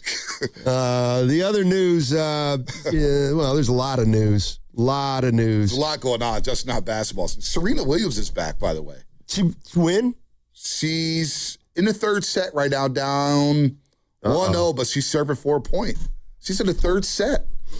And we've got a big soccer match tomorrow. Huge. You're going? I'm going. Have you gone to all the games at Levi's? No, I've gone to not 2. If LeBron signs with the Warriors. Yeah, well, yeah. That's true. LeBron signs with the Warriors. I'll be stuck in San Jose doing some work. Let's hope that doesn't happen. Wouldn't it be LeBron? Hold on. LeBron wouldn't hijack Team USA. Of course he would. And soccer fans decide with the Warriors. No chance he does that. He's not doing that to Team USA. Hell, he may even be at the soccer game. He might. After he signs with the Warriors. Yeah, good. You know what stinks? France and Sweden starting at 2:00. Now, that's a game that's going to get bars crowded. Yeah. You know what I'm saying? Yeah, no doubt. You know, yesterday, who the hell was playing the Ivory Coast? I went into the bar and nothing was going on. Really? Germany and Paraguay? Yeah, there wasn't a lot for that one. What about Netherlands and people Morocco? were starting to come in for that. But I got a feeling that I'm going to walk up and down Kearney Street, and there's going to be a lot of nitwits watching France and Sweden, and they're going to be impacting what I want to do. Which is? Go into a bar that's not a zoo. That's not a zoo. This is the $1 million question. Steiny and B, you guys really think LeBron's going to take the mid-level $15 million deal to join the Warriors? I can't see it. Yep. But what if? See, the problem now is he's a free agent, and there'll be teams that can clear more money. Yep. So, you know, if the Cavaliers can create some money or Miami can create some money, and they can get it up to 30 or, I don't know, 25. If he's telling everybody he's willing to take 15, I mean, somebody can try to clear 30 for him, I would think. I argued with Monty Poole yesterday about this. Said he's not playing for $15 million. And Monty kept harping on the fact that he has a lot of money. He doesn't need the money. It's not about the money. Didn't you hear from Sham saying he wants to just find his happiness? Right. But when you get paid $50 million, you get a lot of happiness out of that. By being compensated for what you're doing, you're getting a megastar who's going to flip your television ratings, your radio ratings, your jersey sales. You're getting all the national TV games. You're on prime time, Friday night, Amazon, Saturday, ABC, and you're playing with Stephen Curry. And you think LeBron wants to be the fourth highest paid player on the Warriors? I'm kind of with this guy. It's hard for me to see him playing for $15 million. That's the part I have to see. This is from Dave McMenamin, who covers the LA Lakers for ESPN just moments ago.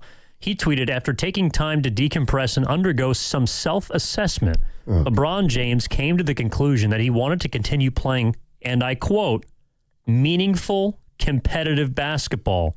A source familiar with James's thinking told ESPN. Any reason why meaningful was specifically used by James's camp? He wants to win another ring. It's a word that Curry's used. Yep. Competitive. I got to tell you, I know the word meaningful. But my first response was, why is he leaving LA then? Maybe he's not. Did McMenamin make a reference to meaningful, like with a nod, wink, wink? No, it's just, according to a source familiar with James's thinking, quote, wants to play meaningful competitive basketball. So I guess the question is, Steiny, can he play meaningful competitive basketball with the Golden State Warriors? Or is that with Cleveland? Poor Kitty Atkinson. He'd probably get right at. I love Kitty. I mean, yeah, he could play meaningful basketball here in Golden State if everybody stays relatively healthy. I think he could be a playoff team with LeBron. But there's a long, long way to go between him becoming a Warrior and then the next thing you know, they're the fourth seed in the Western Conference. I mean, they got a long way to go before that. I mean, when I hear meaningful basketball, I see the connection to the exact same word Curry used, but that sounds a little like Cleveland to me. That sounds like Cleveland. That's why I said poor Kitty Atkinson. If you think he was on a hot seat coming out of that playoff series against the Knicks, oh, buddy. Yep. Here's another tweet from McMenamin. Okay. LeBron James has instructed Rich Paul to talk to everyone around the league who is interested in playing for them and come back to him with what the options are so he can make his decision. Okay, so Rich Paul's going to come back with 20 teams. Oh, gosh. Welcome to the LeBron James free agency. You don't want him anymore now, huh? You don't want him anymore. Well, I'm trying, I'm wondering if he's, let me ask you this. Do you think he's open to 8 teams, depending on what they say to him? Or do you think this is all just, he kind of knows where he's going, and Rich Paul's telling McMenamin, oh, yeah, we're going to look around. But so we don't really know, but they kind of do know. Yeah, I think he's playing everybody. We have, 21 years of data with LeBron James? All right, let me ask you this. When he did the decision, yeah, did you think he was going to the Heat? I didn't think he was coming back to Cleveland. Okay. I didn't think he was going to the Heat, though. I didn't think it was Miami. And I didn't know about, there was little inklings that started happening, right? Chris Bosh had posted a picture with him alongside Dwayne Wade, and they had an empty wine glass and an open seat. And they're like, who's joining us? Right. And I remember LeBron tried to get Bosh to go to Cleveland to get somebody else to come to Cleveland. Because LeBron really didn't want to leave home. He wasn't ready to leave home. But he knew to win a championship and to get that monkey off his back, he was going to have to go somewhere else. Right. But I didn't think it was Miami. But I did think he was leaving Cleveland. Once you do all that, and where's the decision located? Wasn't it in Connecticut or something? I forget. Jim Gray was. Oh no, it was with a Boys and Girls Club. Boys and Girls Club somewhere, and Jim Gray. Was it in Akron? No, I don't. I think it was in Connecticut. Okay, it was in Connecticut. So he did it outside of Ohio because if he makes that decision in Cleveland, that makes sense. He can't get out of town. I mean, you got to call the National Guard. But he goes to Connecticut, Boys and Girls Club. I was like, there's no way he's going back to Cleveland. He's going to break their hearts. So, we got something? There we go. All right, there it is. You want 2 tickets to the California Classic Summer League game. Starts on July 3rd. It runs all weekend, 3 days of games. Warriors, Lakers, Miami. Just be caller number 5 right now to 415-523-4652. All right, caller number 5 right now, 415-523-4652. And you score a pair of tickets to the 8th Annual California Classic Summer League. It's presented by CarMax at the Chase Center this week. Starts July 3rd, which is Friday. Good luck. And be sure to keep it locked to 95.7 The Game. We're going to give away 2 more pair of tickets during the crossover, which comes up at $150. So between $150 and $210, we're going to give away 2 more pair of tickets. So if you don't get it this time, you got another crack at it in about 15 minutes. So there you go. The California Classic. Your chance to see Lendeborg. He's going to play in these games, which is cool. LeBron probably won't be playing, but who knows? Maybe he'll be there. Because he's got to do his introductory press conference at some point at Chase. Will you be there for that? You'd have to go there for that. Were you at Kevin Durant's introductory presser? When was it? No, because I was on vacation. I mean, this is the beauty of Raymond Ritter. After LeBron does his press conference, he'll just call in. Yeah, that's not going to happen. You think LeBron he signs the one? Has he ever done a radio hit? Ever? I don't even think he knows what one is. I just see Raymond Ritter. Hey, LeBron. You got these guys, Steiny and Goo with Bonte. They want to talk to you. They're on our flagship radio station. What the hell's radio? Well, it's like a podcast used to be. Yeah, not happening. All right.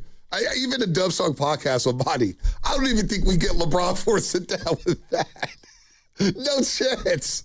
I mean, no chance. Let me tell you something. If the Warriors get LeBron James, they are putting together one of the most unfriendly media contingents that they could possibly put together. I shouldn't say unfriendly. Yeah, the access will be, you will not be able to get Draymond Green. You will not be able to get LeBron James. You will not be able to get Jimmy Butler. It is going to be the season of pods, ladies and gentlemen. It is going to be the season of pods. Curry will do his thing, but he keeps it kind of, Curry he picks his spots. But man. Oh, my Lord.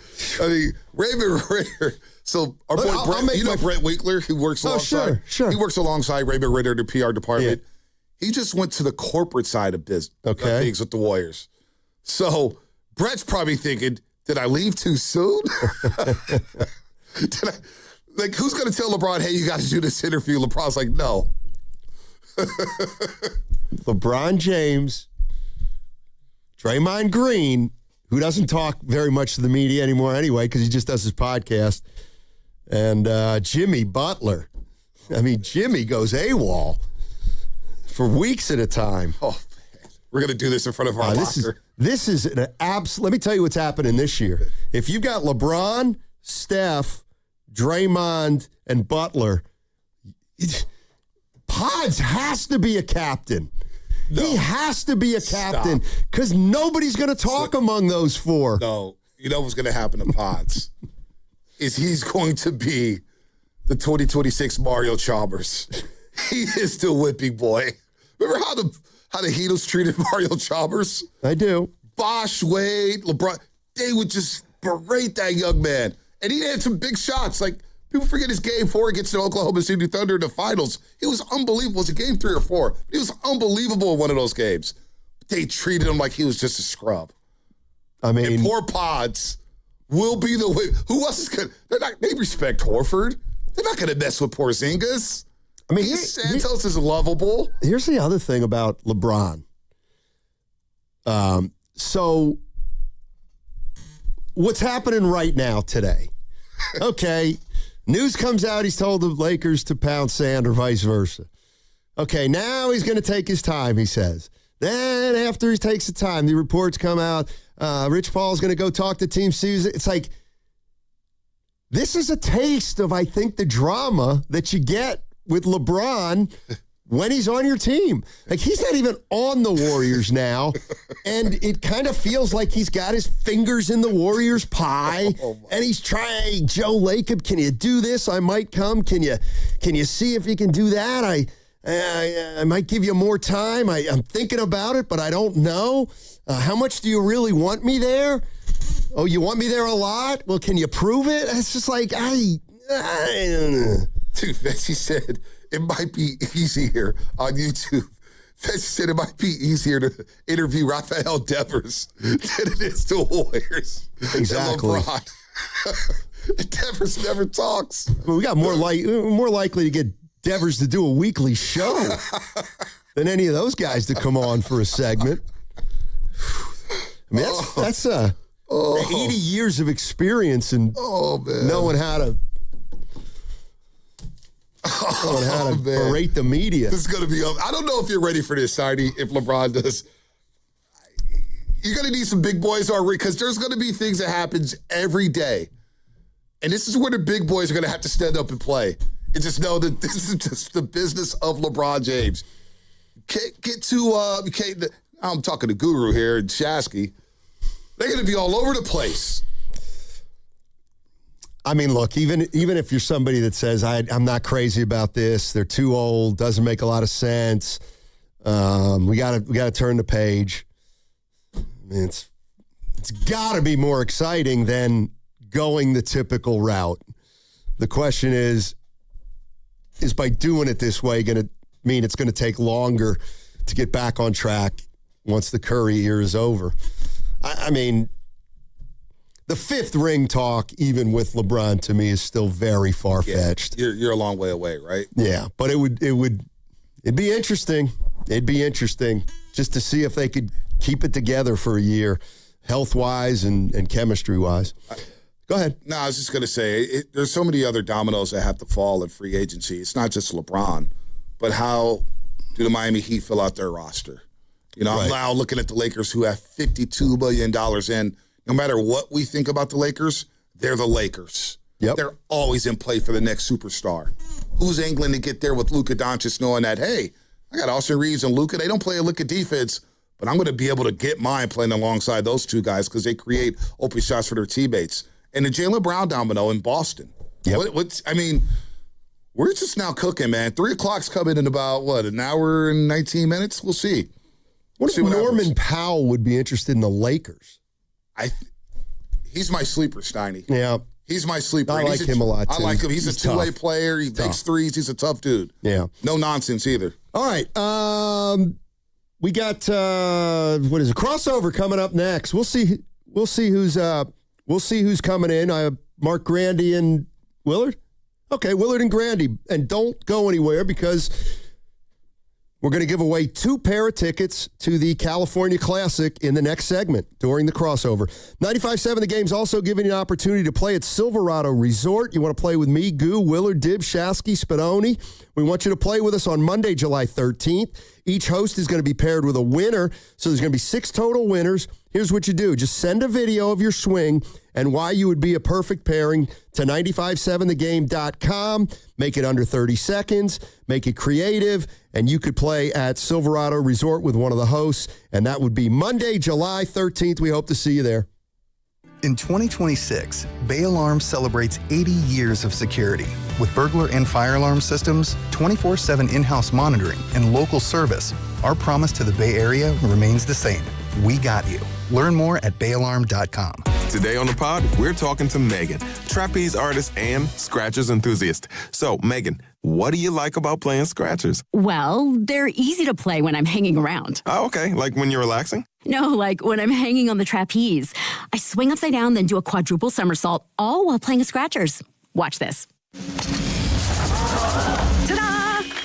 unbelievable. I know, right? Scratchers from the California Lottery. A little play can make your day. Please play responsibly. Must be 18 years or older to purchase player claim. If you're still using a sports book to bet on the soccer tournament, you're getting robbed. Delete that app and join the millions using Polymarket. Polymarket is a prediction market, not a sports book. Trade against other fans, not the house. Polymarket, your go-to prediction market for soccer's biggest stage. Available in all 50 states. Download the Polymarket app. Use promo code BLAZE to unlock $50 free for your first trade. That's promo code BLAZE. Trading not available in all jurisdictions. Check local regulations before trading. Restrictions and eligibility apply.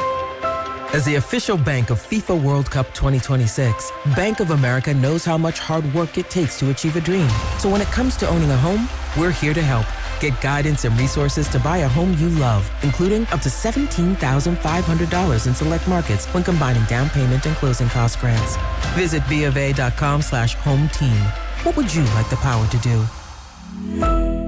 Bank of America N.A. Equal Housing Lender. Credit and collateral is subject to approval. Restrictions apply. This is not a commitment to lend. Injured at work? Don't wait. Every moment counts. You may be entitled to medical care and financial compensation, but time matters. The attorneys at Boxer & Gerson are here to protect your rights and fight for the treatment and support you need. Boxer & Gerson have helped thousands of people across Northern California who were hurt on the job. Don't wait. Don't guess. Get answers. Call Boxer & Gerson today at 510-835-8870 or visit boxerlaw.com for a free consultation. Boxer & Gerson, your life is worth the fight.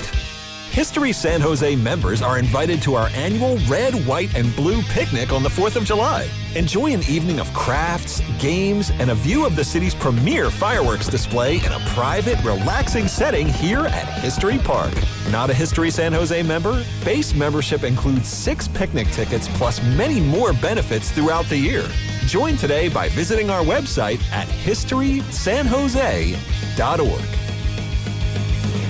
You all know what the 2 best words in sports are. Game 7. But the number 7 has even more meaning in vodka. Because when a vodka is 7 times distilled, it creates a smooth, premium taste that is unbeatable. And there's no better vodka than New Vodka. Spelled N-U-E, New Vodka is 7 times distilled, not 7 times the price. It's an award-winning, American-made vodka that is smooth enough to sip and bold enough to mix. So at a time when everything costs more, New Vodka is the best deal in town. Pick up a bottle of New Vodka at your local liquor store today and cheers to something new. Visit newvodka.com to find out more. That's NUEvodka.com. Thinking about losing weight, boosting your energy, or balancing your hormones? You should check out Jumpstart MD. You work with real clinicians who actually guide and support you every step of the way. They offer personalized weight loss plans with GLP-1 medications, hormone optimization, testosterone therapy, and even peptide therapy. They've got 13 Bay Area clinics, or you can do everything fully online. Mention radio this June for up to 70% off, and all members get a free hormone consultation. Call 855-JUMPSTART or visit jumpstartmd.com. Speeding catches up with you when you get caught and handed a ticket, or worse, in a crash. No one makes summer plans for fines or a trip to the hospital after a crash. So slow down and follow the speed limit. Make your 100 days of summer and beyond the safest ones. A message from the California Office of Traffic Safety and Caltrans. Finding great candidates to hire can be like, well, trying to find a needle in a haystack, but not with ZipRecruiter. Its powerful technology actively finds and invites qualified candidates to apply to your job. So while other companies might deliver a lot of hay, ZipRecruiter finds you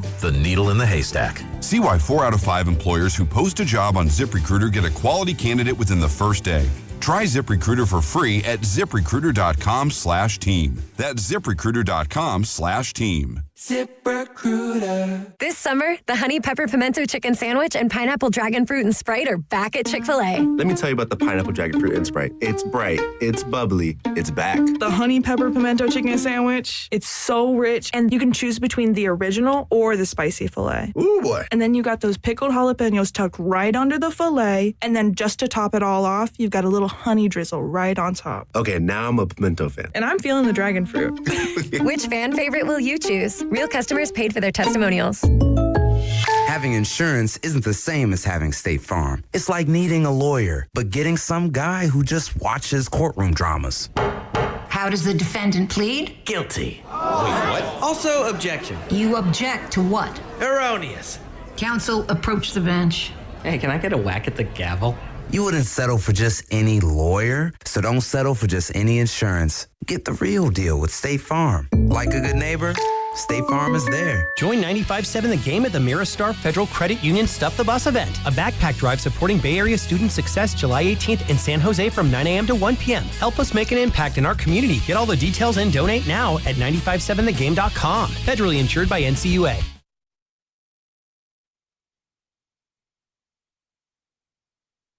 Stop hating on the Warriors. Go Warriors! Now, back to Steiny and Guru on 95.7 The Game. All right, it's time for the crossover brought to you by Bay Alarm. Rest easy. We've got you covered. BayAlarm.com. I'm Matt Steinmetz. I'm in with Bonte Hill today. We welcome in Mark Grandy and Mark Willard on quite interesting day. But let me say before anything, in the next kind of my thing. The next 20 minutes, we're going to be giving away 2 pair of tickets to the California Classic. So when you hear the sounder, be caller number 5. I'll throw the number out and you can go. Hey, how you guys doing? Hi, boys. An hour and 10 minutes from free agency. Oh, that's right. Yeah, that's right. When do you expect news?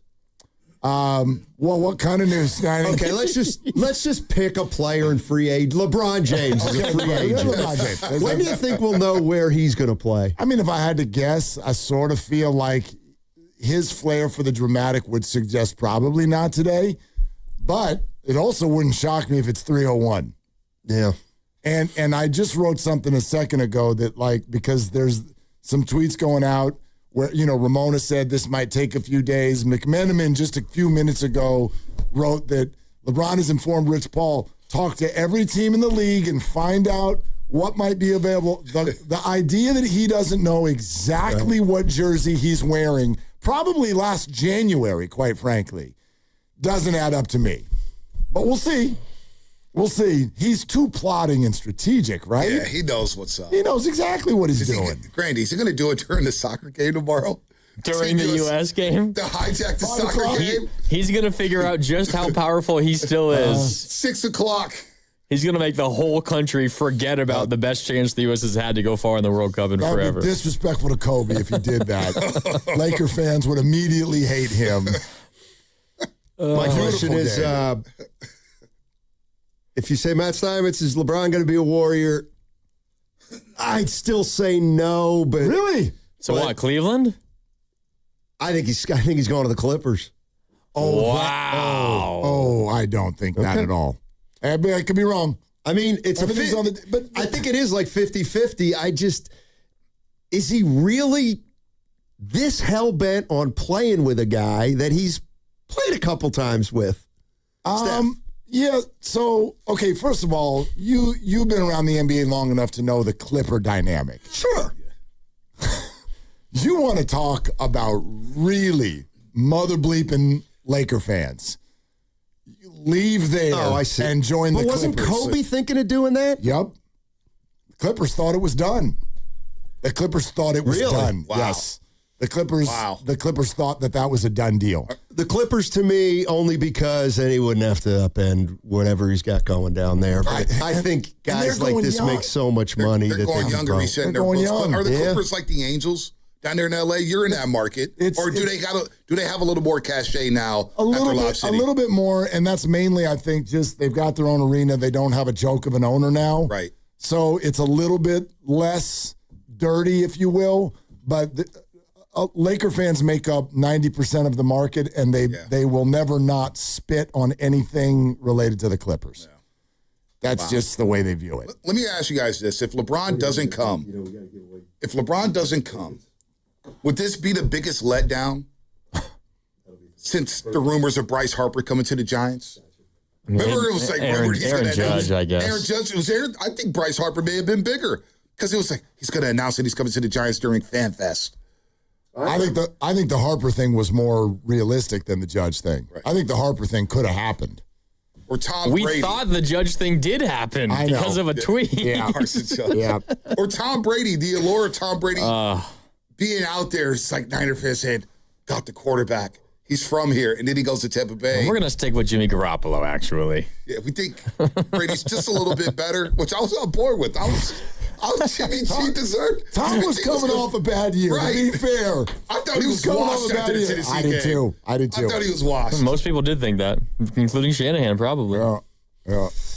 I did, but you're not wrong to bring this up. If he doesn't come here, oh my God. It's like certain sports teams end up in a spot. I thought the Giants ended up in this spot with Aaron Judge, where it's like that wasn't ever really the player's plan, but Twitter does its thing, and the next thing you know, hopes get up, and it makes the team look bad. LeBron James makes LeBron James's decisions, period. So, but you're right. The Warriors it'll look like Draymond opted out, and the Warriors are all ready, and they're sitting there at the party, and he's got arms his wide open, ready to embrace, and then he just blows them off and walks over to Cleveland.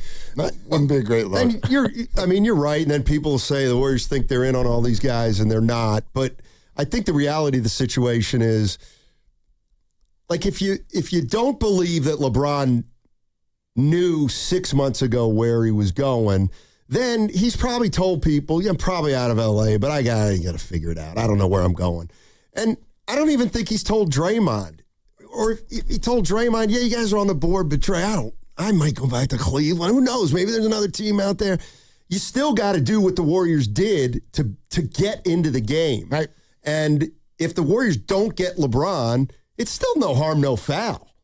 Like, they didn't give anything up. Agreed. Except, from a fan perspective, there's maybe egg on face, but they don't really care about that. Yeah, I think we've gotten over a bunch of guys who didn't come. I don't think that's a big deal. I mean, Warrior fans will hate LeBron more than they already hate him. Yep.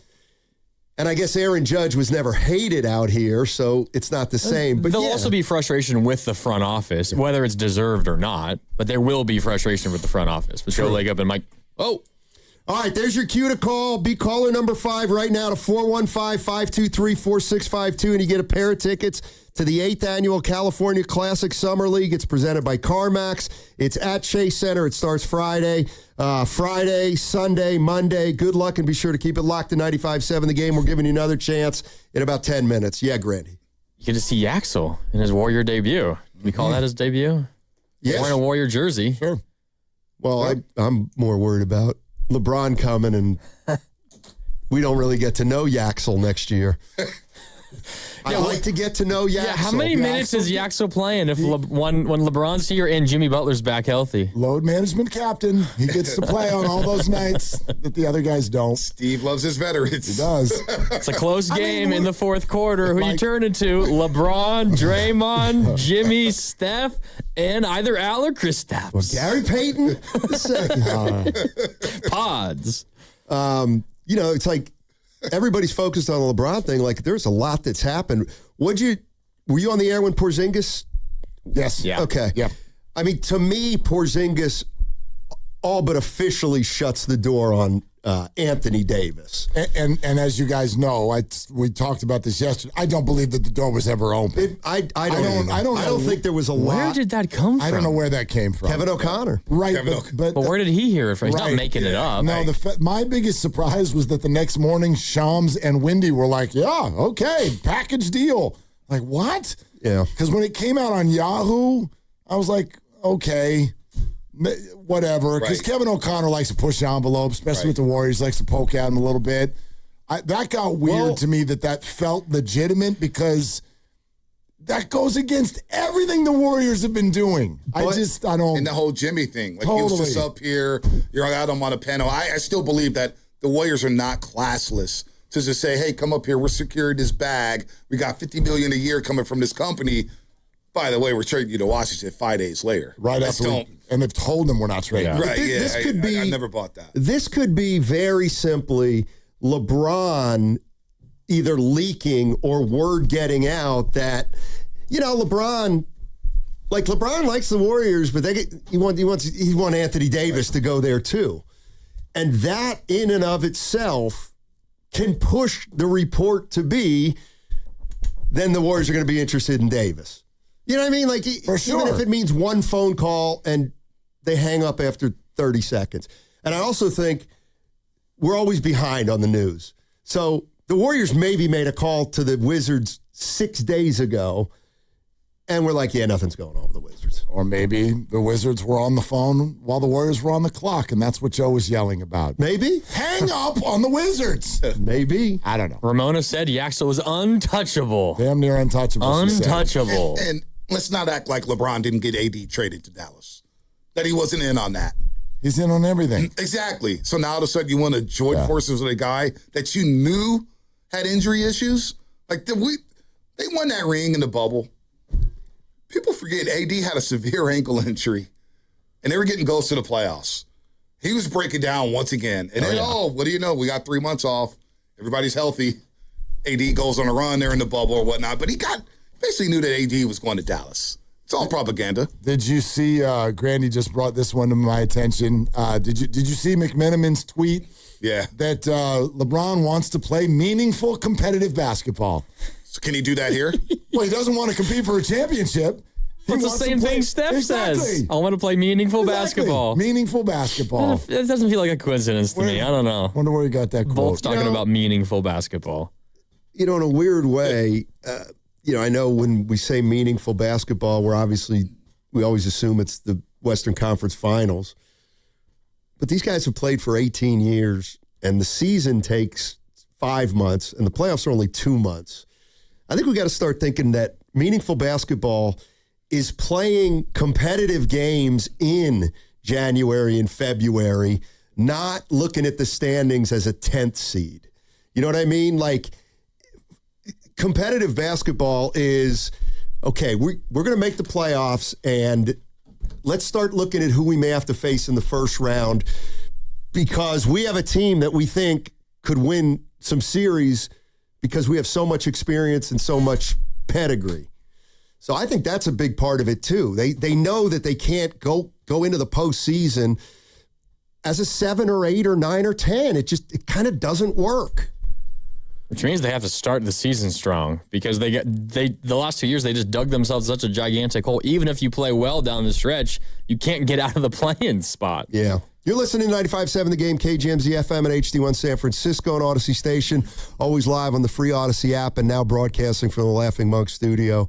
I also think on a practical level, if you're the Warriors front office, you have to say, well, we're not going to have Moody, we're not going to have Butler for half the year. So what are we really looking at here? And that's when you say, well, we're not going to give up the first 50 games of the year. Let's try to get a guy in here to get us to hang on. And if we have to move Butler, we'll move Butler. But if we wait on Butler, we still can wait on Butler. But the season's not just going to be a wash from the beginning.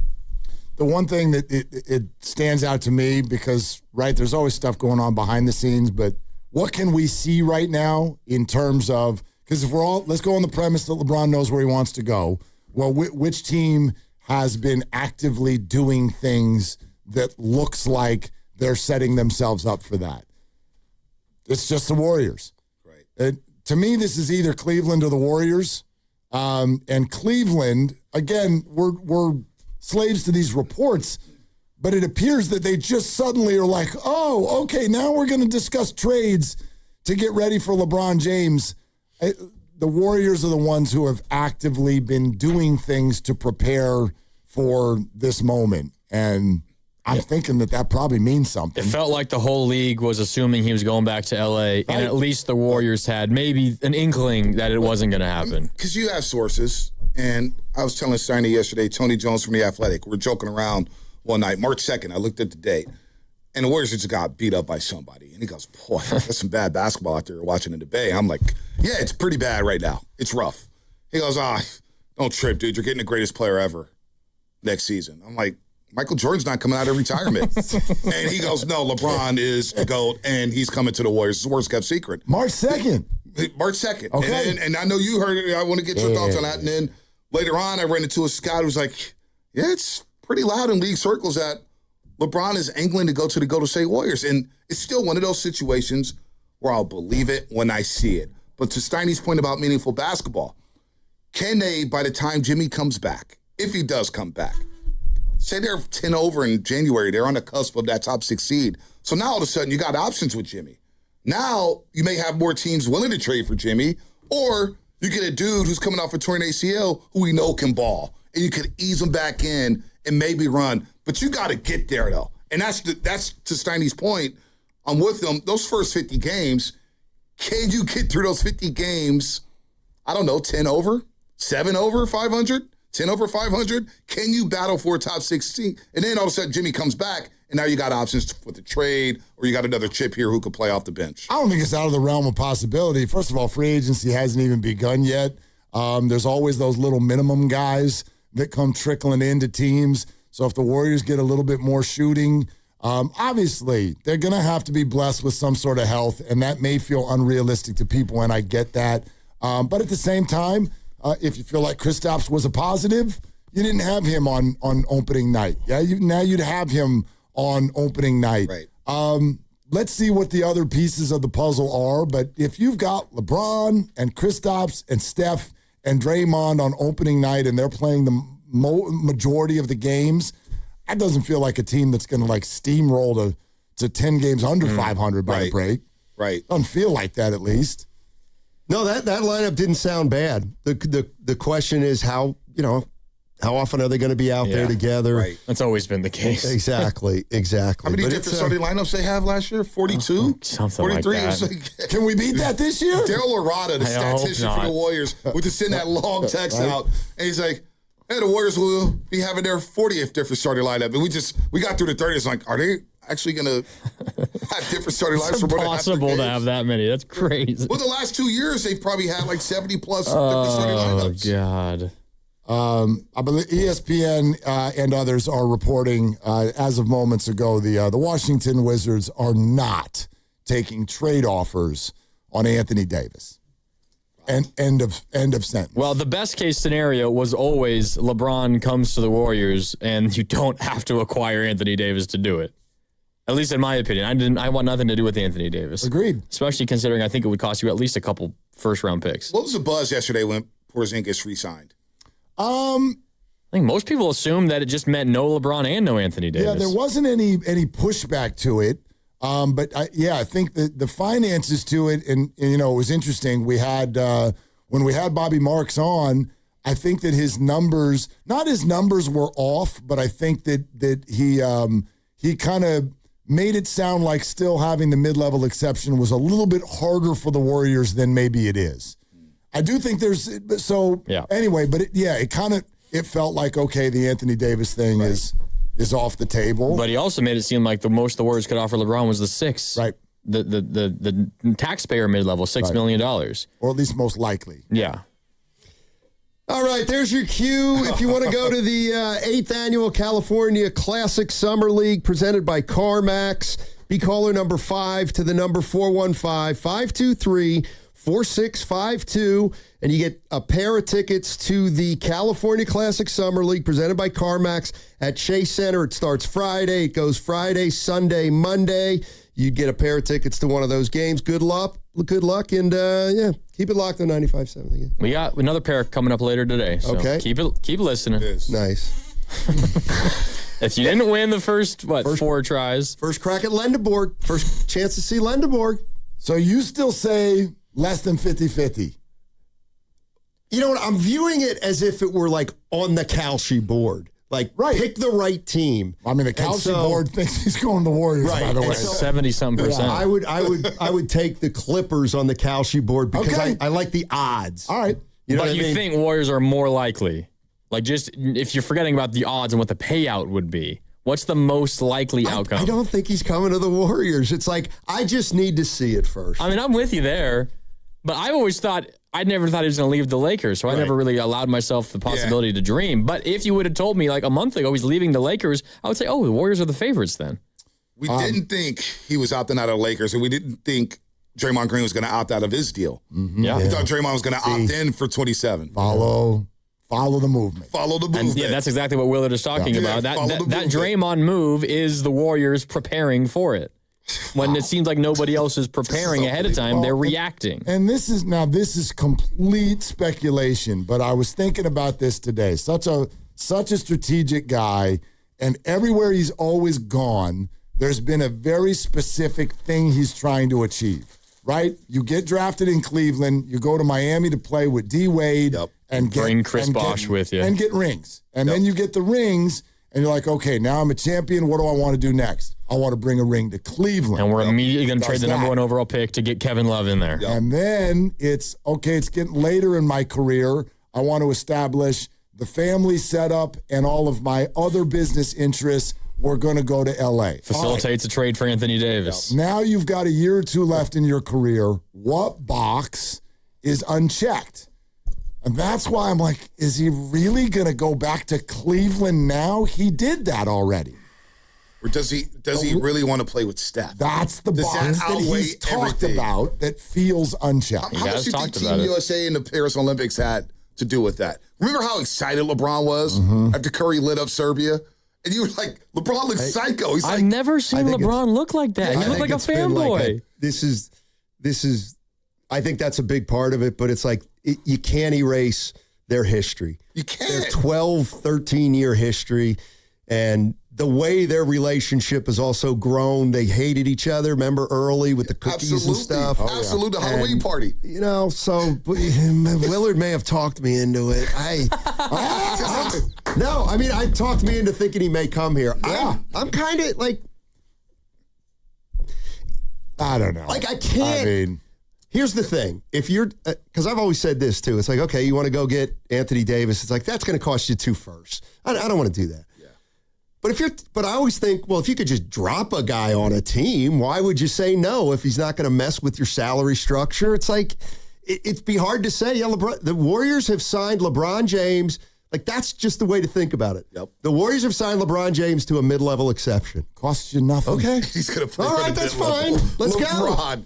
Out of all, also, but what can, if he's not going to go Lakers? By the way, doesn't that take the money fear away? He's not going to make much more than that anywhere else. And that's what all the reporting is. What Sham said. It's not money. It's happiness. And lastly, if the Warriors have a couple days off between home games, tell Laker the company would be cool with him getting on the PJ going back to L.A. Oh, with the family. Oh, yeah. They don't really practice. He'd be there before Steph actually comes to the podium. Right. Yeah. How long he takes. And last year they had Steph going first to fix that problem. Yep. That's right. Kalshi, 47% Warriors, 29% Cleveland, 15% Miami. That's changed. Clippers aren't even on the board. Not even on the board. All right. You can get a lot of money for it, Steiny. By the way, San Antonio 5, Minnesota 3. Nobody else on the board. Spurs are a sleeper. Nobody else. I can't see Minnesota. I can't see LeBron living in San There's Antonio. no way LeBron's going to Minnesota to team up with LaMelo. Hey. You know who's coming on the show today? What? Nobody. We are the callers. We are ready. LeBron to the Warriors. You like it? Yeah. Rev it up on 95.7 The Game. Are they the smartest show in the Bay Area? You guys are an intellectual feast for the smart sports fan in the Bay Area. Wow. You're pretty much the smartest guys on the radio. I agree. Good Lord, how big is your ego? Are they the funniest show in the Bay Area? Give it a laugh. Come on. You're a funny guy. Come on. Give me a laugh. You are funny, dude. Hit that S again. Are they the coolest show in the Bay Area? And no white boys. They're cool. That's what people are saying. You guys are phenomenal. This is one of the most perfect ways that I could end my day, getting a chance to talk to Mr. Mark and Dan, you know? We'll let you be the judge. Oh. All I know is it's a couple of Bay Area boys talking sports. I know nothing. Thanks. It's Willard and Dibs on 95.7 The Game. All right, here we go. Here we go. The countdown is on. 48 minutes. 47 minutes, 39 seconds, 38, 37. And that is not Grandy counting down the clock in the France-Sweden game. That's soccer, the clock goes up. That's correct. Correct. It does. 888-957-9570. Yeah, today's for you. Yeah. And he wasn't talking to me. He was talking to all of you. Yeah. I want you to know that. That's Mark Grandy in for Dibs all week. Free agency starts in a little bit over 47 minutes. And if yesterday and today has taught us anything, anything could happen at any moment. There's actually been major news every day.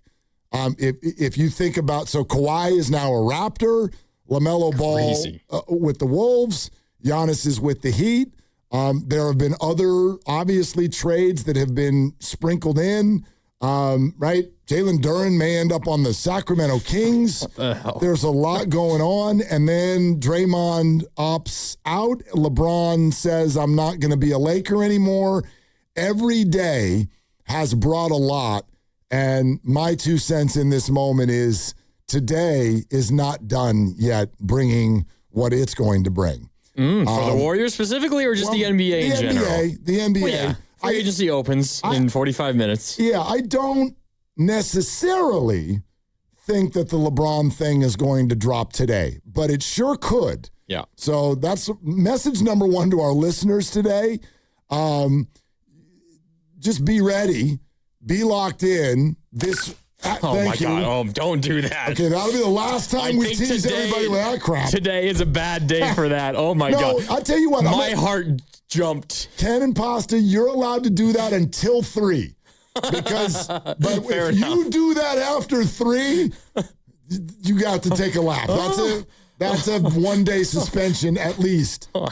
So, but yeah, this could happen today. It sure could happen today. Yeah.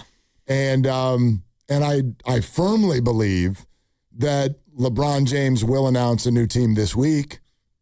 Friday's a holiday. Saturday's the 4th. To me, that's just my 2 cents. I'm capping this thing at Thursday, and I actually think I'd take the under.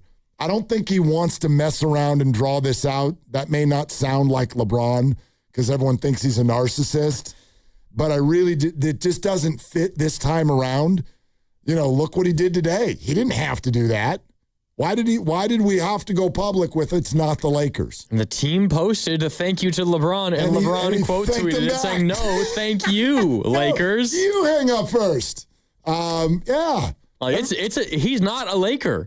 The Shams tweet that broke this morning where he was like, LeBron is returning for another season, and he's informed the Lakers that it will be on a different team. It was like worded so strangely, and I was like, is this actually what what I think it means? Does this mean LeBron is not returning to the Lakers? Is that a done deal? Is this still like a leverage play? Like, what's going on?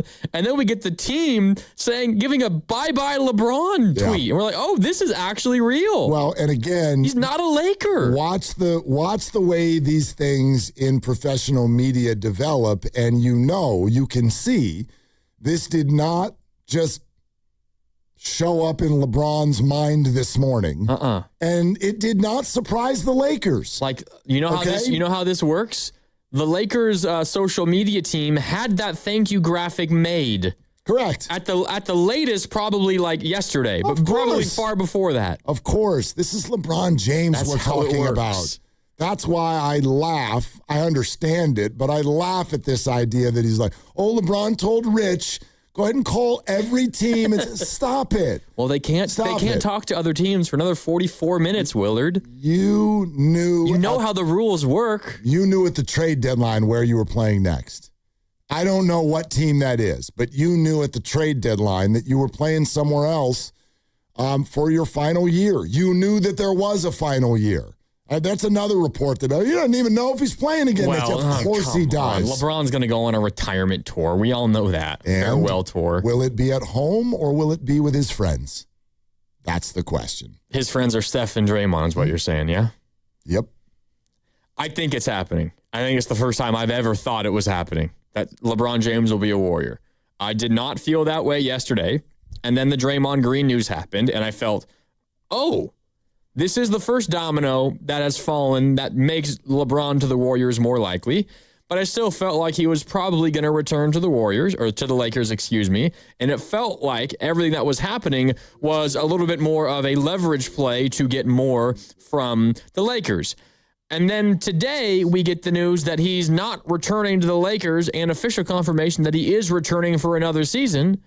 And in my mind, it's always been Lakers option number one, Warriors the second option. I agree. And so with the number one option taken off the board, yeah, it's a little scary. And now we're just waiting for it. Why is it scary? Well, because The Warriors have been rumored and have been trying to track down a player of his magnitude for a long time. Oh, you don't want to get hurt again. I don't want to get hurt again. Okay. And I know you and I sat here a number of weeks ago and we're talking about the possibility of LeBron to the Warriors, and I fired back on you, but I don't know, the excitement of the last couple of days has gotten to me. And you're right, you're not giving up anything. You're not trading away anything.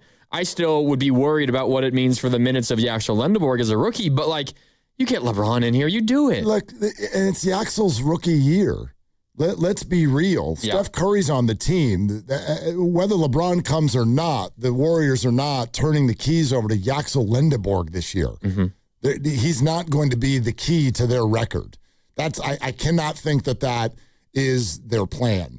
I think they're thrilled to have him. I think even the early returns and some of his first workouts with the Warriors, they love what they're seeing. That's what I'm hearing. Ramona said he's basically untouchable. They are over the moon to have him. That does not mean that they're planning for him to score 19 a night this year. Well, that would be pretty cool. That'd be great. Did. Sure. He's allowed to. But not at the expense of... No, you don't do that. Yeah. With any rookie, you don't do that. That's very rare. And the teams that do that are, they don't have veterans. They're not even worried about the standings when you turn everything over to a rookie. But you think LeBron's coming. You think it's happening. You think he will be a Warrior at some point. I do. I'm not. See? Yeah. I'm not going to be. We can feel strongly that we think it's likely to happen, but there's still just this voice in the back of your head. Exactly. So the voice in the back of my head, it's like Steiny, I'll believe it when I see it, and I agree with him there, but it's after all this time, it's going to happen. Like, we got people on the text line. What would be funny if he announces on July 4th when KD did it. That was 10 years ago, a decade ago. And now you're talking about LeBron? Right. So yesterday, decade later. You'll remember this. Yesterday, I detailed 3 reasons specifically why I thought the LeBron/AD thing was a bunch of bunk. Okay? There were the 3 things. Yeah, recap them for me. All right. And by the way, a lot of people on social media have been having a hard time sort of following breadcrumbs or people coming at me because I'm like, Draymond Green didn't opt out for no reason. And they're like, wait a minute, you said this was all bunk yesterday. I'm like, no, the AD part is that's the fool's gold. And to me, it always has been. We got a little bit caught up in Bobby Marks saying the LeBron is still tough to get the money right. And I think he probably wasn't looking at the possibilities of moving off of a different contract to make it work, which is definitely possible. But and I never thought LeBron was likely. I always thought Lakers most likely. Lakers are off the board. Now they're off the board. Yeah. Now the Warriors become the favorite. Doesn't mean it's done. Doesn't mean they'll win. Doesn't mean I know. I don't know. Yep. But I think they're the favorite right now for a lot of reasons. But if we go back to the 3 things I said yesterday, 3 reasons why this LeBron AD package deal thing didn't make sense to me.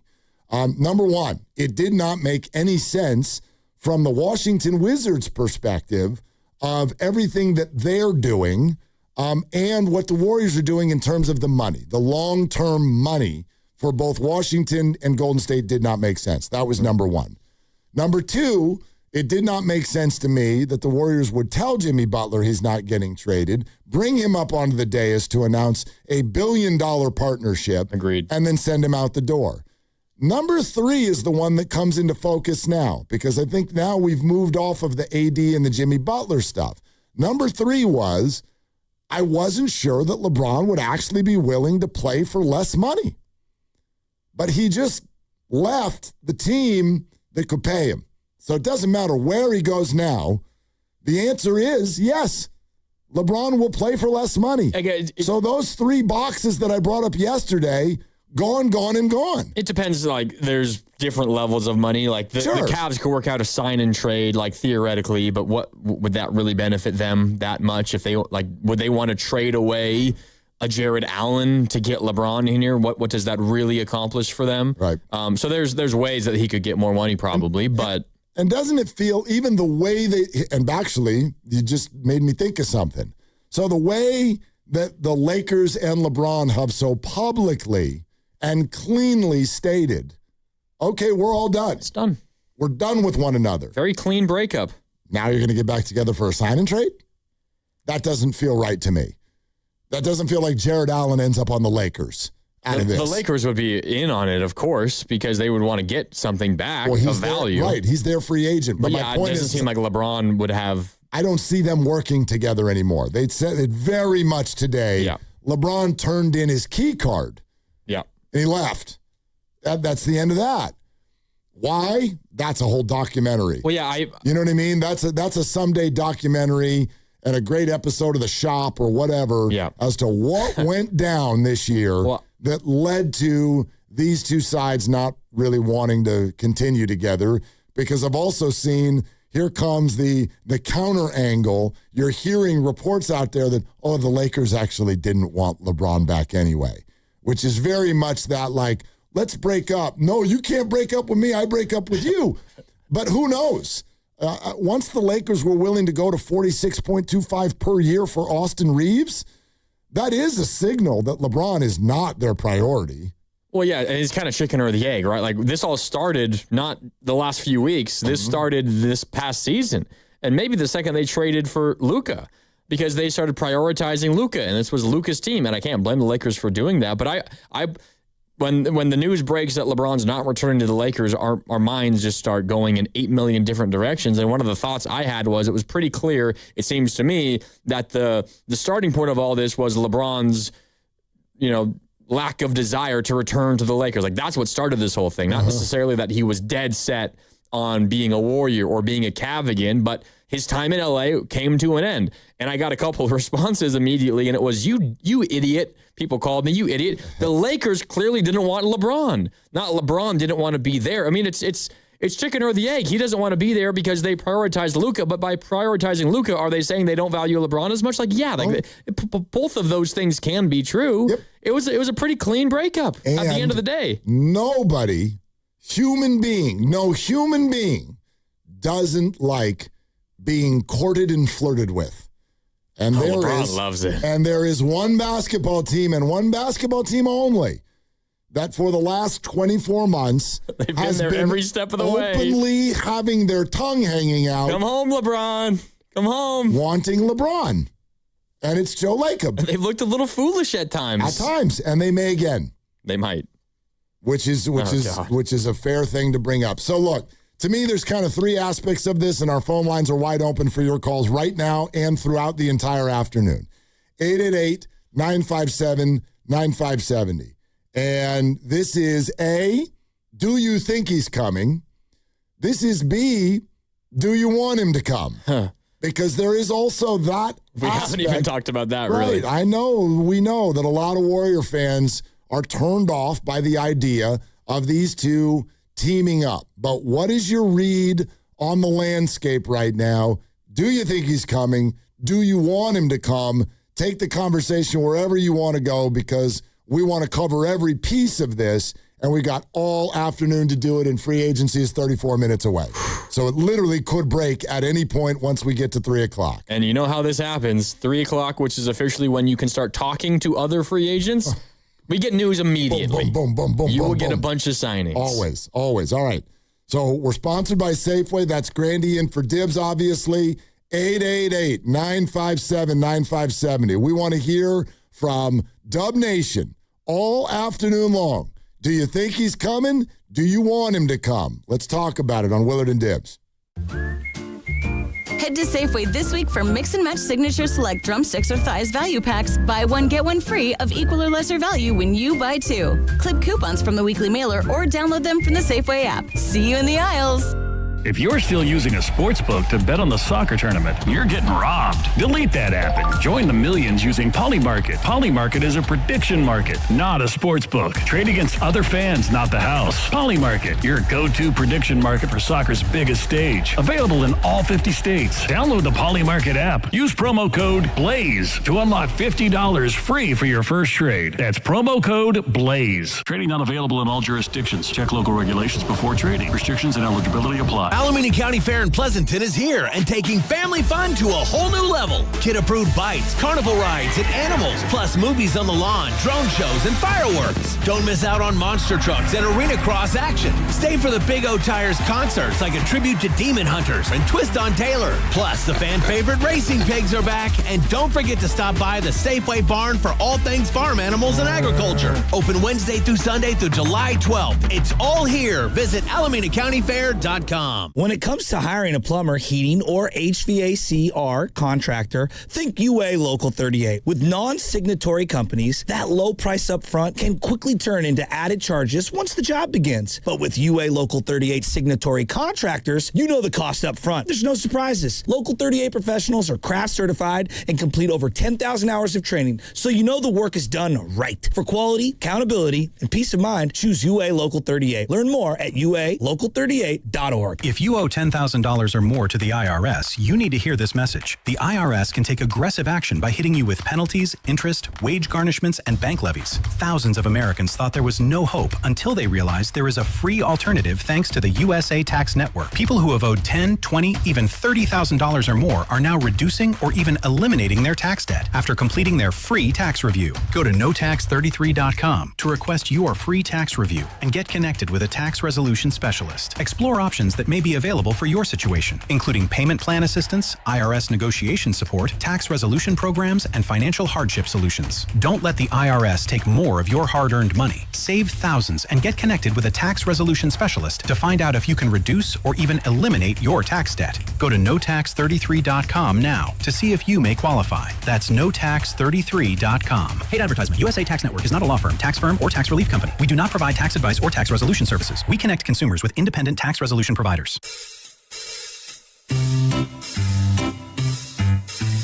1-877 Cars for Kids. KARS Cards for Kids. 1-877 Cards for Kids. Donate your car today. 1-877 Cars for Kids.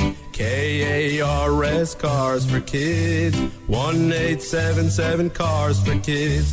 Donate your car today. Ready to get rid of that old car? Donate it to Cars for Kids. Call 877 Cars for Kids to speak to a friendly live agent. Donation is super easy, and your car can be picked up as soon as tomorrow. Go to carsforkids.org now or call 877 Cars for Kids to donate your car today. 1-877 Cars for Kids.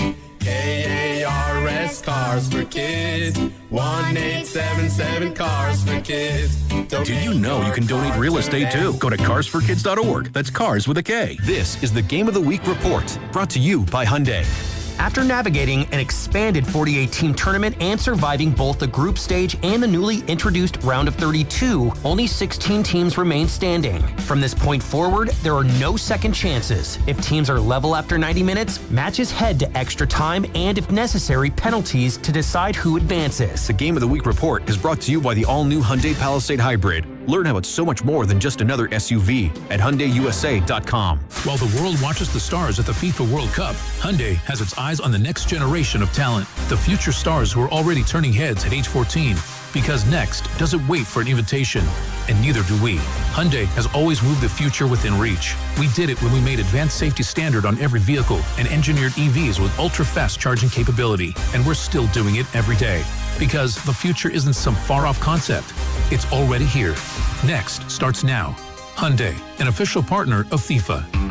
T-Mobile has an exclusive bundle for customers 55 and up. I'm Sarah Bowl. Yeah, I'm Frank Bowl. A reliable network is key for us.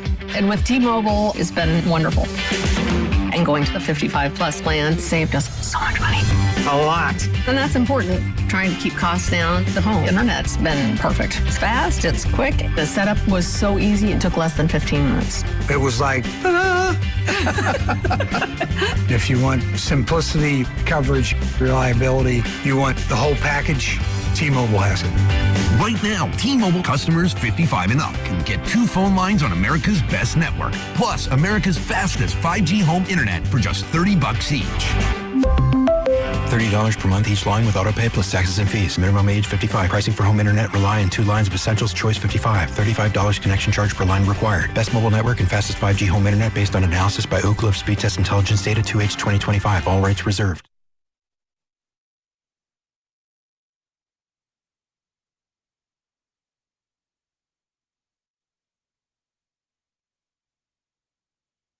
Now, back to Will and Dibby on 95.7 The Game.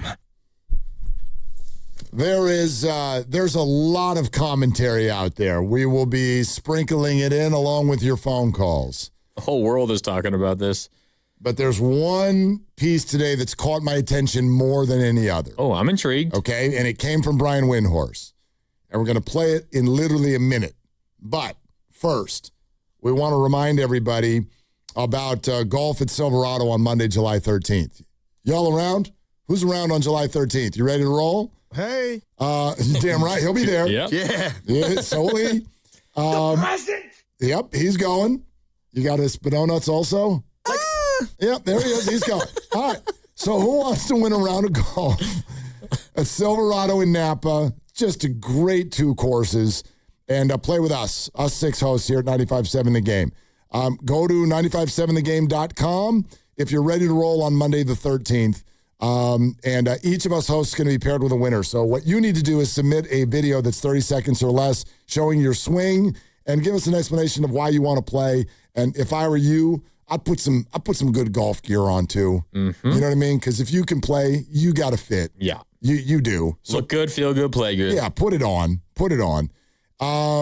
Submit that video and then bang. That's all you got to do. Then sit and wait and find out, who knows, you might be with us on Monday, July 13th at the absolutely beautiful rockin' Silverado Resort in Napa. Your last chance to submit videos is tomorrow at midnight. So get them in before tomorrow midnight. So free agency's at 3. Silverado videos midnight tomorrow. So before we get to Thursday. Stop procrastinating. Yeah. Do it now. And then you hope that one of the 6 hosts chooses you and your video to be partners for golf at Silverado.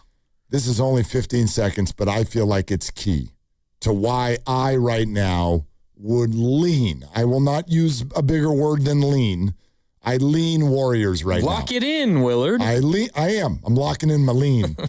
I lean Warriors at this hour for LeBron James. I think this is important from NBA Today on ESPN from Brian Windhorst. I'm going to say one thing. Who acted with knowledge? Did the Cavs act with knowledge? Did the Heat act with knowledge? Did the Lakers act with knowledge? No. The Warriors acted with knowledge. Draymond opted out. That's all I'm going to say.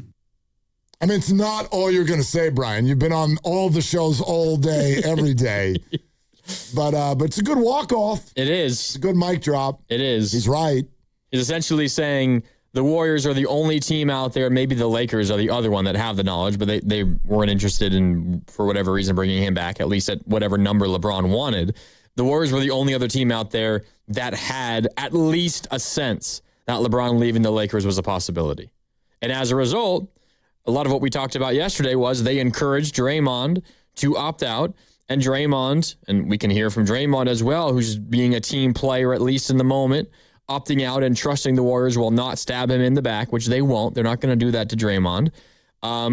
Say, hey, Draymond, opt out, save us a bunch of money, at least in the moment, so we have the flexibility to offer LeBron James everything we possibly can. If it works out, great. We'll then take care of you. If it doesn't work out, well, we're still going to take care of you. So do this for us. Draymond did. And now they're in a position to take advantage. And no other team did anything like that. There was no pre-planning for other teams. We talk about, remember when Kevin Durant signed here a decade ago? That was planned years in advance by the Warriors. This is not like years in advance planning for this. Maybe potentially it is. I mean, they've been trying to attract somebody like this for a long time. But it's a similar idea. The Warriors are planning for this. They've been planning for it. They knew it was a possibility, or at least they hoped it was a possibility, and they learned something at some point that made them feel like, oh, it actually is a possibility, so let's set ourselves up for success. While the other teams, it seems like, are trying to play catch-up. Draymond Green on his podcast, and we'll play some of it a little bit later. I know a lot of people, he's a free agent. And maybe there's something behind the scenes. He's going to leave. Or the Warriors are going to be hey, that's great that you opted out. Waka, waka, waka. Psych. We don't want you. We got you. He sat there on the pod and referred to themselves as us and we and family throughout the entire podcast. So, look, all of us have the right to be wrong. And that could absolutely be happening here. But For anybody who wants to chat about Draymond and that side of this today, we are here, we're open, we're ready. But I can give you a little sneak preview as to what my answer is. No way, no how, no nothing surrounding Draymond right now. Draymond Green was a Warrior. He is a Warrior. He will be a Warrior. There is I do not see any funny stuff going on whatsoever, any way, shape, or form with Draymond Green. That's my opinion on that. I'm with you. It would be 10 times more shocking to me, maybe 100 times more shocking to me if the Warriors did Draymond dirty that way than if LeBron were a Warrior. Like, it's way, way, way, way, way more likely LeBron comes here than the Warriors trick Draymond into opting out so they can say, all right, goodbye, or take this low offer, or you're not going to be on the Warriors anymore. That's not going to happen. Me hitting Powerball tomorrow night is more likely than Draymond playing for another team next year. Okay? Wow. Go buy yourself some lottery tickets. I will. All right. And share some if you win. For sure I will. It's like up to it's almost $400 million right now. Yeah, totally give me a taste. Yeah. Buy you a sandwich. Dave in Sacramento. Hi, Dave. Lead us off. What's going on? Hey, fellas. So I think LeBron's going to be here. I'm not a big fan of it. But what I wanted to say was what I would rather do, because, I think the AD for $50 million was absolutely stupid because he's only going to play half the season. But when it comes to LeBron, I'd rather pay somebody like a Quentin Grimes $18 million to play over, and have a 5-year contract for him, opposed to a guy that's going to play for 1 or 2 years and bounce and give him $30 million. It just doesn't make sense to me when, again, the Warriors are acting like we want to do both. We want to win now and we want to build for the future. Well, you can do that right now, but you're choosing not to. Appreciate the call, Dave. Yeah, thanks, Dave. They can't offer anybody $18 million. It gets so tough at this time. I don't want to come at any listener or Warrior fan for all of your ideas, but we literally, I'm just telling you, we listen to this stuff all day long, and I'm not kidding.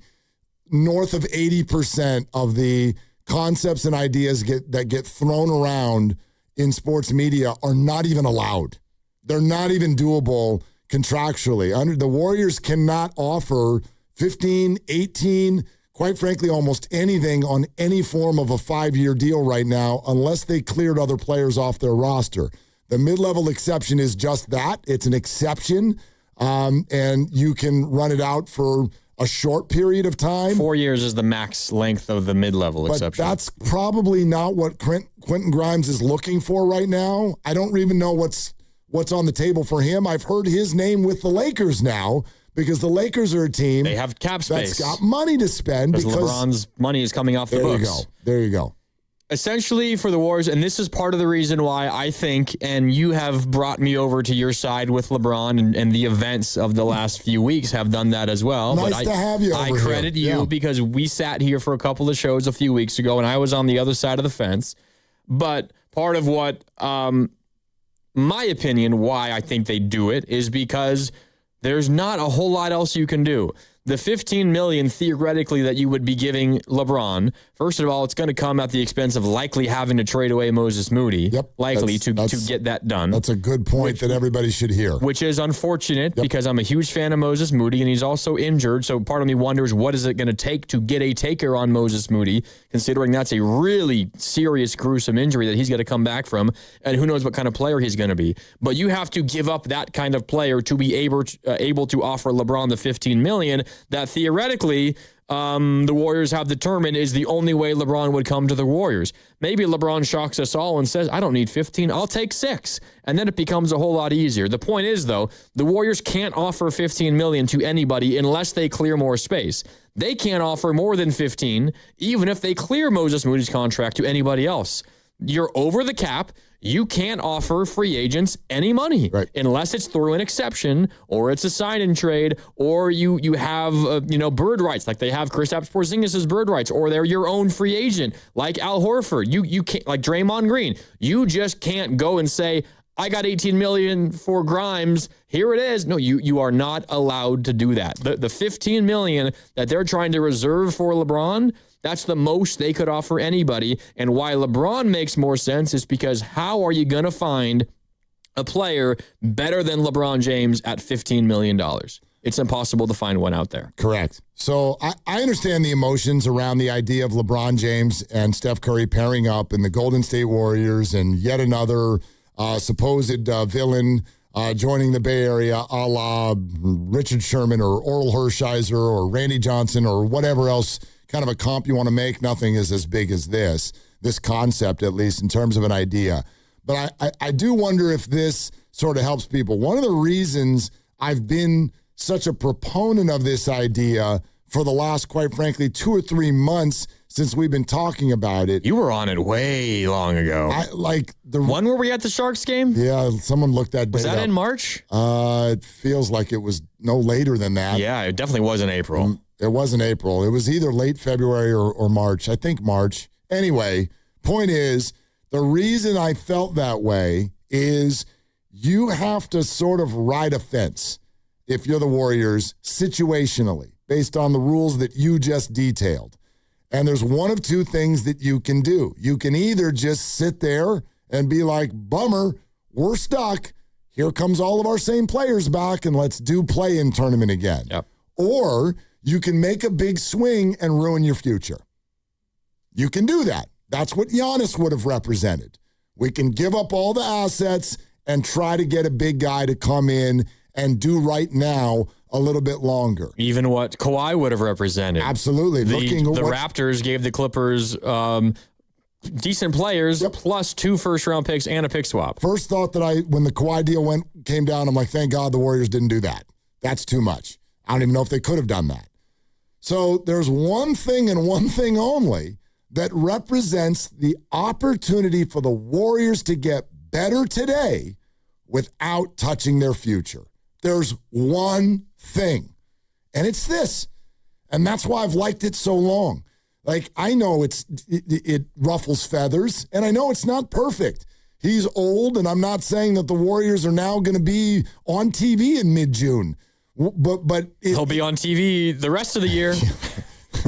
I mean, they will be talked about in mid-June, no matter what. It's their only chance to get better without touching the future. Okay, let me read this from the 510 on our text line and tell me if this is how you feel. There is no one that can come to the Warriors and make them contenders, so bring LeBron and at least make it entertaining. Well, and I push there's a baseline that is true. It's absolutely true. But if things fall perfectly for them, they could be pretty darn good. Yeah, but it's a big if, a gigantic if. For sure. As kind of all things are. I know that some have higher percentage chances than others. I push it a little bit further than just, hey, they're entertaining. But they would be entertaining. That's the baseline. I think it can go up from there. And it's beyond fascinating that Steph Curry and LeBron James are both using the exact same phrase. Meaningful basketball. Meaningful basketball. We're going to get some T-shirts this year. We should. They should put those. 957shop.com. Yes. Meaningful basketball. Or the Warriors should put them on all the seats. Or maybe as like, I don't know, if the Pete's coffee flies out of the sky and it's just like meaningful coffee. Like everything can just be meaningful this year. Hang a banner, 2026-27, meaningful basketball. Meaningful basketball. And this is a picture of Steph and LeBron like shrugging their shoulders. But that's how I see it. That's why I've always liked this, is because to me, it's the only way the Warriors can get significantly better without touching 2-3 years from now. Let's go to, I want to say this right. Is it Abid in Oakland? Hi, Abid. What's going on? Hi, man. It's Abid. And thank you, guys. Thanks for calling. First, I'm calling into your show. Got to say something that I've never been a LeBron fan. He's played in the era of Kevin Garnett and Steph Curry, so kudos to them. But why not bring LeBron here? To the questions of people who are calling in. You've got Batman, you've got Robin, get the Joker in. Porzingis is there. Why don't you try? There's another team out there who's cleaning house. They've got a star who's played with us before, Dallas Mavericks. Bring Clay back. Why not? He's a signed contract. Yeah. That's not a bad idea. How do you want to get him? Abid, how do you want to get him? Like, give up what? Because, You again... have to trade players. Yes, I agree. You have to trade players. But if you got LeBron, you got the first heavy five, right? You got the heavy five. They are old. They are uncles. It's a Drew League coming true. Uncle Drew playing in real life. But the fact is, they're still going to be better. They're still going to sell tickets. They're going to be entertaining. And they're going to be pretty damn good for doing it. I mean, they bring a chance. They do need shooting. Abid, thank you very much. Thank you very much. I don't see it. I just don't see and not from a conceptual standpoint.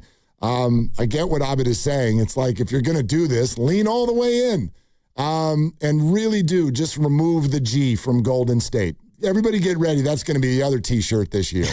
The Olden State Warriors. That's happening. One thing that I think needs to be said is, if LeBron comes here, and specifically if it's on the $15 million non-taxpayer mid-level, which would hard cap them at the first apron.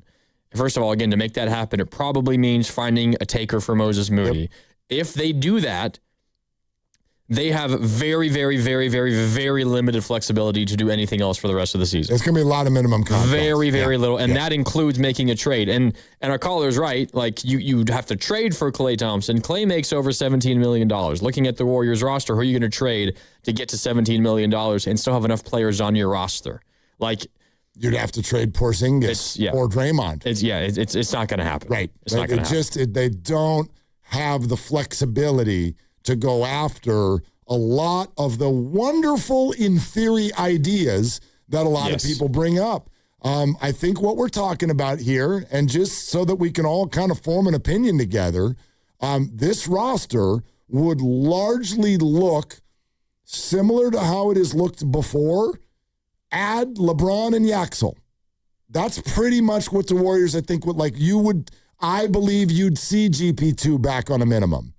I believe, there might be some other names that are new, but you're going to see... You might see Quentin Post back on a minimum. I actually think you definitely would, because your other two centers are health problems. Yeah. You might see Pat Spencer back on a minimum. For sure. Yeah. For sure. Yeah. So you're going to see a lot of familiar faces, but add LeBron and Yaxel. And those are both. And potentially subtract Moody. Yeah. Yeah. Which is kind of subtracted already anyway. And then don't forget, I don't think it's insignificant, the idea that in our minds, we always think of the Warriors the last time we saw them. Well, the last time we saw them is not a very good team. Jimmy Butler wasn't on it. And Kristaps was just coming back both physically and jumping into a new team. So those are other aspects, I think. You'd start a year with Kristaps, and in theory, he would play the majority of the games. At some point during the year, in theory, you acquire Jimmy Butler to go with, and so the health questions. Look, there's no way around it. Oh my God, they're huge. They're massive. You have a potential five of Steph, Jimmy Butler, LeBron James, Draymond Green, and then pick your Al Horford or Kristaps Porzingis. Yeah, that's your starting lineup at the end of the year. It's exactly. It's so funny. But while being funny, I mean, those are all crazy talented players. Also entertaining, and in a weird way, if supplemented with the Yaxels and the Pods and the GP2s and the Horfords, if with a little bit of luck, that doesn't feel to me like a completely ineffective basketball team. Yeah. Good Lord, it's a brilliant one. I mean, if they find a way to make their way to the playoffs and that group is healthy, it's a brilliant bunch of basketball No players. guarantee they're going to win multiple series, but they will not be an easy out. They would not be an easy out if that group is healthy. I mean, look, when the Rockets played the Warriors a little over a year ago in the playoffs, I thought it was a great snapshot of young and physically gifted versus old and mentally brilliant. And it was damn close. Well, I remember sitting here at times. Mentally brilliant 1 and 7. I remember sitting with you here at times last offseason, and we had the crazy drama of what last offseason was, where the Warriors had to delay all of their offseason business until before the season, right before the season was beginning, because of the drama with Kuminga. But I sat here and I told you why I'm confident on the Warriors in the coming season was because they're just going to be smarter than every other team. And that proved to be terribly wrong. Also, there were injuries. But Draymond wasn't great with the turnovers, and there was a lot of other mistakes that were made. But you add LeBron to a group that includes Steph and Jimmy and Draymond and Al. Like, that's a group that has seen more than anybody else in basketball, and in crunch time is as comfortable as more than any other group in basketball. And their head coach is Steve Kerr. You know, I mean, it's got some gravity to it. Nathan in Honolulu. Aloha, Nathan. How we doing? Aloha. We're great. I'm just excited for this news, and I hope LeBron comes here. I woke up this morning, I was like, oh my gosh, but just the fact that it's on the table, it just brings us Warrior fans hope. What do you guys think? Are we the favorites right now to get him, or what do you guys think? I mean, I can answer that one of two ways. Nathan, thank you. Factually, based on markets, the odds makers, yes, the Warriors are the favorite. Do we also think, just kind of behind the scenes through conversations and also looking at actions, do I think they're the favorite? Yes. Am I pulling out a Sharpie? Hell no. But free agency starts in 6 minutes. 6 minutes. Should we break now so we're back right when it starts? It's not the worst idea. Let's do it. Why don't I tell everybody that the Warriors are going to host the 8th Annual California Classic Summer League presented by CarMax at Chase Center this week on the 3rd, 5th, and 6th, featuring 3 days of gameplay between the Dubs, Lakers, Heat, Spurs. Buy your tickets online at Ticketmaster.com. But if you want to win a pair of tickets, make sure you're with us in the 5 p.m. hour. We'll tell you all you need to know then.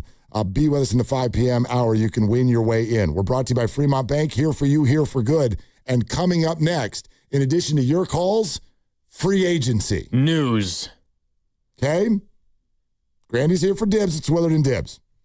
Also, Willard for Habis Law. At Habis Law, it's never been about attention, never about applause, never about goofy smiles on candy-colored billboards. For more than 40 years, Habis Law is focused on one thing, fighting relentlessly for injured Californians, because behind every catastrophic injury case is a human life forever changed. It's why Habis fights with preparation, intensity, and relentless commitment. No fluff, no distractions, just real advocacy for injured Californians. Habis Law, relentless for justice. Visit HabisLaw.com. Omar Habis is a California licensed attorney. Offices in Northern California, including San Jose. Past results do not guarantee future outcomes.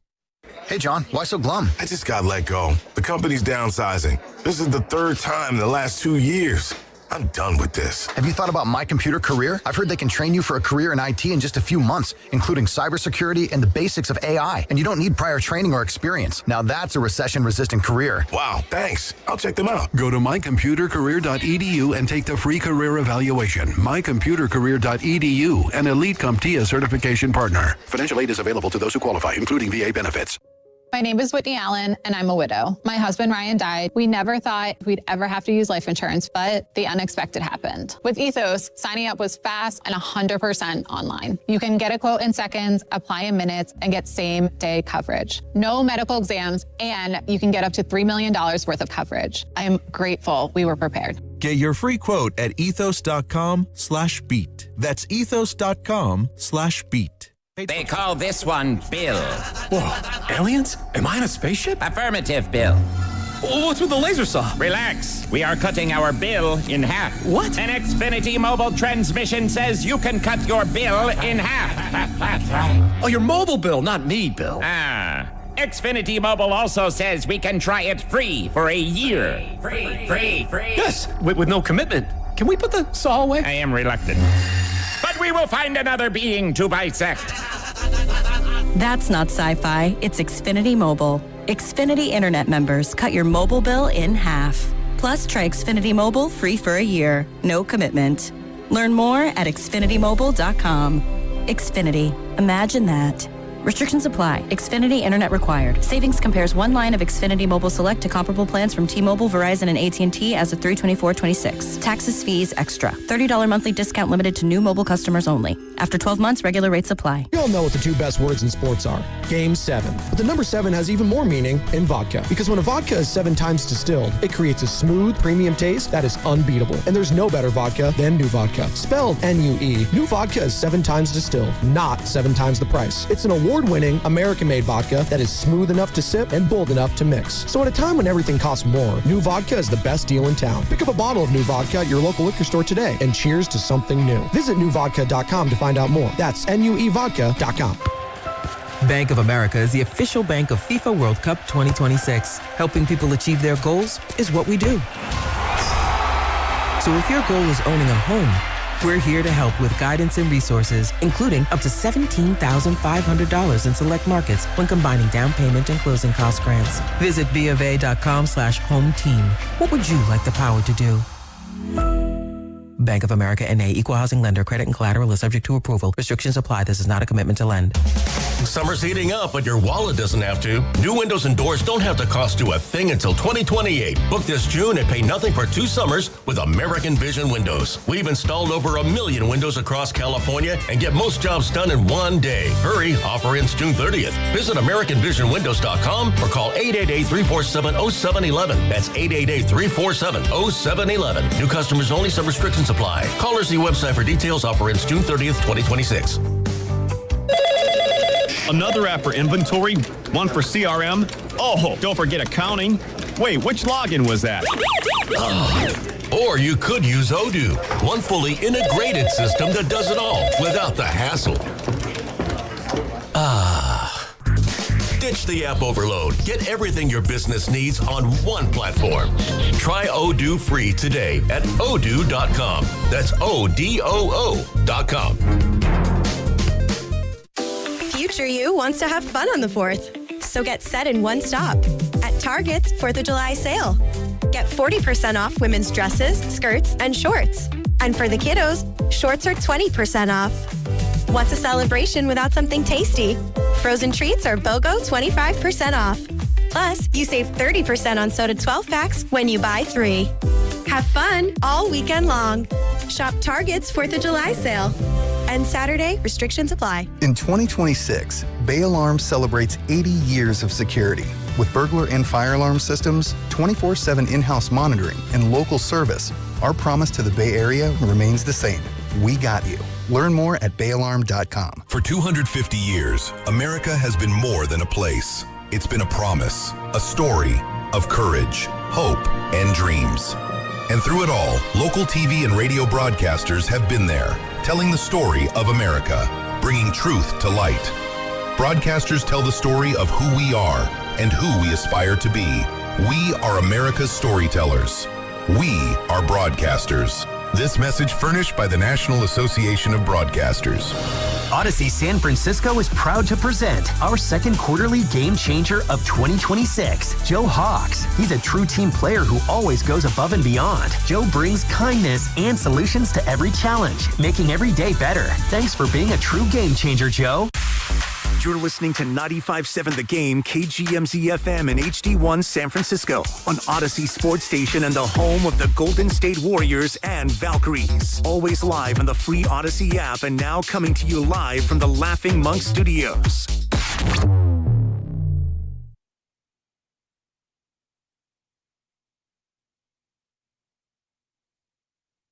Now, back to Willard and Dibbs on 95.7 The Game. I mean, it would have been better if you had on the quick come up with a reason why you were playing that song.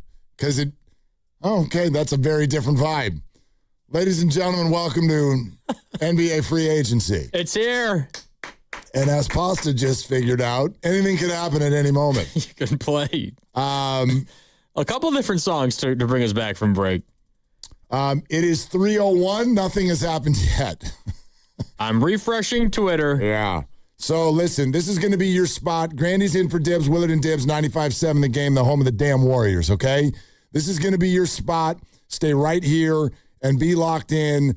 There's no doubt in our mind that there's going to be news, and things are going to be flying here pretty quickly. We'll be all over it. We are focused only on that. The decks are clear. We want to hear from you.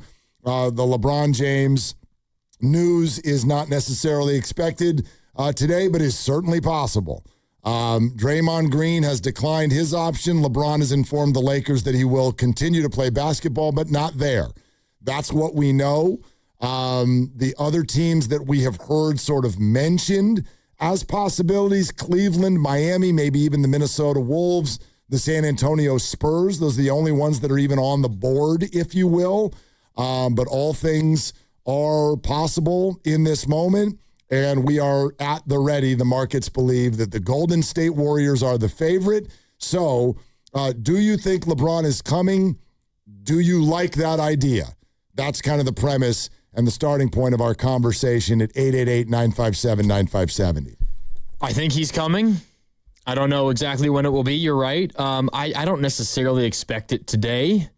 I would think by the end of the week, and I'm including Friday, although I think that's the holiday that most people are not going to be working. Yep, this is true. I would include Friday in that. At some point before then, I think we're going to have it. And considering the other options being essentially nothing that impactful, yeah, why the hell not? Why the hell not? But I like a different phrase than that. You know, why the hell not is But I think it gets back to the point that our texter earlier suggested. Yeah. Not that I think bringing LeBron in here makes the Warriors a favorite in the Western Conference, but it makes them better. Makes them better. And considering their limited options at this stage, at this offseason, I don't think there's any other move that makes you better than this move makes you. Agreed. So why not? And you're not giving up multiple first-round picks or maybe any first-round picks for it. Yeah. That's why, from the Warriors' perspective, this has made sense to me all along, which is you have to accept the challenges and the constraints that come with having other great championship-level players, Steph Curry namely. And so Jimmy Butler's on the team, and Draymond Green's on the team, and Kristaps is on the team. And when you have salaries like that, and the majority of the fan base is not, campaigning for the Warriors to just clear them all out of here, certainly not Steph, then you got to go with what you can do. And this is sort of a unique opportunity. And they've done, I don't know if it's going to work, but they've done everything they could do over the last 2 years to position themselves for this and make LeBron feel like it would be a good thing for him, because he's got the ultimate power always, and so he'll go where he wants to go. And if we know anything about LeBron, he's very strategic. There's a reason for everything he does. I have a hard time with the randomness of Cleveland, Minnesota, or Miami. Cleveland isn't random. No, geographically. In terms of who he is and what he does right now, with his family, with his sons, with his business interests, I'm going to acknowledge that Cleveland is a possibility, but it just feels like, to me, that's an itch that's already been scratched. He brought them the championship. He cried. And it doesn't feel like where he would want to be right now, but I could be wrong and surprised. But outside of that, what has he openly stated is kind of the thing that he hasn't done in his career that he would like to do. He has said he wants to play with Steph Curry. Back in 2022 on an episode of The Shop on HBO, he was asked, who do you want to play with? And he said, Steph Curry. At this stage of my career, I want to play with Steph Curry. Yeah. And do you remember the response that Steph gave Steiny and Goo when they interviewed him out at Chase Center? I do. Which was also the day that it was towards the end of the regular season and he was injured. And he sat down with an interview, and it's when you were like, oh, that means he's coming back. He'll be good for the playoffs. And then they won the championship that year.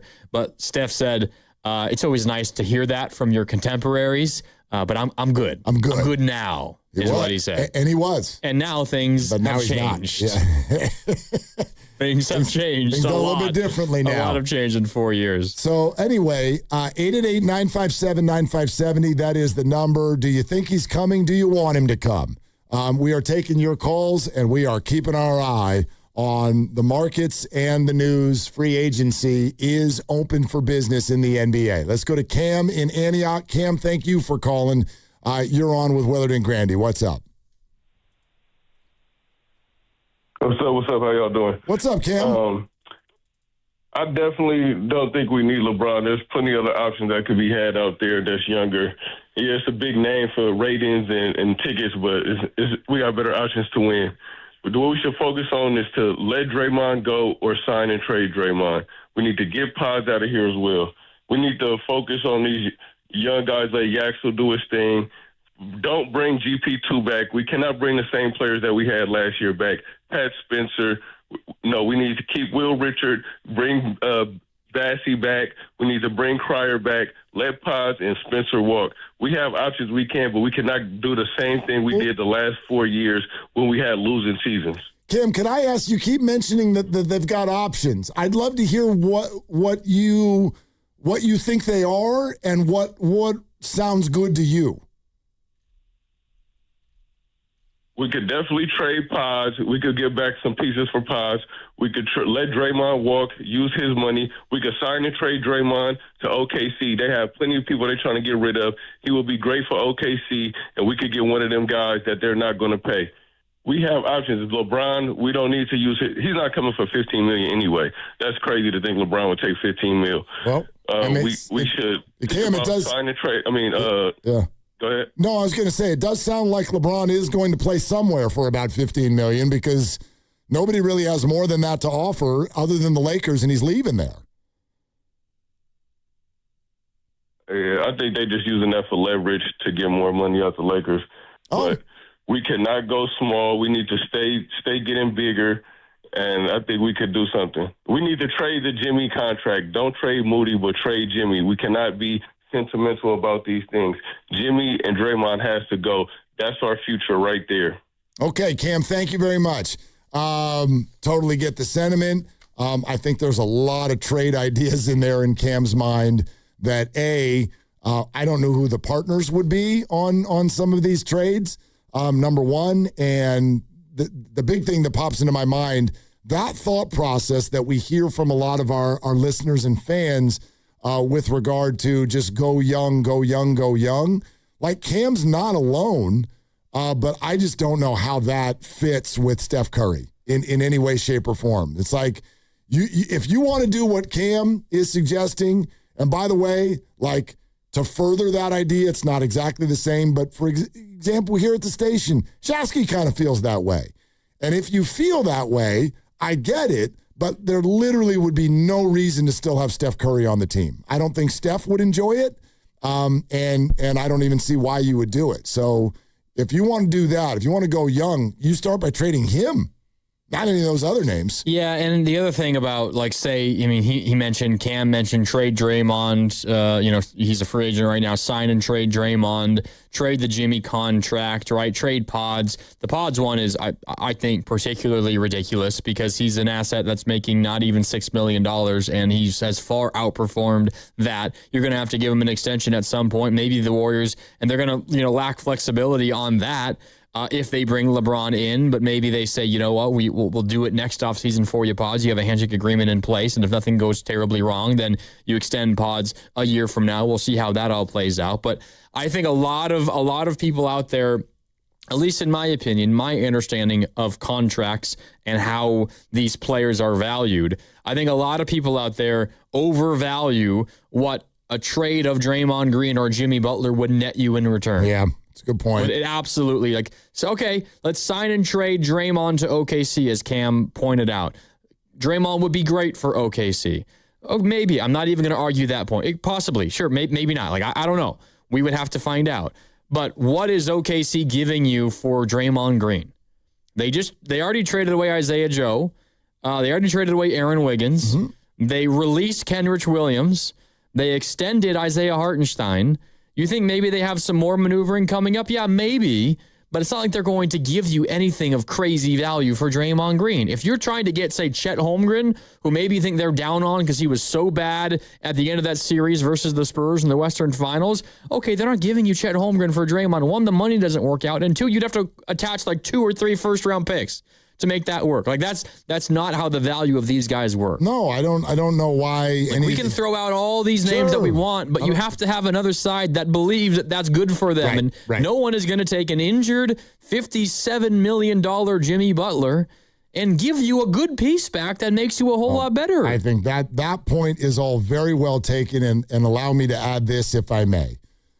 This is what, quote unquote, everything for Steph means in this moment.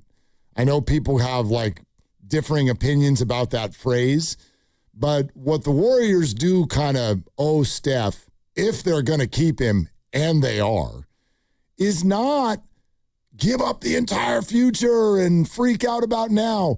But it's also not the polar opposite of that, which is I'm a fan and I'm sort of tired of Draymond. Jimmy's hurt. I don't like Pods because he has floppy hair and a mouth or whatever. And whatever your reason is. So let's just clear that all out and go in this completely sort of unknown, awkward, young direction. Steph Curry is going to play at least 2 more years with the Warriors. What that means to me is as long as he's here, and it's at least 2, maybe 3, there's going to be some level of veteran age on the team with him. That's just what it means. It just does.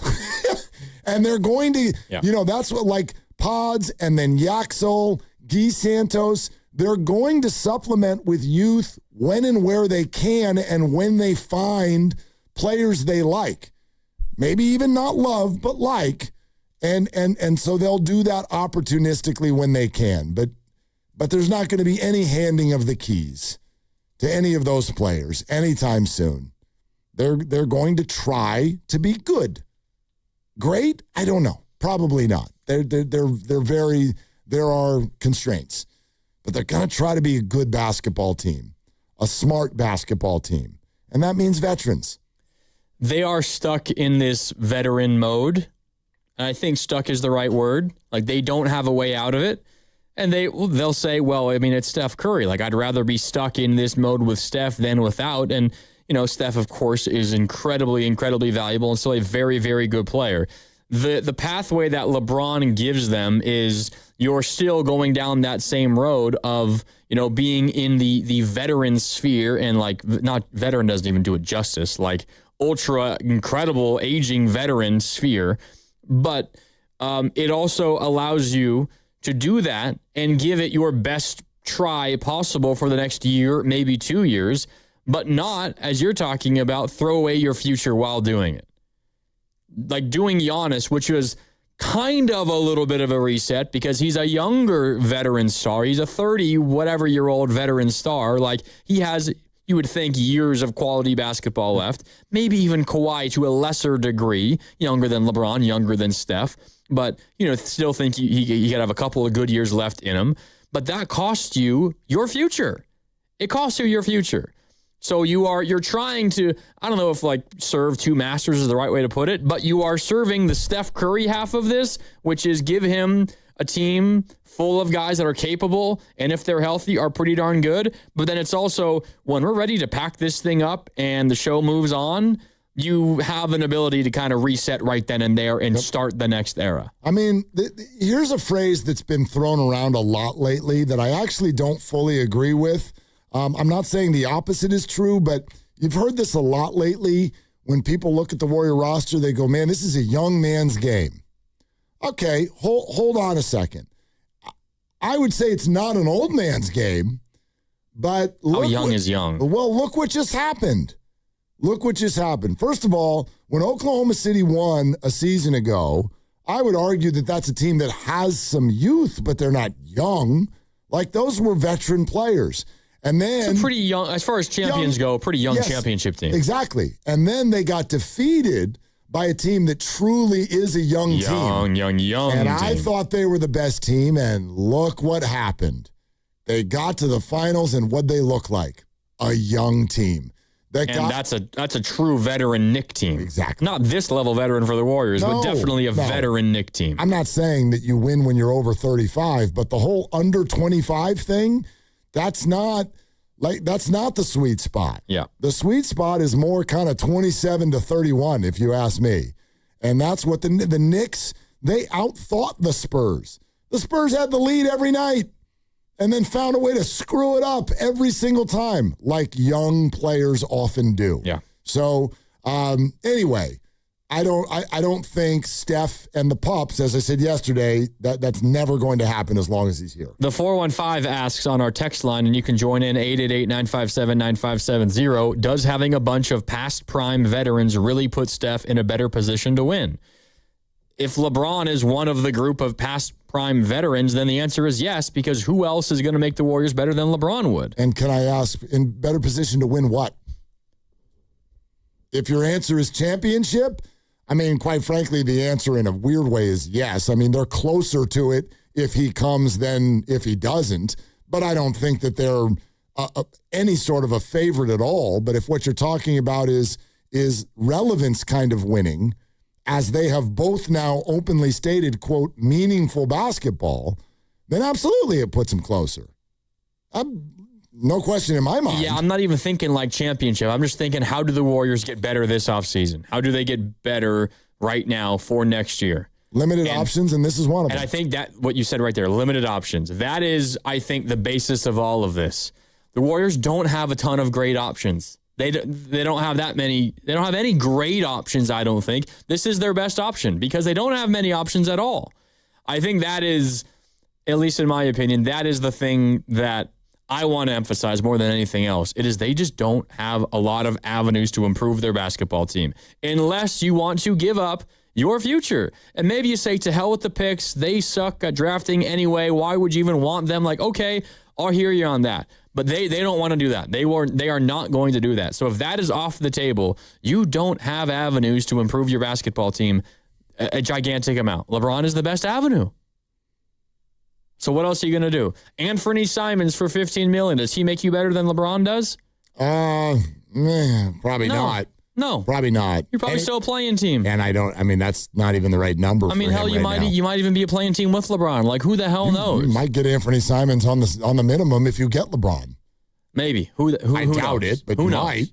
You might. I just think it all comes back to your phrase, limited options. Yeah. You don't have many options. The reason I love this so much is because you do not mess with your future, but there are very few options in terms of how to get better right now. This makes you better right now, and it does not mess with your future. That's as good of a middle ground. It's actually the opposite of two timelines. It's the only way to blend the two timelines that I see. That's why I'm such in favor of the idea. Mike in Sunnyvale. Hey, Mike, thanks for calling. You're on with Willard and Granny. Hello, Mike. Hey, fellas, how's it going? What's Sorry up? about that, man. That's all right. What's up? No worries. So what I got is I feel like the vets are the best bet for the Warriors. Them getting some older help in here definitely is the way that they're going to have to do this. Similar to what the Celtics did with KG, in those last years. I just there's really no way out of that scenario. Like you're saying, you guys make some good points, man. If you get a player worth $14 million and he's not what LeBron is, what are you really doing? Steve Kerr opted in because of this whole situation of like, okay, we're going to go all in. Well, you're not going to go all in by getting a bunch of youngsters on this team and expecting them to help you out in the playoffs. You definitely want some vets. I feel like the Warriors are working with something with this new draft pick and Guy Santos taking that step forward. Moses Moody knowing the system, knowing what's going on. I feel like they're one or two good vets away from just kind of, turning the corner with this and, closing the book in a good way. And if anybody remembers what this team was before, I mean, yikes. It was bad for years. And you know what? We won't reach that status again. So I'm of the mindset of you go all in with Steph Curry while you got him, because there's no telling what's going to come in the future.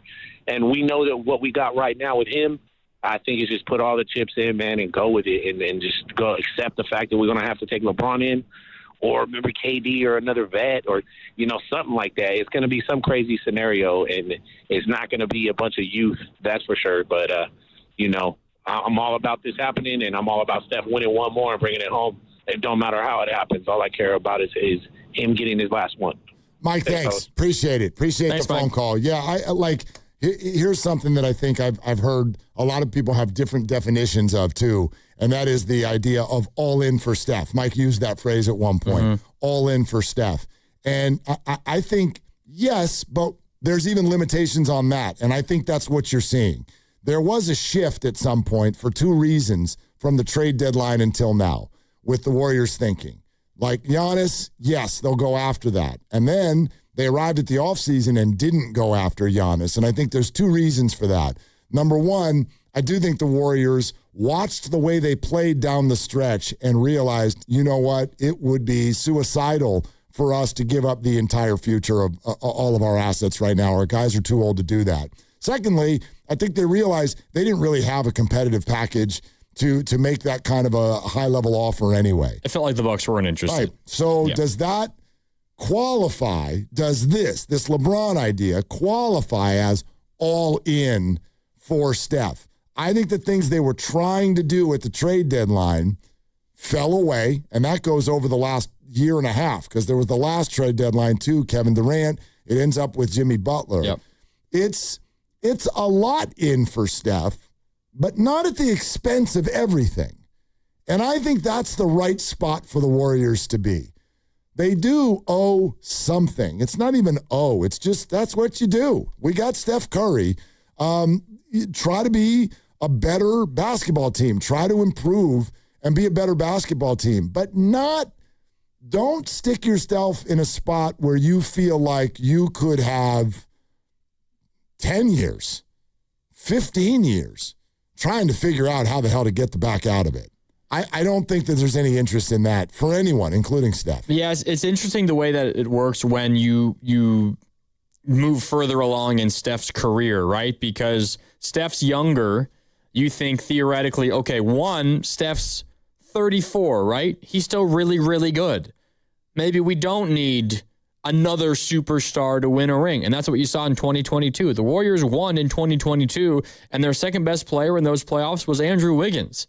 Like, it wasn't Draymond. It wasn't Clay. Clay had his moments. So did Draymond, specifically Clay.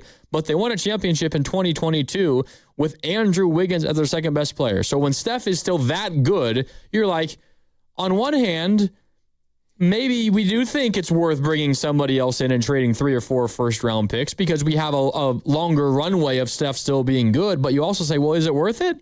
Because we still have Steph and he's so good and we just won a championship with this group. And as you move further along in Steph's career, Steph isn't as good, can't play as many games. He's still amazing. I'm not trying to make it sound like he's not a good player anymore. Of course, he still is. But as you move further and Steph gets older, two things happen. One, you feel like maybe he needs more help, but the reverse of that is, well, is it worth it anymore? Because he has how many more good years left? You think 2 more good years? Is it even 2 more good years left? Don't know. Was this even a good year? So those are like... You could argue it. I mean, he played great, but then he got hurt. So those are competing things. Like, he needs more help now. Yes, that's undebatable, undeniable, of course. But do I want to give up 4 first-round picks to bring Giannis or Kawhi or whoever it is, Jaylen Brown, whoever it is in here, knowing that the runway that those two guys are going to share the court together for is so much shorter? Is it worth it that way? I think it's kind of two competing mindsets, and the mindset that has went out recently for the Warriors is, well, who knows how much longer Steph is going to be able to carry this, even with a co-star next to him. We have our first free agent signing. Oh, is it a big name? I don't know because I don't know how to pronounce it. Is it Ousmane Dieng? Ousmane Dieng. Yeah. 3 years, $17.5 million. Back to the Bucks. Okay, welcome back. The Giannis replacement. There it is. DeAndre Jordan has also re-signed with the New Orleans Pelicans, in case you were curious. Raise your hand if you didn't know he's still playing basketball. He was on the Pelicans last year. All right. He's not a Warrior? Yeah, could have had him. Would have been perfect. 888-957-9570. Do you think LeBron is coming? Do you want LeBron to come? 888-957-9570. We are taking your calls throughout. We are wide open, decks clear. But also, if you did not hear the key commentary from Draymond Green that was released this morning on his podcast, we'll play that for you coming up next. With Grandy and for Dibs, it's Willard and Dibs. Yeah, Dan Dibley here for Fremont Bank, which, as you know by now, it's my bank, and it has been for more than 6 years. And I love this bank because it's a family-owned bank with the family-owned feel. They started back in 1964, and when they did that, it was just one branch, but now they have 21 branches. So if you go around in your Bay Area, you're going to find a Fremont Bank branch, and you're going to see it, and you're going to think, you know what? I want that full-service banking with no compromises, and you should. It's not a big box bank. It's a good local bank. And when you deposit your money with Fremont Bank, they reinvest it locally into businesses, philanthropy, home ownership, all the good stuff that makes our Bay Area the best area in all of the country. And that's why you should be a Fremont Bank customer. The money stays here. It's local. It's not a big box bank. It's a good, solid local bank. And we talk about Fremont Bank, and you know that they're here for you and here for good. Today on the pod, we're talking to Joan, a method actor and scratchers enthusiast. So, Joan, what do you like about playing scratchers? Well, as a method actor, it's about becoming the ticket. Scratching up, down, stage left, stage right. So what's your motivation? Because your performance feels so real. Oh, I was just tapping into my inner scratchers. Incredible. Yes. Bravo me. Scratchers from the California Lottery. A little play can make your day. Please play responsibly. Must be 18 years or older to purchase player claim. When it comes to hiring a plumber, heating, or HVAC/R contractor, think UA Local 38. With non-signatory companies, that low price up front can quickly turn into added charges once the job begins. But with UA Local 38 signatory contractors, you know the cost up front. There's no surprises. Local 38 professionals are craft certified and complete over 10,000 hours of training, so you know the work is done right. For quality, accountability, and peace of mind, choose UA Local 38. Learn more at ualocal38.org. Meet Sophia, a huge soccer fan. With her Real Unlimited from Total Wireless, she's streaming 3 games, video calling her cousin in Mexico, and running the quiniela all on my new Samsung Galaxy. She's practically running the whole tournament from her phone. Good thing I have Total Wireless. Switch to Total Wireless Total Max 5G or All Access plans to get on a network that won't put you second. Plus, a Samsung Galaxy on us. Total Wireless, your own Real Unlimited. Offer ends 7/8/2026 or while supplies last. Device taxes and fees may apply. This is Larry Flick, owner of The Floor Store. Our 4th of July sale's on now. 25% off store-wide through July 6th. Carpet, hardwood, laminate, waterproof flooring, and much more. With a sale like this, who needs fireworks? The Floor Store, your Bay Area flooring authority. Toyota's 4th of July sales event is on. This is the season for more. This 4th of July, get 3.99% APR plus 500 finance cash on 2026 Tacoma SR5. Or get 2.99% APR plus 1,000 finance cash on Tundra. Make the most of summer in a new Toyota truck. Don't miss the 4th of July sales event. Toyota, let's go places. Offers available through TFS to buyers with premier-rated credit and can't be combined with other offers. Cashback offer excludes Tundra TRD Pro and 6/30/26. At Big O, we are your home for all things tires and prices to fit your wallet. Now through July 5th, get $100 instant savings on 4 select in-stock Nitto, Toyo, and Cooper brand tires with installation purchase. Disposal fees extra, not go with other offers. See Big O dealer for pricing. If you're ready to lose weight, feel stronger, boost your energy, or finally get your hormones dialed in, check out Jumpstart MD. You get real clinicians, real support, and a fully personalized plan with GLP-1 medications like semaglutide and tirzepatide, testosterone therapy, hormone optimization, peptide therapy, and more. They've helped Californians lose over 1 million pounds and counting. Visit one of their 13 Bay Area clinics or do it all online. Mention radio for up to 70% off this June. Call 855-JUMPSTART or visit jumpstartmd.com. Finding great candidates to hire can be like, well, trying to find a needle in a haystack, but not with ZipRecruiter. Its powerful technology actively finds and invites qualified candidates to apply to your job. So while other companies might deliver a lot of hay, ZipRecruiter finds you the needle in the haystack. See why 4 out of 5 employers who post a job on ZipRecruiter get a quality candidate within the first day. Try ZipRecruiter for free at ZipRecruiter.com/team. That's ZipRecruiter.com/team. ZipRecruiter. Fresh paint inside, fresh flowers outside. Summer at your house is looking good.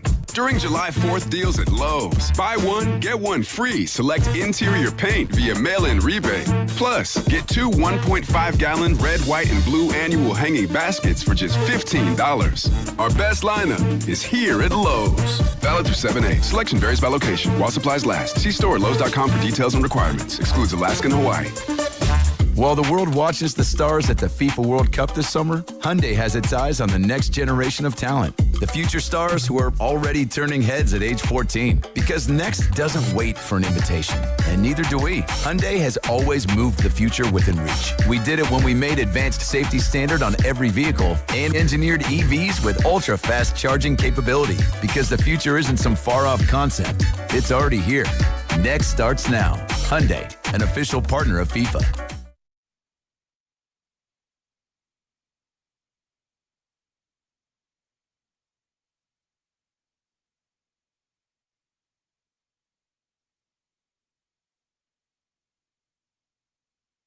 Now, back to Dillard and Wibbs on 95.7 The Game. It's funny. Anytime Draymond Green's name is attached to anything, it exposes a lot of people in the fan base. And the word expose kind of has what do you mean? Negative connotation to it. I just think true colors start coming out. And we know this. A lot of you don't like him. A lot of you don't want him on the team anymore. I don't know if it's just expired to you or the antics. Last season was rough. Sure. Yeah, it was. Sure. But then again, I could argue the moment of the season was largely about him. He locked up Kawhi down the stretch. So did. He was so good in those few possessions. Was so good. Oh, my God. Kawhi couldn't do anything. Yeah, like I get Draymond, and he knows this about himself. It wears on people. His own head coach years and years ago. You didn't need to be a lip reader with him on the sideline to say, I'm so bleeping sick of Draymond. His head coach said in the Wright Thompson article that there's things they can't forgive him for, but also that he loves him. But it just, that's what I mean. Like, the true colors come out. And the second he opted out, it feels like there was a line of Warrior fans that were like, let's play a trick on him and not have him back. But I find this, and then we're going to go back to the phones because that's what we really want to focus on today. Free agency is open. No major news yet, but LeBron has informed the Lakers that he will not be playing there. He has also informed the Lakers and the world that he will continue to play. So he's going to play somewhere. And Brian Windhorst talked about the fact that only the Warriors so far have been taking actions that are setting themselves up for this. The biggest of which was Draymond Green declining his option. I think it's important for every Warrior fan to hear the tone and the word choice that Draymond used on his podcast, Draymond Green Show, with regard to that decision. Take a listen. I've always taken the approach of working with the organization. I've been in one place for 14 years. It's more of a family to me than anything. I view Golden State more like Michigan State. Like, it's more like an alma mater for me, as I've been somewhere for 14 years. So when in a position to try to help better our team, to try to help better this organization, I am always intrigued by that route. So opting out, I think for us, it gives optionality. It allows to possibly do some things. Joe Lacob, Peter Gruber, the ownership group has never been one to shy away from doing things that help this team get better. And if I can stand on that same side and have a hand in helping this organization be in a better position, I'm always willing to do that. When you hear that word choice, first of all, he sounds so calm. He does. So calm. There's no concern that the Warriors are going to turn around and stab him in the back. It's us. It's we. It very much screams, this is something we are all doing together. Like, if I turned down $28 million that was guaranteed to be paid to me over the next 12 months, I'd be freaking out. And Draymond's like, nobody already knows what's going to happen next. Yeah. And I don't mean that he knows that LeBron is coming, but I think that this was, look, it's got to feel good to Warrior fans who want this to happen, that Draymond is doing this simply to provide the opportunity to get LeBron James. Mm-hmm. Now, if you don't get it, then you can just undo what you did and get the contract right back or sign a new 2-year deal for a little bit less. But that's how I view it. Draymond did what he did to give the Warriors an opportunity to get LeBron. But he's also one of LeBron's closest friends, so he's not going to do that if there wasn't a realistic possibility. It has to at least be a possibility. Mm-hmm. Or else why would he do it? So those are tea leaves. Significant ones, I think. I also think, at least, and this is what we talked about a lot yesterday, trying to figure out why Draymond opted out. And you're right, like it gives the Warriors the option to approach LeBron and actually have a way to get him here. The other part is I think Draymond wants as many years as possible with the Warriors. And I felt like the Warriors were a little hesitant to immediately give Draymond, a new 2-year deal right now. And maybe that was never how they actually felt. But Draymond would be motivated to, even say you opt out, you have the handshake agreement in place, even if it doesn't work out with LeBron, okay, we're going to give you a new 2-year deal. And maybe that was going to happen anyway. Who the hell knows? Right. But it does feel like Draymond could also be motivated from a selfish perspective, as you should be in these situations, to be like, well, this also gets me a 2-year deal, so what's even the harm in me doing it anyway? What are we going to wake up to tomorrow? We have two major pieces of news each of the last 2 mornings. Yesterday, Draymond opts out. And now LeBron is not returning to the Lakers. Yeah. So what happens tomorrow morning? Feels like there's only one more place to go. I might not go to sleep tonight. I don't want to miss it whenever it happens. You won't miss it. You won't miss it. You won't miss it. And one other thing that's important to mention that I think you just brought up. Once you saw the Kristaps Porzingis news, you may have heard, accurately/inaccurately to a degree, the capologist world kind of said, okay, the Warriors don't really currently have their full mid-level exception. Yeah. Anthony Slater wrote today early, there's a path to have it. There's a path to have it. But a move or two would need to be made. A lot of us think it might be surrounding Moses Moody. But let everybody know what you just read moments ago with regard to the moves sort of being in place. From Mark Stein. Yes. You might have the sound on your board. Does he have it on his board? I do. This is from the Bleacher Report, Mark Stein. Based on what I've been told today, the Warriors have been plotting some other moves, if necessary, that if they get the go-ahead that LeBron wants to go to the Bay Area, they will be able to make an additional move or two to maximize the financial flexibility that they can create so they can sign LeBron James. Okay. So that to me screams more they are planning for this. And when they get the go-ahead, if they get the go-ahead from LeBron, they have every avenue cleared and ready so that, all right, LeBron calls them up, Rich Paul calls them up, says, we're good, $15 million, the full non-taxpayer mid-level, and then Mike Dunleavy hangs up the phone then, calls some other GM and says, all right, Moses Moody or whoever other player, let's do the deal we talked about earlier, and then it's all done. And my opinion, sort of our history, you won't see those get announced ahead of time because they're too much of a tell. I'll never forget when Kevin Durant came to the Warriors, the first clue that it was actually like, ooh, this is happening. A listener sent me a link and they go, check this out. It was Andrew Bogut's Twitter feed. And Bogut had switched his profile picture from a Warrior uniform to a Team Australia uniform. He had suddenly removed all of the Warrior stuff from his Twitter feed, and the listener's like, what do you think this means? And I'm like, I don't know. And before I could say I don't know, bang, Kevin Durant's a Warrior.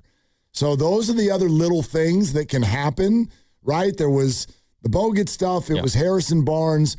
Those things are in place, but you're probably not going to see any of that get leaked ahead of time because if you do, it's too much of a tell. Yeah. They'll kind of come after the fact or simultaneously, I would think. What Mark Stein is reporting there, again, via Bleacher Report, is the Warriors, Mike Dunleavy, has had conversations with other general managers about players that the Warriors would need to move in order to free up the full $15 million exception they can offer LeBron James.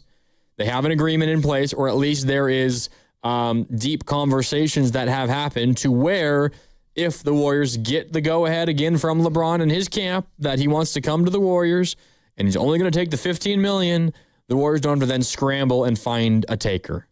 Tim Hardaway Jr., 1 year, $6.5 million, Miami Heat. Okay, interesting. Miami, a potential suitor for LeBron, as has been rumored. I don't know if $6 million really makes any impact there much, but I think the Wiggins deal is going to make LeBron tough in Miami. Like Giannis and Bam are making huge dollars. And Wiggins not small chunk either. Not small. Okay, back to the phones. Let's talk to you. 888-957-9570. Deborah in San Leandro. Hi, Deborah. Thank you for calling in. Hey, guys. Man, this is getting ready to get crazy. Yep. So I was totally against LeBron coming here, right? I just figured we don't need LeBron, don't need to pay him a lot of money to come here. Then when I started looking at everything else, I didn't want to empty the vault for Giannis, who's never healthy. He hasn't played in playoffs in the last 3 or 4 years, and the type of injury he has. And I said, okay, now if you're talking about getting LeBron for $15 million, I can live with that, because when he played, he did carry the Lakers through one round of the playoffs as their best player out there. So he still has something in the tank. His mind is still unmatched. And for $15 million, I'll take LeBron all day long. And that's a total switch from what I was feeling earlier. What do you guys think? Here's what I think, Deborah. I think you're a little bit ahead of everybody else's curve, and everybody's going to be on the curve. That's what I've thought all along. And Good call, Deborah. I don't know if LeBron is coming here, but my sense is these things, when rivals join, it takes fans time. And I understand it. And everybody's going to be on their own track. When Chris Paul came to the Warriors, I was like, yuck. I'm going to the restroom. You hated it. I remember that. Puke and all that. And I never did really like it, but also I never saw that as like Chris Not Paul's, a long-term thing. No, and it was also, well, this wouldn't be either, but that's kind of a salary slot deal. I sort of understood it. So, you plug your nose and you deal with it for a year. But this would be such high-level relevance, entertainment. They would be the most talked about team in the NBA, if not being the best team in the NBA. And so I just think even those of you who are turned off by the idea, on some level, you're likely to come around. I'm not saying you're ever going to have to love it, but the people who are like, if this happens, I'm not watching. I don't believe you. I don't believe you. I don't believe you. You might not feel incredibly comfortable with it. You don't have to love it. But trust me, you're watching. If you call yourself a Warrior fan or you're any kind of basketball fan, that's going to be the most watched team in basketball. It might be the most watched team in the history of basketball. LeBron and Steph together. I mean, that's like what Ken was texting me earlier this morning when we found out officially that LeBron was not returning to a bloop because Ken was texting me. I mean, he clearly has your number. That's a big deal. When we found out that LeBron was not returning to the Lakers, and he essentially said this would be like Magic teaming up with Larry Bird. Like, those are rivals, I think, in a greater sense than Steph and LeBron were. No, but there's more vitriol between the teams. But, you have, two of the most historic figures in the history of the NBA teaming up. Yes, but they're crazy. But they're joining each other when their ages add up to 80. Well, yeah. I mean, that's different. Magic once he came back after the diagnosis or whatever, but yeah. I would have a completely different take on this if LeBron and Steph were joining each other 5 years ago. Oh, yeah. It would be different. Completely different. We're talking less about how good the team is and more just about the entertainment value, how many eyeballs are going to be on here. I think it was the Morning Roast yesterday talking about it, all the different reporters across the country that will move to the Bay Area just to cover this team maybe... You're saying housing's going to go up too? Yeah, probably. If it can even go up any higher. The amount of media coverage per win, it's going to set records. Circumstantially, this now makes sense to me. It's very circumstantial. So if you look at this just on its surface without the circumstances, I can get why it's a turnoff. And if it turns you off, it turns you off. It just does. But circumstantially now, I feel like this makes all the sense in the world for all the parties, provided that we are right about what makes them tick. We think LeBron is about the West Coast and his family and his business interests and Steph and Draymond. And if that's true, then this makes all the sense in the world. And with the Warriors' constraints, this is their only significant way to get better right now. Yeah. And it holds on to their future. So that to me makes all this, and to me, all of those things outweigh the whole, like, I don't even know what the word is, but the joining up kind of a thing. The joining up thing, which was what people criticized Durant for, that makes sense as far as a turnoff if you're already at the top of the league. These two guys are the biggest names in the league, but they're not at the top of the league. Yeah. Can I read something to you? Please. This comes courtesy of Sam Amick, a senior NBA writer for The Athletic. This is in just in general about potential suitors for LeBron James. Sam writes, quote, "The Warriors do not appear to have clarity yet regarding James's plans. Cleveland and Miami are often cited as realistic landing spots as well, and the Minnesota Timberwolves are known to have interest if he felt like shocking the basketball world with that sort of move." We've already thrown out Cleveland, Miami, Minnesota as potential suitors, but the interesting part is the Warriors do not appear to have clarity yet regarding James's plans. Yeah, and if they did, they wouldn't. You know what I mean? Like, yeah. I don't buy that. Sam's tapped in. I'm not saying Sam's not tapped in. I'm saying that is the narrative that's being put out there.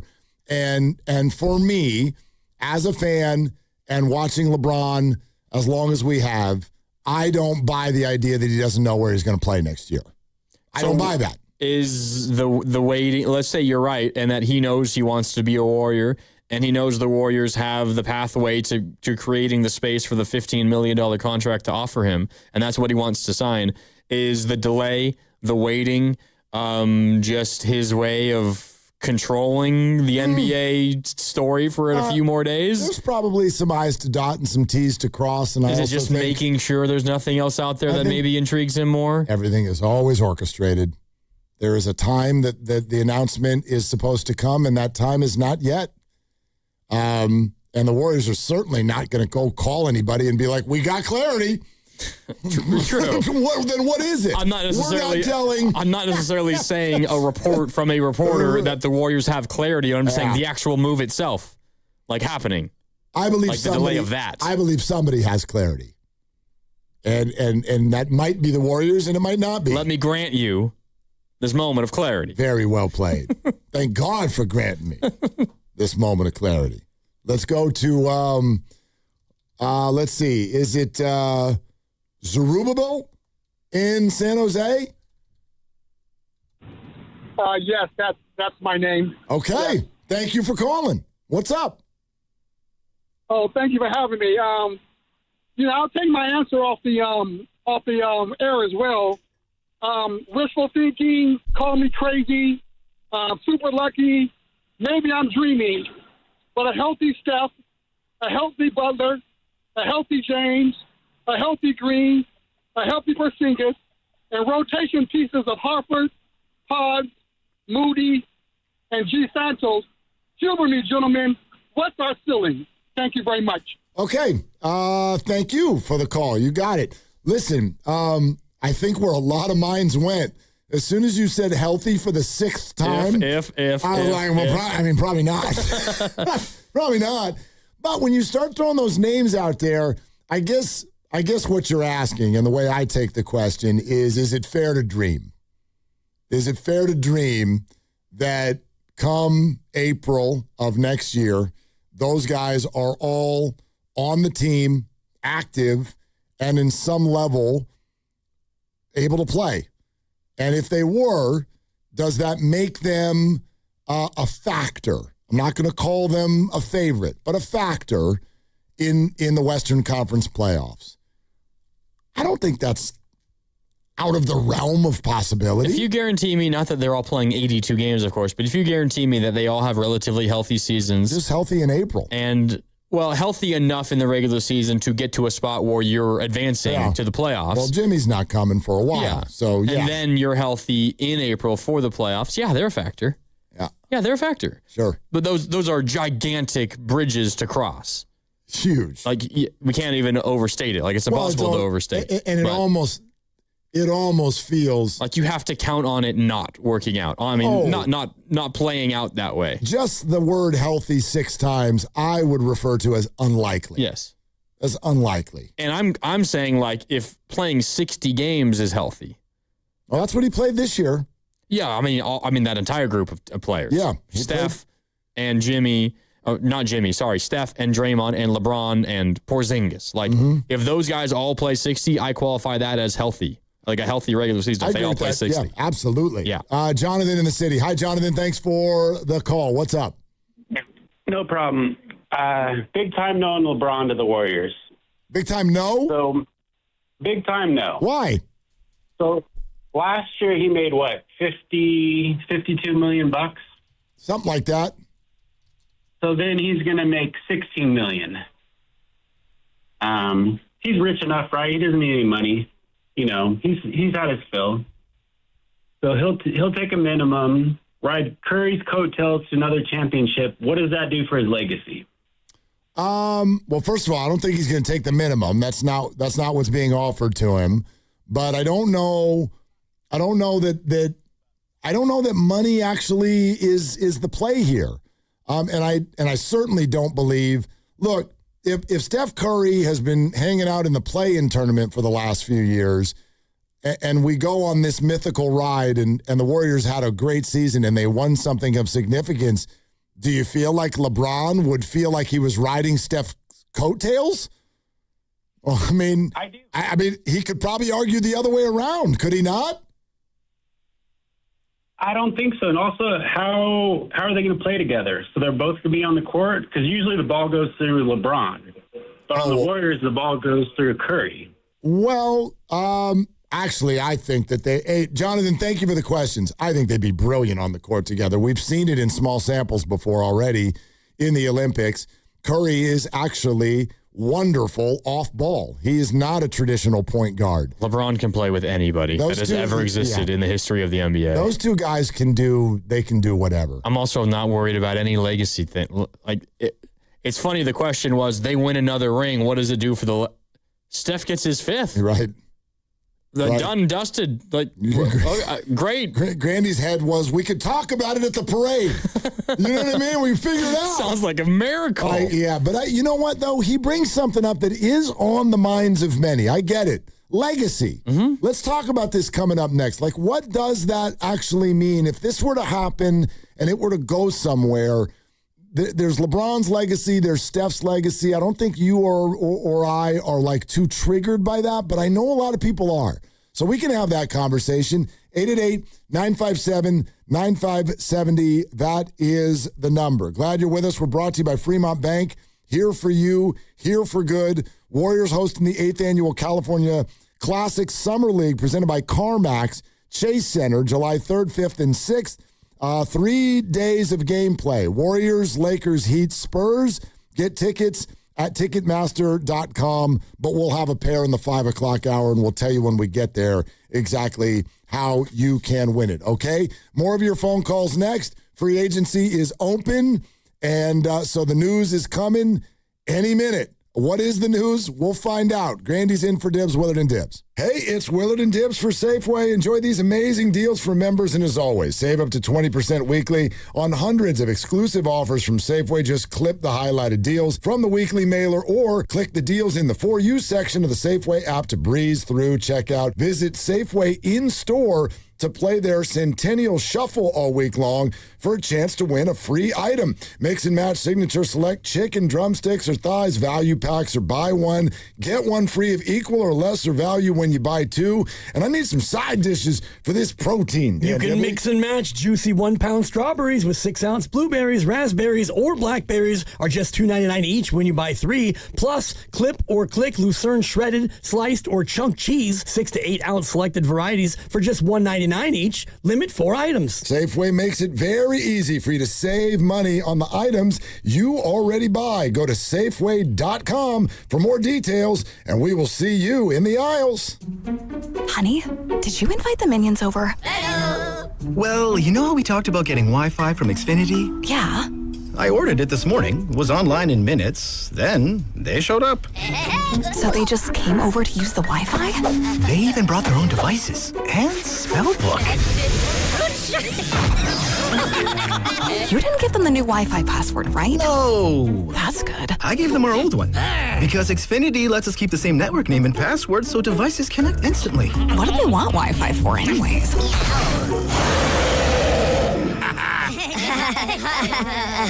Better not to know. Plausible deniability. Get streaming or scheming instantly with same-day Wi-Fi from Xfinity. Plus, lock in one price for the most reliable fiber-powered Wi-Fi for 5 years. Guaranteed. And see Minions and Monsters only in theaters. Xfinity. Imagine that. Restrictions apply. Not available in all areas. Use of fiber coaxial cable. Learn more at xfinity.com/same-day Wi-Fi. In the military, the mission was clear. You knew what to do. Now, the mission has changed. Stepping into civilian life isn't about finding a job. It's finding your purpose. I wanted a career that would leverage the skills and discipline I gained in the military. IT just felt right. My Computer Career offers class schedules that fit into your life and skills in high demand. Put your VA benefits to work. Visit mycomputercareer.edu/CWP to jumpstart your IT career today. An elite CompTIA certification partner. Financial aid is available to those who qualify, including VA benefits. So Ryan and I came to the decision to get life insurance when I was pregnant with our first son. He really wanted us to be taken care of if something happened to him. He provided for our family in life and also after his death. I think that would make him proud. Ethos makes it fast and easy to get life insurance. Apply in minutes and get same-day coverage. Get your free quote at ethos.com/music. That's ethos.com/music. Paid testimonial. Time spent on application may vary. Online health questions required. Hey, Bay Area sports fans, get ready for game day with Laughing Monk Brewing. Whether you're watching with friends or heading out after the final whistle, Laughing Monk has the perfect beer for the moment. With locations in Sunnyvale, Scotts Valley, and Bayview in San Francisco, there's always a monk nearby. And now, check out their newest San Francisco location in Nopa. From crisp lagers to bold IPAs, every beer is righteously brewed in San Francisco. Grab a pint, grab your crew, and make game day better at Laughing Monk Brewing. Righteously brewed in San Francisco. 1-877 Cars for Kids. KARS Cars for Kids. 1-877 Cars for Kids. Donate your car today. 1-877 Cars for Kids. KARS Cars for Kids. 1-877 Cars for Kids. Donate your car today. Ready to get rid of that old car? Donate it to Cars for Kids. Call 877-CARS-4-KIDS to speak to a friendly live agent. Donation is super easy, and your car can be picked up as soon as tomorrow. Go to carsforkids.org now, or call 877-CARS-4-KIDS to donate your car today. 1-877 Cars for Kids. KARS Cars for Kids. 1-877 Cars for Kids. Donate your car today. Did you know you can donate real estate too? Go to carsforkids.org. That's cars with a K. Hi, my name is Lloyd Lockridge, and I'm the host of a new podcast from Odyssey called Family Lore.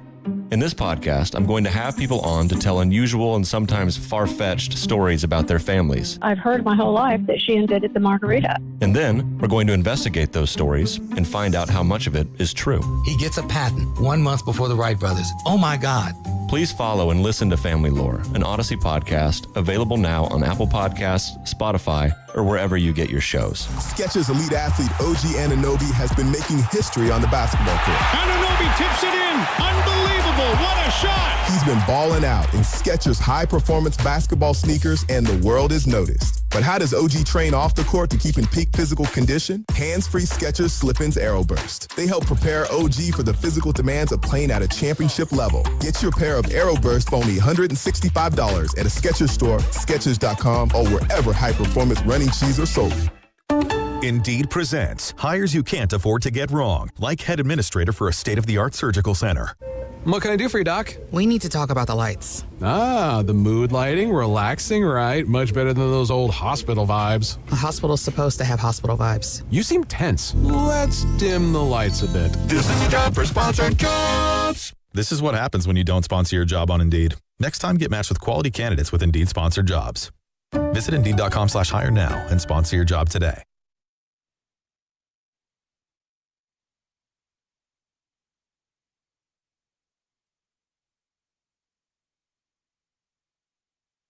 Now, back to Willard and Dibs. It's a great question. Wow, that's a great question. That's a great question. That's a great question. And that's a great question. On 95.7 The Game. I was just listening to Dave McMenamin talk.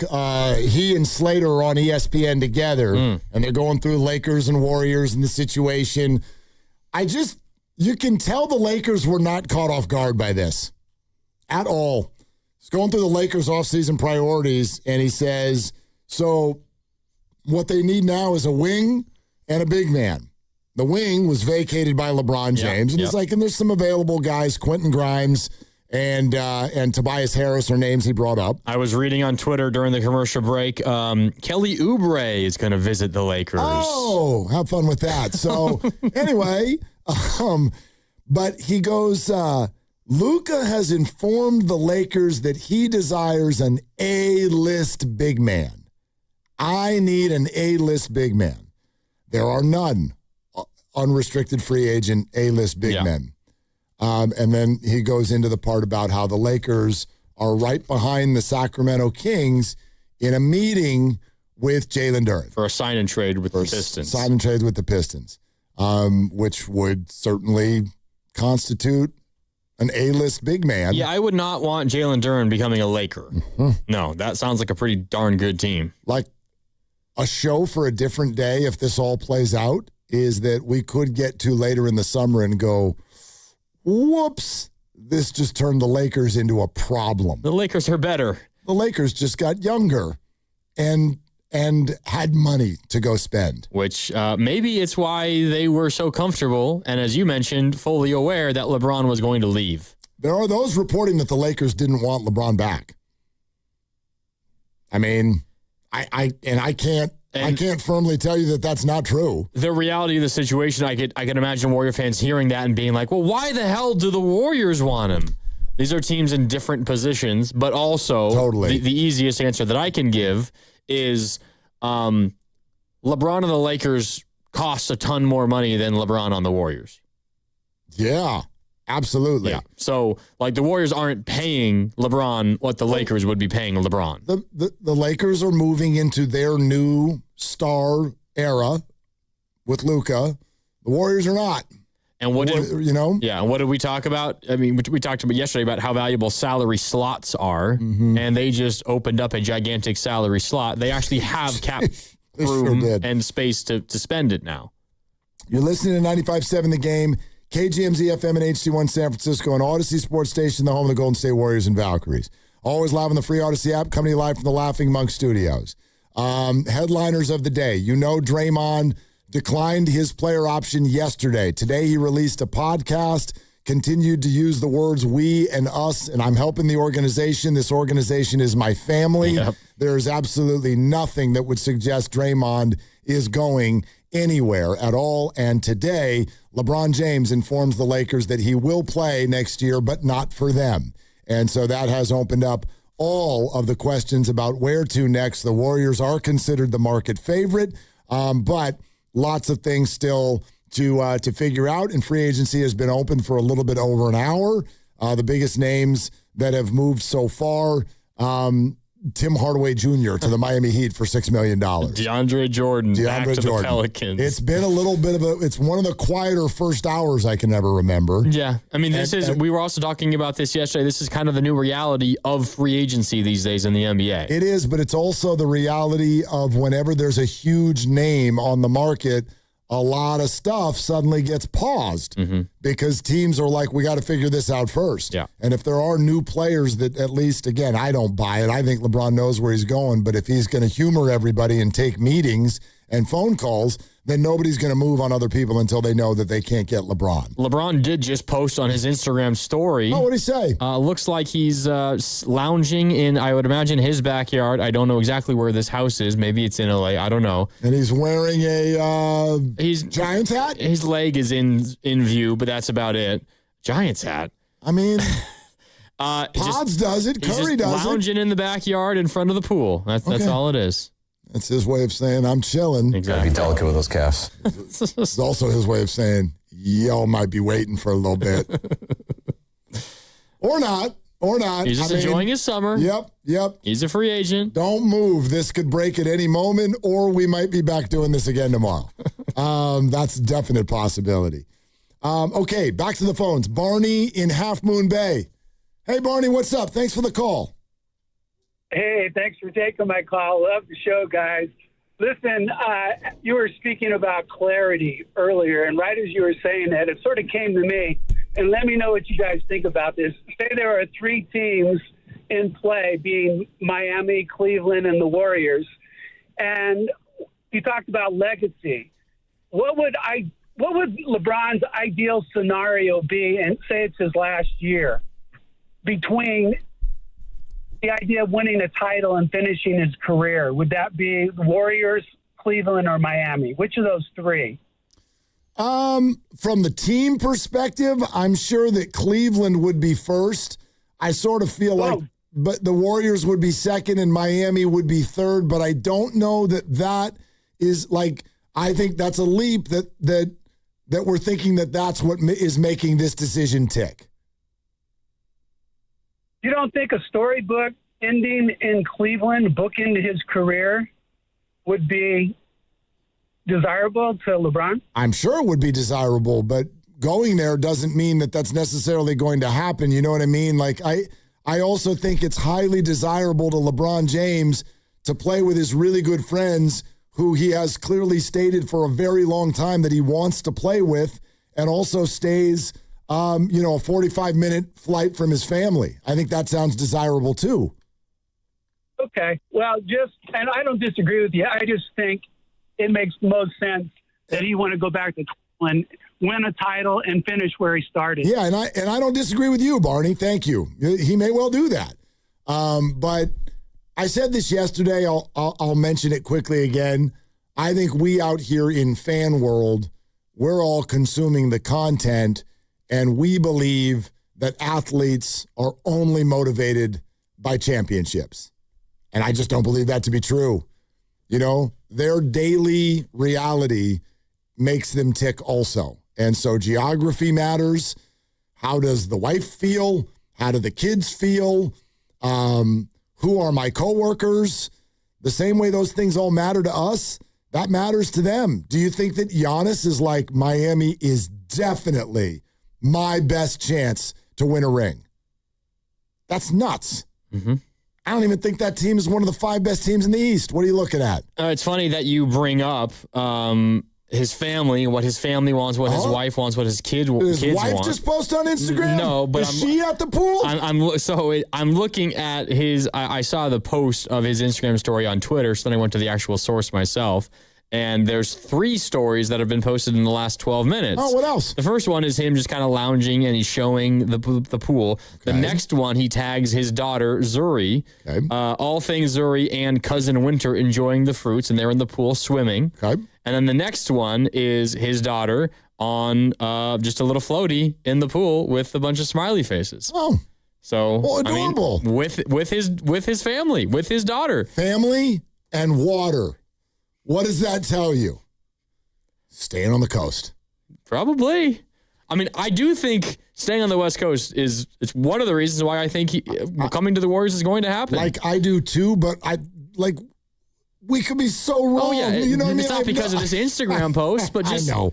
Where he is in his life. I'm just saying, I've watched a lot of times where we think we know, like how many times early in Kevin Durant's career where we're like, he wants to go to Washington because that's home. There's so many times where we've done the guy wants to be near home. Guy wants to be near home. Well, Cleveland is home. Yeah, right. And then what happens? They're like, no, I wanted money. Or I wanted situation. Mm-hmm. Or I wanted teammate A, B, C, whatever. The world is so small for these guys. They're billionaires. Oh, yeah. He can be wherever he wants. Cleveland to L.A. is still a pretty long trek. Yeah. You can jot up and down the coast. He could do it twice in a day from L.A. to the Bay Area if he really wanted to. No joke. All right, look, a lot of you want to weigh in. Stay right where you are. Kenny and Jack and Pat, stay right where you are. We're coming. 888-957-9570 is the legacy factor for Steph Curry and LeBron James on your mind. Doesn't sound like it's much on our minds, but it might be on yours. Do you think LeBron's coming? Do you want him to come? We'll keep talking it out with you. Meantime, we'll keep talking this out with you. Who wants to play golf at Silverado in Napa? Absolutely A-list resort. Here's what you need to know. We're playing there on Monday, July 13th. Do you want to be with us? There will be 6 winners because each of you will be paired with a host, one of the 6 of us. Submit a video. Not him. He didn't make the cut this time around. 30-second or less video that shows your golf swing, your best golf gear, and your best explanation as to why we should pick you. So go to 957thegame.com, put that video in. We'll play on Monday the 13th. Maybe you'll play with us. Video deadline tomorrow at midnight. Okay? Get them in. Make those videos. 957thegame.com. We are talking to you, and we are watching the news.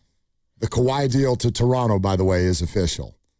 2 unprotected first-round picks. Unprotected first, 2 seconds, a first-round pick swap, and Brandon Ingram and Grady Dick.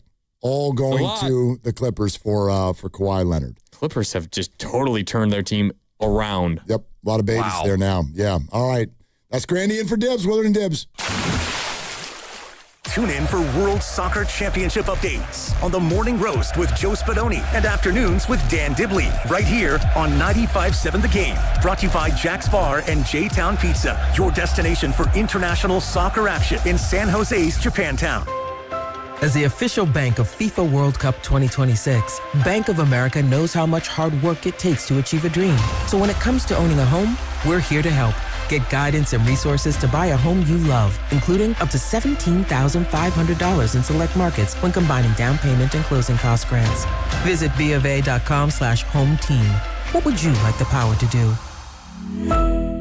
Bank of America N.A. Equal housing lender. Credit and collateral is subject to approval. Restrictions apply. This is not a commitment to lend. When it comes to hiring a plumber, heating, or HVAC/R contractor, think UA Local 38. With non-signatory companies, that low price up front can quickly turn into added charges once the job begins. But with UA Local 38 signatory contractors, you know the cost up front. There's no surprises. Local 38 professionals are craft certified and complete over 10,000 hours of training, so you know the work is done right. For quality, accountability, and peace of mind, choose UA Local 38. Learn more at ualocal38.org. We all know what the 2 best words in sports are. Game 7. But the number 7 has even more meaning in vodka. Because when a vodka is 7 times distilled, it creates a smooth, premium taste that is unbeatable. And there's no better vodka than New Vodka. Spelled N-U-E, New Vodka is 7 times distilled, not 7 times the price. It's an award-winning, American-made vodka that is smooth enough to sip and bold enough to mix. So at a time when everything costs more, New Vodka is the best deal in town. Pick up a bottle of New Vodka at your local liquor store today and cheers to something new. Visit newvodka.com to find out more. That's NUEvodka.com. Injured at work?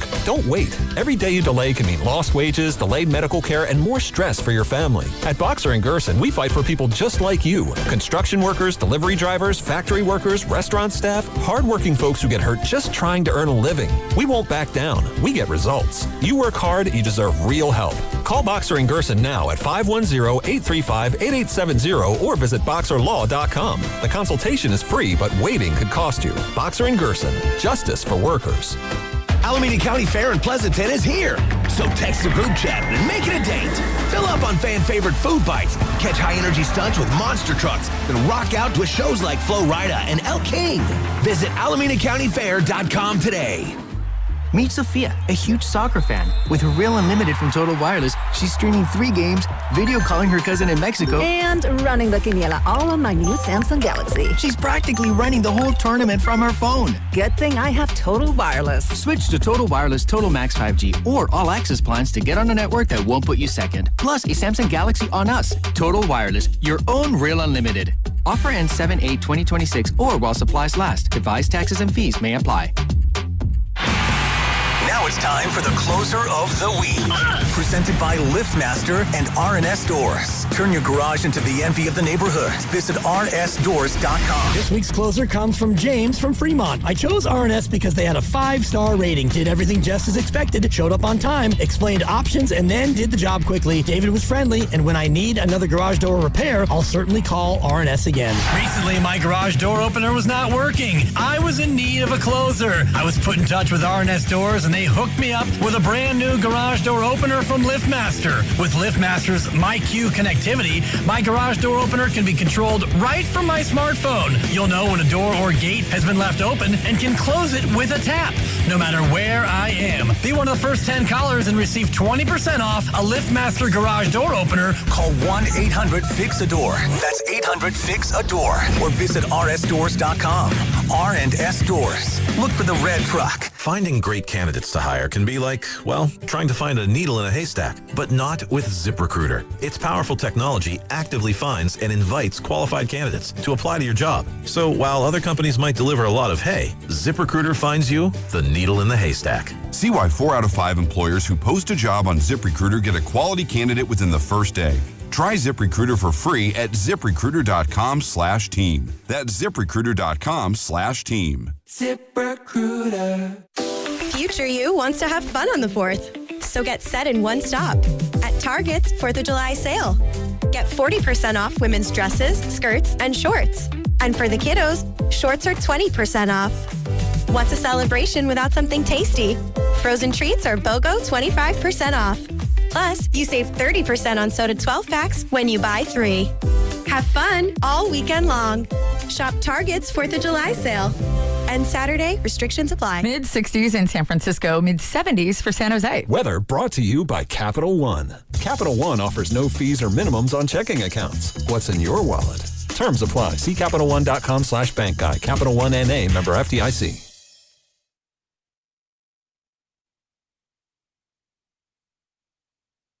Now, back to Willard and Dibbs. I mean, Mark, it's so good to hear y'all's voices. And Mr. Dibbs, I mean, it's just been way too damn long. So it puts a smile on my face. On 95.7 The Game. The Golden State Warriors have announced.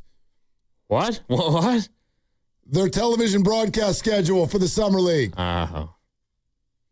What? What do you think I was going to say? I don't know, something. I mean, I'm excited to watch Yaxel and the boys in Summer League, but I thought it was going to be something else. Tickets next hour that we'll give away to the California Classic, which is coming to Chase Center on, this weekend, July 3rd, July 5th, July 6th. And so if you want to win tickets, you should be here in the 5 o'clock hour, but you should be here in the 5 o'clock hour anyway because big things are happening, and it could get bigger any minute. Kings also in the California Classic Summer League. So you get to see Darius Acuff. I do like him. I know you like Acuff. Me, I'm not about like telling you who's going to be good or bad at the next level. I'll never give a draft grade.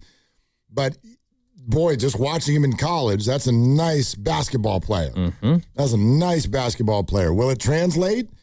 I don't know.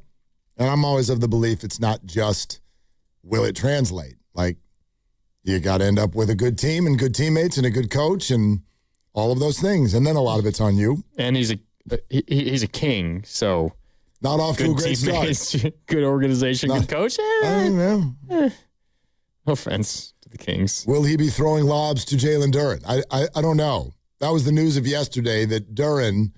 This one was hard to wrap my head around. Are the Kings in this? Well, they met with him already, and now the Lakers are. Maybe I'm wrong. Maybe the Kings aren't in the California Classic. It looks like it's. Oh, no. Yeah, they're not in it. Spurs, Lakers. I thought you were just talking about how. Oh, yeah, Acuff. Acuff is on the Kings. No, Duren met with the Kings yesterday, and there were reporters just absolutely standing on business, swearing that Duren prefers to be a King.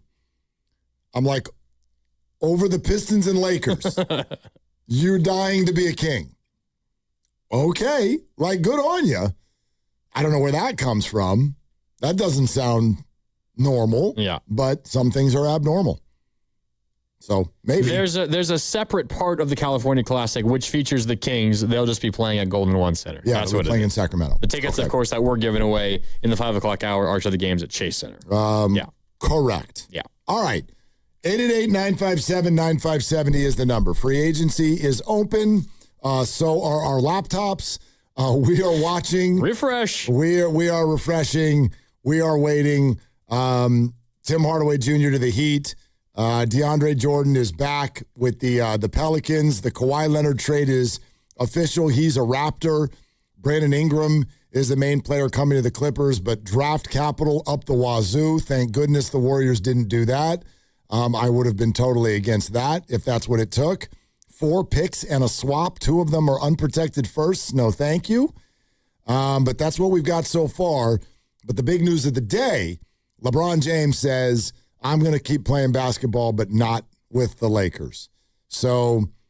And that's not just like a report from somebody out there. No, it has that's been official. Posted by the Lakers' official social media accounts. And LeBron. Quote tweeted it and said, no, thank you. Thank you. For having me in the purple and gold. A weird deal. How many years did he play in L.A.? I think 8. Because it was always a marriage of convenience. Does it feel like he was in L.A. twice as long as his second stint in Cleveland? No. He was in Cleveland, the second stint in Cleveland, 4 years. Went to the finals all 4 years, all versus the Warriors. And then 8 years in L.A. Yeah. I'll be real with you. It doesn't feel like he was ever in L.A. And I know that L.A. feels that way. Like I'm looking at the quotes from their shows right now. What are they saying? He was never a Laker. Really? Yes. He was hired by the Lakers, and he hired the Lakers. And they got together in an arranged marriage, and they helped one another out because the Lakers needed a star, and LeBron needed a uniform and the backing of a really good organization. But listen, part of it is just the way Laker fans look at life. I was going to ask, go ahead. You know that market more than probably anybody else up here. I worked for their flagship station for years. Is it similar to how Warrior fans feel about the 3 years KD spent here? Is it similar to that? I mean, a little bit. I know the bubble championship isn't, the real championship, whatever. No, but he delivered them a championship. Very, very protective. Here's the overlap, if you will. The overlap is LeBron came to the Lakers to be the replacement best player on the Lakers post Kobe Bryant. Yeah, and that's a very emotional thing for Laker fans, even before his untimely passing. But that was definitely part of it. So there was a whole year or two of Laker fans just being like, I don't like this. You're not Kobe. And I think that there is 10% of that same sort of vibe with some Warriors fans here. Don't come in here and take some shine off of our Steph. You're never going to be Steph. We're never going to love you like we love Steph. The difference is they'd be playing together. And LeBron and Kobe never played together. Yeah. And there was a LeBron and Kobe thing prior to there being a LeBron and Steph thing. And so they've always kind of held that very dear. He played long enough and won long enough that they finally were like, okay. But the second he leaves, and especially of his own choosing. Oh, well, the fans go into defense mechanism and say, well, we never even loved him really anyway. Exactly. Yeah, he was just here because we're the Lakers and everyone wants to play for the Lakers. You're talking about two gargantuan brands. LeBron and the Lakers. Correct. Yeah. And neither one of them is going to ever stand for left at the altar. No chance. So this was entirely predictable that Rich Paul and his team are going to start this with LeBron has informed the Lakers that he will not play for them. Count to 3, 2, 1. Actually, the Lakers never wanted LeBron back. That was beyond predictable. And LeBron's going to be at a pool with his kids. Having a grand old time. And the Lakers are going to we're going to meet with Jalen Duren. Everybody's happy because this is exactly what we all wanted. It's so classic. It's so classic. There's no way either one of them can ever wrap their heads around somebody not wanting to be with them. So how did the rest of the NBA act surprised that this happened? I mean, you and I were surprised. I guess I'm asking this to myself too. Because they were. Because all of the things that we've talked about, you don't leave the Lakers and you don't leave LeBron and you don't leave more money on the table and your family. Think of all the things that LeBron is doing by doing this. Or if it truly is that the Lakers didn't want him back, do you think that LeBron James would ever have it look that way? Yeah, the Lakers are uninterested in a free agent meeting. What? So you're just talking about something that is very touchy. The egos around these two brands are as large as egos get. So it does not surprise me at all. And you will hear, we should talk to somebody at the new Odyssey station down there. You'll watch this play. I mean, Derek Fisher's on that station. Would probably, but you'll watch this play out in the days to come of building the Lakers back up to be the bigger party in this, because that's how Laker fans operate. There's already all these rumors about who they're going to go out and attract and sign now or trade for now. The Lakers get who the Lakers want, period. Those are the rules. That's the way a Laker fan brain works. And LeBron plays for who he wants, and when he wants. That's the way LeBron's brain works. Does he want to play for the Warriors?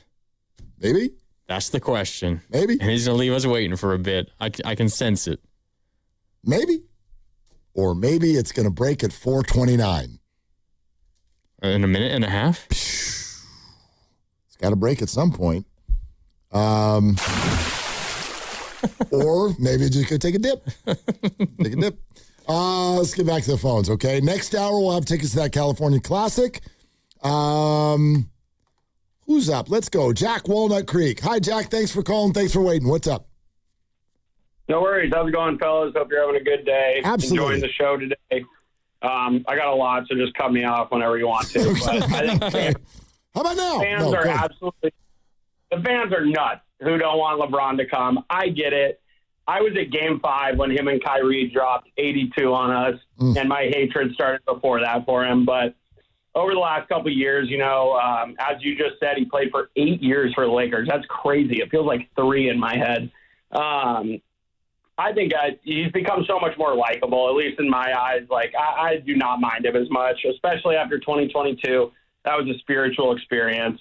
I'm very happy with what Steph has given us as a fan. And I think, you guys were talking about legacy. I feel like you can really separate, like LeBron and Steph's legacies feel pretty solidified at this point. Steph solidified it as the Dubs guy. He's going to be a one-team guy. Maybe there's an instance where he goes to, a different team for 1 or 2 years, but I highly, highly doubt it. And then LeBron is, LeBron, and he's gone to different teams, and he's won everywhere he's gone, and especially with Cleveland. I could not see him going there. I forget to call a couple calls back, but I don't think he needs to go back to Cleveland to win a championship there. He already brought them that championship, and it was obviously a historic one, the 2016 3-1. But I just feel the writing's on the wall for the Warriors right now. I saw a clip today that Windhorst was talking about where he made a good point. Miami did not make a reactionary move. Cleveland did not make a reactionary move. San Antonio did not make a reactionary move. The Warriors were the only team to make a reactionary move. You can look at it a million different ways, but that Draymond deferral was kind of the only move where you're like, oh, that is directly tied to trying to get LeBron. Hey, Jack, do you want us? Can we play for everybody the clip that you're referencing? Yeah. Okay, so stand by. This is the clip from NBA Today that Jack is referencing. I'm going to say one thing. Who acted with knowledge? Did the Cavs act with knowledge? Did the Heat act with knowledge? Did the Lakers act with knowledge? No. The Warriors acted with knowledge. Draymond opted out. That's all I'm going to say. Not only do I love what he's saying, I love the tone. Just a mic drop. Yeah, Brian. I think Brian just got up, took his mic off of his lapel, and went to the restroom, and that was the end of that show. Anyway, go ahead, Jack. Yeah, no, that was great. I love Windhorst. He's hilarious. He's a walking social media star in his own right. But you talk about the friendship as well. Like, I don't know. LeBron is like halfway out the door from the NBA and looking at like the senior PGA Tour at this point. He's like obsessed with golf. Talk about golf here, great weather, wine in Napa. And I really think fans get super caught up in like, oh man, these guys just want championships. It's like, no, you're not telling me that Steph Curry was dumb enough to think that the Warriors gave him a best shot at the title every single year his entire career. If he really wanted to go win another title, he could have left a couple years ago. Obviously, the 2022 was incredible, but I'm talking about after that. And so I really do think LeBron's at the point of his career where he's done so much. I don't think he wants to move his family out of California or be that far away from them. It just, in my head, it makes way too much sense. And I guess the only question I have for you guys is, what do you think is like the longest timeline for this announcement? It feels like it's happening really quick and he just wants to kind of get on with it. But do you think we could be waiting on this for, I don't know, more than a couple days? I don't, Jack. Jack, thanks. Good call. I sort of put Thursday afternoon as my deadline, air quotes, deadline, if you will. We go into a holiday after that. Not that you can't announce things over the weekend. You can. Kevin Durant got announced on July 4th. But I just think that he's aware at this point that when you're this big of a star, you kind of freeze free agency when everybody's waiting on you. And this did surprise the league today. A lot of people got surprised today by the fact that LeBron is not going to go back to the Lakers. So that makes everybody kind of go back to their drawing board. And I find it harder, not hard, but harder to believe that that's going to get drawn out for a week and everybody's going to have to sort of pause all of these other players, mainly because I also am of the belief that LeBron knows exactly where he's going. So what's the holdup? You know, I don't think he wants to announce it at 3:01, and he didn't, because I don't think that that's the look that they want. I think they want to be a little bit more deliberate, but I feel like tomorrow or Thursday, if not today, is when this will happen. This obviously is dependent on when you officially can make these deals happen, because there's free agency is open and you can now negotiate with other players. Teams can, but they won't become official for a while. But I'm looking back at LeBron's transaction log. When he left Cleveland first and went to Miami, that became official on July 9th. When he left Miami to go back to Cleveland, that was July 12th.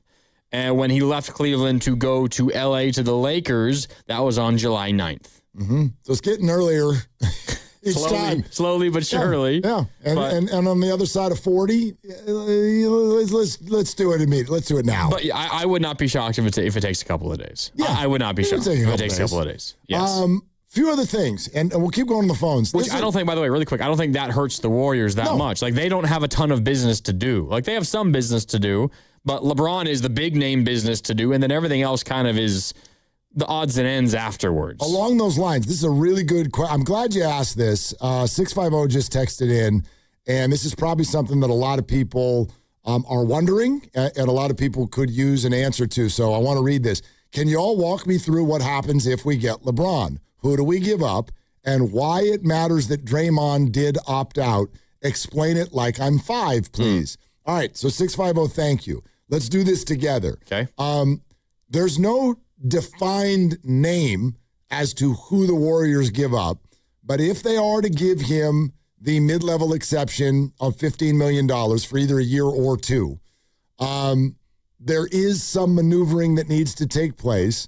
And a popular name that has come up a couple of times that would be potentially moved to take a little bit less salary back in order to make that happen is Moses Moody. Mm-hmm. So as an example, that might be, maybe even probably, would be the answer to the question. If the Warriors were to lose a player in this process, I think that he's the most likely.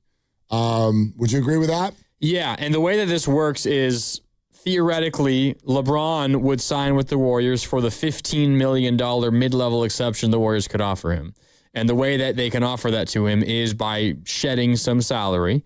That's also where Draymond Green's opting out comes in. Because Draymond was scheduled to make, if he accepted the player option, would have made nearly $28 million this year. And the way the exceptions work is actually kind of confusing. It's not like, all right, new league year starts now. Do the Warriors have the full taxpayer, non-taxpayer mid-level, or do they have the taxpayer mid-level? One's $15 million, the other is $6 million. It doesn't work that way. Teams have access to a mid-level exception. It's just a question of how much the team uses. And it's all math that you work backwards from. Right. If you use or anywhere above the $6 million, which is the taxpayer mid-level, you will suddenly jump into the non-taxpayer mid-level, and you are hard capped at the first apron. Teams only do that if they can still build out the rest of their roster and stick under the first apron.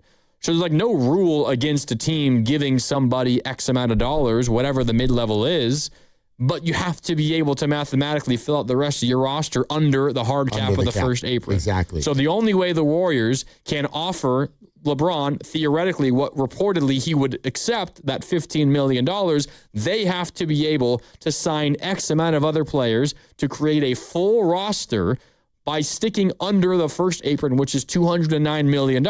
And the only way to do that is to get Draymond to take less this season and to potentially trade away Moses Moody. Which is why you've heard so many people talk about tearing up the $28 million or almost $28 million for Draymond and turning it into something that's like 2 and 38 or 2 and 40, because this year you could lop off as much as $9 or $10 million. Yes. That $9 or $10 million can get them under that cap and allow them, or helps get them under that cap and allow them to offer the full mid-level exception. So that's kind of the idea, because it goes year to year. And so the Warriors would need that $7 to $10 million from Draymond, which is why Draymond came out today and talked about helping the team out in this process by declining that option. 415, he said, explain that like he's 5, Granny. That felt like a college statistics lecture. Yeah. 415 says, I think 650 is now more confused. Although I know I am. The 650 says, makes sense. Thanks, guys. Exactly. So the 650 got it. Yeah. What's wrong with you, 415? I mean, drive to the 650, you'll get it. That probably was a little too complex the way that I explained it, but it also is the nature of the CBA. It is complex. The easiest way to put it is, in order to sign LeBron to the reported number that he would sign for, they need more space. Right. So they save space by lowering Draymond's number this year and by getting someone to take Moses Moody's money. But because they gave Kristaps 2 and 40, they need to trim a little bit more. Yes. And that may come in the form of Moses Moody. Yes. Because there's just not that many guys under contract. Yeah. You could probably trim it elsewhere, but they're not trading pods. They're not doing it with Guy Santos. These are healthy players that they want on the roster this year. It is a very unfortunate byproduct, in part, of his injury. He can't play a lot of basketball this year. Yeah. So that's a part of it. The text line is fun right now. So don't even get the 925 started. I mean, 650 gets it. 415 is confused. 925 has no interest in this conversation. And the 650 has Wade back in again with the Brandon Ayuk stupid drop. Oh, Brandon Ayuk. Brandon Ayuk. Yeah. Yeah. Kenny in Santa Rosa. Hi, Kenny. What's up? Thanks for calling. Hey, what's up, you guys? I had 2 thoughts on this, and one, I got to preface it by saying I'm a lifelong Warriors fan, huge Steph fan. But at this point in his career, why is Draymond taking less? Steph's getting paid the max. He's going to be 39 years old. He just signed a huge shoe deal that was like $200 million signing bonus up to $1 billion in 10 years. Mm-hmm. He obviously doesn't need the money. Also, he's being 39 years old, and he's complaining about the seasons being too long. And the guy hasn't played full seasons in the last, 2 or 3, maybe more. When did he complain? So when did he complain, Kenny? If you look up on YouTube, there's a clip of a reporter asking him, during the 3-point contest, what do you feel about the referees and everything like that? And he says, well, I'm not worried about the referees. He says, I'm more worried about, the season being too long. Got it. Well, I mean, so that's a widely held belief in the league, especially for veterans. But I get what you're saying. Go ahead. I'm just saying, he's making $60 million a year. You can't complain about playing basketball that long. But anyway, so those are my gripes about Curry and why is Draymond taking less money and Curry isn't. And on the LeBron side of the things, you mentioned egos a little bit ago. If I'm LeBron James, why am I coming over to the Warriors to take a back seat to Curry, who's making a max deal, for me to make a minimum or above a minimum? And it's the egos between those two, who's going to be the star of that team? If they win a championship, was it because of Curry? Was it because of LeBron? I just don't see the logic in LeBron wanting to go to the Warriors to make a significantly less amount and to have a less role. So, Kenny, let us jump in here. Thanks for the call. Here's what I would say. First of all, it sounds there's a little bit of what you're suggesting that is actually against league rules. So why is Draymond taking less? Because he had an option that he can decline and therefore do that to help get LeBron. He's now a free agent, so he can sign a whole new deal. Right. LeBron would take less because that's what's available. Why would he want to play with the Warriors? Guys are wired differently than maybe generations past. They like playing with their friends. They like playing with each other. I don't think they worry too much about who won what and what the legacy of it all is. They would probably enjoy it. Steph is not allowed to take $1 less than he's making. He's not allowed to. Would he if he could? No way to know. That option will come at some point. The idea of taking less is for the following year. For the following year. He's under contract for this season, right. And you can't do the NFL where you restructure that deal. Correct. So Steph is making $60. He cannot take $1 less. That's a locked deal. For this season. Yeah. He's probably going to sign a 1-year extension. For how much? We'll have that debate then. But I think those are kind of the quick answers.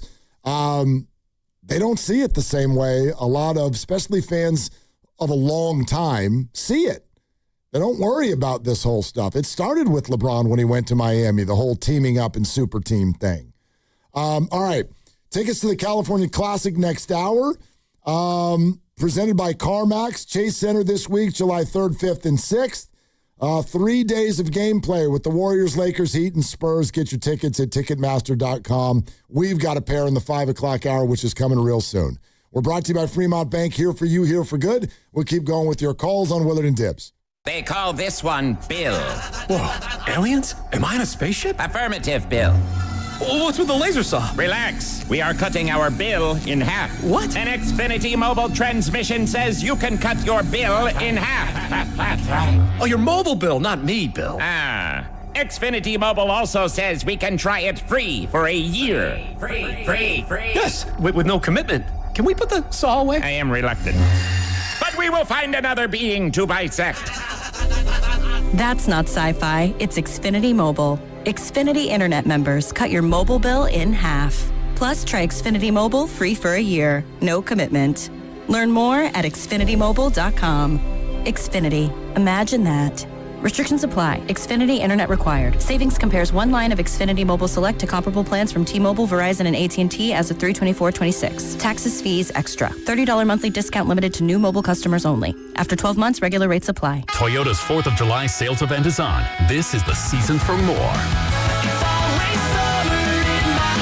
Check out Toyota's 21 hybrid and electrified models. Score deals on the 50 MPG Corolla Hybrid and 51 MPG Camry. Get 0% APR on all Toyota EVs like the new CHR. Or get 0% APR plus $1,500 finance cash on BZ. Don't miss Toyota's 4th of July sales event. Toyota, let's go places. Offers available through TFS to buyers with premium rated credit and cannot be combined with other offers in 6/30/26. Hey, it's Willard. At Habis Law, it's never been about attention, never about applause, never about goofy smiles on candy-colored billboards. For more than 40 years, Habis Law is focused on one thing, fighting relentlessly for injured Californians, because behind every catastrophic injury case is a human life forever changed. That's why Habis fights with preparation, intensity, and relentless commitment. No fluff, no distractions, just real advocacy for injured Californians. Habis Law, relentless for justice. Visit HabisLaw.com. Omar Habis is a California licensed attorney. Offices in Northern California, including San Jose. Past results do not guarantee future outcomes. Don't miss Built Like a Baller every Friday as the Morning Roast breaks down the standout performance of the week. Bird to heave at the horn from 28. Banks it in! Brought to you by Baylor, wealth management for the Bay and the people who've built it. For all contest rules, go to 957thegame.com/rules. May we start seeing Yellow Jackets become more active and more aggressive around homes. Once they establish a nest, activity can increase quickly, especially in outdoor areas where families spend time. The key is to get ahead of it early. At ATCO, we focus on identifying and controlling yellow jacket activity before it turns into a bigger issue. You can visit atcopest.com to schedule service. And if you mention this station, we'll take 10% off Yellow Jacket services this month. Whether you fill up your tank or plug in an EV to charge, it's time to earn more on the road. The Rewards Credit Card from Stanford Federal Credit Union offers up to 6% on gas and EV charging through September 7th, 2026. With low rates and no annual fee, get 25,000 bonus points worth $250 cash back when you open and use your new credit card. Apply online at sfcu.org. All credit cards are subject to credit approval and membership eligibility. Terms apply. sfcu.org. Looking to get your next project done right without running all over town? At Ashby Lumber, everything you need is in one place. From premium lumber and building materials to doors, windows, decking, and hardware, we've got it all, ready when you are. Whether you're a contractor on a deadline or a homeowner starting something new, our team knows the products and helps you get it done right the first time. 2 locations, Berkeley and Concord. Ashby Lumber, one stop, done right. This is the story of the one. As a maintenance engineer at a beverage manufacturing plant, he starts his day knowing every line is ready to run because Grainger delivers the industrial-grade products he needs to keep mixers, conveyors, and packaging equipment moving. With Grainger's vast selection of bearings, belts, and motors, he keeps operations running smoothly, so nothing grinds to a halt. Call 1-800-GRAINGER, click Grainger.com, or just stop by. Grainger, for the ones who get it done. I built this business the old-fashioned way. Hard work and a whole lot of spreadsheets. Yeah, about that, I upgraded us to Odoo. Odoo puts everything we need, sales, inventory, accounting, on one connected platform. No more juggling systems, no more headaches. So it all works together? Exactly. Odoo is the all-in-one business software that makes running and passing on a business easier than ever. Take your business into the next generation. Try Odoo free at odoo.com. That's ODOO.com. For adults with Crohn's disease or ulcerative colitis symptoms, every choice matters. Tremfya offers self-injection or intravenous infusion from the start. Tremfya is administered as injections under the skin or infusions through a vein every 4 weeks, followed by injections under the skin every 4 or 8 weeks. If your doctor decides that you can self-inject Tremfya, proper training is required. Tremfya is a prescription medicine used to treat adults with moderately to severely active Crohn's disease and adults with moderately to severely active ulcerative colitis. Serious allergic reactions, increased risk of infections or lower ability to fight them, and liver problems may occur. Before treatment, get checked for infections and tuberculosis. Tell your doctor if you have an infection, flu-like symptoms, or need a vaccine. Explore what's possible. Ask your doctor about Tremfya today. Call 1-800-526-7736 to learn more or visit tremfyaradio.com.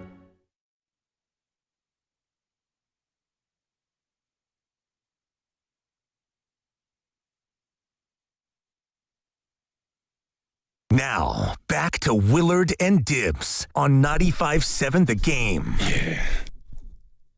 2 columnists I know and respect very well, and I want to pass along what they're talking about right now on social media. Are they LA columnists? One is, one isn't. Oh, okay. One is there, one is here. Okay.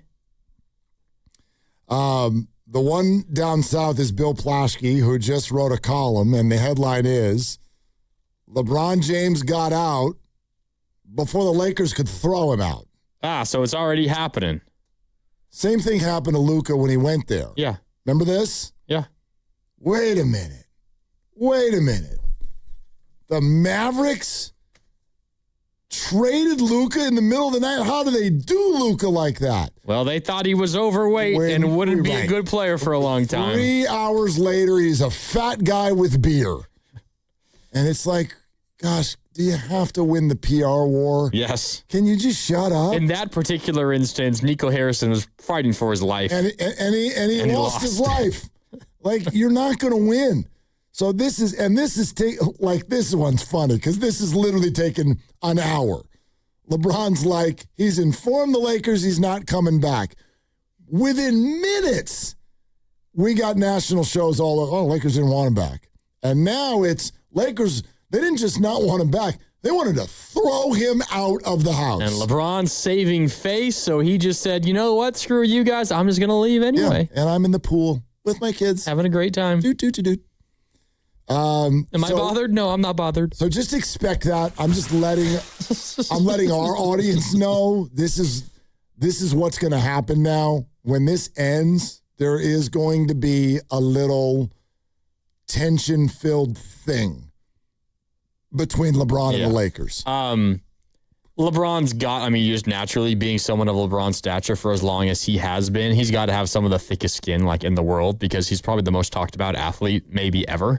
At least one of them. But there's probably, he tweeted and he was very thankful to the Lakers for his time there, but I'm sure he feels like certain kind of way really about everything that's happened with the Lakers and particularly how it ended. I think that might lead to potentially even more reason why he'd want to be a Warrior. Like, where could LeBron go that would maybe piss off the Lakers more than anywhere else? Probably the Warriors. Boston. No, for real. You're right. Boston. You're right. Or the Clippers. But the Warriors are on that list. Absolutely. More so than Cleveland. Absolutely. More so than Miami. 100%. The Warriors are on that list. For sure. Not saying LeBron is revenge motivated, but might be a bit of it. The Bay Area side of this is Tim Kawakami, who loves to do what's the percentage? He did this with Steve Kerr, remember, every 3 days. It's 52-48. And now he's 47.5. And it's right back and forth. The percentage chance that. When we all do percentages, we all do factors of 5 or 10, Tim. Not Tim. Tim does. Every single percent is on the table. He's playing chess. So someone just asked him, hey, give me your percentage chance on this. And he goes, you know what? That reminds me, I haven't done one of these on LeBron and the Warriors, so I'll do it. All right. And right now he says LeBron to the Warriors is 51-49. To the Warriors. And then writes his clear favorite because I don't have any other team individually better than 40-60. The math there is a little weird to me. Well, Guru got it. But he thinks LeBron to the Warriors is the favorite more than anybody else. Yep, as does Kalshi. Those things, in fact, Kalshi just hit an all-day high on chances for Warriors, as in this moment it sits at 50%. I agree with you. Yeah, thank you, Draymond. Tibbs has just converted you to a full-on Kalshi guy. Wonderful partner of the station, and yes, I opened an account. So I did something good. I'm proud of myself yesterday. I don't know if anybody else cares about this, but I was I wanted to put some action on that the Netherlands-Morocco game last night. Great game last night. Unbelievable match. PKs again. But I had sort of a pre-tournament fascination with the Netherlands. Okay. And I was like, damn, man, they're that dark horse. So I was like, well. Never believe in the Netherlands to win at all. I know, but the Giants brought Sam Hentges in, and so I'm like, let's watch soccer. And then I turned on soccer, and I'm like, I'm going to bet on the Netherlands to win in regulation. That was there's 100 different things you can do. Yeah. But I'm like, Netherlands in regulation. And then you're watching, and I'm watching the match, and I'm going, ooh, Morocco's outplaying them. You're regretting your bet. Right. It's 0-0, but I'm like, Morocco is winning this match. But then the Netherlands broke through and scored a goal. And I sat on that 1-0 lead for and it was late in the match, but still 20 minutes to go. Yeah. And I sat on it for about 5 minutes, and I did the math. What am I going to win if I wait and win this match 1-0? Or what would I win if I just pull the plug right now? Because Morocco they're the better team. And so I'm like, this isn't worth it. That's too much time. I'm out. And so I pulled the plug and took the winnings a little bit lessened. Because the market shifts when Netherlands scores. The market shifts. So, yes, I'm out. That's why I'm out. So suddenly, Netherlands, after the goal, is a big favorite to win in regulation. My bet was at about a 40% chance, and it shot up to about 75. So the market shifts. I go submit buy. I'm out. I cash out. Morocco scores about 10 minutes later, ends up winning in PKs. Thank you very much. That's how you Kalshi. That's how you do it. There you go. The hell if I know what I'm doing. I'm still getting to learn this app here, but it worked last night. Attaboy. Yeah. So now I'm staring at the... what do you got tonight? Mexico, Ecuador. Ooh, I want to do something. I like Mexico in for Mexico sure. City. I like Mexico for sure, but I might do something like them scoring multiple goals or something. All right. I got to look at the numbers on that. All right. Mexico over a goal and a half. Okay. Is kind of what I'm feeling. Well, we got our official World Soccer Championship update coming up in like 40 minutes. So You're damn right we'll keep you updated. One other thing before we go back to the phones, I wanted to mention about the emotional side of the potential of LeBron joining the Warriors. I know a lot of you look at LeBron as a villain. You don't like this idea. Just wrap your head around the concept here. What if, again, Steph Curry's contract is locked, but what does it say about a potential pairing of all of these players if it does mean Draymond opts out of a deal and takes, let's say, $8 million less this year? I get that he'd get a second year out of it, but he takes $8 million less. And LeBron James comes in to take $15 million and be the fifth highest paid player Porzingis, yeah. on his team to join because he feels like it would be a joyous experience. I mean, in no way isn't there a little bit of a soft spot? Like a thank you for doing it, Draymond. It's just like not just Draymond, but LeBron. Doesn't that soften the whole LeBron of it all to Warrior fans a little bit if you're looking at this going, look, this is fun, and again, I don't want to make it sound like they're all taking sacrifices. They've got bajillions of dollars, but there was some maneuvering and sharing that needed to take place for something like that to happen. So if it were to happen, I would acknowledge that as a fan, wouldn't you? Yeah. Yeah. I don't really have much of a concern that LeBron comes in here and has this idea that it's his team and he's going to be the lead dog, and he's going to be, Mike Dunleavy's confidant, and he's going to text Mike and say, hey, we should trade this guy, and we need to do, because that's kind of been his MO. But I think the reality that LeBron is facing, and maybe this is probably why he no longer wanted to be in LA, and probably was born out of the fact that the Lakers weren't, viewing LeBron in that way anymore because they have Luka. LeBron's new reality is, he's 41, going to be 42 years old.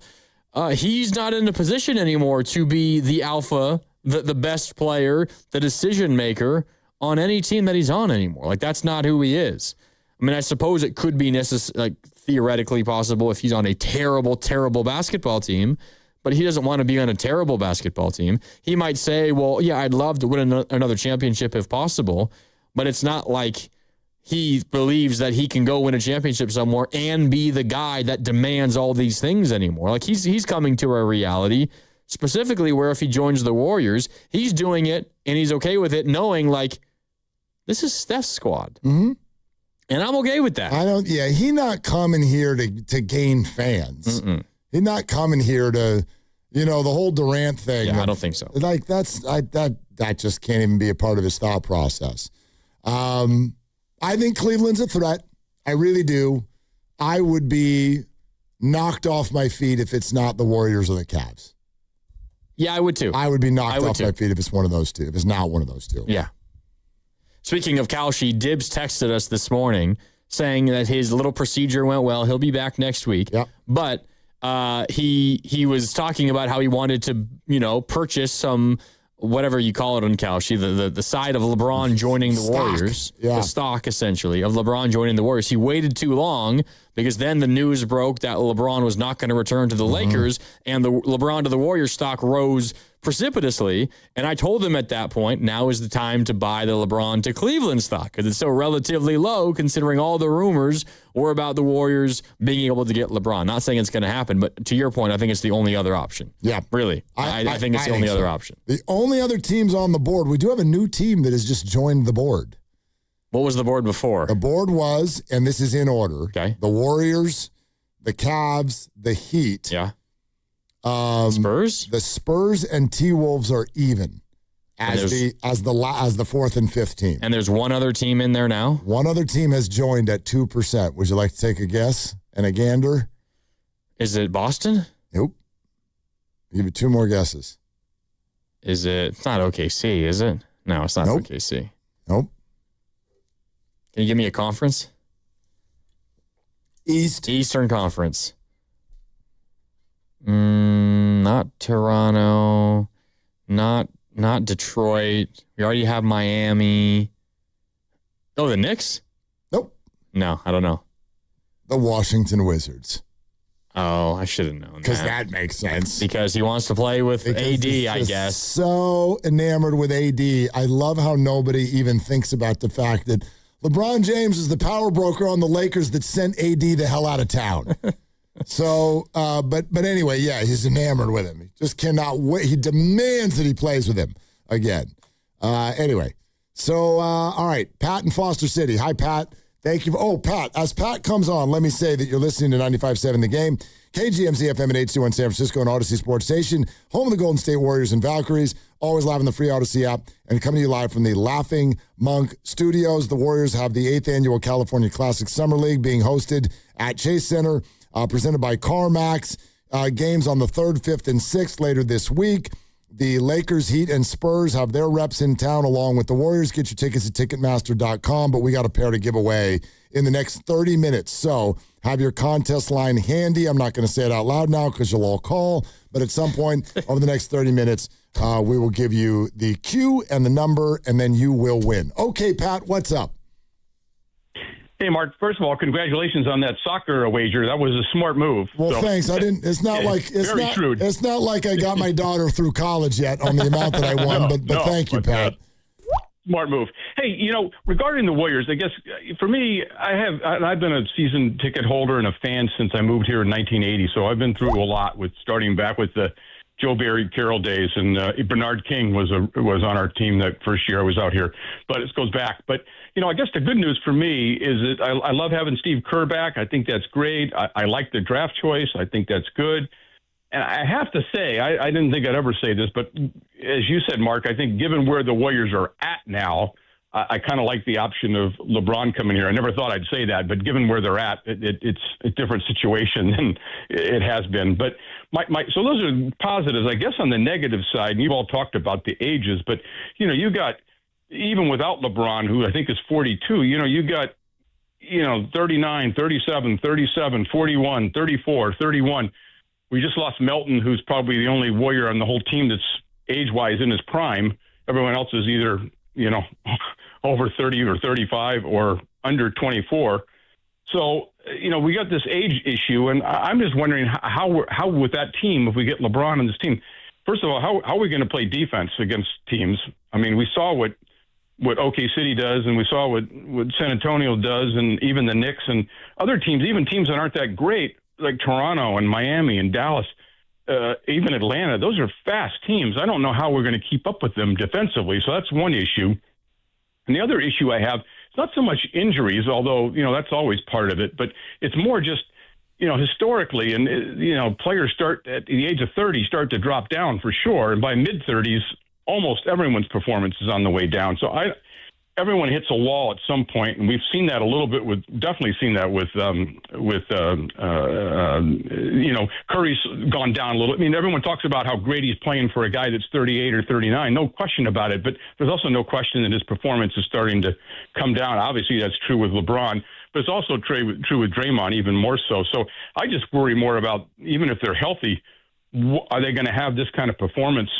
Someplace it's got to end. And I guess from a big picture standpoint, and I'm curious to know what your take is on this. The Warriors and most teams develop with the draft, and the older players become older, and the young guys mature into those roles, and then they feed it with the draft underneath them. But with the Warriors, what's going to happen in 2 years when all these older guys all leave the league?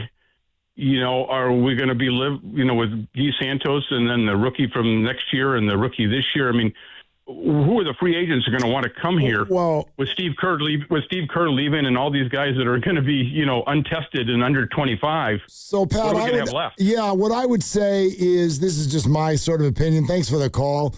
I wouldn't let your mind get too worried about what's going to be happening in 3 years. That is a gargantuan amount of time in the NBA. So, in other words, I have no idea. Yaxel Lundenberg could be a 27-year-old star by then, for all I know. He could also stink and be out of the league. I have no idea. You know what I mean? So to kind of project 3 years down the road, who's going to be available? How will it look? I think the Warriors sound to me like right now they're being pretty responsible in holding dear the flexibility that they need in the post-Steph world. I also think that they've proven themselves over the last decade and a half to be a quality destination and organization. Does that mean it's going to be perfect and there'll be no losing? No, that doesn't mean that at all. It's hard. But I think there will be options, and we know with Joe Lacob that the effort is always going to be there. As far as what the team would look like right now if LeBron does join, the biggest thing that Pat brought up that I don't think we've talked about yet, that I do think is a fair point, is let's talk about that roster defensively. Mm-hmm. So LeBron used to be an elite defender. Yeah. He's not as good anymore, not as willing anymore. Steph has become a better defender, but is never going to be anything special on that front. Jimmy Butler at times was a good defender, but now is injured and will miss a lot of the year. So you have Draymond, who can still be an elite defender, but it's not as consistent. What are the options as far as who they add to this team that can play some of those roles? They are already talking up Yaxel as somebody who they think will be able to defend multiple positions, if not all of them. They lose Moses, who's their best perimeter defender. Lost Moses. In theory, I would predict GP2 back on a minimum. That'd be my guess. And he's a piece, certainly defensively. But it's a fair concern. Oh, it absolutely is a fair concern. I also think as far as LeBron goes, this is related to the defense as well. I also think it impacts his offense. I think part of why LeBron is special, and he's one of the most unique basketball players to ever exist, who has been his age and has played as well as he has. He averaged 21 points and 5.5 rebounds and 6 assists per game last year. Like, that's unheard of for guys at his age. Guys at his age hardly even play in the NBA, let alone average 33 minutes and those numbers. So he's special. I think part of what allowed him to do that was the rest of the Lakers roster. It's a pretty good roster. And specifically, they have two heavy lifters, where LeBron doesn't have to be the initiator, doesn't have to be the creator, doesn't have to be the heavy lifter all the time for that team. You got Luka and you got Austin Reeves. It's a little different defensively, but the Lakers were so good offensively with that trio that they didn't have to be amazing defensively. And if you watch the Lakers a lot this past year, and really the last year and a half for the Lakers, ever since they got Luka, LeBron was afforded the ability to kind of take plays off, take some stretches of games off, and take some games off. And just take games off. Exactly. To save himself for when it was needed more than any other time. It will be a must for this Warrior team, quite frankly, with or without LeBron. Yeah, they'll have to do that. I don't think the Warriors right now are in a position where they can take as much off of LeBron's plate as Luka and Austin Reeves took off of his plate last year. So Agreed. I think it's natural to assume it won't be as effective. LeBron won't be as effective next year, won't be able to be as effective next year, because naturally he'll likely have to do a little bit more. I'm not even talking about the counting statistics, the points, the rebounds, the assists. It's more just about the energy and the effort it takes from LeBron to put the Warriors in the best spot possible. Because you look at the roster, and yeah, you got some quality players, but you look at the roster and you don't get that far down the road until you say, well, LeBron's probably the next best guy they should turn to get a bucket here in this possession. Like, it's Steph and it's probably LeBron, like, immediately when the season begins. So I do think there will be more asked of LeBron, maybe not, again, in a minutes standpoint, but just in terms of how much he's exerting energy-wise on any given night. 2 more updates, and again, what's filtering in right now, very small potatoes. Yeah. Okay, free agent 7-footer Brandon Carlson, 1 year, $2.5 million to go to the Blazers. Has been developing in the OKC system, and at long last, the Clippers finally got Kobe. But it's Kobe Sanders. Kobe Sanders, 4 years, $11.2 million to go to the Clippers. I don't think we've seen a free agent signing yet today for someone making more than $6 million a year. Yes. Yeah. Not a lot. Not yet. Small potatoes. Well, but again, that tells me because there is an elephant in the room. That's why I think it's because there's an elephant in the room. And that, of course, is LeBron James. All right. 888-957-9570. We're going to keep going to your calls. We've got some more commentary from some of the big names out there to play for you as far as where this thing sits. If you're just getting in your car after a day of work, congrats. You've made it to Tuesday evening.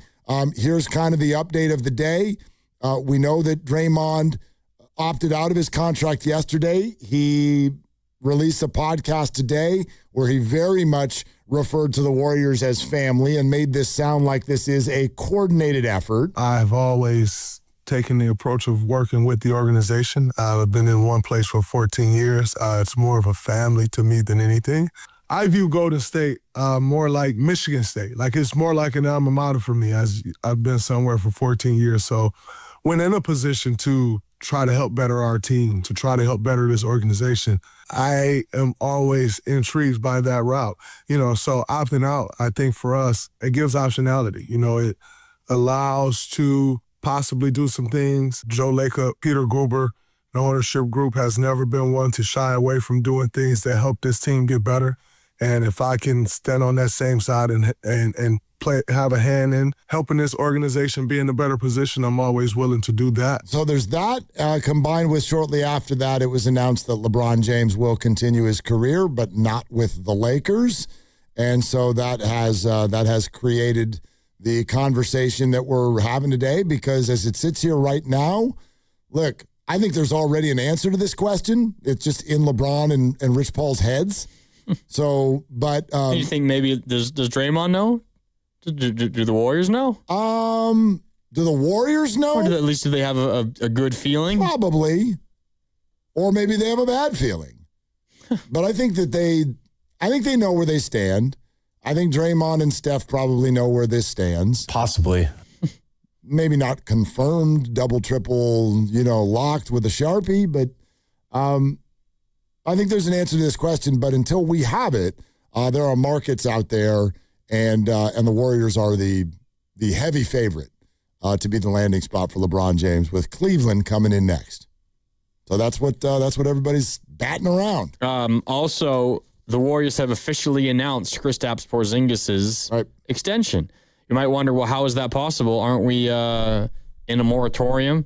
Kristaps is, of course, a Warriors free agent, but the moratorium actually hasn't begun yet. Free agency began, and then the moratorium runs July 1st through the 6th. So free agency is open right now. The moratorium begins tomorrow, technically. Well, so midnight. Midnight tonight. They can get it in, and they got it in. They got it done. Yep, so there you go. It's official. Yeah, Mark, I don't even understand this, but, I think some of you will. Mark Stein says the crucial factor as to why they could announce it now is that Kristaps and the Warriors did this deal as an extension rather than a bird rights contract. Exactly. What is it, 415-650-9225? Think about that. I'll have to study up and try to get back to you on that one. I don't have the answer off the top of my head. I'm like, what? So, bird rights contract only something that's signed if you're on a plane? Or, what? I don't. Anyway. I have no idea. Yeah, thanks, Coach. Speaking of Coach Hall in San Diego. Hi, Coach. Thanks for calling. Hey, what's up, fellas? I'm trying to drink the Kool-Aid. I don't know. Y'all convincing me a little bit, but it seems like year after year I get my hopes up for a free agent signing, and we swing and we miss. Yeah. I feel like we got Jimmy Butler because nobody else wanted him, honestly. But I don't know, man. I'm trying to make basketball sense of it. Like, why wouldn't LeBron just go to the Spurs or the Heat if he truly wants to win a championship? And then if we want to get better and younger, which is what leadership told us they want us to do, why are we getting, or why are we trying this? So I don't know. It's all up in the air. I'm not going to get my hopes up. I kind of wish we just got younger or try to go get Jaylen Brown. I know mathematically that's probably not possible, but why not try? I mean, we're trying to get LeBron. Why not try to get, Jaylen Brown? At least he's younger. But I don't know, man. Fingers crossed. We'll see. But I wouldn't be surprised if LeBron plays in our face as he has done before. So that's my take on it. Okay, Coach, thanks. Appreciate it. Yeah, there's a lot to chew on there. And believe me, I will not be surprised if LeBron is not a Warrior in a couple of days. I'm not going to let any of this stuff surprise me. Jaylen Brown idea, he makes over $50 million. Warriors don't really have an option there unless Boston wants Jimmy Butler, and I'm sure they don't. That's kind of number one there. as far as some of these other ideas, like when people say, why wouldn't LeBron go join a more championship-ready team? I don't know that those teams, I'm not an expert on their caps and their situations. And by the way, whether or not they want to tuck a presence that big into the room, that's a unique situation and I think an important part of this discussion right now, especially if you want to buy into this concept that's now being thrown out there that the Lakers didn't even necessarily want LeBron anymore. I don't know if it's that they didn't want him, but the complications of this is Luka's team and still having LeBron on it, those are real things. And that exists for all of the teams. Cleveland and Golden State are in unique situations. Cleveland is hometown, and Donovan Mitchell, somebody who I don't even know if that's a full-blown NBA alpha dog yet anyway. Yeah.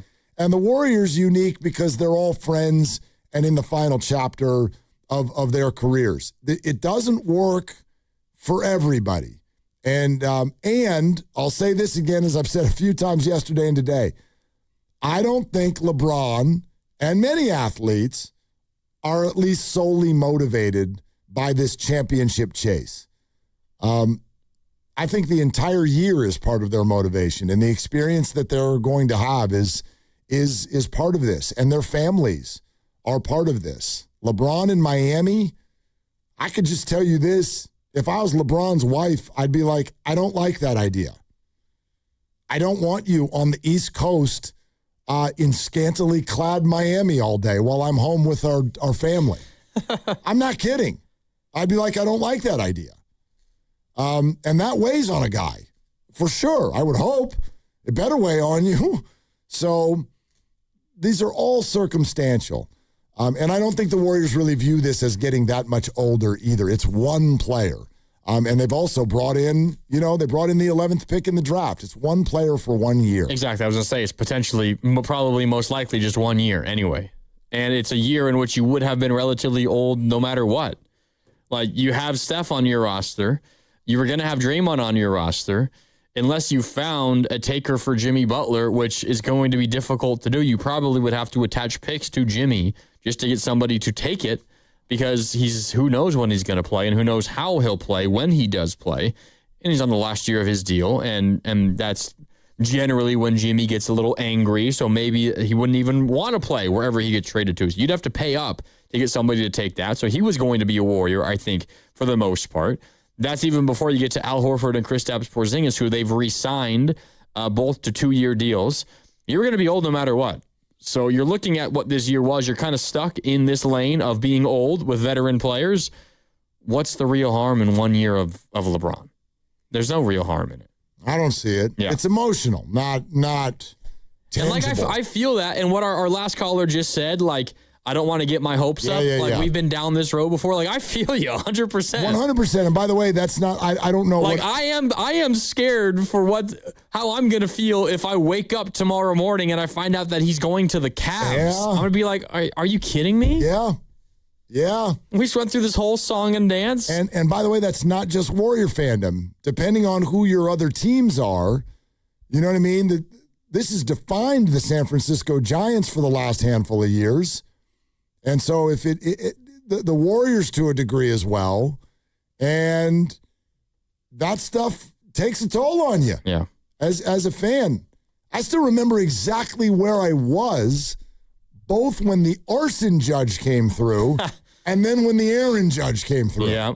I was at the station, at the old station. I got woken up to the Aaron judge part because it was at 4:45 in the morning that someone tweeted out that he was back to the Yanks.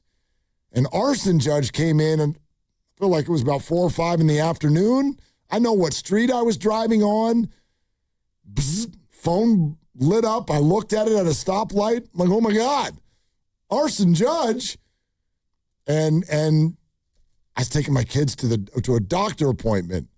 And so you send them into the doctor, and then you wait in the waiting room, and you're just like, bzz, bzz, bzz, I remember exactly where I was. So yeah, it leaves a scar. I do think we could have a healthy or maybe an unhealthy conversation about where this leaves the Warriors if he doesn't come. How do you think it makes them look to the public? To the public, it makes them look pretty bad. It makes them look like they got left at the altar again. it kind of feels like a lot of what has happened with the Giants. Duped? How many times?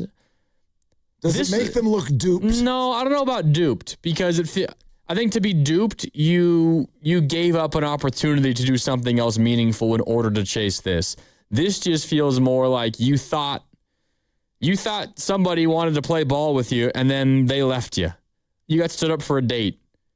The number of times Guru, when talking about the Giants and Stanton and Harper and Ohtani, and he would say, always the bridesmaid, never the bride, right? Like that's more of what it would feel like to me. Like you thought you had an opportunity. You thought finally you were going to get that big name that you've been so desperately coveting for so many years, and it didn't happen again. Oh my God, how foolish can Joe Lacob and Mike Dunleavy be? Are you kidding me? You really thought he was going to come here again after all these years? You've extended your arms to him like 4 or 5 different times in the last few years, and he's kept saying no. Why did you believe he'd say yes this time? They would have a lot of frustration coming from the fan base, but I don't know how bad they would really personally feel because it's not like they said, well, if we thought LeBron wasn't going to come, we could have gone and gotten Kawhi or whatever it was. No, they didn't want to do that anyway. No, and I'm with you on that. But let's go back to the Windhorse clip that we've played a few times today. And this is why I do think, fair or not, there's a little bit of a PR hit to the Warriors if they don't get him. Listen to this again. I'm going to say one thing. Who acted with knowledge? Did the Cavs act with knowledge? Did the Heat act with knowledge? Did the Lakers act with knowledge? No. The Warriors acted with knowledge. Draymond opted out. That's all I'm going to say. Okay, so if the Warriors are the ones who acted with knowledge, but you don't get them, and everybody else was just like, yeah, we're just going about our lives. We're not doing anything. You're the team that's acting. Everybody else is just sitting there doing whatever they do. And then you don't get them? You sort of look like you were the only one who asked him out, and he still said no and went somewhere else. Again, that's not real. That's imagined. Welcome to the social media world.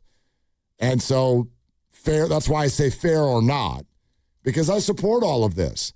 I love the idea. I think it's their only way to get better. Draymond absolutely should opt out solely to give them the possibility to create the runway. There's no penalty if you don't get him. There's really no penalty if you do get him and it doesn't work out. So I'm in favor of this from multiple angles, but it still is going to land that way to fans. You got our hopes up and you didn't close the deal. It's going to feel like the Giants bullpen, whether the Warriors like it or not. They got our hopes up? Yeah, you get a lead and then you blow it. Oh. It feels like the Warriors have a lead right now. Doesn't it? Yeah. They're the favorite. Yeah. And as Windhorse says, they acted with knowledge. Why do they have knowledge, though? Is it because LeBron has told them, I have an interest in potentially coming there? Or is it because Draymond's a good friend and also has the same agent? Yes to all. Those are probably one and the same. Yeah. But I don't buy this idea that everybody keeps everybody in the dark. You think this was all... I saw this question on the text line when the show started and we never got to it, but it was essentially along the lines of, this is all making sense to me. They probably knew this was happening, and that's why Steve Kerr came back. Or maybe one of the reasons why Steve Kerr came back. Believable. I mean, again, follow the breadcrumbs. If you do follow the breadcrumbs all the way back to the trade deadline, you can start seeing why the Warriors might. Again, these are all maybes.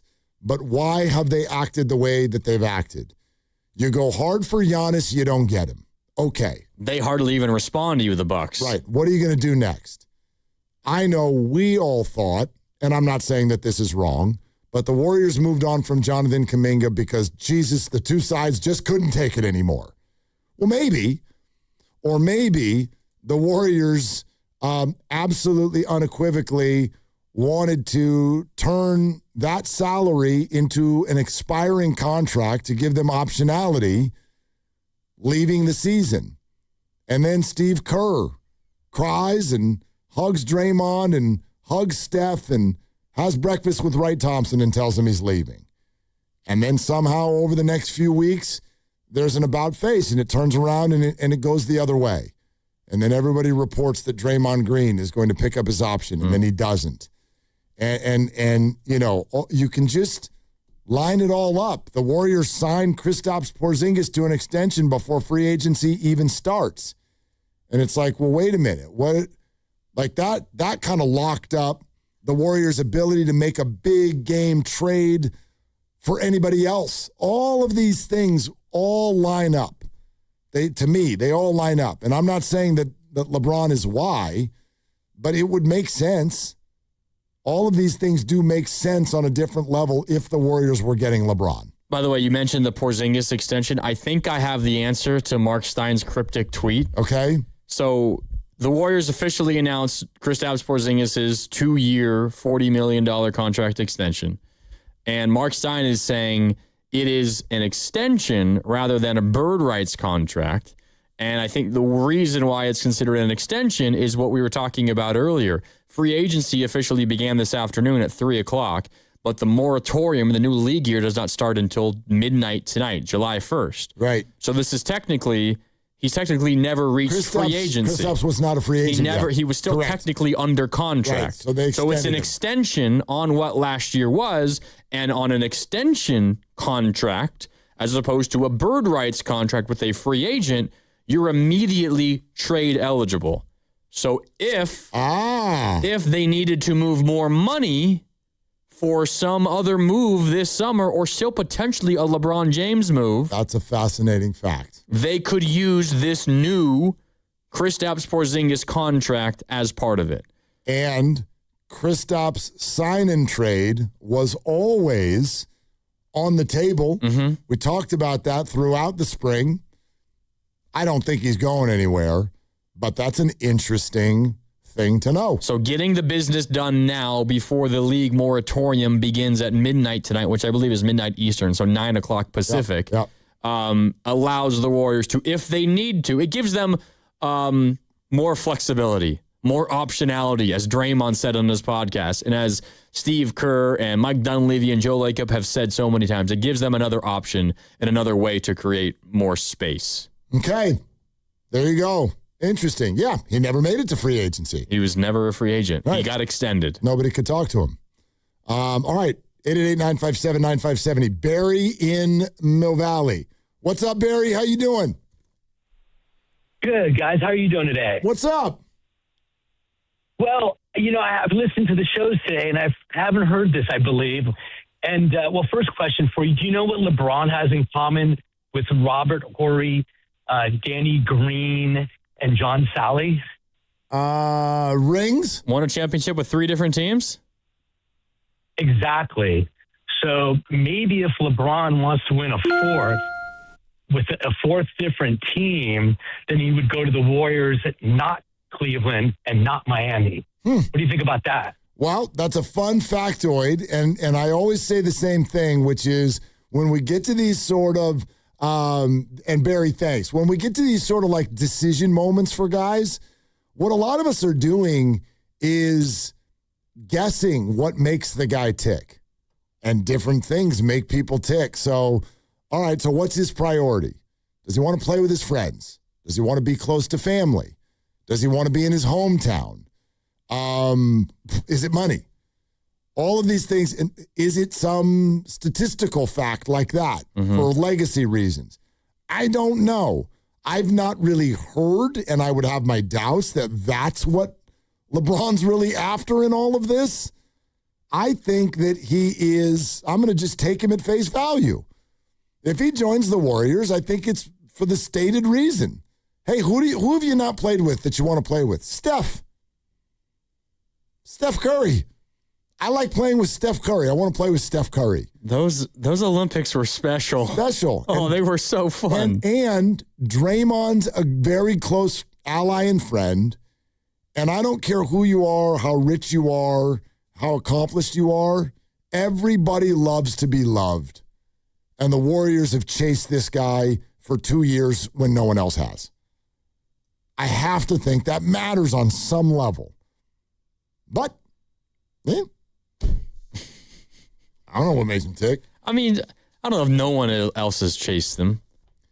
Not like the Warriors have. You're right. I think everybody's always open to LeBron. Yeah. I don't know if there's been a pursuit. You know what I mean? It's every couple of months. The Warriors, they've called the Lakers. Yep. Joe Lacob, Mike Dunleavy, they gave Rob Pelinka a call. They gave him a call, but it hasn't worked out here. It gets to the point where maybe it's like it's gotten a little, almost to the point of like feeling stalkerish, where they're like, checking in now, LeBron. You want us now? No? Okay, we'll check in again. Hey, LeBron, it's been a couple months. You want us now? It's like if it's stalkerish, it's not creepy stalking. It's just, you know what I mean? Some guys have to. You got. Well, they're not taking no for an answer. Ask her out like 8 or 9 times. Wear her down. Let's go. Brandon Ayuk is stalking the Commanders. I don't think the Warriors. Yeah, that's. I don't think the Warriors are stalking LeBron. No, it's nowhere yet, near that level. Little ass boy. Yeah. It's time. Look at there's the cue to call. Who wants a pair of tickets to the 8th Annual California Classic Summer League coming up this weekend and into Monday as well, presented by CarMax. Chase Center, July 3, 5, and 6. All you need to do is be caller number 5 right now to the contest line, which is 415-523-4652. Dial right now, 415-523-4652. Caller 5 is a winner. Pair of tickets to the 8th Annual California Classic. Good luck, everybody. We gave out 5 pairs of tickets today. 5 pairs to see Yaxel and the board. To go to a soccer game. Who wants to see basketball? Summer League, California Classic basketball. Oh. Go Warriors. Exactly. Thanks, Steiny. Steiny had to do that read 3 times today. He loves a good Once read. during his show and twice during the crossover. That was Way to go, Steiny. He's probably napping right now. Yeah, we're proud of you. Exhausting. We're proud of you. Absolutely exhausting. I gotta say, the Kristaps thing is really interesting. It is. The fact that they can Tradable. use that new contract to trade him, because if it was a bird rights deal, you had to wait the 6 months to trade him. Remember all the drama with Kuminga last year when they re-signed him after he was a restricted free agent? They had to wait the 6 months to be able to trade him. Luka wants an A-level big man. Is Kristaps Porzingis an A-level big man? Sign and trade LeBron for Kristaps? They were teammates in Dallas, weren't they? Kristaps for a little bit with Luka? With Luka? Yeah. I think you're right. Yeah, they were. That would be a crazy wrinkle to this. It would get LeBron more money. It would. Or allow the Warriors to do more elsewhere. Warriors need a center if they were going to do that. If they could give LeBron $20 million or maybe still, they could give LeBron the 20 from Porzingis and then still have the mid-level elsewhere.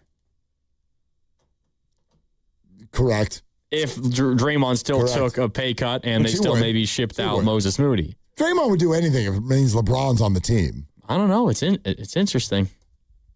It's interesting to know that it's possible. Absolutely. And that if they, no matter what, wanted Porzingis, I guess if they no matter what want Porzingis, doesn't matter exactly when they do the deal, but the fact that they're giving themselves the option at least suggests maybe we need this. Well, it's just, create optionality. How many times do sports teams have to say that out loud? So even if there was no intent to send him anywhere, it's kind of like, why not do it now and allow ourselves to have that chip if we need it, whether that's now or later. Yeah. Year 2 is a player option, but, trade deadline, whatever. He would have been eligible for trade deadline by then anyway, because that's more than 6 months. But still, who knows? Who knows what's around the bend? It's an interesting play. And anytime you've got a front office that creates the ability to maneuver down the road, I think you take that. That's a smart thing to do. It's the way good NFL front offices run all the time. Oh, yeah. Keep the back end of those contracts flexible whenever possible. Man, this CBA is so complex. I know. There's so many things to consider.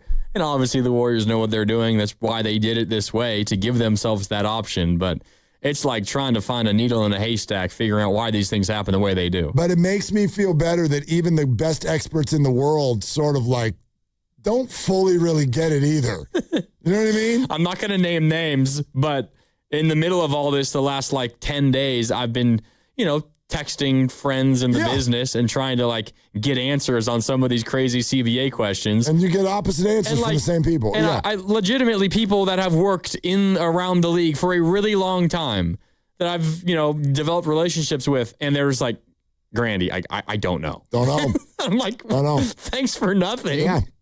I mean, and you get the experts. They're like, do they have the mid-level? No. Next person. Yeah. Well, no, they don't, but they could. Just got to do this. You know what I mean? The best front offices to me, there's always a way.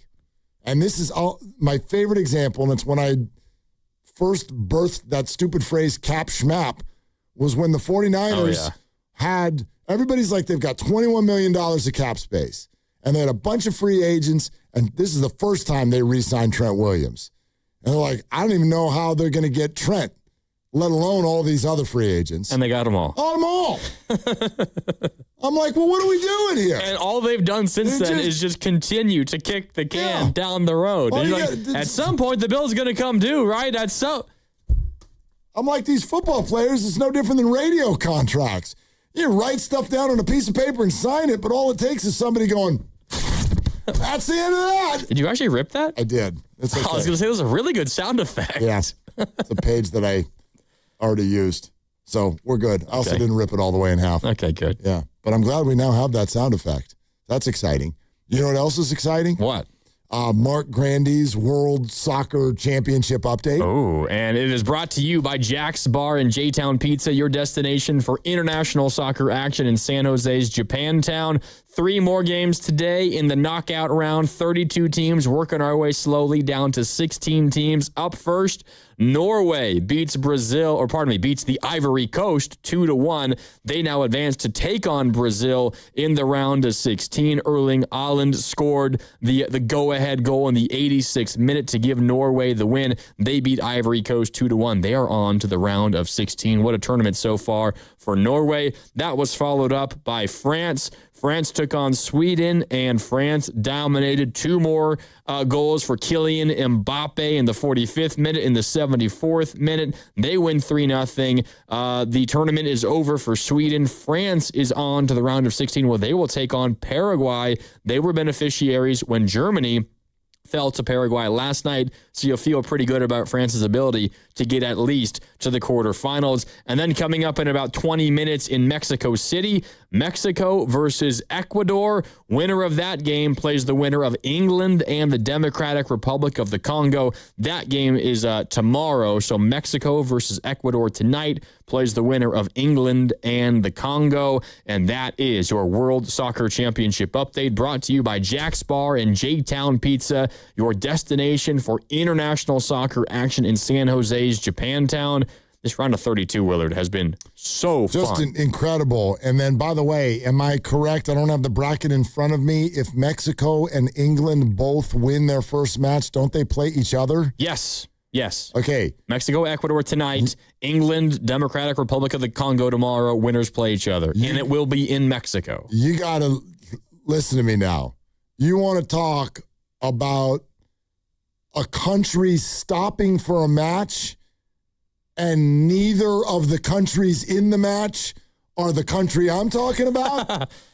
America will stop for Mexico versus England. And that's July 5th, so it's a Sunday at 5. Oh, it is? Yep. Oh, are you on the air? Right during the show. You're going to talk about it as it's happening. We'll just do play-by-play of it illegally.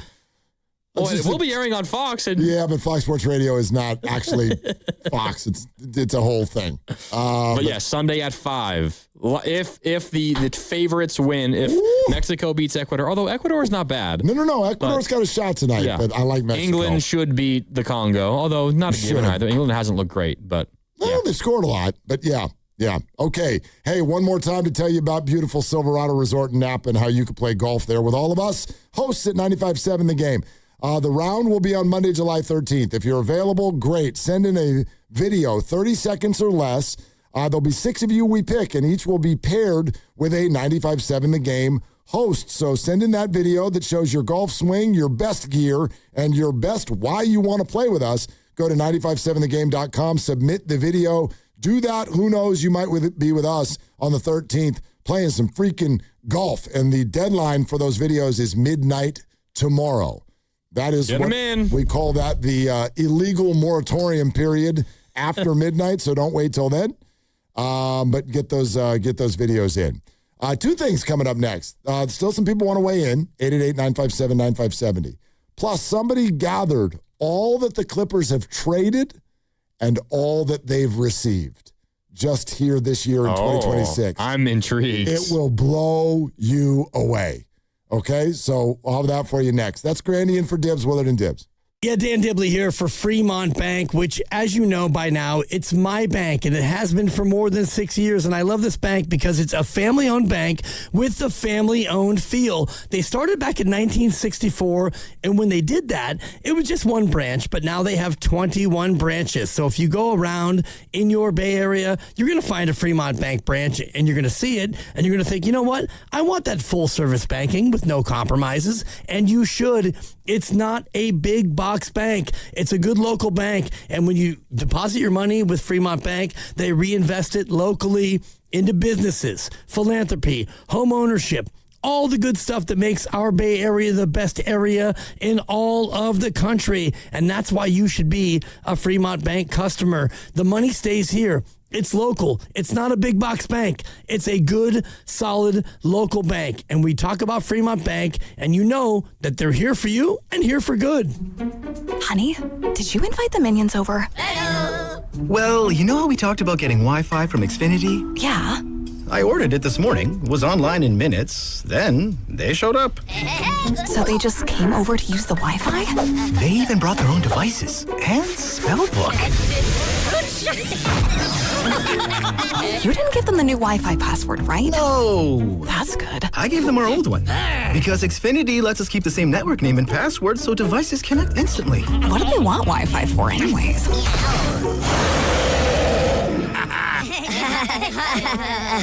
Better not to know. Plausible deniability. Get streaming or scheming instantly with same-day Wi-Fi from Xfinity. Plus, lock in one price for the most reliable fiber-powered Wi-Fi for 5 years. Guaranteed. And see Minions and Monsters only in theaters. Xfinity. Imagine that. Restrictions apply. Not available in all areas. Use of fiber coaxial cable. Learn more at xfinity.com/same-day Wi-Fi. This is Larry Flick, owner of the Floor Store. July 4th is one holiday that lights up our country, and our 4th of July sale is here to light up your home. So from now to July 6th, everything in our stores will be 25% off. That's carpet, hardwood, laminate, waterproof flooring, and much more. If we sell it, it's 25% off. Add 2 years free financing, and you won't need fireworks. Visit floorstores.com to find the nearest of our 11 Bay Area showrooms. From Santa Rosa to San Jose, the Floor Store, your Bay Area flooring authority. 1-877 Cars for Kids. KARS Cars for Kids. 1-877 Cars for Kids. Donate your car today. 1-877 Cars for Kids. KARS Cars for Kids. 1-877 Cars for Kids. Donate your car today. Ready to get rid of that old car? Donate it to Cars for Kids. Call 877 Cars for Kids to speak to a friendly live agent. Donation is super easy, and your car can be picked up as soon as tomorrow. Go to carsforkids.org now or call 877 Cars for Kids to donate your car today. 1-877 Cars for Kids. KARS Cars for Kids. 1-877 Cars for Kids. Did you know you can donate real estate too? Go to carsforkids.org. That's cars with a K. You've worked too hard to wonder if your wealth manager is actually working for you. The decisions you're facing, what comes next, who you trust, have consequences that last. Getting it right matters. Baylor has been in the Bay since 1969. No parent company, answering only to their clients. The kind of people who understand what you've built and what's actually at stake. The right wealth manager changes everything. Find out if Baylor is yours. Baylor.com. That's BAILARD.com. For adults with Crohn's disease or ulcerative colitis symptoms, every choice matters. Tremfya offers self-injection or intravenous infusion from the start. Tremfya is administered as injections under the skin or infusions through a vein every 4 weeks, followed by injections under the skin every 4 or 8 weeks. If your doctor decides that you can self-inject Tremfya, proper training is required. Tremfya is a prescription medicine used to treat adults with moderately to severely active Crohn's disease and adults with moderately to severely active ulcerative colitis. Serious allergic reactions, increased risk of infections or lower ability to fight them, and liver problems may occur. Before treatment, get checked for infections and tuberculosis. Tell your doctor if you have an infection, flu-like symptoms, or need a vaccine. Explore what's possible. Ask your doctor about Tremfya today. Call 1-800-526-7736 to learn more or visit tremfyaradio.com. This is the story of the one who keeps multiple buildings running smoothly day after day. Plumbing that flows, HVAC that hums, cleaning supplies that keep surfaces sparkling. That's why she counts on Grainger. With easy reordering online and 24/7 support, Grainger helps her keep the products she needs on hand. So shelves stay stocked and buildings stay ready. Call 1-800-GRAINGER, click Grainger.com, or just stop by. Grainger, for the ones who get it done.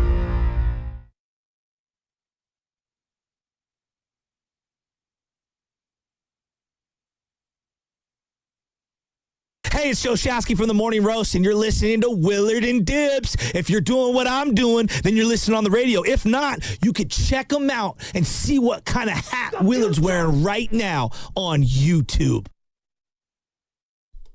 I'm actually wearing my Haka hat that has the California flag on it, and that was a message to LeBron James. You know you want to stay in California, huh, LeBron? Yep. The Golden State. California knows how to party. Okay? Oh, heck yes. Mm-hmm. Let me read this to you. This hit me when I looked at it. This is the full net of the Clippers' maneuvers over the last number of years? If not even the last number of years. I'm pretty sure this is since the trade deadline. Oh, this is, okay, since the trade deadline. Okay. The Clippers sent out Kawhi Leonard. Yep. James Harden. Yep. Ivica Zubac. Yeah. And Kobe Brown. Okay. They have received Darius Garland. Yeah. Benedict Mathurin. Mm-hmm. The 5th pick in the draft, which is Keaton Wagler. Brandon Ingram. Grady Dick. Isaiah Jackson. 6 first-round picks. And 4 second-round picks. The Clippers now own 9 first-rounders between now and 2033. Okay. Wow. Just for sending out basically Kawhi and Harden and Zubac. But Zubac got him a lot. Yeah. Zubac got him the 5th pick. I know. Zubac's a good player. Very good player, and the youngest of the bunch by a mile. So they essentially not bad. Have earned all their picks back that they traded away to get both Kawhi and Paul George to show up there. Right. It's just how many years? How many years was that? Like it was. How many years was what? Was Kawhi in there? Was it 5 years? How long has Kawhi been with the Clippers? Yeah, 5 years? Feels like that, yeah. Oh, because Kawhi's last year with Toronto was the year they won it all. Yeah. So 2019. It's more than 5 years. So it was beginning in the 2019-2020 season and through 2026. That is correct. So what was that, 7 years? 2, 3, 4, 5, 6, 7, but 1 year did not play at all. 21-22 did not play. Yeah, so he's been a Clipper for the last 7 seasons. Mm-hmm. So they essentially tried this experiment for 7 years. I don't know if failed spectacularly is the right word. I guess, they made the Western Finals, I think, once. I think they made the Western Finals once, and that's it. That's the furthest they ever got. The farthest they went. A couple other series wins here and there, but nothing really resembling a real run besides that one. You know how many times he played 70 games for out the of the Clippers? 7 seasons? 0? Correct. You know how many times he's played 75 games in his career? Once? No, same answer. 0. Wow, that's great. I thought maybe one of the first couple of years in San Antonio. There was 174. Wow. And 172 in San Antonio. Wow. Those would be the only 2 times he's played 70 games in his career. Yeah, I'm not betting on Kawhi having a healthy season, which is part of the reason why I didn't want him on the Warriors. Yeah. Also because the cost would have been astronomical. It's interesting. Like the Clippers I'm honestly a big fan of what the Clippers are doing. Yeah. They don't have the emotional attachment that the Warriors have. That's the key. And the Warriors group accomplished so much more than the Clippers group did. Yeah, like an infinite amount more. Harden has never even been to a title round. Kawhi has, his 2 rings, with them. Not with them. Yeah, there's no emotional attachment to those 2 players. But what's interesting is not like they're tearing it. They're getting rid of their 3 best players, but it's not like you expect them to be like just god awful next year. No, you got a couple of okay players. It's probably a play-in tournament team again. Would be my guess. At their peak, I would guess.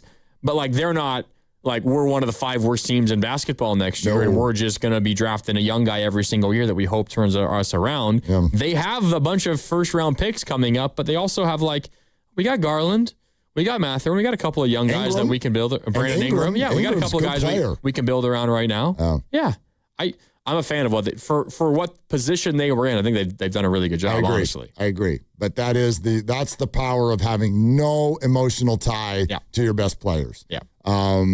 Manly Man in the city here on Willard and Dibs. Grandy in for Dibs. What up, Manly Man? Well, hey guys, I'm calling because I was surprised. Well, no, I wasn't surprised, but I was sad. I think would be the more appropriate word when they signed both. Kristoff and Al Horford. I think it's one or the other. I think it hurts our chances long term because we just got another older player. The Warriors, like you said, they are more emotional, and that really tears it down for the Warriors. It's a game. You have to be willing to part ways like the Clippers are doing. And another point I wanted to bring up is that Mr. Post, even though he didn't do that great in his sophomore year, he's better than I think the Warriors are giving him credit for because he was learning more defense. He was injured the second half of the season. And I think he's going to turn out to be a really, really good stretch 4. And I would hate for them to lose out on him. The Warriors, if they're going to trade draft picks for Murphy and maybe Fears down in New Orleans, I can say okay for 2 draft picks down there. Or 2 draft picks, even though this guy is old, for Mr. Brown as well, because he's an instant starter right now and he can help the Warriors right now. And tell me what you think about trading 2 picks for either one of those players. I think the ship has completely sailed on the idea, Manly Man. Thanks for calling. That's just my personal opinion.